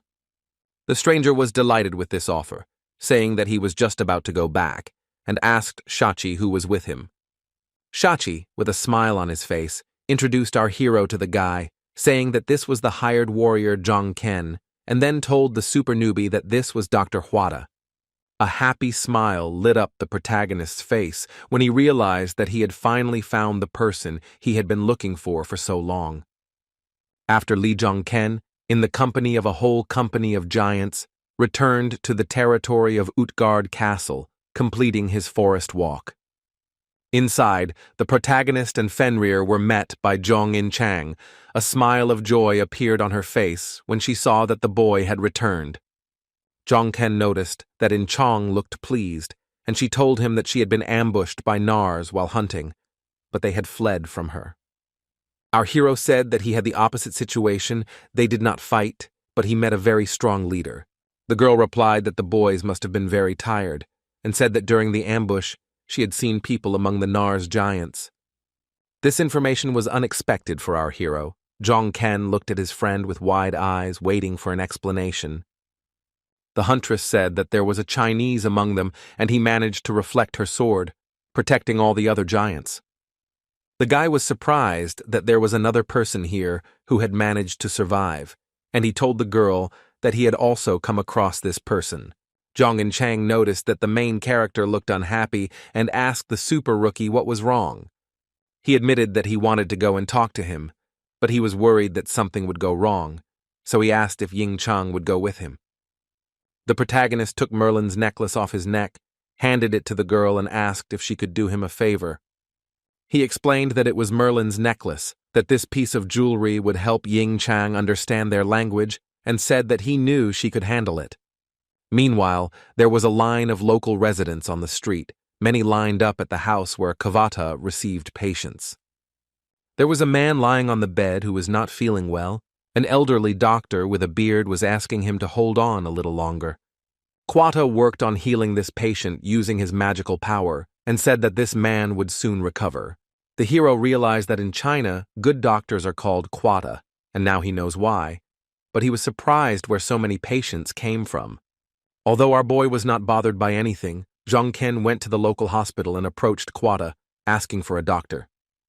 Kavata was working on treating a patient at the time, so he replied that he was busy and asked the guy to wait a bit. But the main character did not wait. He handed the doctor a whole bag filled with packets of red healing liquid. Zhang Ken told Kavata that he thought these potions should help him and gave him permission to use them as he saw fit. The doctor in the white coat looked at the gift with wide eyes. He felt awkward because there was a lot of potion, and he thanked our hero. Thanks to Li Zhongken bringing potions to the hospital, Kavata was able to heal everyone, and after that, our hero was able to communicate with him. When the doctor quickly dealt with the influx of patients, the boys left the hospital to talk alone. The young doctor asked our hero if it were not too much trouble to allow him to check his pulse, and Zhongken asked why he needed it. Kavata explained that he might be overreacting, but he couldn't shake the thought that he felt something strange when shaking hands. The protagonist gave permission to the young doctor to measure his pulse on his wrist. Kavata grabbed Li Zhongken's hand. Something was clearly wrong with our hero's health, because Kavata began to think, rubbing his chin with his fingers. The boy warned Zhongken that it might be unpleasant, but asked him for permission to check one more thing. And when Kavata started checking it out, his eyes widened in surprise, analyzing the health of the young man in front of him. The hero's hands touched, and the air around was decorated with many bright stars. A flow of mana passed through two people at once. Our hero knew that having another person's mana flow through you was a difficult process, but Ying Chang had to go through it once. The boy became wary because this time Kavata was using mana to check Zhongken's condition, but he felt no pain or discomfort. The protagonist guessed what could be the reason for this, but the young doctor emitting mana abruptly removed his hand. The doctor was shocked when he realized why the guy in front of him was special. He wanted to tell Zhongken about it, but he interrupted him. Our hero told Kavata that it was clear to him and wanted to ask him if the young doctor had studied what Li Zhongken had studied. But the guys' questions to each other turned out to be completely different, because Kavata asked about chi cultivation and Zhongken about the flow of mana. The young doctor was taken aback by the question about studying the flow of mana, and he looked at Zhongken with wide eyes. The main character had a similar reaction. He looked at the doctor as if he had no idea what chi cultivation was. The boys still had a lot to learn, and it was snowing outside, so the boys went inside to continue the conversation. Over a cup of tea, Zhongken asked the doctor how he came up with the idea of mana flow, but Kavata replied that they called it chi cultivation. The hero was surprised when the doctor hinted that he was not the only one who knew about this, and asked who else was involved in this cultivation. The young doctor shared with the protagonist that people who are on Nar's side also know about chi cultivation. And then Zhongken remembered in Chang's words that she had met some people who were fighting on the side of that tribe of giants.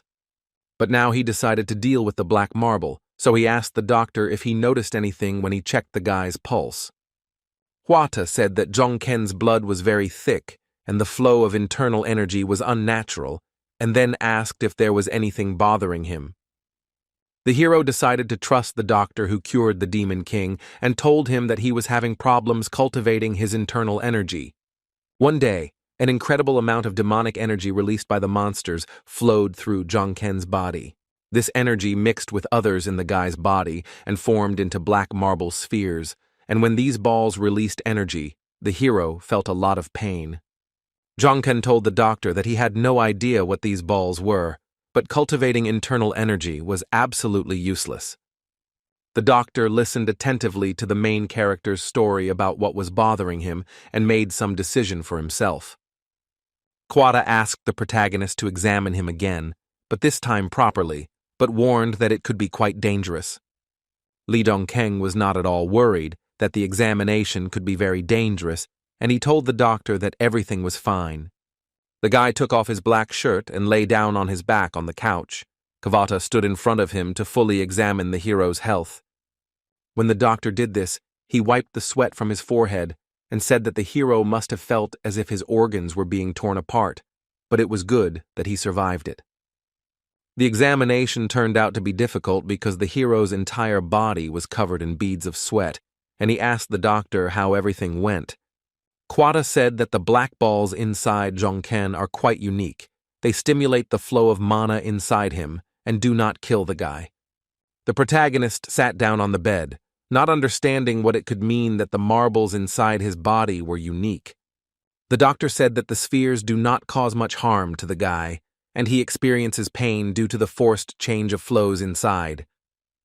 Quada explained that it was still fundamentally dangerous because the marbles grew stronger with Jongken. The doctor was especially worried that these spheres would at some point become stronger than the hero himself, and they would suppress Jongken as an entity. He warned the boy that the hero would then go crazy and become a psychopath, but he was glad that Jongken had amazing mental fortitude, and he would be able to suppress it. The protagonist asked if the psychopathy he mentioned was the same one that haunted the Nars abandoned in the ice. In response, the young doctor, concerned about the main character's health, only nodded in confirmation of Jongken's guess. The hero knew that the people on the Nars side were psychopaths who were consumed by the thirst for murder, and he received a lot of new information from the doctor. Thanks to the doctor, Li Jongken now understood that the black spheres inside his body were safe and were helping him get better. It was only natural for the boy to improve himself while facing danger, so the outcome seemed fine to him. Grabbing his shirt, he wondered if the Demon King was able to learn about mana flow by learning chi cultivation, and if so, then our hero would also be able to improve his mana flow. After getting dressed after the inspection, the protagonist once again approached Mr. Wanhua, asking if they could talk for a bit. The doctor was not against talking with our hero any further, saying that he also had a few questions for Li Jongken. Jongken asked why all his patients, who had not even participated in the battles, were sick, and the hospital was full. Kavata explained that there is a lot of energy in these lands, and ordinary people cannot cope with its volumes, so they begin to get sick. The protagonist realized why Utgard was filled with sick people, remembering the appearance of lands unsuitable for life after the opening of the gates. Putting the cup on the table, Kavata said that before the gate building of China, the guy studied medicine in Europe and returned to his homeland after the disaster. The doctor said that outside of these lands, everyone called them the hellish territory that cannot be restored, or rather, the kingdom of monsters. That's why Quata decided to ask the hero why he came all the way to China and wondered if they would send a rescue team for him. The protagonist knew from history that no rescue group existed, and he answered Kavata that no one would save him. The doctor was upset by these words of Li Jongken. His face became gloomy when he realized that in case of danger, our hero would not be saved. But the doctor was surprised when the main character corrected himself, clarifying that the rescue group was already in China. The super newbie didn't explain anything to the guy across from him, but just looked at the young doctor with a smile on his face. Quada asked the hero to stop talking nonsense, and Jongken said that besides Fenrir, there were two more, including Skeleton. But for the doctor, this did not change anything, and he said that the problem was that he had to save everyone, doubting that they would cope. The hero answered honestly that they couldn't handle it, and the doctor wanted to ask why he even started talking about a rescue team, but Jongken repeated his words. Hearing that the protagonist definitely couldn't handle this task alone, Quada wanted to answer something, but he was interrupted again. Li Zhongkeng asked the doctor to tell him about the people on the Nar side, because the main character will need their help. The talented doctor began to shout and be indignant, declaring that this was absurd because our hero knew nothing about these people. The hero said that this is why he asks about them, because the number of survivors in Utgard is very small, and he suspects that the majority are on the side of the Nars. The guy admitted that he didn't know about it because he learned that many had left Utgard when he was in the forest collecting herbs. The protagonist wondered who could be the person who would lead a whole crowd of hunters who escaped from Utgard. Wan Hua's gaze reminded Jun Kyung of his past, because there was a sense of despair in his eyes due to his powerlessness in wanting to save people. The hero knew that they needed the help of the hunters and that they needed to be prepared for the coming cataclysm, so he told the doctor that he wanted to study chi cultivation. The doctor was very surprised by such a request from the main character, not expecting that the guy would want to know more about cultivation. But Zhongken needed this because by learning chi cultivation, he would be able to get one step closer to the Demon King's strength. Soon the main character, his new acquaintance and Fenrir, went outside the castle. The doctor was doing something, leaning over the ground. The doctor made a small hill out of stones. It was surrounded by a magical wall, and he told Zhongken that he was finished. He said that he had erected a barrier around the area so that no mana flow would leak out, and so no one would suspect anything. Touching the barrier, the protagonist asked if the doctor wanted to say that something like this was necessary during his training. Quada replied that it was certainly yes, because the internal changes required the absorption of energy around, and the giants would be able to notice this. The guy said that it is difficult to collect energy in one place, so a barrier for the natural flow of mana around would not hurt. The protagonist admitted that he had indeed felt and collected the energy earlier, which naturally flowed around. This amazed the doctor because he considered this impossible without special technology, and began to ask who the hero's teacher was. The amazed Quada said that it seemed that Zhongken had an incredible predisposition to control internal energy. He admitted that he was very pleased that our hero managed to exceed all his expectations, proving to be more than just entertaining. The main character, not understanding what the doctor meant, tried to clarify what exactly made Kavata happy. The doctor said that although our hero's technique impressed him, he thought that after listening to him, he realized that it was possible and that they would cope with their problem. Meanwhile, outside the city, a small camp with tents was set up, and 3 strong men stood on its territory. One of the guys in protective armor asked the other if he wanted to say that there was not a single strong hunter among them. A burly man with a bandana on his head and a thick beard confirmed his words, answering that this guy's assumptions were correct. The unfamiliar hunter looked down and chuckled, assuming that they had finally sent out a group to rescue the people. The third hunter, with a very long beard, said he didn't think that was the case at all, and that it was most likely a small team. Not knowing what was going on, the leader of these guys, standing in the middle of the camp, asked what the hell was going on here. He looked up at the sky and said that for some reason he had been very careless about everything before, but now he had no idea where this was all going. The boy turned around and asked one of his subordinates how quickly hunters could increase their strength. The hunter said that they were making progress, and when they went over to their side, they were already able to collect good supplies. The leader asked the boys what about the 2 of them then, and they answered in unison that it also concerned them. The stern boss of this team looked menacingly at the men standing in front of them and told them that they had to become much stronger.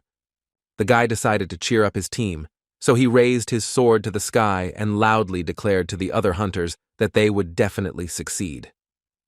The hunters, energized by the fighting spirit, began to repeat this phrase after their leader, shouting at the top of their lungs that they would cope. The big man with the black beard was also motivated after this speech of the leader, and began to loudly repeat the same phrase. Finally, 3 hunters from the camp decided to cross their weapons. Each of them had a completely different one. At this time, the main character was working on pumping up his chi concentration. He was meditating with his legs crossed, and the doctor placed his palms on his back. The guy's body was surrounded by a green, magical light. He didn't think that the flow of mana could emit such a pleasant warmth, because before everything was completely different. Quata asked the protagonist to concentrate on the doctor's rhythm and warned that they were almost there, so it would hurt. The purpose of this procedure was to affect the black ball inside the guy, and the marble sphere began to glow with a bright green light. The doctor was not lying when he said that Jongken would be in pain, because the hero began to scream due to the unpleasant sensations, and his face became covered in beads of sweat. The pain was severe, but the doctor still asked the main character to try not to make any extraneous sounds. The doctor's face changed dramatically, and his hair stood on end when the man felt a dramatic change during his work. Kavata was shocked. He himself felt incredible pain and did not suspect that everything would be so bad. The marble ball inside Jongken was releasing dark energy. The harmful energy not only absorbed mana, but literally devoured the hero's body from the inside.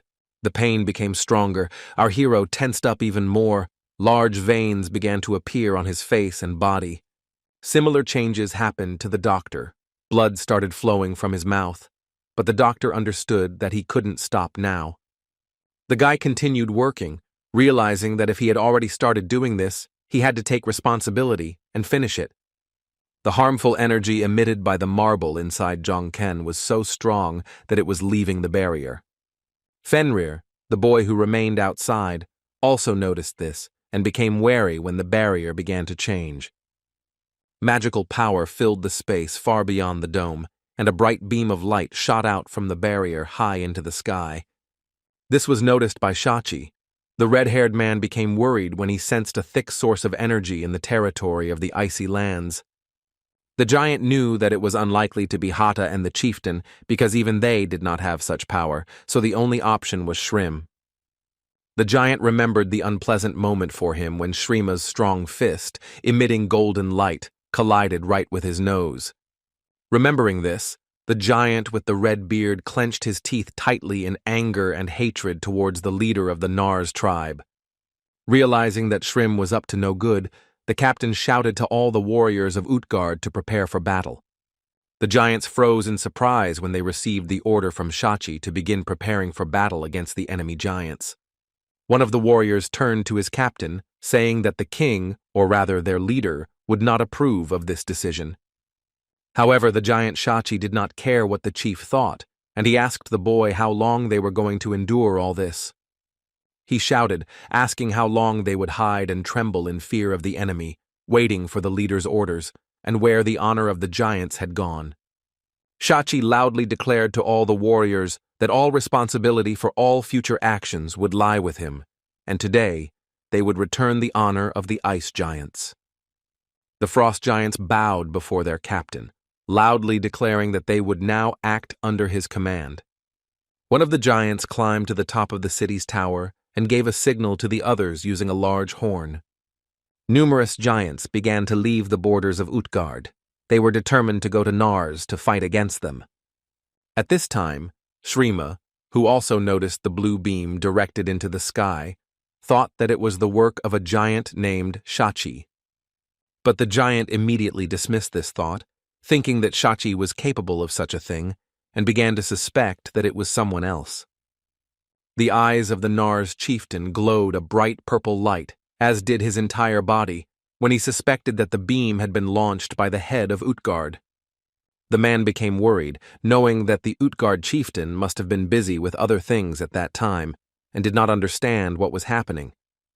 His face broke into a mad smile as he realized that there would never be a better chance, and he had to take it. The leader of the Nars raised his fist to the sky and shouted at the top of his lungs, declaring a general assembly and declaring that today they would take Utgard. The beam from the barrier created by Kavatoi became more powerful with each passing second, turning into a thick pillar of light. At this time, baby Fenrir was running towards the barrier because this beam and the energy coming from the dome began to bother him. The boy was staring at something as he stood near the barrier. His attention was distracted by the approach of some people. Fenrir saw that a whole horde of giants riding on drakes was approaching him from all sides. There were a lot of giants. On one side stood a whole squad of giants from Utgard, the giants glowing with a bright magical red light, looking at their opponent. On the other side of the magic dome, the giants of Nars approached. The giants were dressed in black fur clothes. When Shachi saw Shrima, he asked the giant if this was his doing, and tried to find out from the man what was going on. But the leader of the Nars concluded that Shachi had done all this, and asked the red-haired giant if the leader of Utgard was there. Shachi was stunned by Shrima's question. He asked again if he had just said anything about the leader, and stared at the giant with surprised eyes. Shachi's genuine surprise shocked the leader of the Nars because he thought that the giant knew where his leader was now. Fenrir, meanwhile, felt threatened by the approaching horde of giants and activated his magical power. The boy, angry, began to growl at the giants surrounding him and release energy, showing his teeth to the warriors. Jong-in-chang also arrived at the scene, and from the boy's reaction, she realized that this could only mean that Lee Jong-kyung was inside that dome.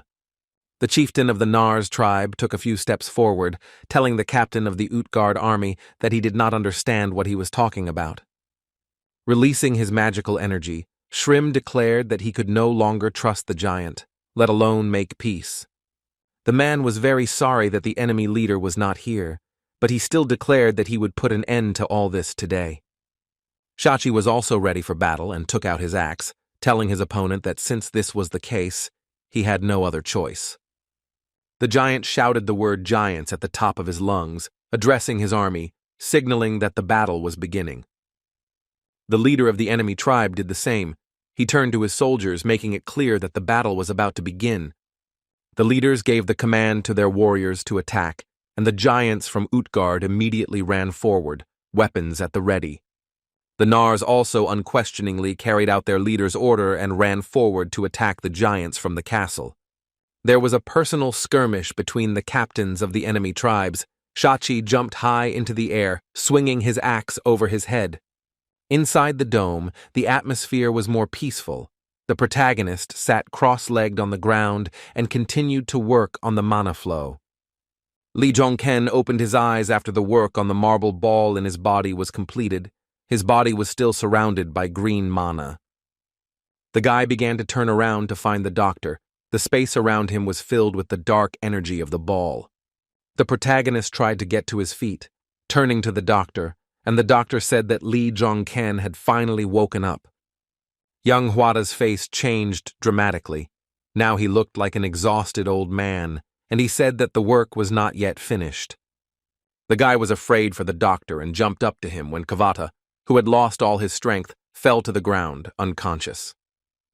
The protagonist put his hand on the man's neck to check his pulse. Hwada closed his eyes and did not react to the guy in any way. After checking his pulse, Lee Jun-kyung was able to confirm that everything was fine and that Wan Hua, although unconscious, was still alive. Hwada sacrificed his youth to save our hero, and Jong-ken said he wouldn't let him die that easily. He materialized in his hand the golden apple of Eden, called Edgar's elixir, which he had once borrowed from Odin. Our hero turned to the doctor, reminding him of his words about the guy needing to absorb all the energy inside the equipment, and he would do it. Lee Jong-ken placed the golden apple of Eden on Hwada's chest, telling Hwada to consume the fruit to heal. The protagonist rose to his feet to begin working on the mana flow. The dome inside was filled with the concentration of chi and the dark energy of the ball. The guy spread his arms out to the sides and raised his head up. The magical energy around his body began to grow and concentrate. The small marble ball inside the hero's body also underwent changes, and it emitted a larger amount of green mana. At this moment, outside the magical dome, a fierce battle continued between Utgard and Narsami. While the giants from the castle were suffering losses, one of Nars's fighters managed to seriously injure the giant when he struck him with his weapon. Jong-in-chang was not idle either. She jumped high into the air and began to fly, passing the fighting giants. The girl was a hired warrior of Utgard, so she fought on their side and dealt with the Nars with her sword. The huntress Siegfried, although she was hundreds of times smaller than the giants, managed to wound one of the Nars with her sword. Continuing the battle after this, the girl thought that the giant she had killed was big, but he clearly lacked strength. Zhong Chang became wary when she noticed something behind her and noticed an approaching threat. While still in the air, the girl suddenly thrust her one-handed sword in front of her body to block someone's attack. The blow was strong, so the attack caused Zhong Chang to land on the ground again after that, almost losing her balance. She looked up and noticed that she had just been knocked off her feet by some kind of blue light-emitting spear that was spinning around on its axis. The enemy attacked her from a distance and then returned the weapon to his hand using a boomerang effect. The attacker turned out to be a strong hunter with a black beard. He told Ying Chang that they met again, and she was still as strong. Frowning, Ying Chang examined her attacker and concluded that this man was definitely stronger than the giants. But now she had no time for him, because she saw how her princess Gongzu also entered into battle with one of the enemies. The red-skinned ogre fought with all his might against his opponents, swinging his fists and leaving behind traces of red light. He was forced to stop when his owner called his name loudly, and the monster turned its attention to Zhong Chang. Gongzu approached the girl. Now, during the battle, the small monster returned to its previous large size. The hunter who attacked Ying Chang was surprised when he saw a monster in front of him, because such things do not live in these forests. Ying Chang warned Gongzu that she was about to fight the man across the street and asked him to make sure that no one interfered with them. The large red ogre pointed his thumb at himself and smiled, shouting his name to indicate that he agreed to do so. Gongzu left, leaving Ying Chang and the hunter alone. They stood opposite each other, preparing for a one-on-one duel. The huntress was in anticipation, judging by the smile on her face, because the opponent in front of her was more interesting due to his strength. She motioned for the man to begin, and her entire body began to emit a bright, magical pink light, and her weapon was charged with mana. The hunter was delighted with the girl's behavior. He laughed infectiously and said that he was starting to like her. The duel between the Narsi chieftain Shrima and Shachi was in full swing. The giant raised his hands up to attack with an axe. The red giant also screamed threateningly and was ready not only to defend himself, but also to attack his opponent. A direct clash between the two giants began, the men swinging their axes furiously, blocking each other's blows. Shrima had a hard time hitting Shachi, and he shouted to the giant that he noticed that the man had become even stronger. The red giant couldn't say the same about his opponent, so he shouted that Shrima hadn't changed at all. However, Shachi was wrong, because after these words, Shrimu managed to strike the man, the fire attack grazing his shoulder. Shachi knew that the giant had been trying to train hard since their last battle, but the difference in their strength was still great. The red-haired captain shouted at the Nars chieftain, accusing him of being such a revered warrior and becoming a traitor to his people. The giant pushed off the ground to vent his hatred on Shrima, and in midair asked him how he dared to betray them. But Shachi's words did not awaken the conscience of the Nars leader. He put his hands behind his head to launch a fire charge at the red-haired giant. The captain of the castle giants began to scream in pain as Shrim's power began to hit his body, causing heavy damage. The leader of the Nars shouted that he explained his actions by the fact that he simply could no longer bear to see the leader playing king. Shrima told Shachi that the red giant may not know it, but this supposed king had destroyed everything that was once dear to them. The statement of the Nars leader shocked the giant. He stared at Shrima with a puzzled expression on his face. The giant swung the axe around himself to charge it with power and slammed the weapon straight into the traitor's face. The blow was insignificant for the leader of the Nars. The man only became even more angry at the hostile captain of Utgard. The Nars leader reached out to grab his weapon and counterattack the giant that had just struck him. Srima's counterattack was successful. The man with a furious expression managed to hit Shachi in the face on the first try. The strength of this giant was incredible because a simple blow to the face caused the giant Shachi to fly back. The chief of the Nars tribe looked at the giant with anger in his eyes. and revealed the secret that my friend and father Shachi was killed by the king. Shachi, who fell to the ground after the blow, was in shock when he heard these words from his opponent, not believing his ears. Shrima was filled with anger and screamed at the top of his lungs, repeating to the red-haired giant that this bastard Loki had killed Ovaldi. At that moment, everything inside Shachi collapsed. He froze when he realized that his leader had caused the death of his beloved father. Meanwhile, the magical sphere created by Quata began to change before our eyes, the dome emitting even more magical energy. The blue semicircular barrier began to collapse. The magical power released was so powerful that it was impossible not to notice. Nar's leader Shrima was distracted from the battle when he turned around and saw the danger that the dome posed. Zhongin Chong and the hunter, who were fighting at the time, also noticed the magical barrier that began to change. Filling the surrounding area with a bright, mysterious blue light, the barrier reached its peak to completely collapse and disappear. When the dome disappeared, a thick fog formed in its place, and behind it everyone saw the lonely protagonist standing. There was no joy on Li Zhongken's face. Working on chi concentration had turned into a disaster for Dr. Wanhua. The guy looked at the doctor lying on the ground. He was still unconscious, not reacting to the main character's words. Quata's face was no longer the same as before he entered this dome, but the positive changes after the Apple of Eden were noticeable.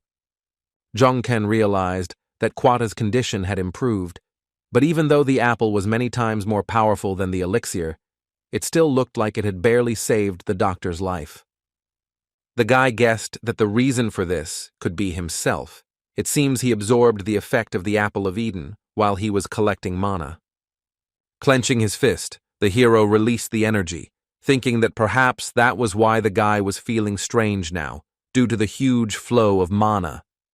The main character felt such incredible strength within himself that he believed that at that moment he could easily defeat Hercules. Li Zhongken panicked, not understanding what kind of strange mana flows were currently hovering around him. They were growing exponentially.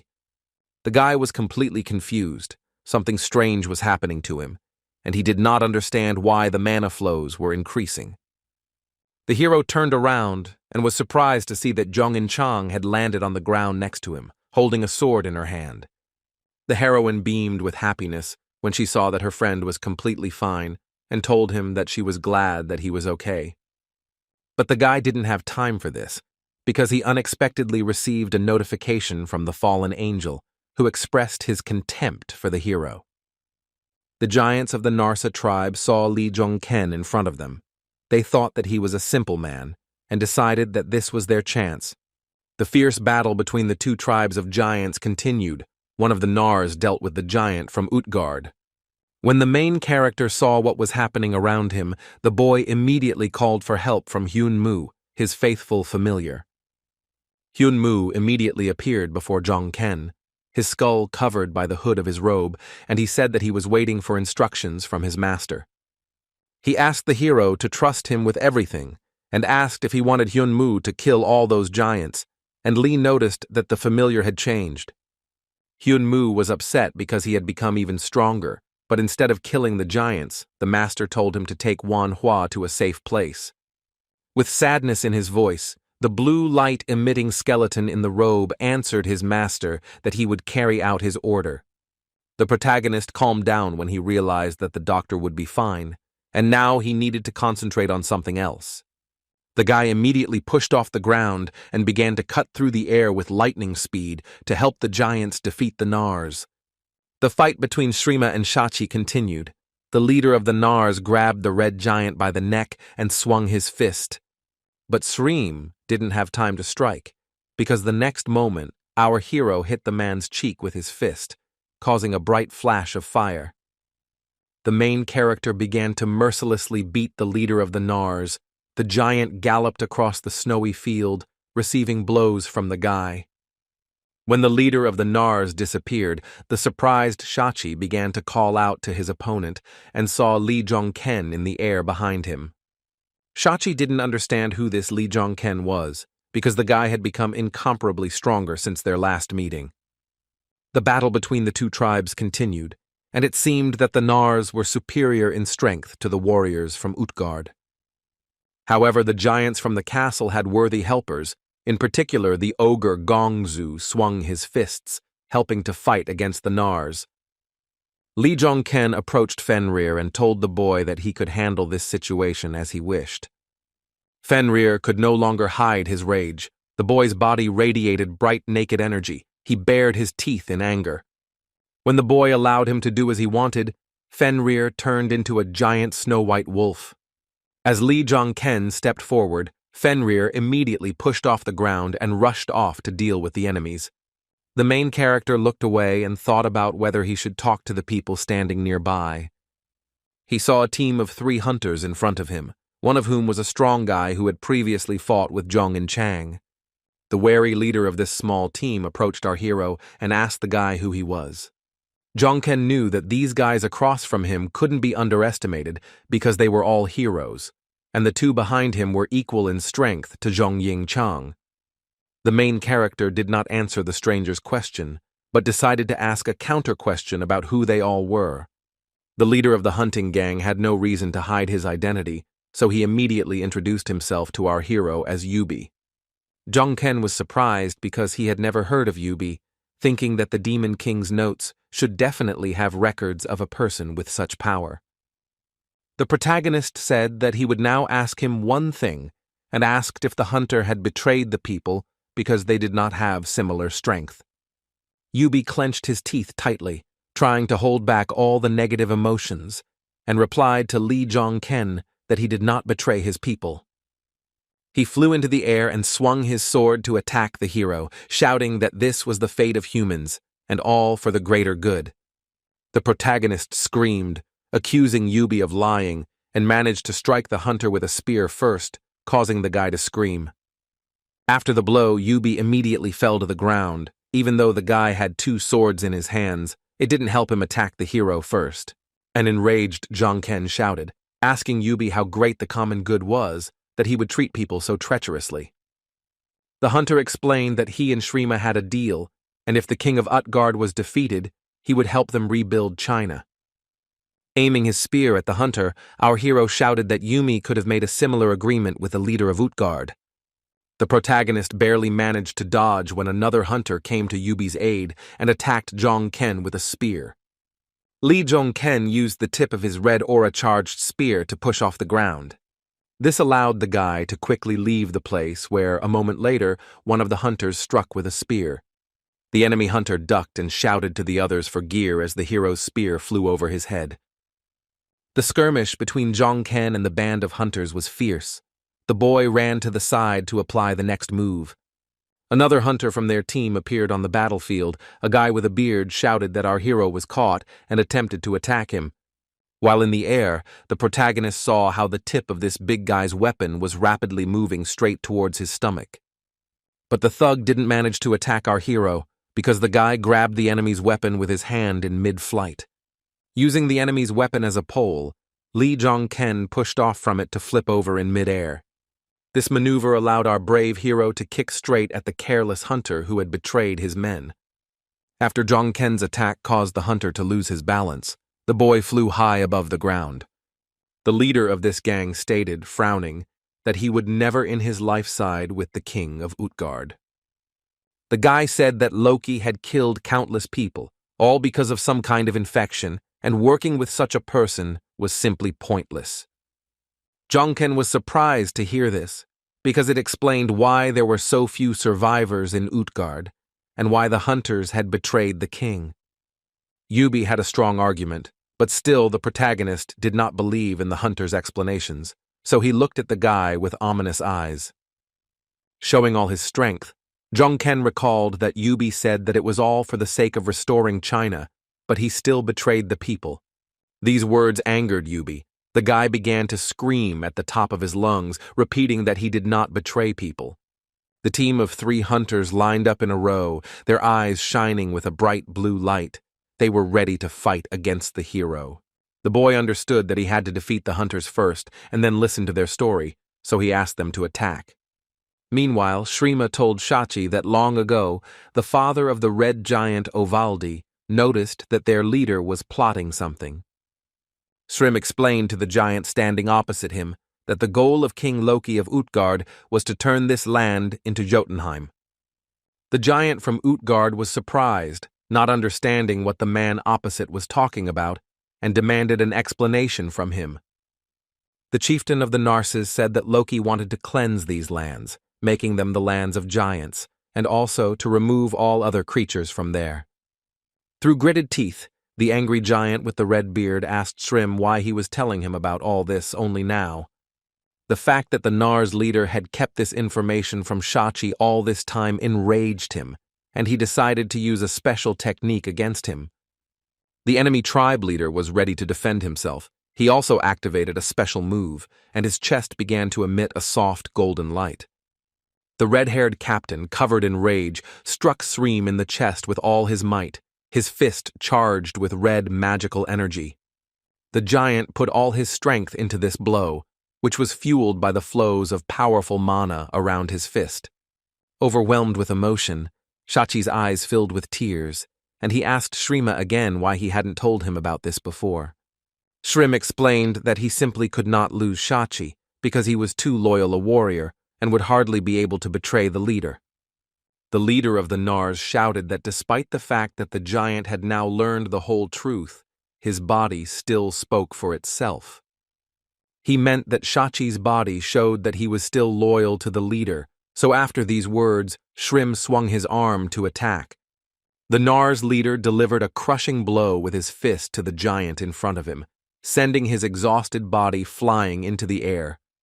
The blow was incredibly powerful. Shrym managed to damage the giant's internal organs with his fist, causing Shachi to spit out blood. The body of the giant from Utgard went limp. The leader of the Nars carefully picked up his exhausted old friend, ending the fight. With this blow, Shrym simply wanted his old friend to get some sleep until everything that was happening in the land of the giants was over. The giant placed Shachi's body on the ground and turned to leave, but stopped and looked back when asked to do so. The giant man turned around to look with his red eyes at the person who had just spoken to him. The giant saw that nearby on the ground there was a lifeless body that belonged to one of the hunters. Nearby, other members of the hunting team who worked for the Nars giant tribe lay unconscious, face down. The leader of the Nars saw our main hero in front of him, who looked straight into the giant's eyes with a slight grin on his face. Shrym activated his aura at full power again, felt the threat, and admitted that it was very curious. The giant took a close look at the tiny man standing below and said that he thought he was definitely special. The giant concluded, having studied the aura of the man opposite him, that this boy was now no less dangerous than his old friend Shachi. Shrym became even more wary when he realized that the main character was much stronger than Shachi, and could rather be compared to King Loki. The leader of the Nars showed our hero a furious grimace and shouted threateningly, preparing to eliminate the danger. The giant from the enemy tribe cast the spell Determination. It was his special move that he wanted to use against Jongken. The move required a lot of strength, and Shrym hadn't used it before because he was saving it for the meeting with Loki, but now he needed it to stand up to Jongken. The protagonist raised his hand up, signaling to the giant man opposite him that he did not want to fight. Li Jongken's demonic aura completely disappeared, and with his hands raised up, he declared his surrender to the giant. The main character's action was very unexpected for Shrima. He stared at the guy with a puzzled face. Jong In-chang also stared at Jongken with wide eyes, not expecting that her friend would give up. Even the giants from both tribes, who had been fighting each other mercilessly until then, stopped and looked at our hero. The hunter, working for the Nars, recovered from the fight and looked at the hero in surprise when Jongken handed him the bags with the potion. With a sincere smile on his face, the protagonist asked the hunter sitting in the snow to take it to restore his health. The guy was perplexed. He couldn't understand why the man they had just fought with was now caring so much about him. Li Jongken placed his hand on his hip, looked away, and admitted to the hunter that he no longer had a reason to continue fighting. One of the reasons the boy no longer wanted to continue fighting was because Captain Utgard had passed out. Jongken also told the hunters that he finally understood why they sided with the Nars, betraying the humans. Smiling, the protagonist stated that he was just a simple mercenary, so he did not want to participate in the battle. Shri listened silently to Lee Jongken's explanation, his face dark against the bright red magical energy. The leader of the Nars was not against not entering into confrontation with the guy, so with a slight smile on his face, he agreed with our hero. The giant told the protagonist that he accepted his surrender, and it seemed that the giant from the enemy tribe was only pleased by this. The giants of the Nars tribe began to rejoice. The giants raised their fists to the sky and shouted, feeling the taste of victory after the battle. Those who fought on the side of Utgard did not share the mood of their enemies, because the battle with Narsum turned out to be not an easy one for them. Srim loudly ordered his men not to kill the protagonist because there was already enough frost giant blood in this war. The main character offered to watch them in action. The guy looked at the hunters standing nearby and said that he relied on them. The leader of the Nars hunters stared at Lee Jongken silently, his mouth open in surprise, and could not find the words to respond. His partners instantly became friendly. They introduced themselves to our hero as Jangbi and Guan Gu, looking at Jongken with a smile. But the war was not over, because Shri suddenly declared that they would advance to Utgard and kill King Loki. The leader charged his warriors with fighting spirit. They began to shout, raising their fists up, and were not against going to the city. Jongken thought about it when he received a notification that the fallen angel had become embarrassed and was mocking everyone. Shri approached our hero, asking why he had retreated so suddenly, and Jongken explained that they were simple mercenaries. The main character told the giant that if he was willing to pay well, the guy would not mind helping Narsum for a reward. Realizing that the man in front of him was special and could help, Srima said that the guy's offer sounded pretty good. The guys were left alone in their company. Behind our hero stood Zhong and Chang, and Hyun Mu held Hwata's body in his arms. In Chang asked the main character if the guy really agreed to help the enemy tribe in exchange for a reward. Jongken materialized clothes in his hand to put on, and asked the girl if there was something wrong with his decision. The boy, while getting dressed, asked Ying Chang if he hadn't mentioned to her right away that they were going to remain neutral from start to finish. While the skeleton held the doctor on his shoulder, the protagonist explained that they had achieved the goal they had set for themselves upon arriving in China. He added that hunters like Yubi, Guanwu, and Jangbi could help the remaining people of Utgard, and that was the best outcome. The protagonist's words convinced the girl, her mood improved, and Zhong In Chang agreed with Jongken. The Narzi attack on Utgard went smoothly, with most of the humans losing in battle with the giants of the enemy tribe. The chieftain of the Nars walked around the castle grounds as if he owned the place, while the giants of Utgard knelt before him, their heads bowed. Soon, Wanhua, who had been unconscious for a long time, finally opened his eyes, and the guy asked if he was okay. The doctor regained consciousness, and the main character sat in front of him, carefully monitoring Wanhua's condition. The man still looked ill, but some of his youth had returned, and he turned his head to look around. Kavada saw that Utgard was in decline, the streets were engulfed in flames, and there was war on the castle grounds. The doctor noticed two giants standing in front. They were dressed in black fur, so he realized that they were Narsi. Kavada clenched his teeth in anger when he realized that Utgard had been captured by enemy giants, and that our hero had something to do with it. The angry boy asked Jongken if he had really been a traitor all along, admitting that she couldn't even suspect it. The protagonist stood up and asked what Wanhua was talking about, explaining that he had already told him about it before. Lee Jongkeng repeated with a smile on his face that it might be a little late, but the rescue team had arrived in time for them. The doctor was perplexed when he heard these words from the hero, and stared at Lee Jongken with eyes widened in shock. Wanhua found the strength to stand up when a team of 3 hunters who worked for the enemy tribe approached the boys. The protagonist asked Yubi to accompany all the peaceful people of Utgard, and if they can find a way out, they can leave the fortress. He also asked Wanhua to help their case, saying that he relied on the doctor a lot and everything would go smoothly if he was by their side. Kavada calmed down, realizing that our hero's goal was to help people, and replied that he understood his task, although he did not quite understand what was happening. Li Zhongken smiled at the doctor and said that in that case he was going to return to his duties.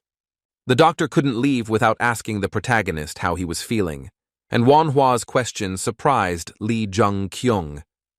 The guy demonstrated his magical power, which increased after that procedure with the mana flow under the dome. Showing the power of his fiery red energy, the protagonist happily reported that he felt great. The hunters began evacuating people from the flame-engulfed Utgard, and residents left the fortress in a single file.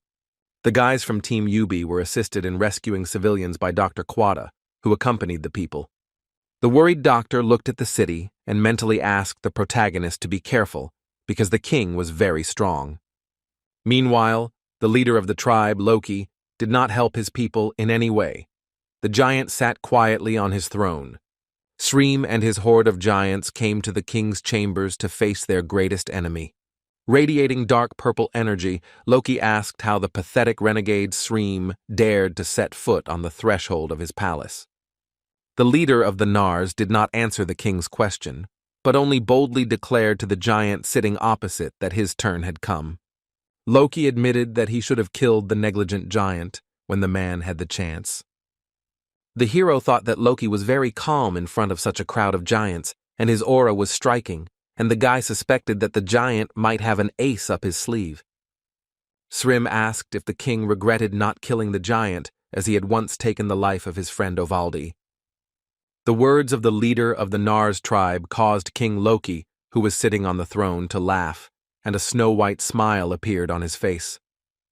The leader of Utgard, radiating an imposing aura, said that he knew that Shrim had decided to become a renegade because of Ovaldi's death. The behavior and words of the Utgard leader made the Nars leader lose his temper. He clenched his teeth in anger and called the giant a bastard. The giant was ready to take revenge on the king. Shri immediately decided to use his special move against Loki.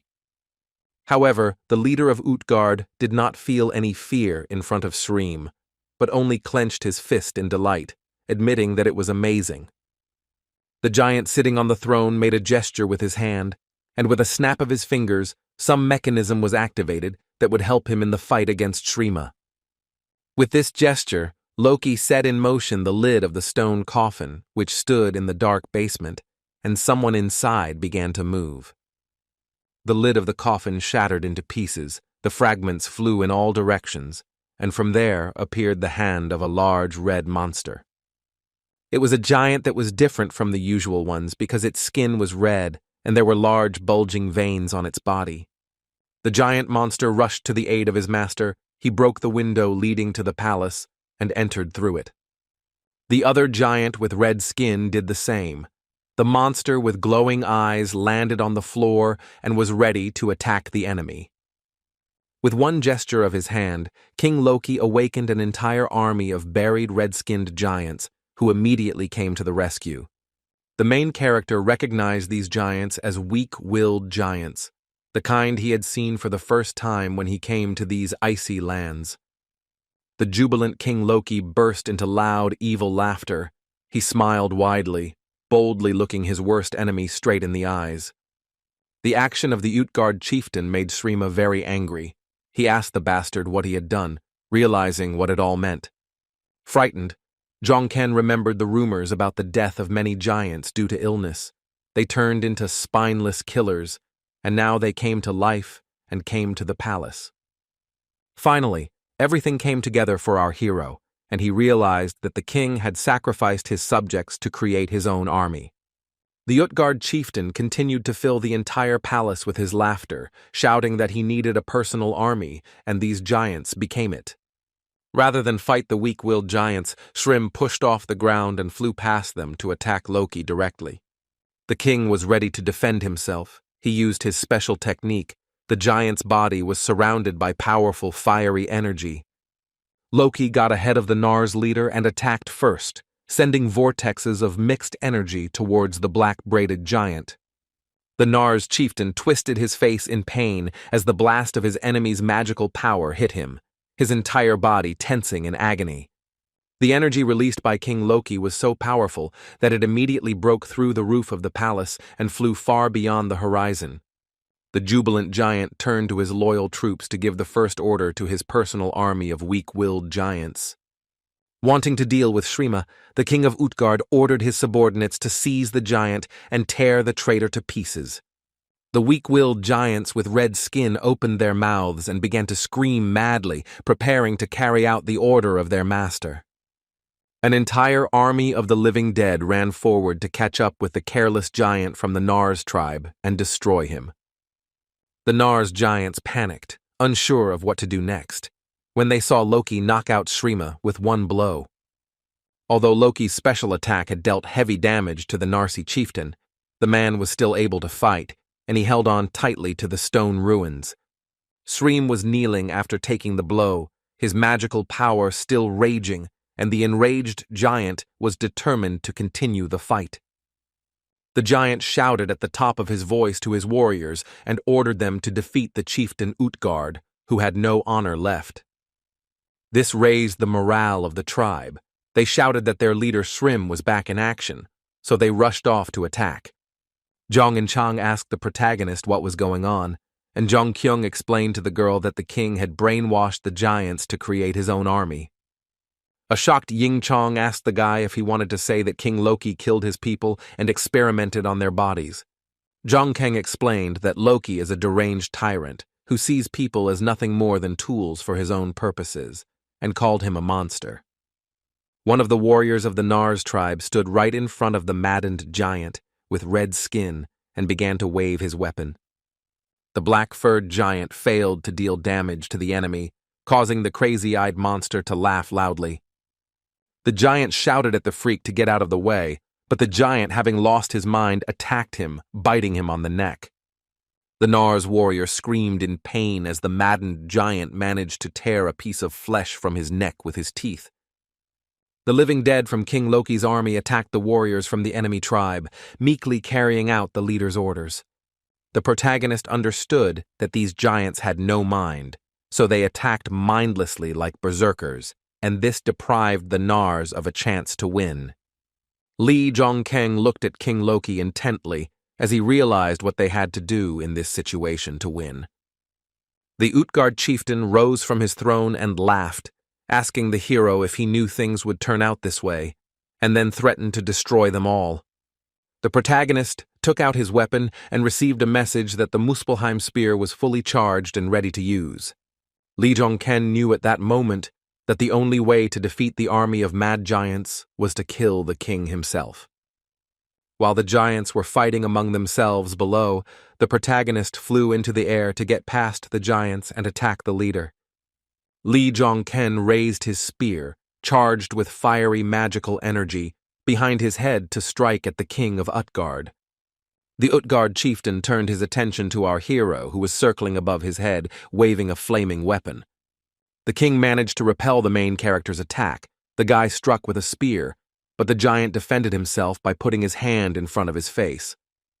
The attack did not frighten the leader of the giants in any way. Jong-ken's attack, which was unsuccessful, only made the giant smile. The giant immediately counterattacked the protagonist, telling the guy that he had been watching him all this time, so the blow was not unexpected. Using his special move, Loki said that it was Jong-ken who was emitting such a powerful flow of mana.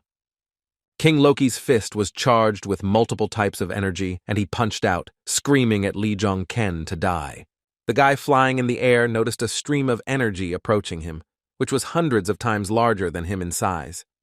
The main character became very tense and panicked, because he understood that the guy would not have time to dodge such a blow. Something distracted the super newbie. He looked away as his face was illuminated by a bright blue magical energy. Now the main character was floating in the air when two powerful streams of giant power flew towards him at once. The blue magical flow was friendly because it was launched by someone in order to reflect the power of King Loki. The Utgard chieftain became worried when he saw that his special attack had been repelled and asked who the man was who had managed to do this. King Loki turned around and saw that it was Shachi, who launched his own charge of magic against the flow of the leader's power as a counterweight. The red-haired, bearded giant was breathing heavily, seething with rage. The veins on his body were bulging, and his body was covered in beads of sweat. This attack of Shachi was especially strong. The giant spent a lot of energy at the cost of his health. Blood began to flow from his mouth. The protagonist was afraid for the red giant when he saw that it was he who used that attack and loudly shouted the giant's name. The giant gradually lost his last strength, his body trembled. He looked at the hero and said that he entrusted his giants to him. The last remnants of strength left the giant. Shachi could no longer stand on his feet, so he fell to his knees with a crash. The giant, having spoken his last words to Lee Jong-ken, lost consciousness and fell face down on the floor of King Utgard's palace. Shreem screamed loudly when he saw his old friend collapse to the ground, showing no signs of life. The king called Shreema a weak bastard who asked for help from a man and promised to make him his soldier when the battle was over. A look of great concern appeared on the protagonist's face when he saw his fosterling, the wolf Fenrir, nearby. A giant magical wolf attacked King Loki, and the werewolf's attack clearly took the leader by surprise. The wolf began to thrash about in the air, leaving behind bright streaks of blue light as a wary Loki watched him. With his fists ready, King Loki shouted at Fenrir that the werewolf had become much weaker than he had been the last time they met. The man spread his legs wide and spread his arms out to the sides, using another of his special moves. Powerful streams of magical power rushed in all directions. The attack was so powerful that the werewolf Fenrir was unable to repel it, so after receiving damage, his limp body fell down. Our hero received a message that he needed to get rid of the shameless individual in 5 minutes, and he asked In Chang to detain the king for a minute. The huntress felt uneasy and doubted that she would be able to hold off Loki, who had defeated Fenrir with one blow even for a minute. The next to attack was the leader of the Nars tribe, a giant, emitting his magical power, and screaming, he attacked the king. The Utgard chieftain stood motionless, looking at Shreema, who was running at full speed towards the king to attack him. The two giants clashed in hand-to-hand combat, and the entire palace was filled with bright, multicolored flashes. The protagonist told the girl that Shreema alone was not enough here and stated that he needed Jong-in Chang. This inspired the girl, and she grabbed her sword, declaring with a smile on her face that she would try to delay the king for an hour. Lee Jong-ken held the weapon engulfed in flames in his hand and received a notification that the Muspelheim spear had almost reached its mana limit. This situation did not suit the main character because this mana was not enough to win, he needed much more. At this time, Shrim, the leader of the Nars, was losing the battle with Loki. The giant missed a blow, because of which he lost a lot of blood. The huntress, Jong-in Chang, entered the battle, cutting through the air while holding a one-handed sword that colored everything around her with purple light. The girl, putting all her power into this attack, tried to damage the king, but the leader Loki blocked her blow with his hand. The head of Utgard immediately counterattacked Jong-in Chang, launching a powerful stream of energy at her. The girl tried to defend herself with a sword. But the explosion still occurred when the flow of Loki's magical energy reached the girl, and she was unable to prevent the collision. Our hero received a message that the spear's level had been increased due to the high temperature, but it was still not enough for him. The guy needed to improve his spear's charge just a little bit more. It was necessary because he only had one chance. But suddenly, reports came in that the Muspelheim spear had reached its limit, and the weapon began to crumble before our eyes. The protagonist couldn't waste a second. His weapon turned into a solid column of flame. He screamed before going on the attack. Holding the spear at its maximum charge above his head, Lee Jong-ken scaled the palace, crushing the floor of the building with his feet. The protagonist's Muspelheim spear was charged with so much energy that a powerful beam of power pierced the roof and shot into the sky. Fortunately, this allowed Lee Jong-ken to complete his task, and he immediately received a message that the mission had been successfully completed. The smile on King Loki's face disappeared as the hero completed his mission, and the fallen angel was satisfied with Lee Jong-ken. A huge gaping hole appeared in King Loki's torso, which was burned out by the blast from Dark Horse's Muspelheim spear. The hunters and Dr. Quada, who were evacuating civilians, were shocked when they saw sunlight for the first time in a long time in China. With the charge of his spear, the main character managed to rid the sky of China of all clouds. The sun appeared in the sky, and Jong-ken received the title of the man who raised the sun. Under all the long-awaited rays of the sun, Utgard Loki finally died. His body, like his entire castle, burned to the ground. The giants, who were mad and controlled by the king, were destroyed by the giants from the Nars tribe. When the red giants finally found their peace, the four commanders met at the ruins of the old castle. Shachi survived the battle in the palace, and the leader of the Nars, the giant Shrim, came to meet him and the other giants. The protagonist was also present at this meeting, but there was no smile on his face because he knew that the battle was not over yet. The giant Shrim turned to the hunter Yubi and told the boy that he was going to keep the promise he made earlier. The guy was very happy to hear these words from the giant. He looked at the giant Shrima with a sincere smile on his face. But the conversation did not end there, because the leader of the Nars wanted to say something to his former friend Shachi. The red-haired giant froze in shock when he received an unexpected request from the leader of the Nars to take the giant's life. Shrim dropped to his knees and said that whatever the reason, he considered himself a traitor, guilty of the death of his people. Shrima's revenge was complete, and he told Shachi that he hoped the giant would spare the rest of the Nars who followed him. Shachi stared at the leader of the Nars, silently listening to his speech. He did not answer anything in response to the giant's request to kill him. The red-haired giant silently materialized his axe in his hand, making it clear that he was ready to fulfill his old friend's request. Shachi's weapon emitted a bright red light. The giant took a few steps closer to the kneeling Shrimu and agreed to do so. When it was all over, the giant Shachi stood on top of the fortress, looking at the snow-capped mountains, and our hero was nearby. Lee Jong-ken was worried about what the giant thought of him now, so he asked Shachi if he now despised him. The giant with the red beard turned his gaze to the boy, looking at the main character with bewilderment in his eyes. Smiling, Shachi leaned over and convinced the boy that he did not despise him. On the contrary, our hero allowed the giant to make the right choice.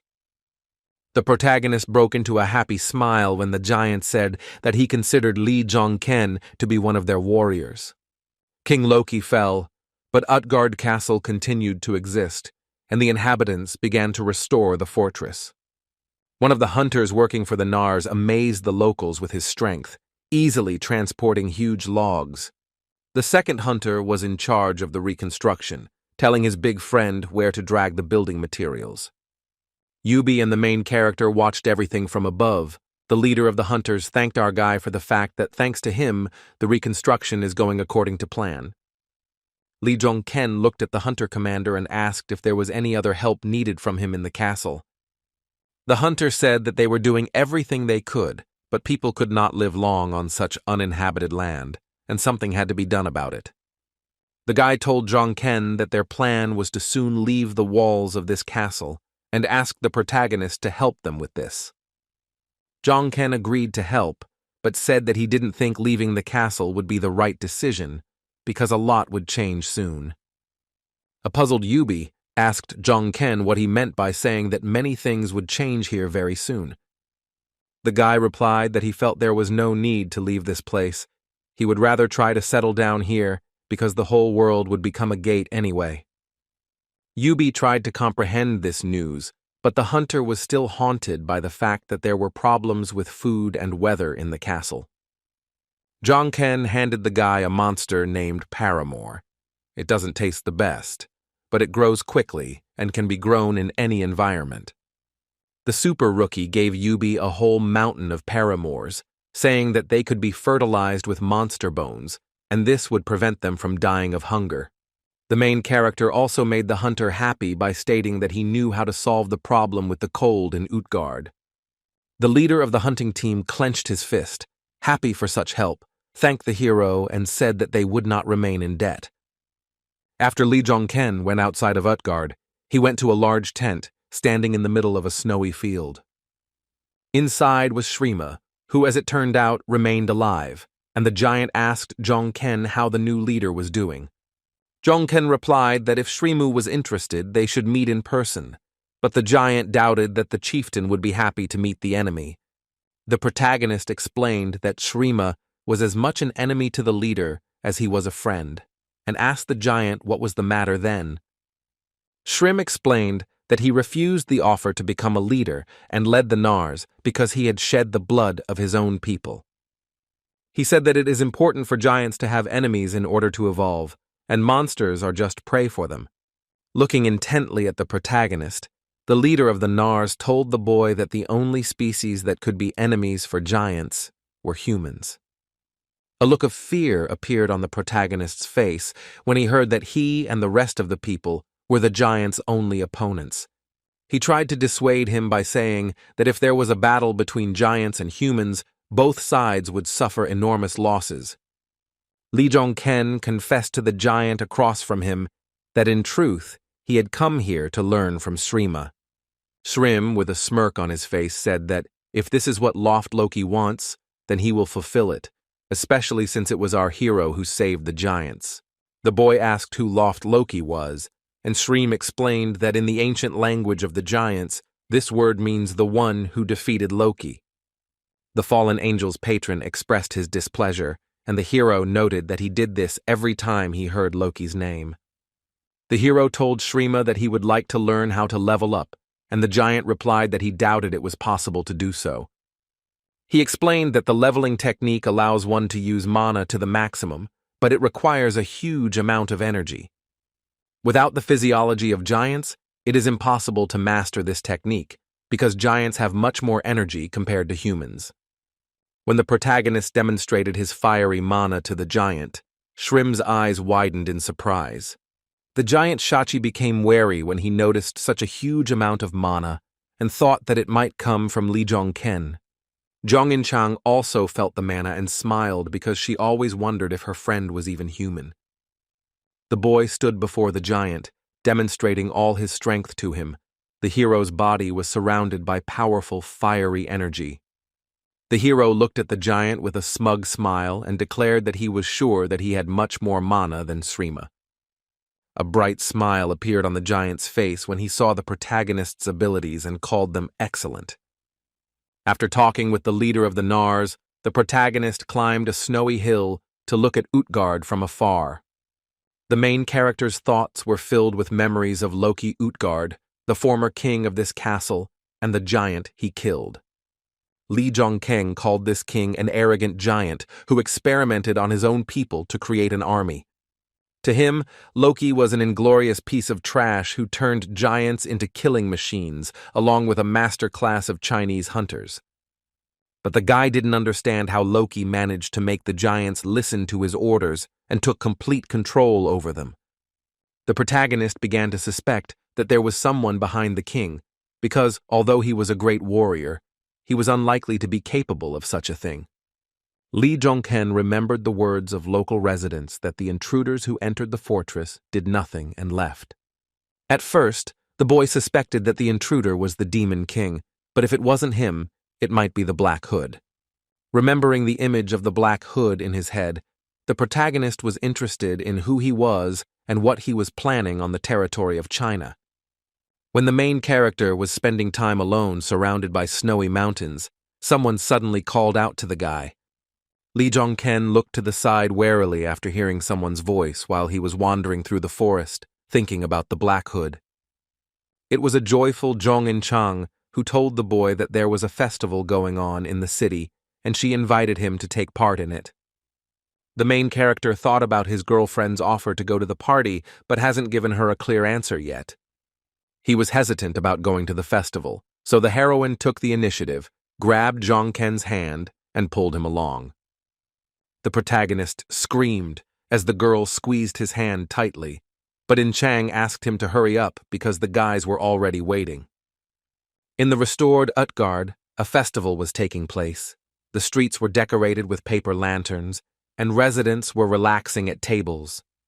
People were happy that they finally got a taste of real life, remembering the hardships they had to go through.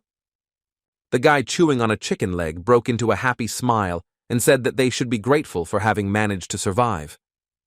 Zhang and Chang called the festival in the middle of the gate beautiful, and the protagonist said that this view gives him hope. The girl was confused when the guy turned around and asked if they should decorate the end of this wonderful day. Li Zhongken walked forward as an idea came into his head about how to make today's festival even more festive. The hero stood on a pedestal in front of the residents. People began to whisper that this was Loft Loki, who defeated the king of the giants. The locals were delighted to see the king's killer in front of them, and were glad that Loft Loki wanted to show them something. The hero decided to put on a show for the kids. He released his magical energy, saying that it was an enhanced flow of mana. The main character's entire body was surrounded by fiery tongues of energy. He turned on the increased level and amount of mana. Streams of blue energy erupted from Li Zhongken as the boy decided to level up one last time by doing something he had never done before. There were also hunters at the celebration. The guys opened their mouths in amazement when they saw that the man had managed to increase his level. It was clear from Zhong Inchang's face that the girl was very proud of her friend, who had demonstrated his abilities to everyone. At this time, other events were unfolding on the territory of the Nars tribe camp, where their leader Shrim lived. The giant also felt the increase in our hero's level and, smiling, realized that Loki's loft was truly incredible. The locals of the fortress were even more amazed when they looked up and saw the sun in the sky, which had not shined in China for a long time. The sky became blue and clear, and a bright sun appeared on it, emitting magical, multicolored rays that fell to the earth. The main character smiled when he gave people this joy. With his palm, he controlled the sun that appeared in the sky. Afterwards, the hero received notifications that the clot of mana had turned into a core, and under the influence of the stone, a weak dragon heart had formed. Li Zhongken and Yubi met again at the top of the fortress. The hunter asked the hero if he was going to leave already, and the guy confirmed his guess. The main character said that he placed the heat he generated into those metal structures that are located outside the city. Using the mana input method, he activated Merlin's necklace, casting defensive magic to prevent the heat from escaping. Yubi asked if the guy really needed to leave right now, explaining that the hunter wanted to somehow repay the hero for his help. Li Zhongken calmed the boy down, telling him that they would definitely see each other again, so he didn't ask for any reward for his help. The protagonist jumped from the top of the fortress to land next to his companions, Ying Chang, Fenrir, and Gongzu. The heroine greeted her friend with an enthusiastic smile, calling him the hero who brought back the sun. The guy was very embarrassed by the way the girl called him and asked Zhong and Chang what kind of joke she was making now. The huntress replied that this was not a joke at all, because the main character really did manage to raise the sun over China. Zhongken started to feel embarrassed, rubbing the back of his head with his hand, and Young and Chang asked the guy if they really had to leave. The guy asked her not to worry about people because he had already taken care of them, so that they would always be warm. There was a werewolf boy standing nearby. Our hero called him by name so that he too would prepare to leave. The boy turned into the image of a giant white wolf emitting magical light, and the guys were ready to leave the city. Finally, the hero turned around, looking at Yubi, and told the hunter that he hoped that he would become even stronger when they met again. In response, Yubi smiled and told his new friend that he simply hoped that they would be able to meet again. The boys left the borders of Utgard. They were crossing China again, and they were surrounded by snow-covered, frosty, rocky mountains. The journey was quite long, because it was already dark outside when they stopped to rest. Zhong In Chang and Zhong Ken were warming themselves by the fire, Doctor. Huata was also with them. He was sleeping in a sack, and Fenrir was resting nearby. The girl stated that the trip was not without adventures, but she was glad that in the end everything ended well. The protagonist sighed heavily and replied that if traveling was always so tiring, he would no longer want to participate in it. In Chang said that she hadn't heard a joke from the guy for a long time, and then asked Gongzu if he also enjoyed their adventure. Li Zhongken put the jokes aside and asked the huntress how the training was going, knowing that learning the inner skill was very difficult. The girl said that she was gradually beginning to understand both the flow of mana and the inner mastery, but Zhongken asked her to hurry. The protagonist warned his friend that they didn't have much time left, making it clear that she needed to become stronger as soon as possible. He knew that even now, as they spoke, the dragon's heart was charging, growing and filling with mana, and great changes were coming soon. The guy understood that even monsters were getting stronger every day. The whole world was changing, and the amount of mana in China was just the tip of the iceberg. The huntress, with the title Siegfried, looked ahead with frightened eyes. She called out to Li Zhongken to pay attention as well. Seeing the girl's frightened face, the protagonist also began to worry and asked In Chang what was the matter. The girl could not explain anything clearly to our hero because of fear. She pointed her finger in front of her so that he could see for himself. The protagonist stood up and turned around. When he saw what In Chang noticed, Zhongken froze, his eyes wide in shock. The top of Mount Paiktu looked like an erupting volcano, completely engulfed in flames, and even the snow could not extinguish it. Zhong In Chang stood next to the protagonist. Both of them stared at the mountain in shock, seeing everything there being destroyed by fire. The mountain village where Un and the ruler of Baekdusan lived was indeed in the window. The settlement was surrounded by monsters on all sides. Huge monsters wanted to attack the village. They were monsters with developed muscles and gray skin. Their eyes were red. Defenseless civilians went on the run, trying to save their lives without dying in a fire or at the hands of monsters. The hunter on guard in the village was busy evacuating people. He shouted to the townspeople to run to him quickly. The first monster with a sword in his hand had already crossed the village gates. The guards were trying to save the inhabitants, aiming their spears at the monsters. The hunter pounced on the monster, shouting for it to go away, his blue magic charged spear piercing the monster's body. The second muscular guard also entered into a fight with the monster. He screamed, cutting the orc's body into two parts with his sword. The hunters successfully dealt with the first wave of the monster's raid. They stopped, waiting for new enemies to arrive. They surveyed the area to make sure the monsters had retreated. The hunter asked if all the monsters were gone yet, and his partner said he thought so. The man said that was great. Now their task was simply to go down the mountain with the others to escape. But the plans of the settlement's guardians were disrupted because the giant foot of the red-skinned monster stepped onto the village's soil. The hunters opened their mouths and were shocked when they saw another monster in front of them, which was even more terrible than the previous ones. The mountain settlement was disturbed by a giant. The giant had red skin. He was a real monster, unlike those who live in Utgard. The guards did not understand what this giant was doing here, and one of them noted that he felt an incredible amount of mana from the giant. The long-haired hunter said that he felt like they would have to put their lives on the line in a fight with this monster. The maddened giant was distracted from the guards when he looked up at the sky and saw a giant cluster of blue magical energy there. Following her, the werewolf Fenrir appeared, a huge magical wolf bearing his fangs, and attacked the giant from the air. Fenrir's strength was enough to deprive the giant of even the slightest chance of salvation, and he cut off the giant's head. The frightened hunter looked at the wolf with wide eyes. He began to guess who exactly had saved them now. The main character and his companions in Chong and Quata arrived at the scene. The guy asked the villagers if they were okay. The guard realized that Li Zhongken was the one who organized the salvation of the settlement, so he thanked the guy. Worried, Zhongken asked the hunter where the king of the mountain and the bear girl were, saying that he did not sense their presence. In a mournful voice, the hunter reported that the head of the village had gone down to Lake Chonji to isolate Sangun. The protagonist understood what the guard's words meant exactly and shuddered, staring at the hunter with shocked eyes. He immediately gave orders to Zhong and Chang to deal with everything here together with Wan Hua, because he had to escape. The main character began to cut through the air at incredible speed, trying to reach Lake Chonji as quickly as possible.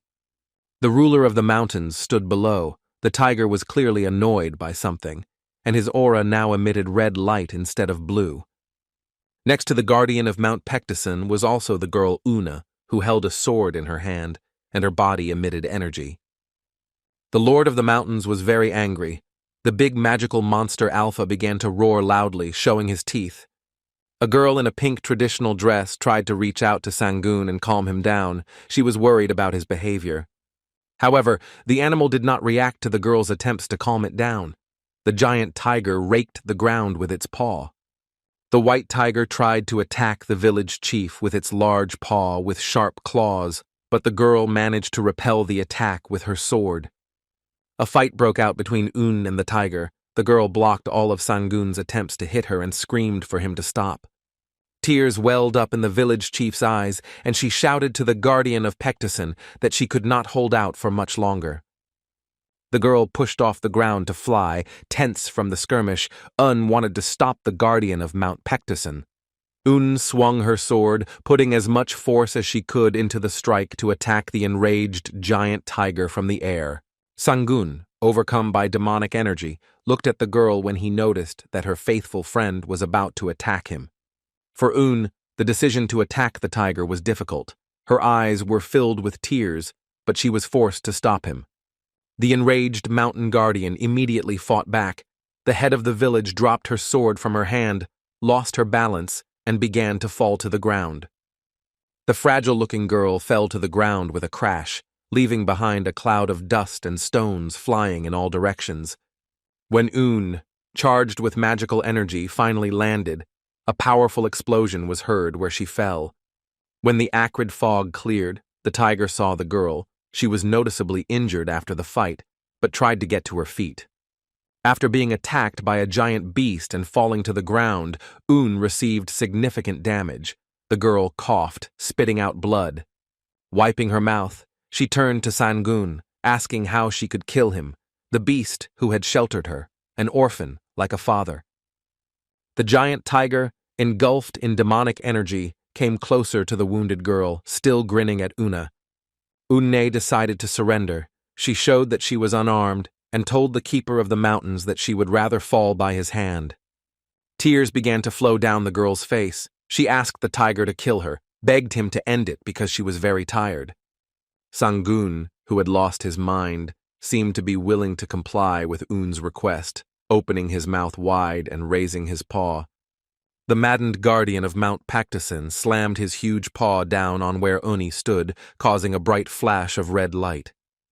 However, the monster's attack did not affect the village head. The girl was still alive. She stood with her eyes closed in fear.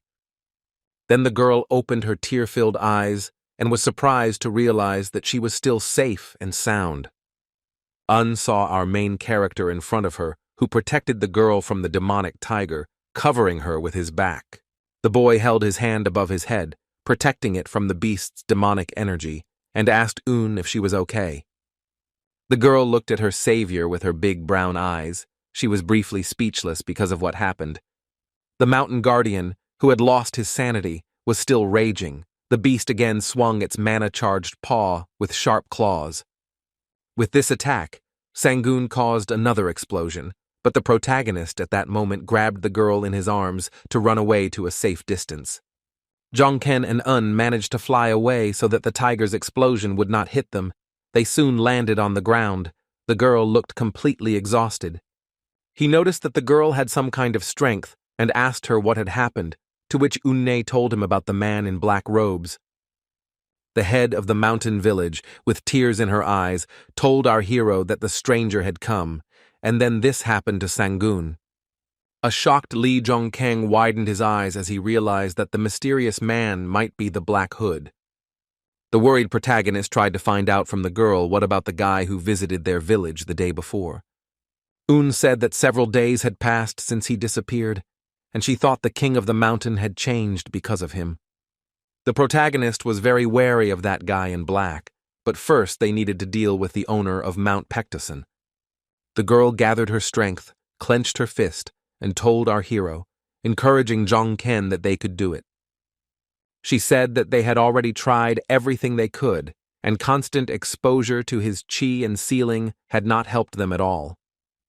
The boy asked her if the only way out was to kill the tiger, and the girl replied that yes. Li Zhongkeng materialized his Muspelheim spear in his hand to deal with the mad master of Pactusen. He asked the girl to rest and said that perhaps he could do something, and then prepared to fight the big animal. The boy flew up into the sky and approached the maddened Sangun, using his spear to cause many fiery flashes to hit the tiger. The next attack was even stronger. He grabbed the spear with both hands and pointed the weapon downwards, cutting through the air with streaks of powerful flame. An even more powerful flash of blinding flame appeared in front of the protagonist, which was supposed to kill the tiger. But Sangun, who was emitting demonic energy, was still standing on his four paws, and the protagonist's attack had no effect on him. Un was amazed to see that Zhong Ken had become so strong in just a few days, calling it simply impossible. The protagonist continued to fight desperately against the maddened king of the mountain. He rushed at great speed, striking him with a spear. This attack was more successful. The guy managed to cause damage, and the tiger growled in pain when he started bleeding. The demonic beast's fur stood on end as Zhong Ken aimed his spear again at the now wounded master of the mountain. Even though the girl knew that her friend would have to be killed, her eyes filled with tears when she saw that he was wounded. Li Zhongkyung asked the girl not to worry, promising that he was not going to kill the insane Sangun. The dragon's heart, woven from stone and a hero at the peak of his strength, thanks to him, the owner of the mountain became more powerful, which the guy could clearly feel. The main character was going to use the magical power of the dragon's heart to absorb the madness that the owner of the mountain had been subjected to. But something went wrong. The hero tensed up when the spear completely transformed into a demonic one and now absorbed the tiger's life force. Zhong Ken told himself to pull himself together. He decided that he simply had to return the mountain lord his vitality and energy. He was delighted when he received the notification that the cleansing had been activated and took advantage of the chance. The tiger, overcome with demonic madness, tensed up when he noticed that our protagonist was plotting against him again. The purification process was successful. The eyes of the mountain's master, which had been fiery before, now turned blue again. The demonic energy had completely left the body of the master of Mount Pactusen, and the giant tiger was once again emitting the energy of its natural blue light. The main character, without expecting it, successfully completed the task. He was surprised that he managed to carry out the purification so easily. But things didn't end there. Li Zhongken swung his demonic energy-charged spear. Meanwhile, the ruler of the mountain was unconscious after the purification. His body lay on the ground, showing no signs of life. The girl, noticing that the owner of the mountain had become normal again, flew at full speed to her adoptive father. Un placed her palms on the giant predator's fur to transfer her energy through them, replenishing Sangun's strength. She was very worried that the tiger might die. The girl promised that she would heal him, and shouted for the ruler of the mountains to just hold on. The giant tiger alpha was still lying on the ground unconscious. Un infused him with golden healing energy to heal him. Rays of golden healing light completely enveloped the white tiger's entire body, while he lay with his eyes closed. The girl's tears flew in all directions. She sobbed, screaming and begging Sangun to open his eyes while she tried to heal him. The last drops of healing energy left the girl, and in despair, she fell to her knees, hanging her head down. Uni began to burst into tears. She apologized to Sangun for a long time for not being able to save the owner of the mountain. Someone else came to the heavenly lake. The girl was distracted and looked to the side, paying attention to these people. It was Dr. Huata. He had arrived at the scene to help the village chief save the tiger, and behind him stood Fenrir in the form of a wolf. Seeing the state the mountain master was in, Wanhua smiled and said that it was not too late to fix everything. The doctor saved Sangun. After some time, the tiger was already in creation. The main character approached him, asking about his well-being. Lee Jong-ken was clearly worried about the tiger. He asked the owner of the mountain if all his previous feelings had returned to normal. The giant white tiger reassured the boy, saying that he was fine and that there were no visible injuries on the animal's body. Even though Sang-gun said he was fine, the boy knew that the mountain lord, who had been freed from madness, was still dying.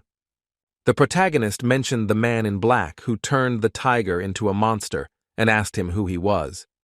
The guy admitted that he did not understand why a mythical creature like Sang-gun needed to meet with that person, and why he took such power. The owner of the mountain promised the young man that he would tell him everything about that man, but slowly, and first asked about Eun's health. Lee Jong-ken said that the girl was fine, but she couldn't find peace because she was worried about the tiger. The doctor reported to the village chief that he had healed all of the king of the mountain's external wounds, but the internal wounds were too serious. Eun's insides turned upside down, and tears came to her eyes when Dr. Quata told her that it was useless to treat Sang-gun's internal wounds.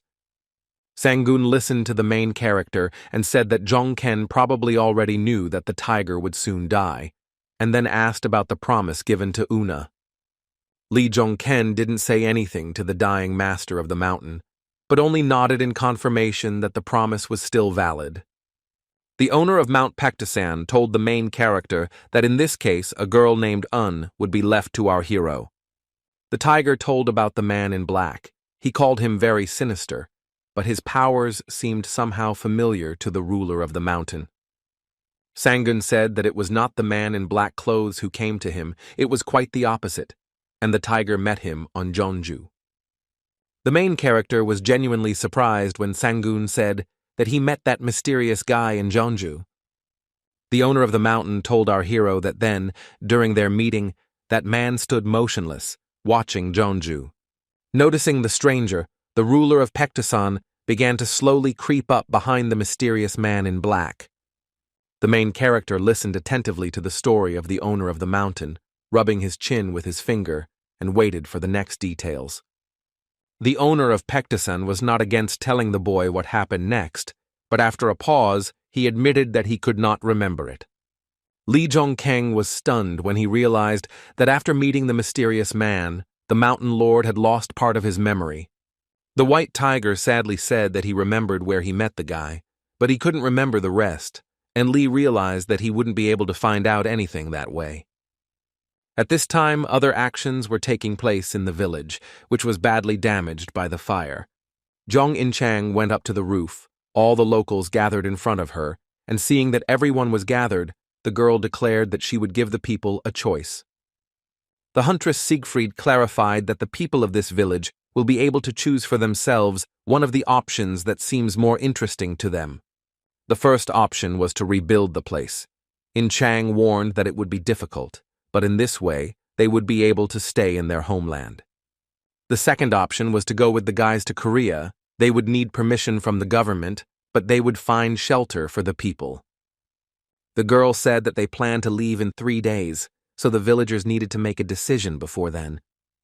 Meanwhile, the main character was resting, sitting on a wooden bench. Eun came up to him and turned to her uncle. The girl said that she was still worried about Sang-gun. The tiger always trusted our hero, so she asked to visit him together. The main character agreed to fulfill the girl's request to go again to the owner of the mountain, who is gradually dying.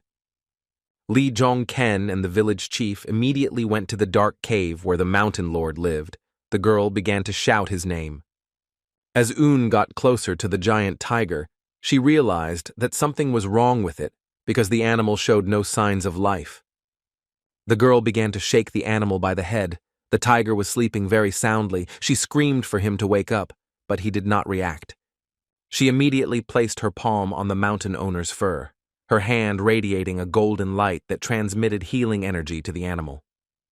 But the next moment, this energy completely died out. Eun could no longer transmit her power to Sang-gun. The village chief realized it was time to say goodbye and told Sang-gun that he was an important member of her family and also her loyal friend. The girl could no longer contain her emotions. She began to cry for her deceased friend, whom she also considered a father. Uni told the giant tiger that she was grateful to him for everything, and a bright blue light surrounded the lifeless body of the owner of the mountain. The main character watched this picture from the side, and the girl told Sangoon that she would never forget him. The magical light grew stronger with each passing second, and after Sangoon's death, his mana flow left his body.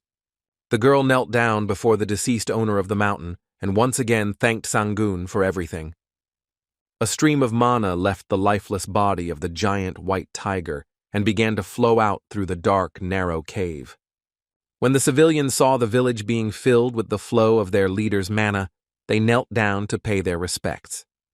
The locals from the village gathered outside to see how much damage had been done to the settlement after the fire and the monster raid.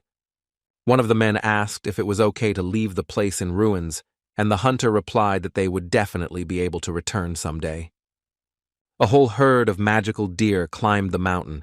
They were needed so that all the inhabitants could set off on their journey. Zhong and Chang, who was organizing the evacuation of people, said that children and the elderly would go first. The girl warned that it would be very cold once they left the mountains, so people should dress warmly. Zhong and Chang was distracted. The girl pursed her lips and widened her eyes in surprise when she saw something happening. Our main character quickly ran up to the girl, holding the head of the village, a girl named Un, in his arms. He knelt down next to the girl. The village chief looked at Zhong Chang with a smile, holding a small tiger in her hands. The huntress was shocked when she saw a tiny tiger in the girl's hands, realizing that it looked very much like the ruler of the mountains. A joyful Un picked up the miniature tiger, holding it in her hands, and shouted that it was Sangoon. The protagonist confirmed that this was the owner of the mountain, reminding the girl that the same thing once happened to her Gongzu. The patron big man placed the dead king of the mountain into the family, but the tiger was reborn with no strength and no memory. Li Zhongkyung told Zhong Chang that they would soon be returning to Korea, and the huntress replied that just the thought made her happy. Ready to continue the adventure, Chang asked the protagonist what their plans were after they returned home. The main character thought about it because he understood that after returning to Korea, he and his partner would have a lot to do. Without telling the girl what plans they would have to carry out at home, the guy materialized a sword in his hand. He grabbed the weapon, showing it to Zhong Chang. The sword was unusual because it was made entirely of gold. The girl was delighted to see this weapon and asked what kind of magical item it was that had such incredible mana. The protagonist told Chang that he had a gift in his hands. He acknowledged that the village chief Un had done a great job. It was as if a stone had fallen on Zhong Chang's head. When she heard about the gift, the girl became very angry. The huntress clenched her teeth in anger at our hero, and hiding her face, said that it was clear to her what the guy's plans were in Korea. Young Chang left Junkyung stunned when she asked him if he was going to shower his secret girlfriend with gifts. The main character agreed with the girl, saying that he would give this sword to someone, but did not specify who exactly would become the new owner of the weapon. The girl snorted in anger, turned around and left, feeling very jealous and offended, and Zhong Ken did not understand why she had such a reaction. All the peaceful inhabitants of the village, as well as its hunters, came down from the mountain and lined up in a group, finding themselves on a frosty field. The village's hunters were amazed when they saw before them a wall that separated China from the rest of the world. The main character was the first one who decided to come closer to this magical wall. The guy took a few steps forward. Li Zhongken stood in front of the barrier that was emitting a bright blue light. The guy looked at this wall for a short time. The hero remembered that he had once said that he was going to open this wall in a month, but more than a month had already passed. Touching the barrier, he thought it would be a waste of time to wait for them, but he had progressed much more than he expected. Therefore, the main character was confident that he could cope with this wall without anyone's help and ordered the others to step aside. The guy placed his palms on the magical barrier. He used all his strength against the wall. His body radiated a bright red light. In order to overcome the barrier, our hero went to extreme measures and activated the level increase, something he learned in Utgard. This technique helped Li Zhongken destroy the barrier. The guy's magical power gradually destroyed the insurmountable wall. The guy was very tense, realizing that this was not enough, and then decided to use the dragon heart, which absorbed the powers of the king of the mountain. The dragon's heart, which had been growing and developing next to our hero's real heart, began to emit fiery energy. Other events were unfolding on the territory of the northern front. Two men stood on a high observation tower. One of the men with long hair told his partner that this kind of thing is very rare these days. The second guy didn't understand what his partner was talking about, and he explained that he was talking about monsters because they hadn't been seen lately. When asked who the guy was that made the monsters seem to disappear, the young man said that it was probably just a coincidence. The long-haired hunter fell silent, deep in thought. He hardly agreed with his partner, who thought that the man was a loser. The man recalled meeting that person, our main character, who was clearly strong and had magical abilities. The guy admitted that it could be a coincidence, but the man still managed to get rid of all the monsters in the North Korean region. The partner disagreed, saying that it was impossible. Many heroes in the past had already tried to pull off something similar. The man with long hair was in shock. He shouted at the guy to quickly look where he was now paying attention. Both boys standing on the observation tower widened their eyes in shock when they saw the impassable barrier change.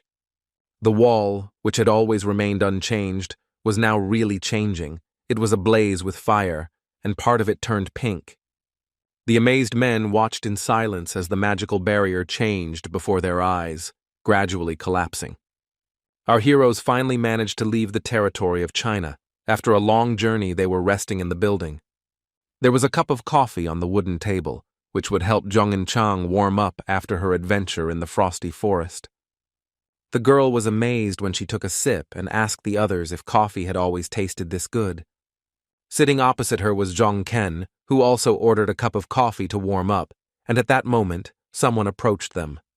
It was a hunter who wanted to ask Zhong Ken about their companions who were now sitting in the audience.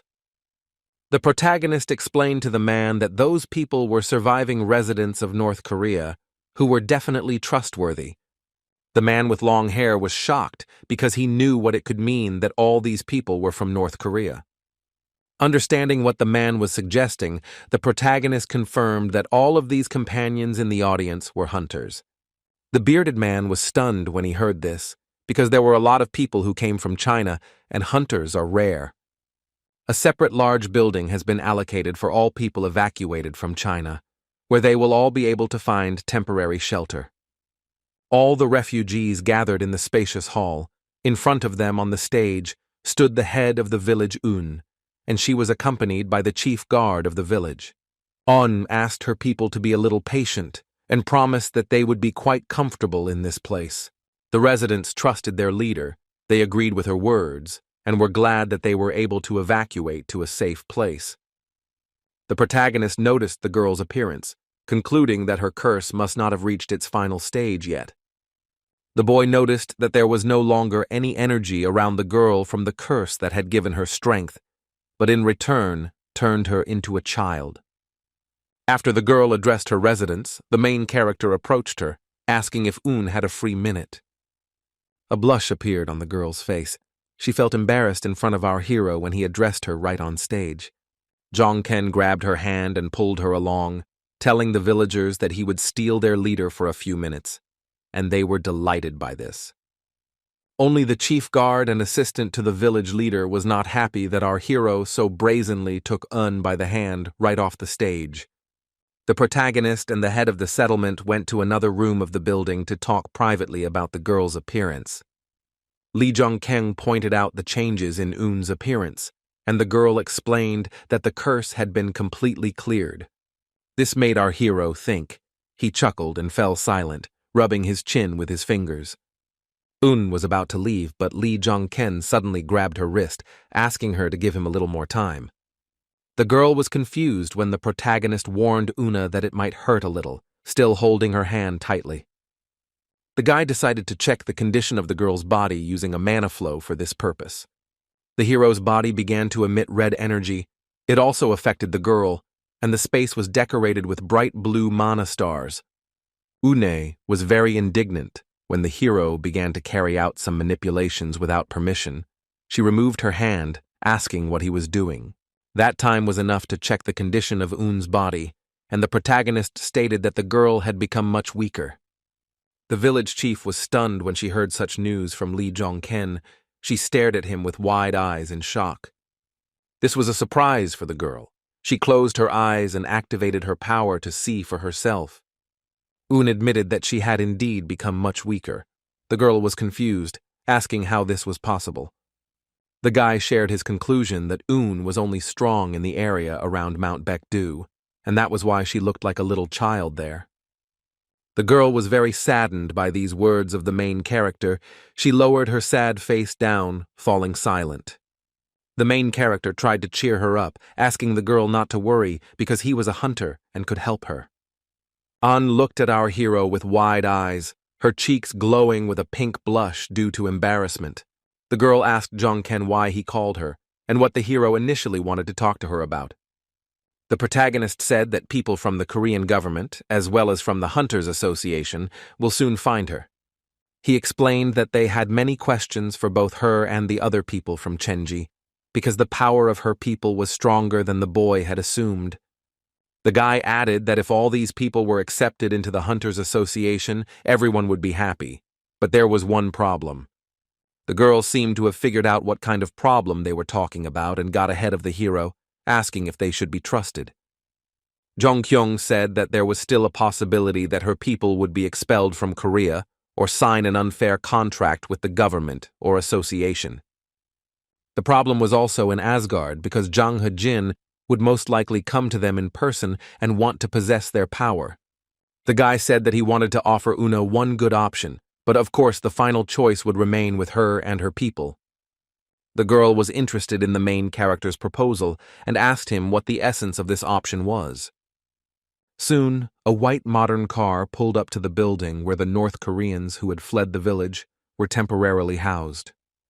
The car stopped abruptly right next to the building. Inside, there were people who had come here to meet the refugees. A man in a formal suit and sunglasses stepped out of the car. It was Bae Sang-soo, a hunter and employee of the association. The muscular hunter with scars on his face turned his head and noticed that there was someone else outside besides him. Sang-soo saw our hero in front of him. He congratulated him on his return from China, and the guy noted that they had not seen each other since their training. The man said that the impression of Jong-ken was high because he became a hunter who returned safely after completing a dangerous mission. The hero smiled when Sang-soo mentioned that the guy even managed to bring back surviving North Koreans who turned out to be hunters. The smile disappeared from Sang-soo's face as he said that there was one problem, and that was whether they could trust those hunters. Lee Jung-kyung realized Asgard was making its move when the man said the president had something to offer the North Koreans. The conversation between the men continued. Sang-soo looked around to make sure no one was eavesdropping. He said he knew all the surviving North Koreans were hunters, and the association's president would like to make a deal with them. The protagonist asked if the man meant mana contracts, and a surprised Sang-soo confirmed that this was what he meant. Concluding a contract on mana will allow the association to completely control these hunters as slaves and also apply penalties. Lee Jung-kyung decided to disappoint Sang-soo. He apologized and told the man that these people had already signed contracts with him. A man from the Korean Hunters Association was in complete shock when he heard this news from a super newbie. The hero explained that he brought them here of his own free will. They all signed contracts with him on mana, and a person can only sign one such contract. Bae Sang-soo, having calmly listened to our hero's explanation, chuckled and rubbed his chin with his fingers, thinking about something. The man told Lee Jung-ken that he was going to report this to the association president and asked the boy to wait a minute. The main character smiled. He was in anticipation of how the president of the association would react to this, and he was about to find out about it. Meanwhile, the people from the village were settling into their new place, and they praised the modern clothes they were given. It was time for lunch, and all the refugees were given a set meal, which consisted of rice, scrambled eggs, soup, and snacks. The North Koreans cried with happiness when they ate this food and thought they had gone to heaven because in Chongjin they only ate potatoes. Jong and Chang also dined with the villagers, and after trying the dish, she agreed that the food here was really good. The main character, sitting opposite, agreed with his friend because they had never had a chance to eat properly in China. In Chang said that it was nice to sit and chat like this, but she was starting to miss the workload, and the hero realized that she already wanted to get back to work. Jongken praised his partner, telling the girl that she was indeed an excellent hunter. He stood up, taking the tray, and said that they would definitely do something, just like when they were preparing to fight Hercules. After lunch, the main character climbed a hill that overlooked a large building where all the refugees now lived. The boy looked at the quiet place in front of him, but he knew perfectly well that it, like the rest of the world, would soon turn into hell. A smile appeared on his face as Jongken decided to enjoy his peaceful life while he could. But the smile on the protagonist's face immediately disappeared when he saw something in front of him that shocked him. Un approached Lee Jongken. The girl was also dressed in a green tracksuit like the other refugees. The head of the village decided to tell our hero her real name. She introduced herself as Choi Yun-sun. Confused, Jong Kyung didn't understand what the girl was trying to tell him, and she explained that Choi Yun-sun was her name. The protagonist repeated her name and promised to remember it, but he was more concerned with how the girl managed to hide her presence. The guy was incredibly worried that he didn't notice Yun-sun until she came close, even though he can sense most of the mana flows. Jongken began to worry greatly, because he knew that if she had been his enemy, having snuck up on him like that, the guy would have already been dead. The girl explained to the frightened guy that this was her talent, and the main character asked Yun-sun why she came to him. She said that she was interested in the hero's future plans because they have no choice but to follow him due to the mana contract. The protagonist decided to share his future plans with Yun-sun, and with a smile on his face, he said that they would go to Seoul. The boy suspected that Odin must already be aware that Chongjin's people had made mana contracts with him. Yun-sun was not satisfied with the answer, and she clarified that she was more interested in what would happen to them all after the trip to Seoul. The main character shared his future plans with the girl, that after this he would like to give the girl some assignment. From the indignant expression on Yun-sun's face, it was clear that the girl was not particularly thrilled that they wanted to entrust her with something. Lee Jongkeng asked her not to worry because he wouldn't force them to do anything, he just wanted the hunters to do their job. The girl understood what assignments the main character wanted to tell her about and agreed to this condition from Lee Jongken. The boy was left standing on the hill alone, watching as Yun-sun walked back to the building where all of her people were gathered. Jongken received a message that the dragon's weak heart had stabilized, and he realized that the ability was ready to be used. The young man clenched his fist, and he was extremely interested in how much this new ability of his had now grown in strength. The guy had his doubts about it, but he suspects that he could defeat Hercules in his berserker form now. The protagonist broke into a smug smile because he was confident that he was becoming stronger every day. Jongken's loneliness was interrupted again by someone. A man with long hair ran up to the guy, calling him a loser. It was a surprise to our hero that the hunter announced that a person from the association wanted to meet with him. The protagonist went inside the building where the North Korean hunters were stationed to meet the visitor. When the guy entered, he saw a bald head glistening in the sun, which made it possible to immediately recognize the person as Song-gu. Lee Jongkeng was glad to meet his friend. The first thing he did was ask Heimdall how he was doing. Song-gu teased our hero, replying with a smile on his face that he was clearly doing better than Lee Jongkeng.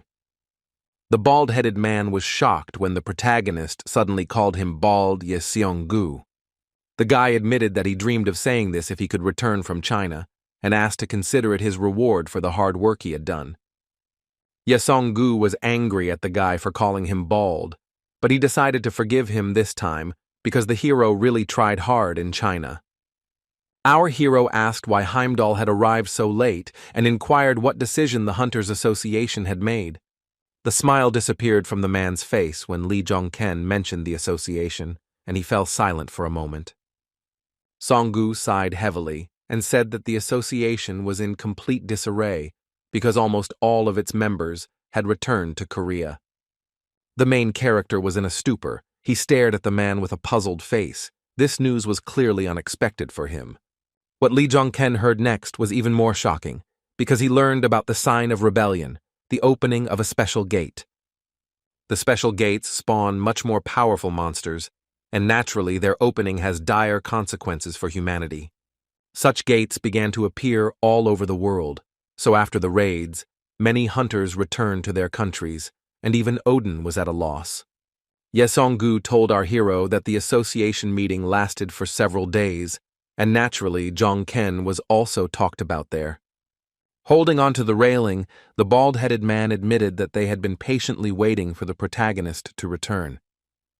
But they could not even dream that Lee Jong-ken would not only return alive, but would also bring with him such a treasure, a whole crowd of hunters.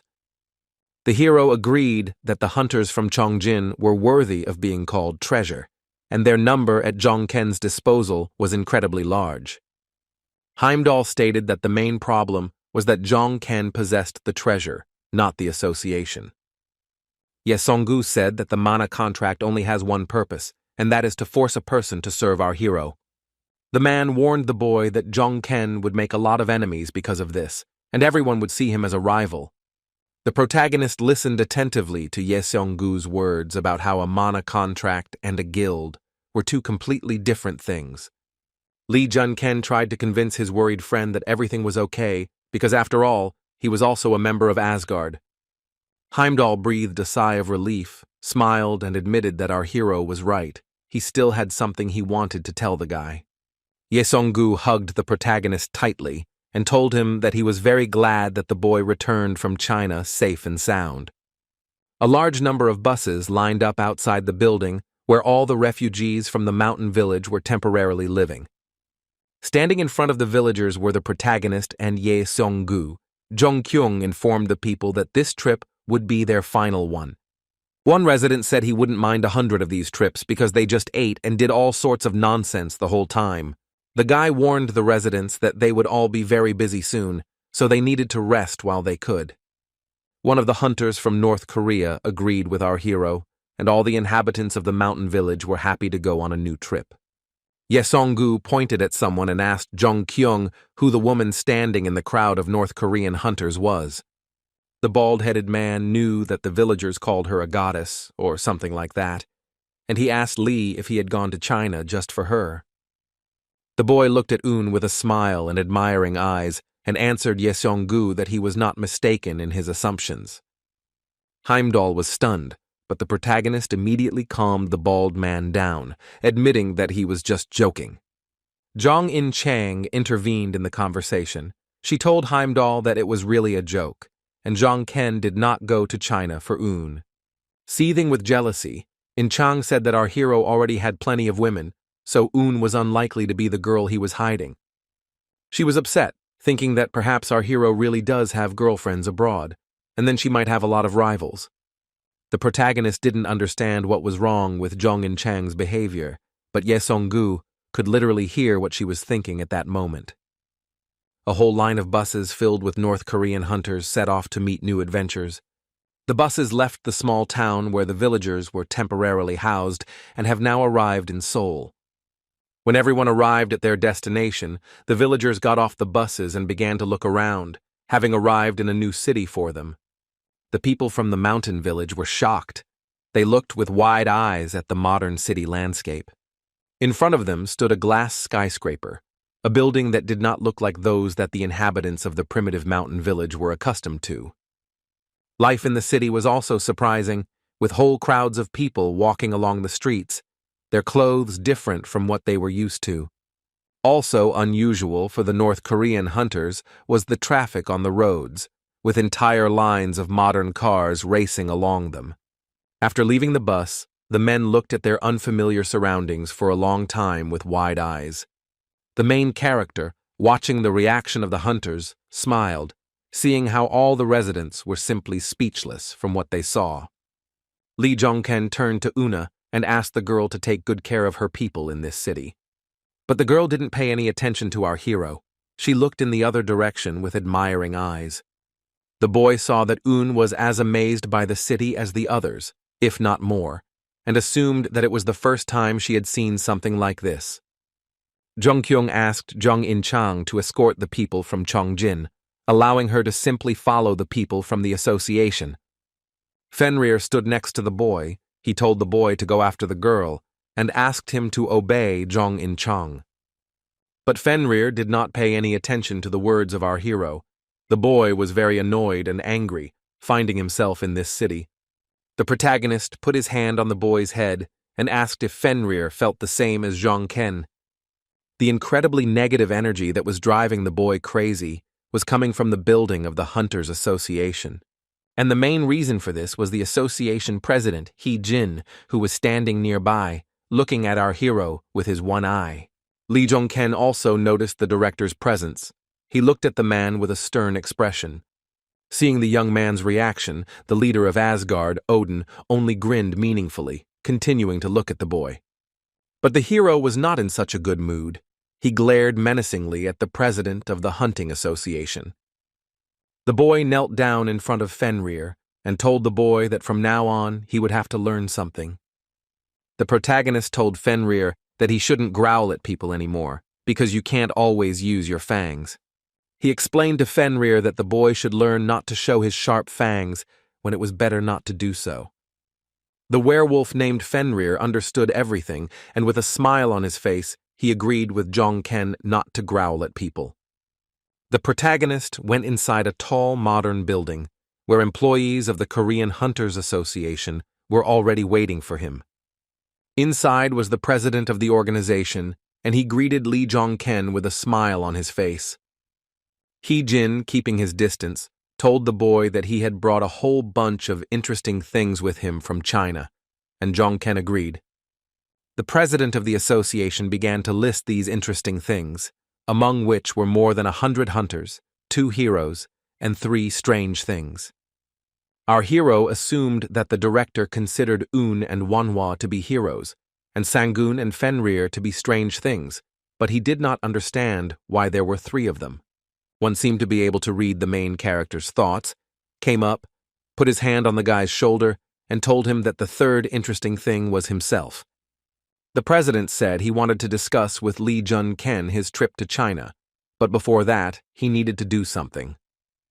Placing his hand on the protagonist's shoulder, He Jin filled the space of his office with a bright yellow magical light. With this technique, all 3 men were teleported to Asgardian territory and found themselves at the threshold of the palace. The president of the Hunter Association walked inside.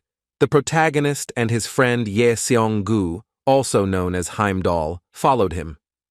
Song-gu told the hero that today they would introduce him to Asgard and hold a conference, to which all the heroes of the organization had already arrived.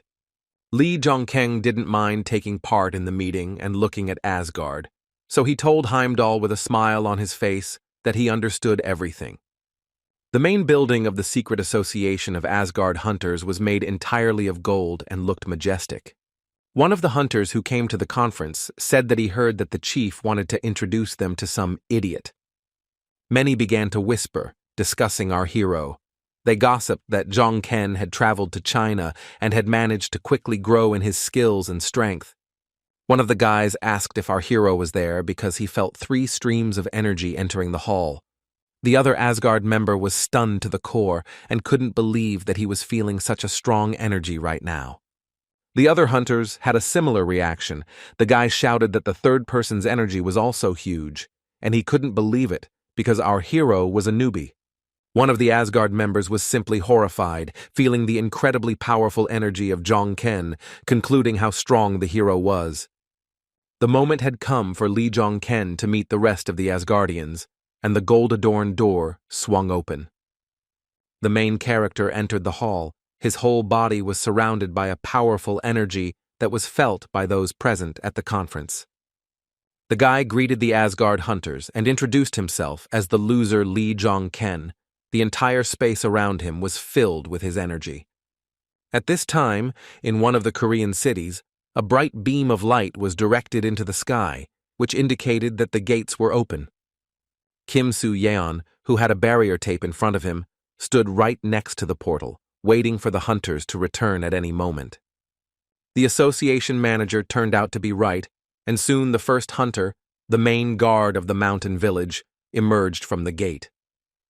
Immediately after him, other North Korean hunters left the gate, lining up in front of the portal to watch it close.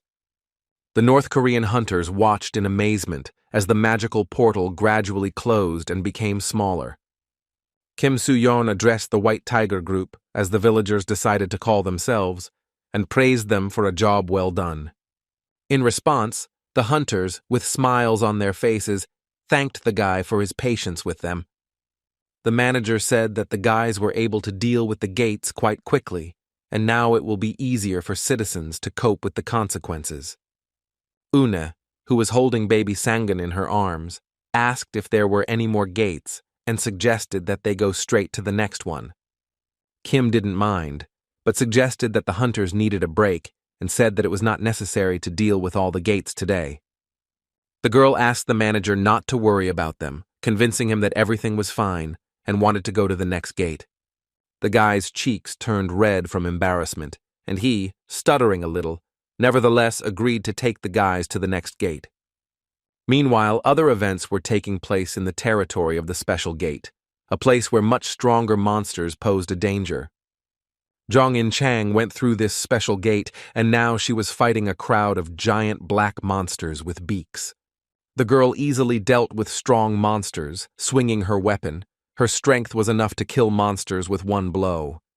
For this, Prince Charming sponsored the girl by improving her statistics, but she did not notice how one of the monsters snuck up from behind. Fortunately, Gongzu immediately rushed to the rescue. He grew to the size of a large ogre and grabbed the monster's face with his hand. Gongzu held onto the face of the monster, which looked like a huge upright bird, and began to rid the monster with his fists charged with red energy. One punch from the ogre was enough to deprive the monster from the special gate of life. Its head flew off its shoulders. Hyunmoo also participated in clearing the special gate. The skeleton in the robe directed a stream of powerful magical power against the enemies. This stream of strong blue light crashed straight into the monster. The monster with a black long hair and claws was unable to fight back. One of the hunters threw a long magical thread with a needle onto the body of the monster, which looked like a giant cross between a crow and a man. It was a special technique by Dr. Wanhua. The guy was able to tear the monster's body into pieces with the help of a thin thread of energy. The main character Jongken also participated in the battle. With a spear, he flew high above the ground, while a crowd of monsters stood below. The boy pointed the flame-charged Muspelheim spear downwards, causing an explosion on the ground that struck down many monsters. While the other patrons were rewarding their hunters, the fallen angel informed the hero that he was yawning, which confused Lee Jong-keng.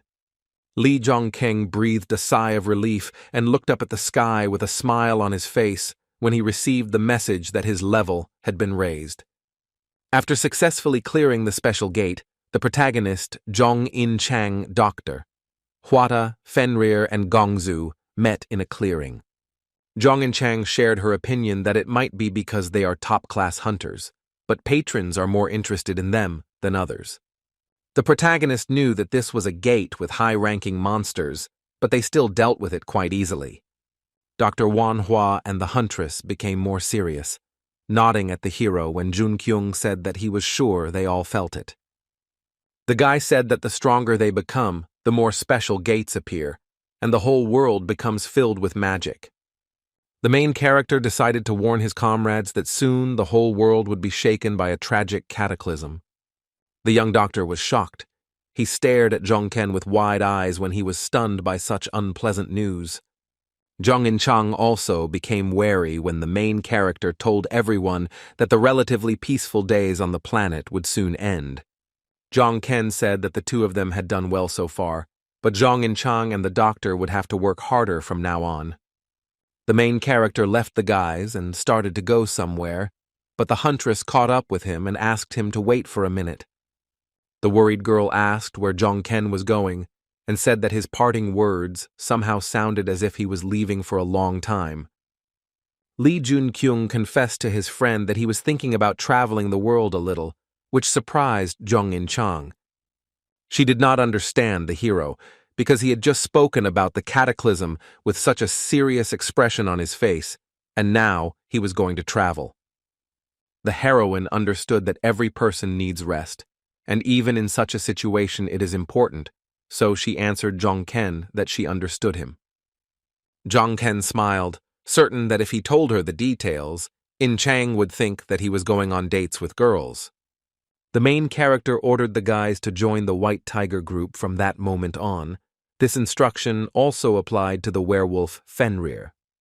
The boy looked at Jong-ken with puzzled eyes and growled questioningly, not understanding what was required of him. Fenrir nodded when the protagonist asked the boy to take care of this group, because in the future, those people would be of great help to them. Lee Jong-ken clenched his fist, realizing that he had to lie about going on a trip when in fact he was going to fulfill his duties. The protagonist realized that as a person who arrived in the past from the distant future, he simply had to do this.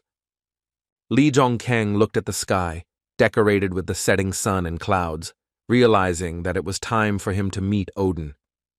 A few days later, the boy borrowed the rights to use Bifrost from Yeseong-gu, who asked him to be careful.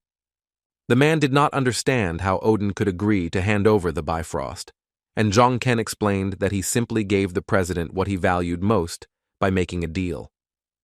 Yeseong-gu stared at the protagonist, wondering what exactly the boy could have given Odin in exchange for permission to take the Bifrost. Normally, Asgard's leader Odin did not allow anyone to use the Bifrost, but Lee Jong-ken was given permission due to some kind of deal. The subject of the deal was a man in black, and upon returning from China, our hero told Odin something that differed from the information given by the survivors. Then our hero told the president that someone called the man in black was up to something and that he had turned China into a wasteland. An interested Odin asked the guy to find out who he was and what exactly he was planning, and in return Asgard would provide all the necessary support. Afterwards, the main character went to a medieval city. It was clear outside. The sky was decorated with a rainbow and a tower with a large clock. Lee Jong-ken arrived in this city by air. The guy landed on the ground, raising a cloud of dust under his feet. When the protagonist entered the room, he was surprised when the man inside told the guy that he was waiting for him there. Jong-ken, with a friendly smile on his face, told him that it was an honor to meet him, the lone knight named Lancelot. Lancelot replied that he agreed with the guy and that it was also a great honor for him to see the famous Dark Horse in person. The Round Table Council, of which Lancelot is a knight, is a secret British organization with different worldviews. While some organizations manipulate humanity by saying that people's lives depend on them, the Round Table Council stands aside and watches. This organization has power but does nothing, remaining neutral, remaining neither good nor evil. The leader of the organization, Merlin, is at its epicenter, the main source of the council's power, but even without it, he is quite strong. The Order of the Knights of the Round Table is made up of men who are far stronger than the heroes, and they have always played an important role in overcoming English crises. The protagonist entered the main building of the Round Table Council to talk to Lancelot, a man he had never even dreamed of meeting before. The knight said that Merlin herself was interested in him, so everyone, including Lancelot, was curious about what kind of person Lee Jong-ken was. Our hero noticed that the blond man's gaze opposite him was very hostile, and it was probably because of Merlin. Lancelot was known to be in love with Merlin, but she never reciprocated his feelings, and the boy's addiction went too far. The hero felt awkward when he remembered that most of the questions raised in the council concerned Lancelot. The boy stated that all he wanted was to keep the promise he made to Merlin, and the knight latched onto that word, asking if he had heard right. The protagonist sighed heavily and asked the knight of the Order of the Round Table sitting opposite him what the problem was. Becoming stricter, he said that he had come to Merlin on an official visit, but Lancelot began to lecture him and cross all boundaries. Lancelot wanted to find out what the promise was, but the boy interrupted him and said that a knight who does not understand that he is rude has no right to be called so. This phrase of the main character infuriated the knight. Lancelot got angry and loudly hit the table with his fist. The guy jumped up from his chair and asked Lee Jong-ken if our hero dared to insult him, his eyes shining with a bright blue light.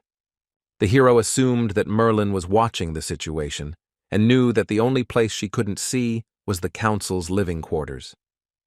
Lancelot gritted his teeth and called the hero a loser, declaring that despite the guy's reputation, he could not allow such a display of disrespect.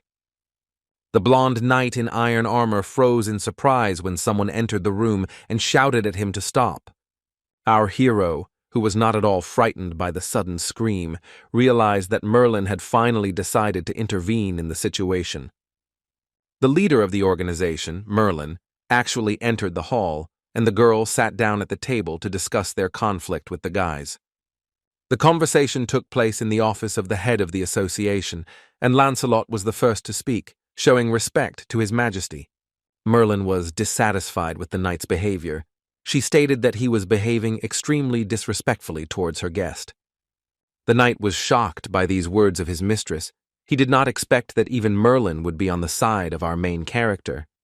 Lancelot shouted at Dark Horse and loudly declared that he was challenging Lee Jong-ken to a duel to fight one-on-one. Merlin jumped up from her chair. She was outraged by the knight's behavior and asked the guy what he was thinking about. However, our hero was not against fighting the knight. He answered Lancelot that he accepted his challenge. The head of the Round Table Council looked at Lee Jong-ken with wide eyes because she didn't expect him to agree. The protagonist suggested that his opponent and Merlin go to the training hall, believing that this was the best place for a duel. Rumors had already spread throughout the Round Table that Lancelot had done something wrong again, and the knights were curious as to what this time. One of the knights was even happy, saying that they hadn't seen a cool fight for a long time, and the second guy replied that Lancelot would win as usual.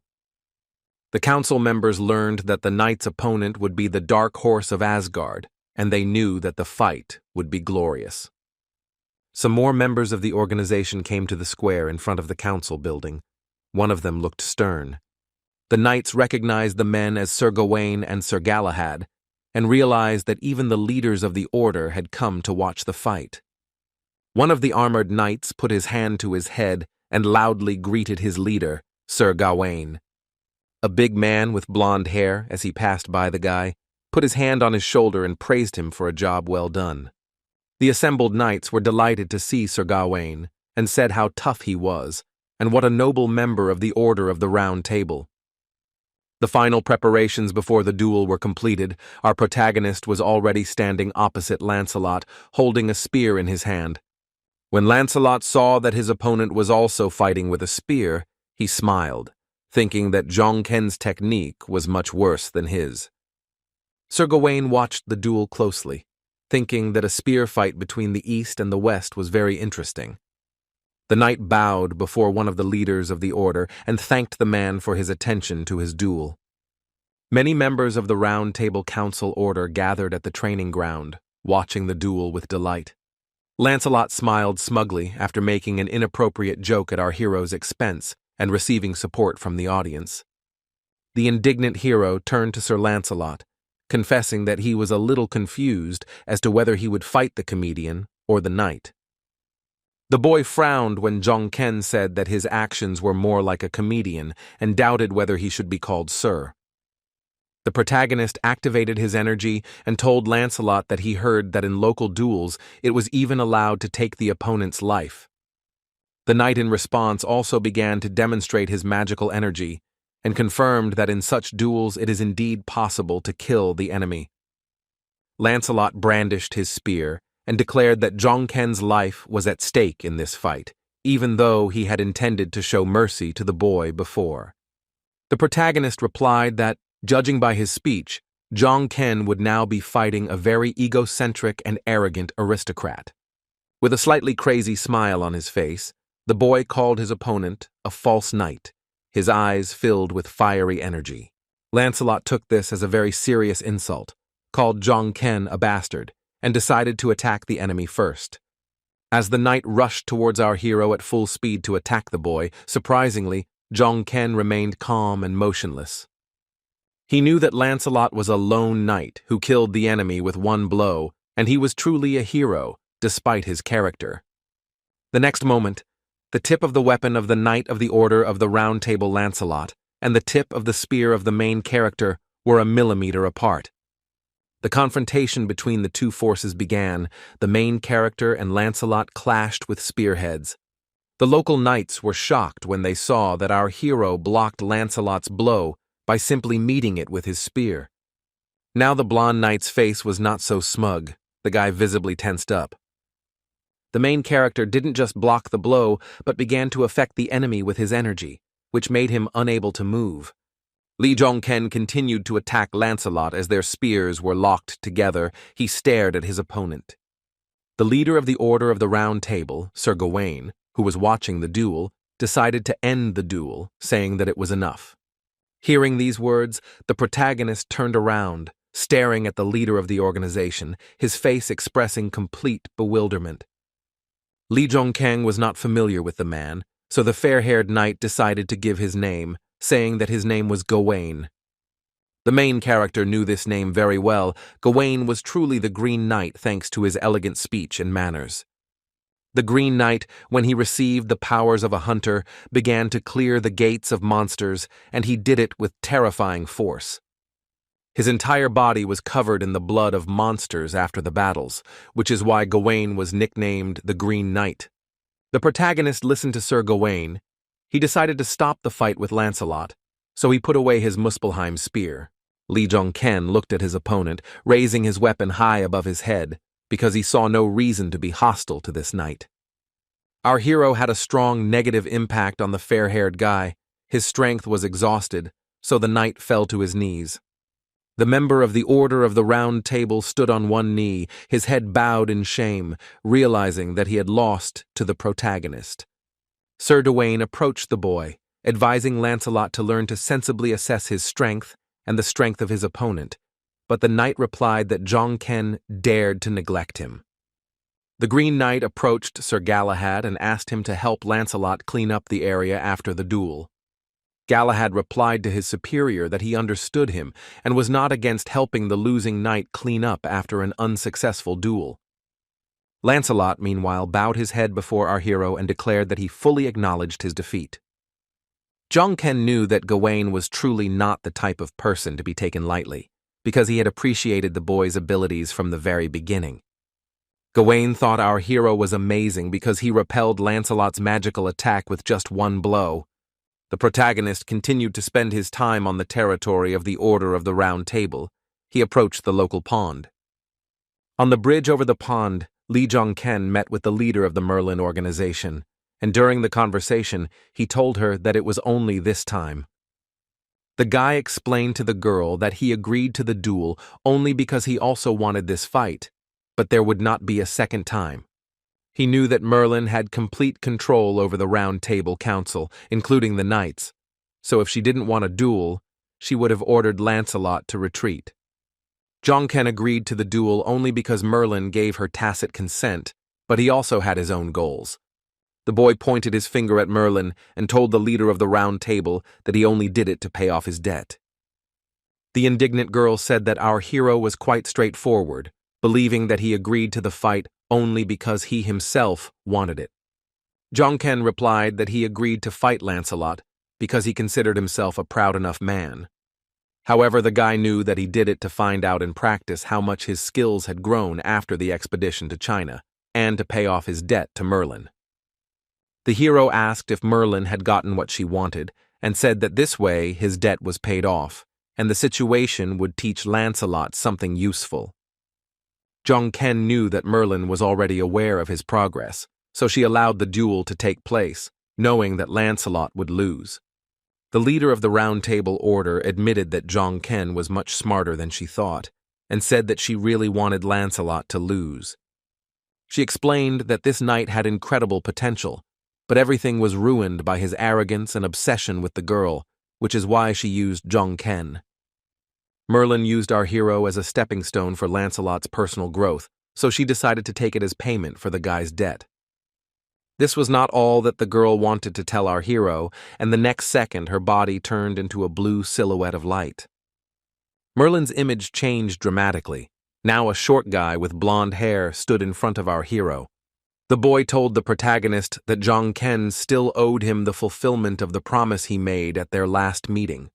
Lee Jong Ken saw that it was now Arthur standing in front of him, not Merlin, and the boy asked the protagonist if he had kept his promise. Without saying a word, the protagonist put his hand forward, and a moment later a sword glowing with blue light appeared in it. This sword turned golden, the precious material glittered beautifully in the sun, and the guy said that he kept his promise first and foremost. Arthur clearly didn't expect this. His eyes widened in surprise when he saw the golden magic sword in the protagonist's hand. The boy became angry. He clenched his fists, showing his strength, and shouted, asking if the hero was making fun of him by showing him Excalibur. The protagonist threw the sword towards Arthur, saying that it would be better for him to get angry after he took this weapon into his hands himself. The fair-haired boy grabbed Excalibur in midair, and he tightly gripped the hilt of the sword, agreeing to accept the weapon. The boy did not believe that the decorative sword in his hands with magic inside was the real Excalibur, asking if our hero dared to look down on him. Arthur became furious and yelled at Jong Ken, calling it all a pathetic ploy and asking if the hero seriously thought it could work. Merlin appeared behind the boy and tried to carefully reach the enraged Arthur. The guy calmed down a little when he turned around and noticed Merlin standing behind him, not expecting to see her now. Arthur's anger disappeared somewhere. He turned and awkwardly looked at the blonde beauty standing in front of him.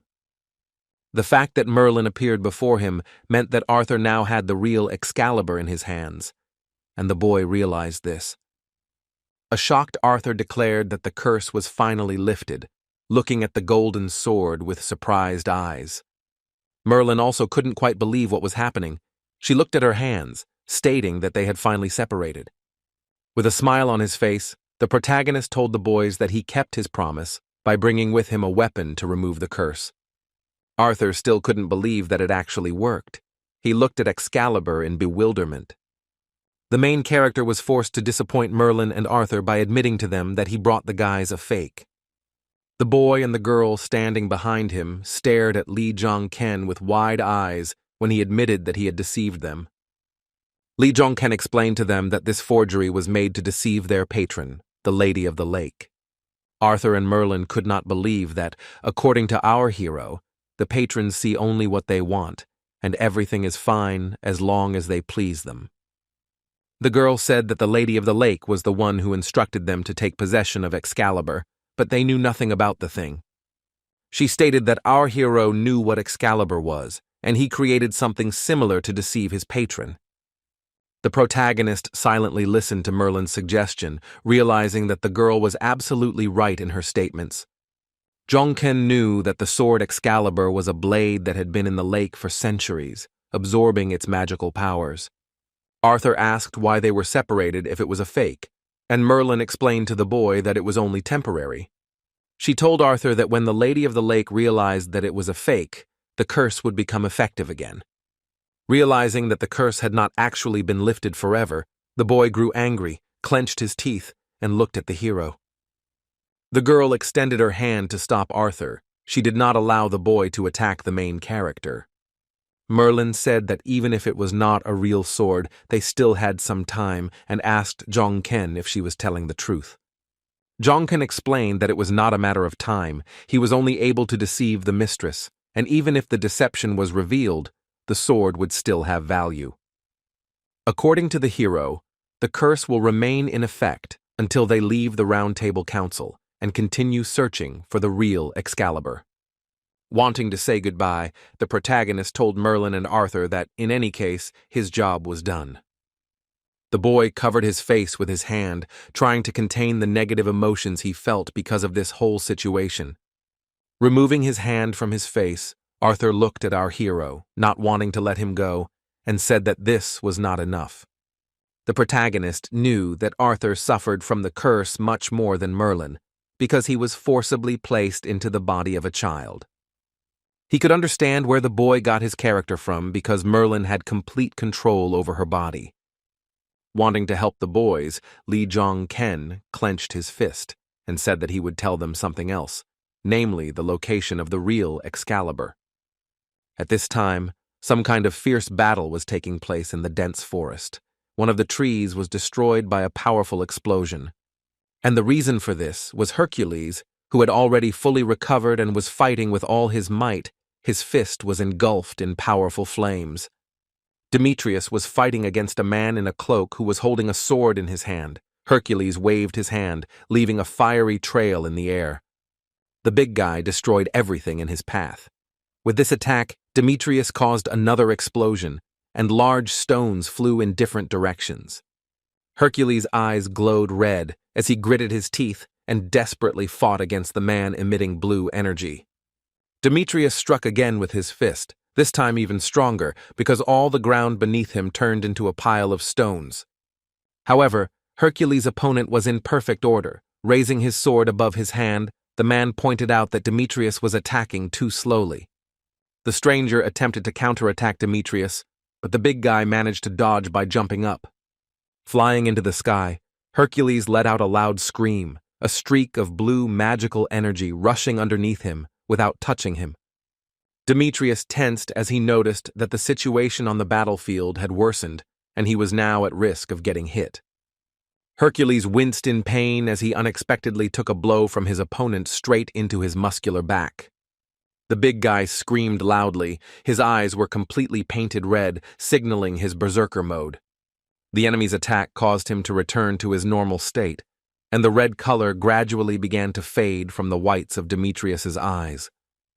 The guy was getting closer and closer to leaving the berserker mode with each passing moment. His eyes were already almost completely white. Demetrius was exhausted.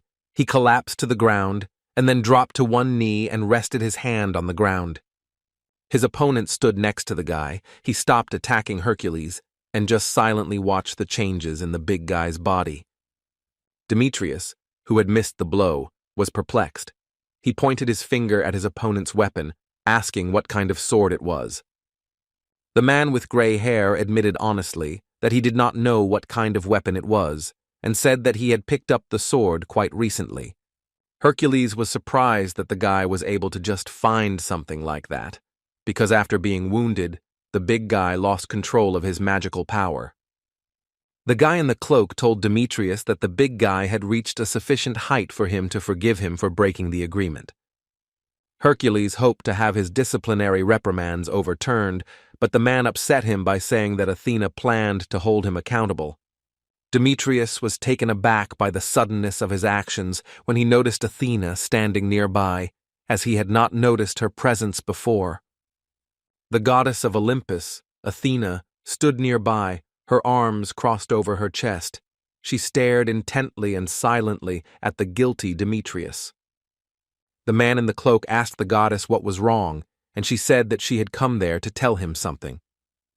The girl reminded the man that he had recently asked Athena about Dark Horse, our main character.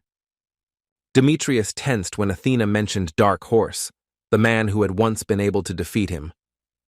The man with gray eyes silently looked at the goddess of Olympus, waiting for her to tell him about Lee Jong-ken. Athena reported that after the protagonist returned from China, he immediately went to the UK.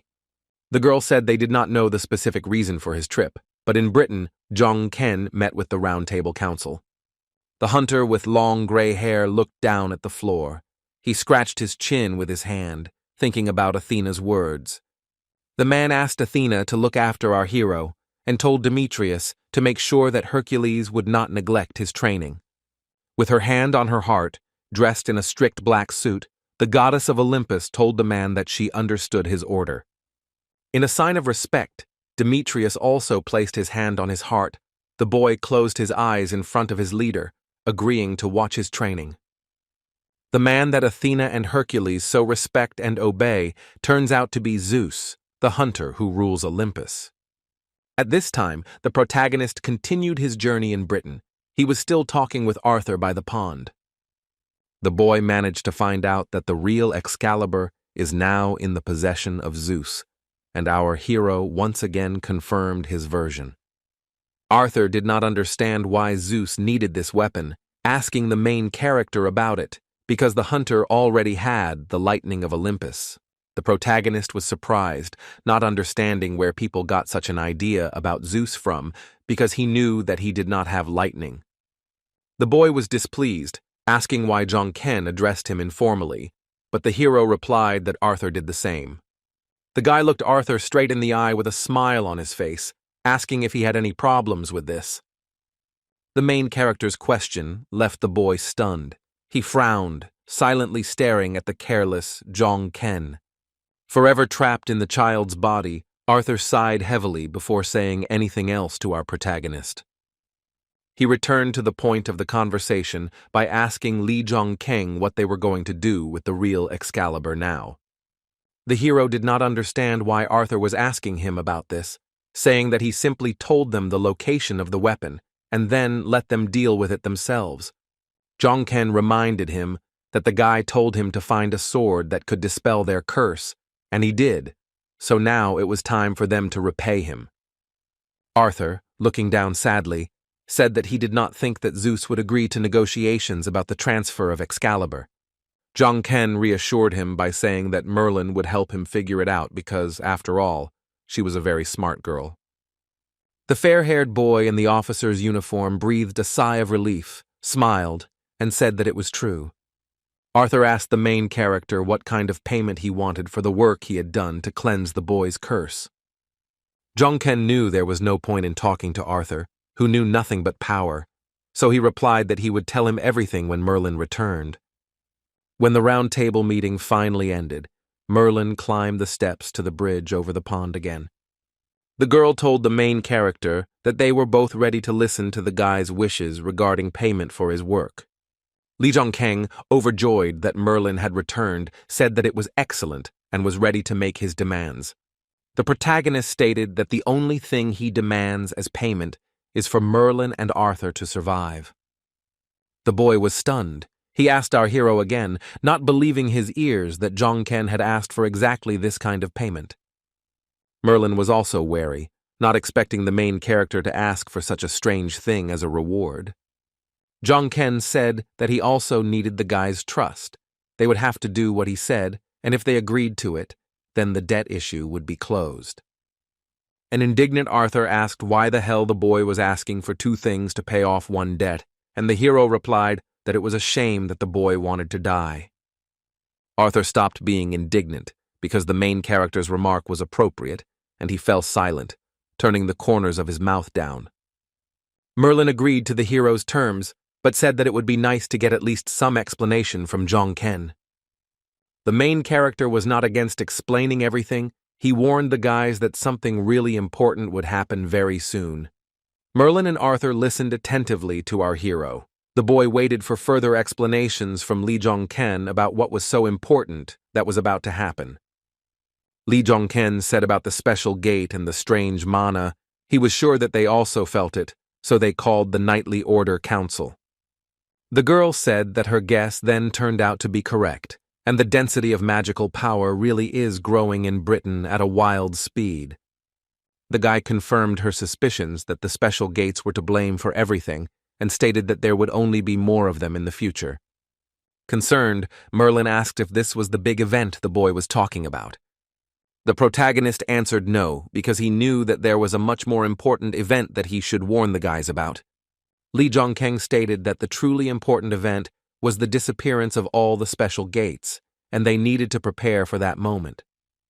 Arthur and Merlin looked at the main character with wide eyes, trying to digest what they had just heard from Jong-ken. The protagonist was still spending time on the pond area near the Round Table Council building, with Arthur standing opposite. The boy changed his clothes and told Jong-ken that he often trained here alone, because few of the council knew of his existence.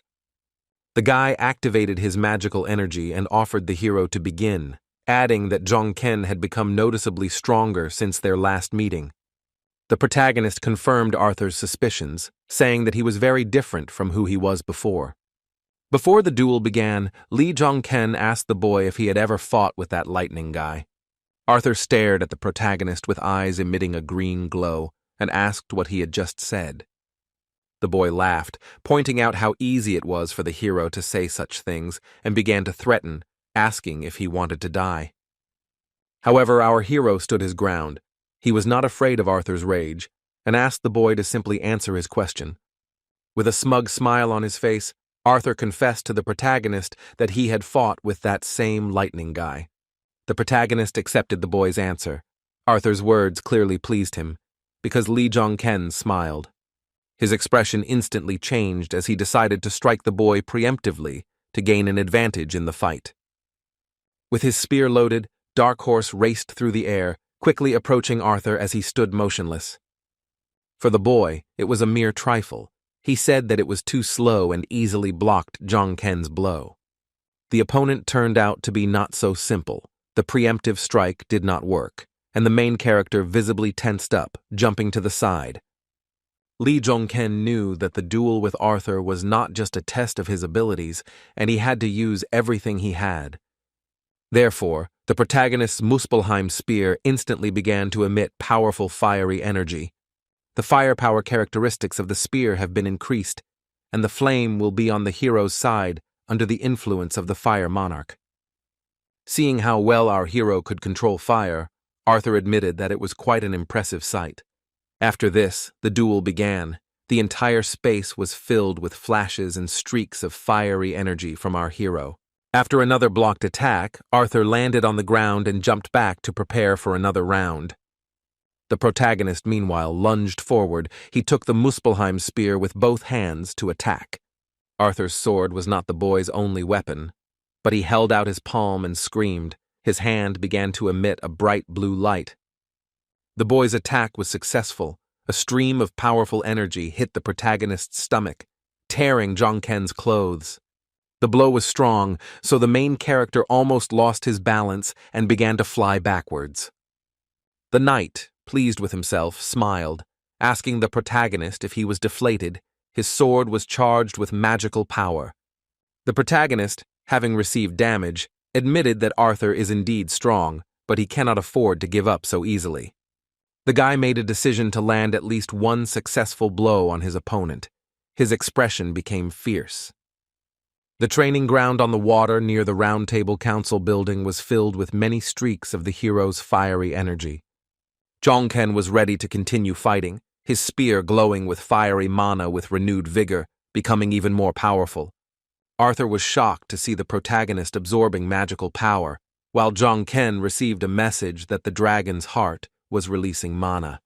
And following this notification, a powerful explosion was heard, caused by the accumulation of magical energy from the dragon's heart inside Jong-ken's chest. Suddenly it started to rain, and the raindrops gradually began to extinguish the fire that our hero had caused with his skills. After the deafening explosion, everything around was filled with thick fog. Arthur stood motionless, holding the sword tightly in his hand. The boy stared at Lee Jong-ken silently, his eyes shining like emeralds, and there was a small scratch on his cheek. The duel ended, and the boy in the child's body asked the protagonist if he could ask what just happened. It wasn't much of a secret, so Lee Jong-ken told Arthur that he had just caused a solar flare. Arthur seemed to be delighted with this ability of the protagonist, and told the guy that it was a great technique. However, in an instant, everything changed. Shackles of water magical energy appeared around our hero's body. Lee Jong-ken spat out blood from his mouth. The hero, having received heavy damage, fell to the ground, losing consciousness, and Arthur apologized to him for not being able to control his power. The boy reminded him that Jong-ken had asked him about that white lightning, and said that at the moment, the hero had no chance. While Jong-ken lay on the surface of the water with his eyes closed, Arthur said that perhaps the hero would one day be able to defeat the lightning guy. The heavy rainfall that Arthur had caused had stopped, the sky had become clear again, and our hero was still spending time in the territory of the Round Table Council. The boy had already recovered from the strong blow he had received from the boy. He was sitting on the bed the council had given him. Jong-ken looked at his bracelet and saw that Hunmu had activated, and the skull asked the guy if he was okay. Fortunately, thanks to Merlin's abilities, the protagonist was able to recover quickly, and he responded to Hyun Moo that he was fine. Although Lee Jong-ken lost this duel, he was at least consoled by the fact that he managed to land a blow on Arthur. Looking at his bracelet, the protagonist was glad that his spear had reached the head of a huge organization, which meant that he had truly become stronger. Lee Jong-keng was pulled out of his thoughts when someone knocked on the door, and he turned his attention to the source of the sound. Outside stood one of the leaders of the Knights of the Round Table. He asked Jong-ken if he was inside and said that Sir Gawain was bothering him. They went outside to talk, and the knight said that he heard from Merlin that the boy had come here to warn everyone about the disaster. Sir Gawain, hanging his head, said that he wished to apologize once more for the rudeness of one of their knights, and to thank him for the righteousness of our hero. The protagonist answered the knight that everything was fine, and asked if he really came to Jong-ken just for this reason. The man with the light, neat beard paused briefly before speaking, and mentioned Arthur. Lee Jong-ken began to listen to the knight more attentively. He stared intently at Gawain when he said Arthur's name.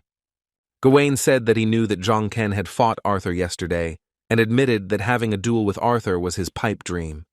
After this, the knight materialized his magic sword in his hand, preparing to ask our hero for a favor. Sir Gawain asked the protagonist if he would perhaps agree to fight the knight instead of Arthur. Lee Jong-ken sighed heavily because he thought that the Green Knight would ask the boy exactly this question. Activating his magical power, our hero replied that he was not at all against it, and he would also be interested to know what Gawain was capable of. Perhaps this is a characteristic feature of English knights, but while the protagonist was at the Round Table, he dueled many of them. Then Gawain, Galahad, and most surprisingly Lancelot fought against Lee Jong-ken in friendly matches. The main character sighed heavily because he came to England because of Excalibur, but in the end, all he does is fight. Suddenly, Merlin approached the guy. She extended her hand to him. In her hand lay a red necklace on a white thread. The leader of the Round Table Council explained to the hero that this necklace would help him improve his skills a little, and she was sure that he would need it someday. Lee Jong-ken was delighted by this surprise. He squeezed the red crystal in his hand and thanked Merlin for the gift. The boy put the necklace on his neck, and Merlin asked if Jong-ken could go to kneel if he had some free time. The girl asked if the main character remembered a hunter named Inev who came from the Nile, and said that the man had caused a big stir. The protagonist asked Merlin why she suddenly remembered the hunter from Nile Inev, remembering how that guy invited Lee to his homeland. After talking with Inev, Lee Jong-ken heard rumors that the hunter had been punished after returning to Nile. Merlin realized that our hero remembered about the desperate child Neil, and said that he asked her to persuade Jong-ken to meet him again. Our hero was confident that the Round Table Council would warn the others of the coming catastrophe, but he still had business to attend to in England. Jong-ken told the girl that he would think about her request, and she thanked the guy for this. The main character, having dealt with all the affairs on the territory of the organization, finally left its borders. He turned his wary gaze to the side when he heard a strange voice in his head, saying that they would see each other again. Lee Jong-ken saw a dark silhouette of a man standing on the top of the clock tower, who was able to tell the hero something telepathically. Looking closer, our hero saw that this man was Arthur, who later also called Jong-ken a twig. The boy smiled, because first Arthur called him the guy with lightning, and now this, and he hoped that the boy would give it his all during the cataclysm. The main character went to London, where his old friend, the sister of his blacksmith Puck, worked on Alchemy Street. Lee Jong-ken entered the girl's shop. He called her name, but she did not respond. Becoming wary, he called her again. Inside, there was a completely different saleswoman. In front of the guy stood a girl with short white hair who asked him who he was. Jong-kyung asked if Park Yujin was here and asked if this wasn't her shop, to which the stranger chuckled thoughtfully. She said the guy didn't look like a loan shark, and he didn't look like a hunter who bought a faulty potion. The saleswoman clapped her hands when she realized that there was a real customer in front of her, which made her very happy. Jong-kyung disappointed her by answering that he was not a buyer and once again, persistently asked where Park Yoo-jin was and who she was. The girl explained that she was simply looking after the store at the girl's request, and that Park Yoo-jin would not appear there again. When the hero explained that he had come here at her brother's request, the saleswoman realized that in front of her was the man Eugene had told her about. Our hero's face showed genuine shock when the blonde announced that Park Yoo-jin had joined Olympus. The protagonist clenched his fist tightly, realizing that the past had been changed again, and the history in this timeline was completely different. Lee Jong-keng knew that Eugene shouldn't have joined Olympus so early, and he wondered what had driven the girl to do so. The guy pursed his lips as he began to suspect that the girl had left her shop because of our hero. The main character was very alarmed by the fact that history was continuing to change. The guy looked sadly at the floor. After his trip to England, Lee Jong-ken continued his journey, this time heading to the Nile River, to the city at the foot of the Egyptian pyramids. Once in the city, the young man decided to call someone.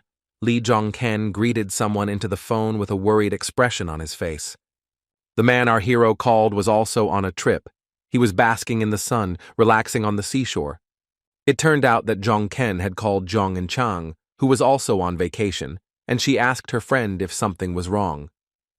The relaxed girl suddenly jumped up when the hero told her that she needed to get ready. The huntress was shocked by this news. Lee Jong-ken said that he needed the girl to come to him in Egypt, and she needed to take everyone with her except the White Tiger group. Chang was not averse to going on a new journey, complaining to the guy that she was already bored of sitting in one place. Meanwhile, Ye Song-gu was on the road, the man cutting through the Korean street in his modern car. While he was driving, our hero called him with the news that he was now in Egypt, and Song-gu asked what he was doing there. The protagonist explained that he needed to do something in this country, and Heimdall asked if it was related to the cataclysm. Jong-keng said that it might be related to something similar, and Heimdall replied that going there would cause a lot of problems because Egypt is already unstable. The man was shocked when the hero, in response to his warning that the visit would cause diplomatic difficulties, admitted that problems had already arisen. Lee Jong-ken, when he arrived in Egypt, was not greeted in a friendly manner. He stood with his hands raised up while a whole crowd of local warriors stood in front of him. Then our hero was captured. The arrested Lee Jong-ken was sent to the local palace and kept there until the circumstances were clarified.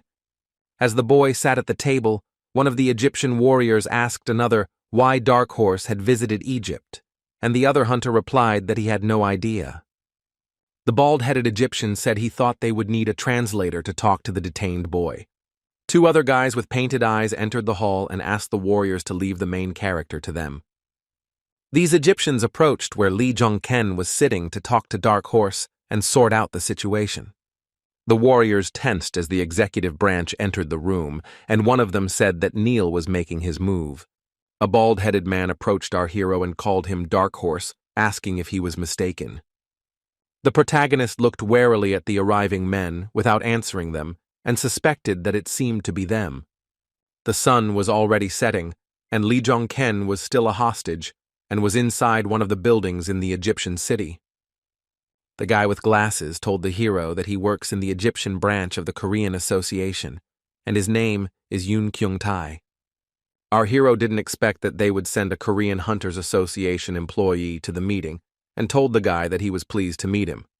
Smiling, Kente said that he had been contacted by headquarters and told to expect our hero to arrive today. Jonkin assumed that it was Ying Chang and the others who warned the guy and asked the employee what was happening in Egypt now. The man in glasses said that at the moment Egypt is under the complete control of the Nile, and the Nile itself is divided into 3 branches. The first branch, called Memphis, according to Kente, is responsible for all politics within the Egyptian state. Hermopole, whose coat of arms is decorated with wings, is responsible for controlling the business sector and all enterprises in the country. But the most powerful sector in terms of the gate situation was Heliopolis, which monitors the hunters and the association. Yoon Kyung-tae said that now all 3 of these branches are fighting for power and are constantly trying to seize each other's spheres of influence. The man in glasses wanted to talk about the situation in Egypt due to the feud between the three branches, but our hero beat him to it, saying that it was chaotic. Kente said that Heliopolis used to have the most power, but that changed after the Horus incident, and the sector was in big trouble. The protagonist began to remember that Inev had once told him that he had been in Heliopolis, and then asked Kente what incident he was talking about. The man replied that it was not known for certain, and even their sources could not get to the bottom of the incident, but they knew that the tragedy happened during an attack on the gate. After these words, Lee Jong-ken remembered his old conversation with Inev when the Egyptian shouted to him that it was all because of the red ore and he should go to the Nile. Dark Horse began to think about that conversation about red ore, remembering the madness that the material caused. The boy stood up and told the association employee that he would like to meet with one hunter first, and Kente asked who he was talking about. The main character said that this hunter's name is Inev. He is an Egyptian captain who managed to achieve heroic rank. A passenger plane landed at an airport in the middle of the desert, and Lee Jung-ken's comrades rushed to Egypt at his request. Jong In-chang entered the airport waiting room and promptly flew to Egypt, as our hero had previously ordered her to do. Even though the guy interrupted her long-awaited vacation, the girl was glad to meet him, and a sincere smile shone on Jong In-chang's face. The main character approached the girl and told her that they had not seen each other for a long time, and she replied that, as he asked, she brought everyone with her. Wan Hua also flew to help his friend along with Fenrir, who was holding a miniature gongzu in his hand. Lee Jong-ken was genuinely happy when he saw that everyone, even Gongzu, had come to Egypt, and he thanked the guys for everything.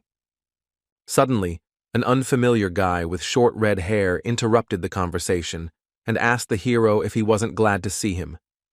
The boy's eyes widened in shock when he saw in front of him the man he knew was Baldur, one of the strongest warriors of Asgard. The man, with a wide smile on his face, began to fan himself with his hand, declaring that he had not been to a resort for a long time. Jong-ken's face showed that he was not particularly happy to see Odin's right hand, and he asked Baldur what he was doing there. She stared at the hero with sinister eyes and accused Jong-ken of showing his true colors from the start. Fenrir immediately disliked this unpleasant man. He perceived him as an enemy, so he began to growl at Baldur, showing his fangs. Wan Hua and Jung In-chang were also tense due to the whole situation, and they were closely watching what was happening. The main character remained silent. He stared at the uninvited guest, burning him with a stern and serious look. Baldur said he was just joking, and the president sent him here to help their Dark Horse complete the expedition successfully. He told the guy not to worry, because they had already sorted out the special gates in Korea, and said that he was looking forward to working together. Baldur stepped aside to speak with a representative of the Korean Hunters Association in Egypt. Lee Jong-ken was annoyed that Odin's right hand had arrived in Egypt, and he silently watched the conversation of those people. The protagonist realized that this trip to the Nile, in particular because of this woman, was unlikely to be pleasant. The next morning came. Lee Jong-ken was still spending time in the city, getting used to the new country. During a new conversation with Kente, the man told him that the hero was denied a meeting with Inev, suspecting that something had happened inside Nile. Kente said that, like other countries, Egypt is now calling all its hunters back to the country due to the opening of special gates. The man in glasses told the boy that the second commander of Heliopolis, named Seth, had recently returned, and then mentioned Horus.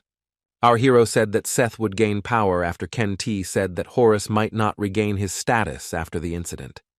The representative of the Korean Association told the protagonist that Seth is currently the strongest hunter in the Nile. Lee Jong-ken visibly tensed up when he realized that he would have to deal with the strongest hunter, and he even began to sweat from the tension. The guy was worried that Nile was the strongest organization behind Egypt, and Seth was their most powerful hunter. During the duel with Arthur, Jong-ken gave it his all, but the only thing he managed to do was scratch the boy's cheek. Jong-ken stood up abruptly from the sofa, wondering how much stronger Seth was than Arthur if he was the most powerful in Egypt. The protagonist approached Mr. Yoon Kyung-tae, asking the man to continue sending requests to meet with Inev. The man in glasses became worried and tried to find out from our hero what he was going to do next. Lee Jong-ken looked away and said that he would try to find another way to meet this hunter. At this time, other events were unfolding in the Korean city. A blackbird was flying over the roofs of high-rise buildings. On the roof of the Korean Association, at the very edge, stood its president and the leader of Asgard, Odin, with Ye Song-gu behind him. Hyjin said that he hadn't asked any questions until now, and he didn't know what kind of relationship Song-gu had with Dark Horse, or what secrets they were keeping. Heimdall remained silent as he listened to the association director's speech, his face showing slight concern. Odin's pupils glowed purple as he stated that he must know everything, and Jong-ken continues to pique his curiosity. The man turned around and admitted to Heimdall that he didn't understand why Song-gu was so nice to the boy, since he wasn't the type to easily trust others. It was strange for Odin to see Heimdall showing such trust in our hero, as if he had known this boy for a very long time. The association president asked what the underdog's goal was, and admitted that he had absolutely no idea what Lee Jung-ken wanted. Heimdall told the leader of Asgard that Lee Jun-kyung was the man whose goals coincided with Hyjin's. One remembered that the hunter San-soo told him the same thing about our hero, that Jong-ken was a hunter who would help the president achieve his goals. Song-gu knew very well what to answer Odin to such questions, because the protagonist had already instructed him earlier. The bald-headed man, clenching his fist, repeated that Odin and the main character's goals were the same, and the guy also wanted to kill the sponsors. The association president's eyes widened as he stared at Heimdall, because these words were a revelation to him. The hunters sponsored by He Who Rules Beyond the Riverbank have lost their powers, making this the first time a fighter has lost their powers due to anything other than death. Song-gu told Odin that this happened after our protagonist dealt with Gunther, the leader of the Northern Army. It seemed that the news that the hunters had lost their powers didn't upset Hyjin too much, and he admitted with a smile on his face that it wasn't bad. The protagonist continued to carry out his tasks in Egypt. Now he was sitting at the same table with Baldur, Odin's right hand. A radiant red-haired guy holding a cup of coffee in his hand asked the hero what he wanted to chat with him about. Lee Jong-ken, smiling slyly, turned to Baldur, calling him by name, and asked which hero of the Nile had a connection with Asgard. The guy closed his eyes and coughed when he received such an unexpected question from the main character. The hero asked the next question regarding how highly Odin valued the need for cooperation with Jong-ken when he sent Baldur to Egypt. This question made the right hand of the leader of Asgard lose his temper. The guy abruptly put the cup of coffee on the table, causing a rumble. Staring ominously at Jong-ken, the hunter said that Odin had ordered him to cooperate and help the boy with everything he could.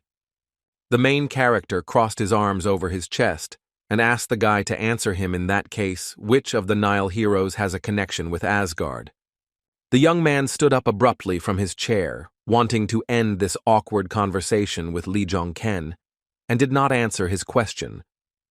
Looking down at the boy, Baldur said that he would contact Jong-ken about this matter because the information was somewhat classified. Our hero was not against receiving this information later, and the girl said that then, perhaps, he would take his leave. The boy remembered Ken Tae's words that they didn't know the details of the incident during the attack on the gate, but after that, a crisis occurred. Analyzing the association staff members' words, Jong-ken realized that the heroic class hunters should indeed be here now. Afterwards, the main character went on a walk with Jong and Chang, Dr. Hwata, and Fenrir along the Egyptian street. The huntress began to fan her face with her palm, complaining to the boys that it was rather hot here. One Hwa was happy with the weather. The boy smiled, enjoying the warmth, because he thought it was still better than the frost. Siegfried turned around, looking at the young doctor with a slight smile, and said that he was right, that the heat was better than the frost. The boy turned to Jong-ken, who was walking ahead, and asked if he could inquire about our hero's ultimate goal. Jong In-chang said that if she thought about it, she too had never heard of Lee Jun-kyung's ultimate goal. Kwada said that he felt like the main character was always working towards some kind of global goal, and asked that he not say that he dreams of world domination. When the doctor mentioned world domination, the protagonist stopped abruptly to say something to his friend. Wanhua's words caused Lee Jun-kyung to become a little irritated, and he closed his eyes and released the air from his lungs before answering. The guy turned around and with a smile on his face replied that he thought his goal was world domination after all. The doctor fell silent, and Jong In-chang said that when the guy said things like that, she sometimes couldn't tell whether he was joking or serious. The first to notice the approaching danger was the werewolf Fenrir. The boy suddenly turned his attention to something behind him. Nearby, a whole group of Egyptian residents were walking down the street, with a huge dark cloud of negative energy hovering over their heads. The main character immediately jumped forward, protecting In-chang and the others with his back, and ordered the guys to step back.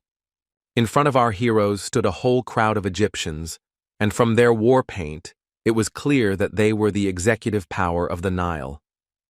Lee Jong-ken noticed a tattoo on the arm of one of the warriors, which depicted the coat of arms of Heliopolis. A menacing man in Egyptian robes with tattoos on his arms and black paint on his face confidently walked towards the guys. The main character immediately recognized this man as Seth and realized that this hunter was no less strong than Arthur. Coming closer to Lee Jong-ken, the strongest hunter of Nile Seth recognized him as the very same dark horse, and the hero confirmed that it was he. Hunter Neela Seth told the boy that he had come here to briefly discuss something with Lee Jong-ken. Dark Horse was not against talking to this hunter. In agreement, Lee Jong-ken only nodded to the guy. The adventures of the protagonist in Egypt continued. Now he went with Seth to talk to him about something alone. Seth said that after Egypt became independent from the kingdom, it was named the Arab Republic of Egypt. He went on to say that Egypt was still under the rule of the Nile dynasty, even though officially it was not. Lee Jong-ken asked the strongest hunter of the Nile whether the boy planned to become the successor of this dynasty. The hunter looked at our hero with a smile, saying that he hit the nail on the head and praised Jong-ken for his intelligence. Seth looked at Jong-ken intently and turned to the smart guy and asked if he wanted to try to guess something. The protagonist did not understand what exactly Seth was talking about, so he asked the strongest hunter Nile what he needed to guess. The guy explained that the hero needs to guess why Seth wants to become Osiris's successor and what he needs to do after he gets the job. Seth was persistent. He began to put pressure on the protagonist to guess the answers to the questions of the hunter with black paint on his face. Before they met, Jong-ken thought that Seth had staged the accident to take over the throne, but now he suspects that the boy wants to become king. When the conversation with the most powerful hunter of the Nile ended, the protagonist went out into the city streets again. Lee Jung-kyung, Jong In-chang, Dr. Wanhua, and Fenrir stood in the middle of the sandy road, meeting after the hero's conversation with Seth. The curious Jong In-chang immediately asked Dark Horse how his conversation with the Nile hunter went. Jong-ken said that Seth asked him to guess his goals, and the girl asked what our hero answered him. The guy couldn't even imagine what Seth's goal was. He mistakenly thought that the hunter wanted to become king for the sake of power, but that was not the case. The young man understood that Seth was quite dangerous, but he was not evil at all. In other words, he was neither black nor white at the same time. The protagonist told his friend that he could not answer the Egyptian hunter's questions, and she replied that she understood him. Jong In-chang and Lee Jong-kyung suddenly turned their attention to the appearance of another person nearby. It was Odin's right-hand Baldur, a red-haired guy with a wide smile who approached the guys and asked where they had been. Siegfried felt irritated by Baldur following them around and asked if he had anything else to do. Baldur laughed and said that he thought the boys had finished their business, and he too had quickly finished everything that needed to be done. He looked at Jong-ken with a sly look and said that it was strange, and the Dark Horse team seemed quite unusual to him. Odin's right hand said that all of Lee Jong-ken's team members were Duke-level hunters, and he was surprised that none of them had entered Asgard yet. Baldur asked what could be more dangerous than hunters who are not part of their organization, but have access to the secrets of Asgard. Jong and Chang felt very irritated by this red-haired guy. She wondered if Baldur wanted to test their patience. The main character decided to stop this monologue of the red-haired guy and asked him to put all the jokes aside. He was more interested in something else, so he asked Baldur what the answer was to the question he had asked him the day before. The boy smiled broadly and replied that Odin had told him to cooperate with Jong-ken to the best of his ability. He wanted to give a final answer to our hero, but the next second everyone had to be distracted by a strange phenomenon. A bright and large magic crystal appeared right above the streets of the Egyptian city, with energy hovering around it. The city began to fill with flashes and streaks of powerful energy that emanated from the sky to the earth. A shocked Jong In-chang realized that the phenomenon before them was the opening of a special gate right in the center of the city. The portal was indeed different from the usual one, because instead of blue, it was painted a demonic red. The girl was surprised to notice that the gate had just appeared, but its magical power was already growing, and she realized that a whole bunch of people were in danger. Jong In-chang shouted at Lee Jun-ken and said that they needed to deal with the gate as soon as possible or it would open. The protagonist did not share the girl's panic. He calmly asked Miss Jong In-chang to stop worrying. The girl was outraged and shouted at the guy, asking how he could tell her to calm down if many people could soon die. Lee Jung-kyung told his friend that this was not Korea, but she did not calm down, shouting that if no one joined, she would go alone. The huntress readied her weapon and activated her power, saying that she didn't know why the boy was taking so long to answer, but every second counted now. The heroine suddenly fell silent when she looked at the sky and saw something there that made her even more worried. Directly above her, an entire army of Egyptian hunters was cutting through the air, all the men emitting a bright magical red light. She noticed the men's faces. Their eyes were painted black, indicating that they were members of Heliopolis. Among them was the strongest hunter, Nila Seth. The man also moved through the air, but his energy was golden, not red. The protagonist explained to his friend that they were not in Korea now, but in the Nile, and the locals had their own ways of coping, which made Jong In-chang feel awkward. However, Lee Jong-ken was quite surprised. He didn't expect Seth to personally take part in clearing the special gate. After some time, as our hero expected, the local hunters quickly cleared the gates despite the fact that they were special. When the gate was successfully cleared and everyone breathed a sigh of relief, Lee Jong-ken turned his head and spoke to his friend. Hiding her face, the girl asked our hero not to joke about her now, because she already felt extremely awkward about her behavior. But Jong-ken didn't mean to joke about her. He praised her for acting like that because she wanted to protect everyone.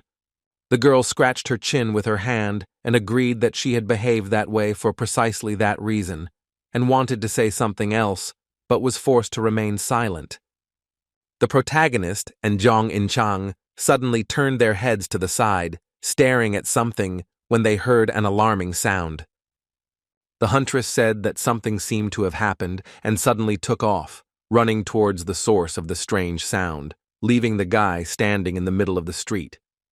When Jong In-chang rushed to the scene, she saw a crowd of young men with guns standing over a guy who had collapsed on the ground. The disgruntled girl asked the hooligan with a sword in his hand, who seemed to be the instigator, what he was doing. The big guys felt that a hunter was standing in front of them.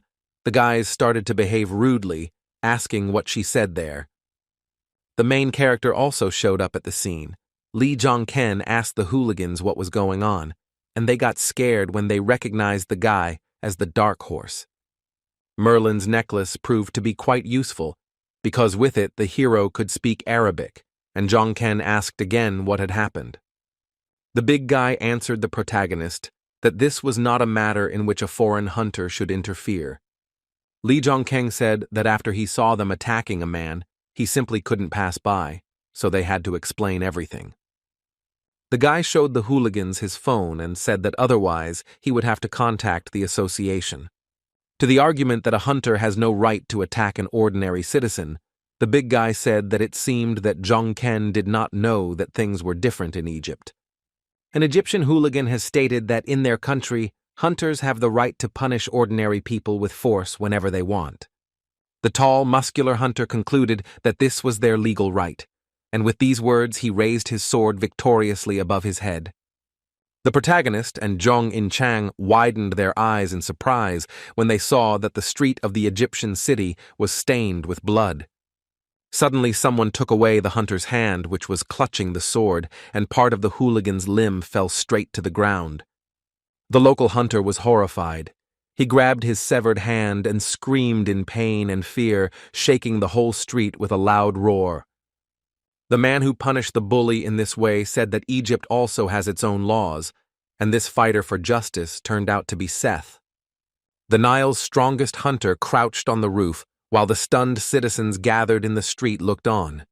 Seth rose to his feet, demonstrated his magical powers, and declared that the hunters of the Nile had the right to punish other hunters.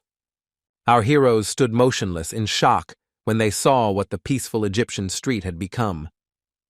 The entire land was strewn with the bodies of hunters whom Seth had dealt with, taking their lives for attacking a common man.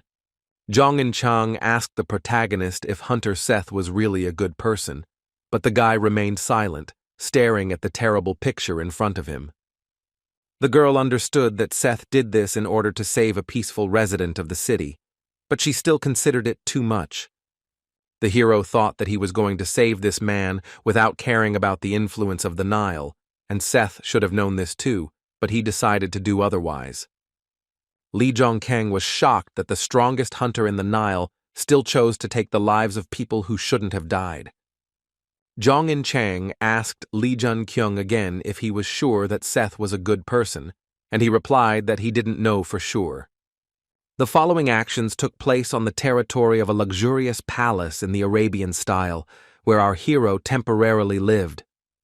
The guy was sitting on the couch, and behind him stood Baldur, who, as always, was smiling widely, brightening the room with his smile. Opposite the main character sat Inev, the same hunter who warned him about the red ore, and behind him stood a girl. Lee Jong-ken was glad to see this person and stated with a smile that they hadn't seen each other for a long time, but he was curious about who was standing behind Inev. The stranger decided to introduce herself and told the main character that her name was Lamia, but everyone called her Bastet. The boy was upset because he wanted to talk to Inev alone, but it seemed, as expected, the Asgard were keeping a close eye on them. Hunter Inev wanted to ask the protagonist the reason why Jong-ken wanted to see him, but the guy interrupted him. Dark Horse, realizing that they were being watched by the people of Asgard, decided to lie, saying that he just decided to meet with Inev. This came as a surprise to Bastet, and she became worried when she heard from our hero that there was no compelling reason for the meeting. Baldur also didn't expect to hear such words from Lee Jong-ken and was perplexed by what the boy said. Inev was surprised when he heard Jong-ken's voice in his head, and he immediately began giving him instructions on how to answer correctly so as not to arouse suspicion. The Nile hunter thought that our hero was truly incredible for being able to use such magic, and said out loud that he also wanted to meet Jong-ken. The hero noted that Inev had lost a lot of weight, asking if Neil was feeding him poorly, but telepathically told him that he came here because of the red ore. The Egyptian hunter replied that the Nile fed him quite well, thus confirming that the red ore was associated with the strength of Hercules. Jong-ken asked Inev if he ate whatever he wanted in that case, but telepathically asked about the connection between the Horus incident and the red ore. Inev said that it was correct, and he was quite a picky eater, making it clear to Jong-ken that the red ore and the Horus incident were connected. Afterwards, the main character asked the guy if everything was okay with Numek, and telepathically asked if the red ore had affected Horus. The Egyptian hunter said that Numek was doing well, and our hero realized that the red ore gave Horus the same power as Demetrius. Baldur was perplexed, listening attentively to the conversation between Lee Jong-ken and Inev. Their conversation seemed to him to be some kind of absurdity. Jonken asked the boy if he liked Numek, and in his head, he transmitted the question of whether Seth was the culprit of the incident. The Nile hunter couldn't hide his surprise when the protagonist mentioned Seth's name. He stared at Jonken with wide eyes. Enev called Dark Horse a joker, saying he didn't know how Numek felt without answering the boy's question exactly. Lee Jonken realized that the hunter meant that he was not sure that Seth was to blame for this, and asked Enev if he could help him with anything. The Egyptian admitted that it would be good if the main character extended a helping hand to his old friend.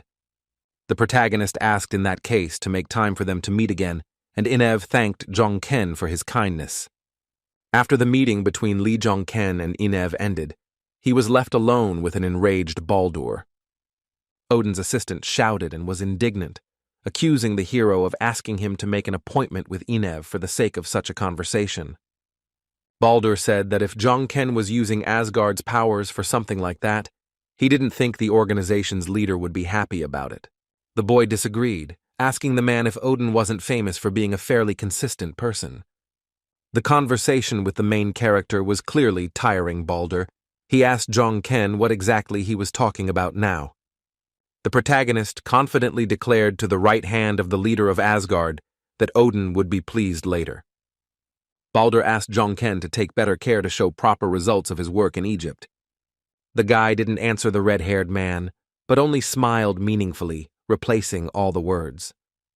The protagonist stated that all business in Egypt was already finished, and in 3 days he was going to return to Korea.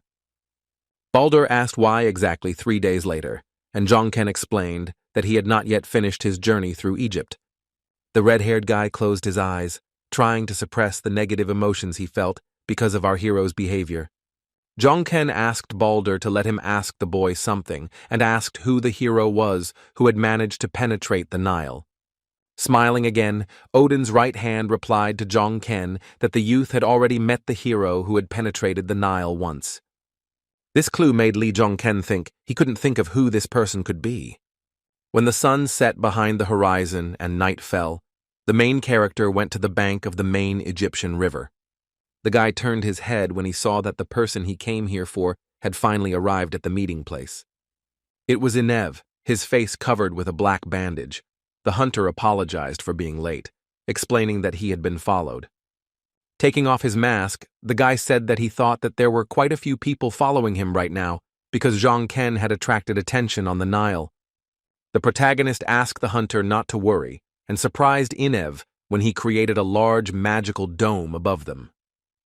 Lee Jonken told the boy that now no one would be able to watch them because this dome protected them from prying eyes and ears. Enev was surprised that the guy could use magic, including space distortion, and his abilities were truly amazing. Looking at the dome, the Egyptian said that this might still not be enough, because there was no place where he did not see the Eye of Osiris. Lee Jonken was unsure if the people of the Nile could still see everything even under the strong protection of Merlin's power. The main character asked the man to get straight to the point, and first of all he asked why Enev had called him to kneel that time. The hunter explained that the problem was that Horus was currently unconscious due to the red ore. The red ore was an unusual material that gave a person incredible strength, comparable to that shown by Hercules in his final battle with Jonken. Enev said that all the problems began after the hunter Seth brought red ore to Egypt. Our hero was surprised that the Egyptians had already found red ore, but he had already gotten used to the fact that the past had really changed a lot. Red ore was a mysterious item that gave amazing power, and naturally, everyone began to study its properties. Enev said that the research was successful, and they managed to increase the amplification rate a couple of times, but there was one problem. Our hero guessed that the problem was that they could not control this power, and the hunter from Egypt confirmed his guess. Lee Jonken knew that madness was a poison, and that this phenomenon could not be studied through research, and the only one in history who could withstand it was Hercules. The Egyptian continued his story, saying that Horus personally participated in the experiments with red ore as a test subject.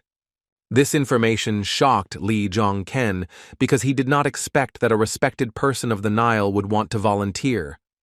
The protagonist asked Inev if this was the same incident with Horus that the association employee had told him about earlier.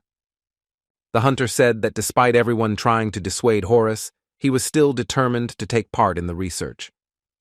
Inev hesitated when Lee Jong-ken asked him why Horus needed to gain the power of the red ore.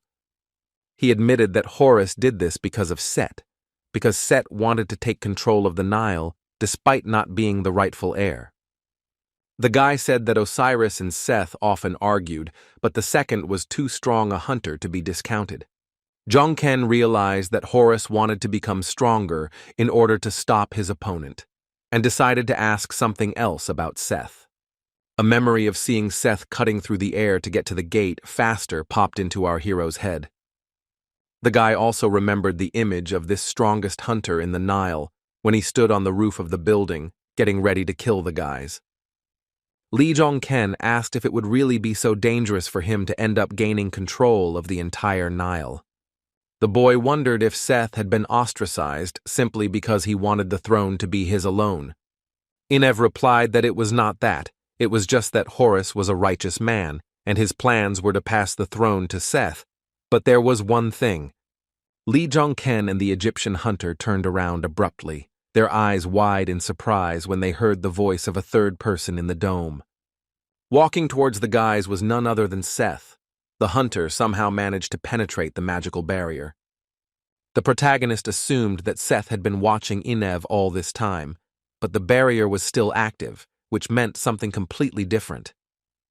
The boy realized that Seth had been there from the beginning, and the hunter apologized for accidentally overhearing their private conversation.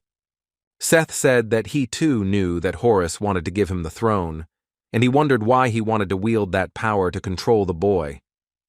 Feeling the tension from the presence of the strongest hunter, Inev lowered his head and tried to explain everything. The hunter looked the young man straight in the eye and stated that Horus had said that someone was trying to control Seth. Inev's confession caused genuine surprise on our hero's face. The guy froze, not expecting to hear such a thing. Seth also became wary, as if he knew that there was some truth in the words of the hunter opposite him, and he understood what was being discussed. The strongest hunter of Nila did not justify himself to Inev, but only asked the boy how many people had heard about this.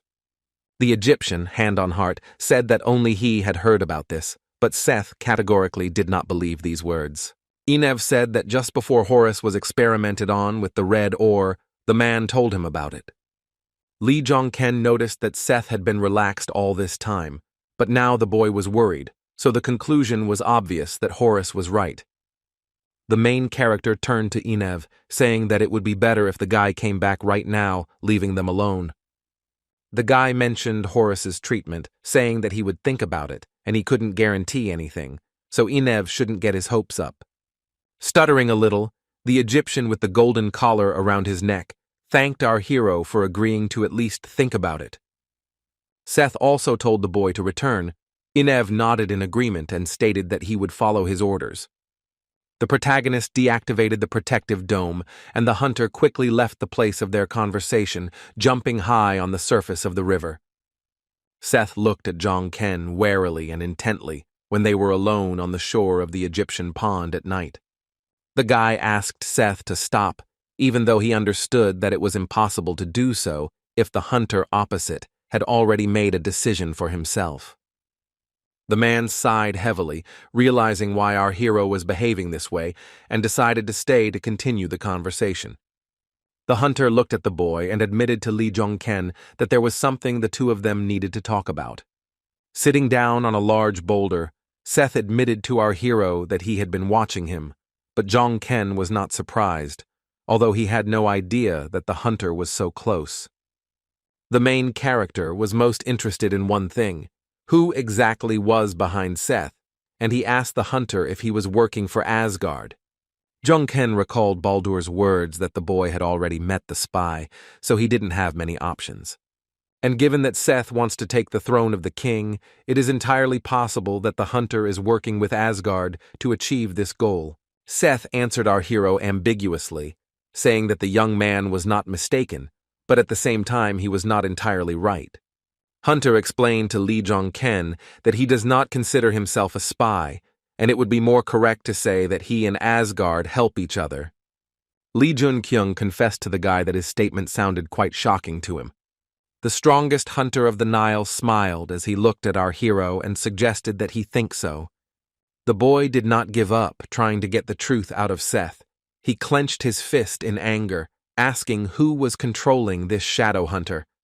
The smile disappeared from Seth's face when he noticed that the protagonist was raising his voice and was no longer as calm as before.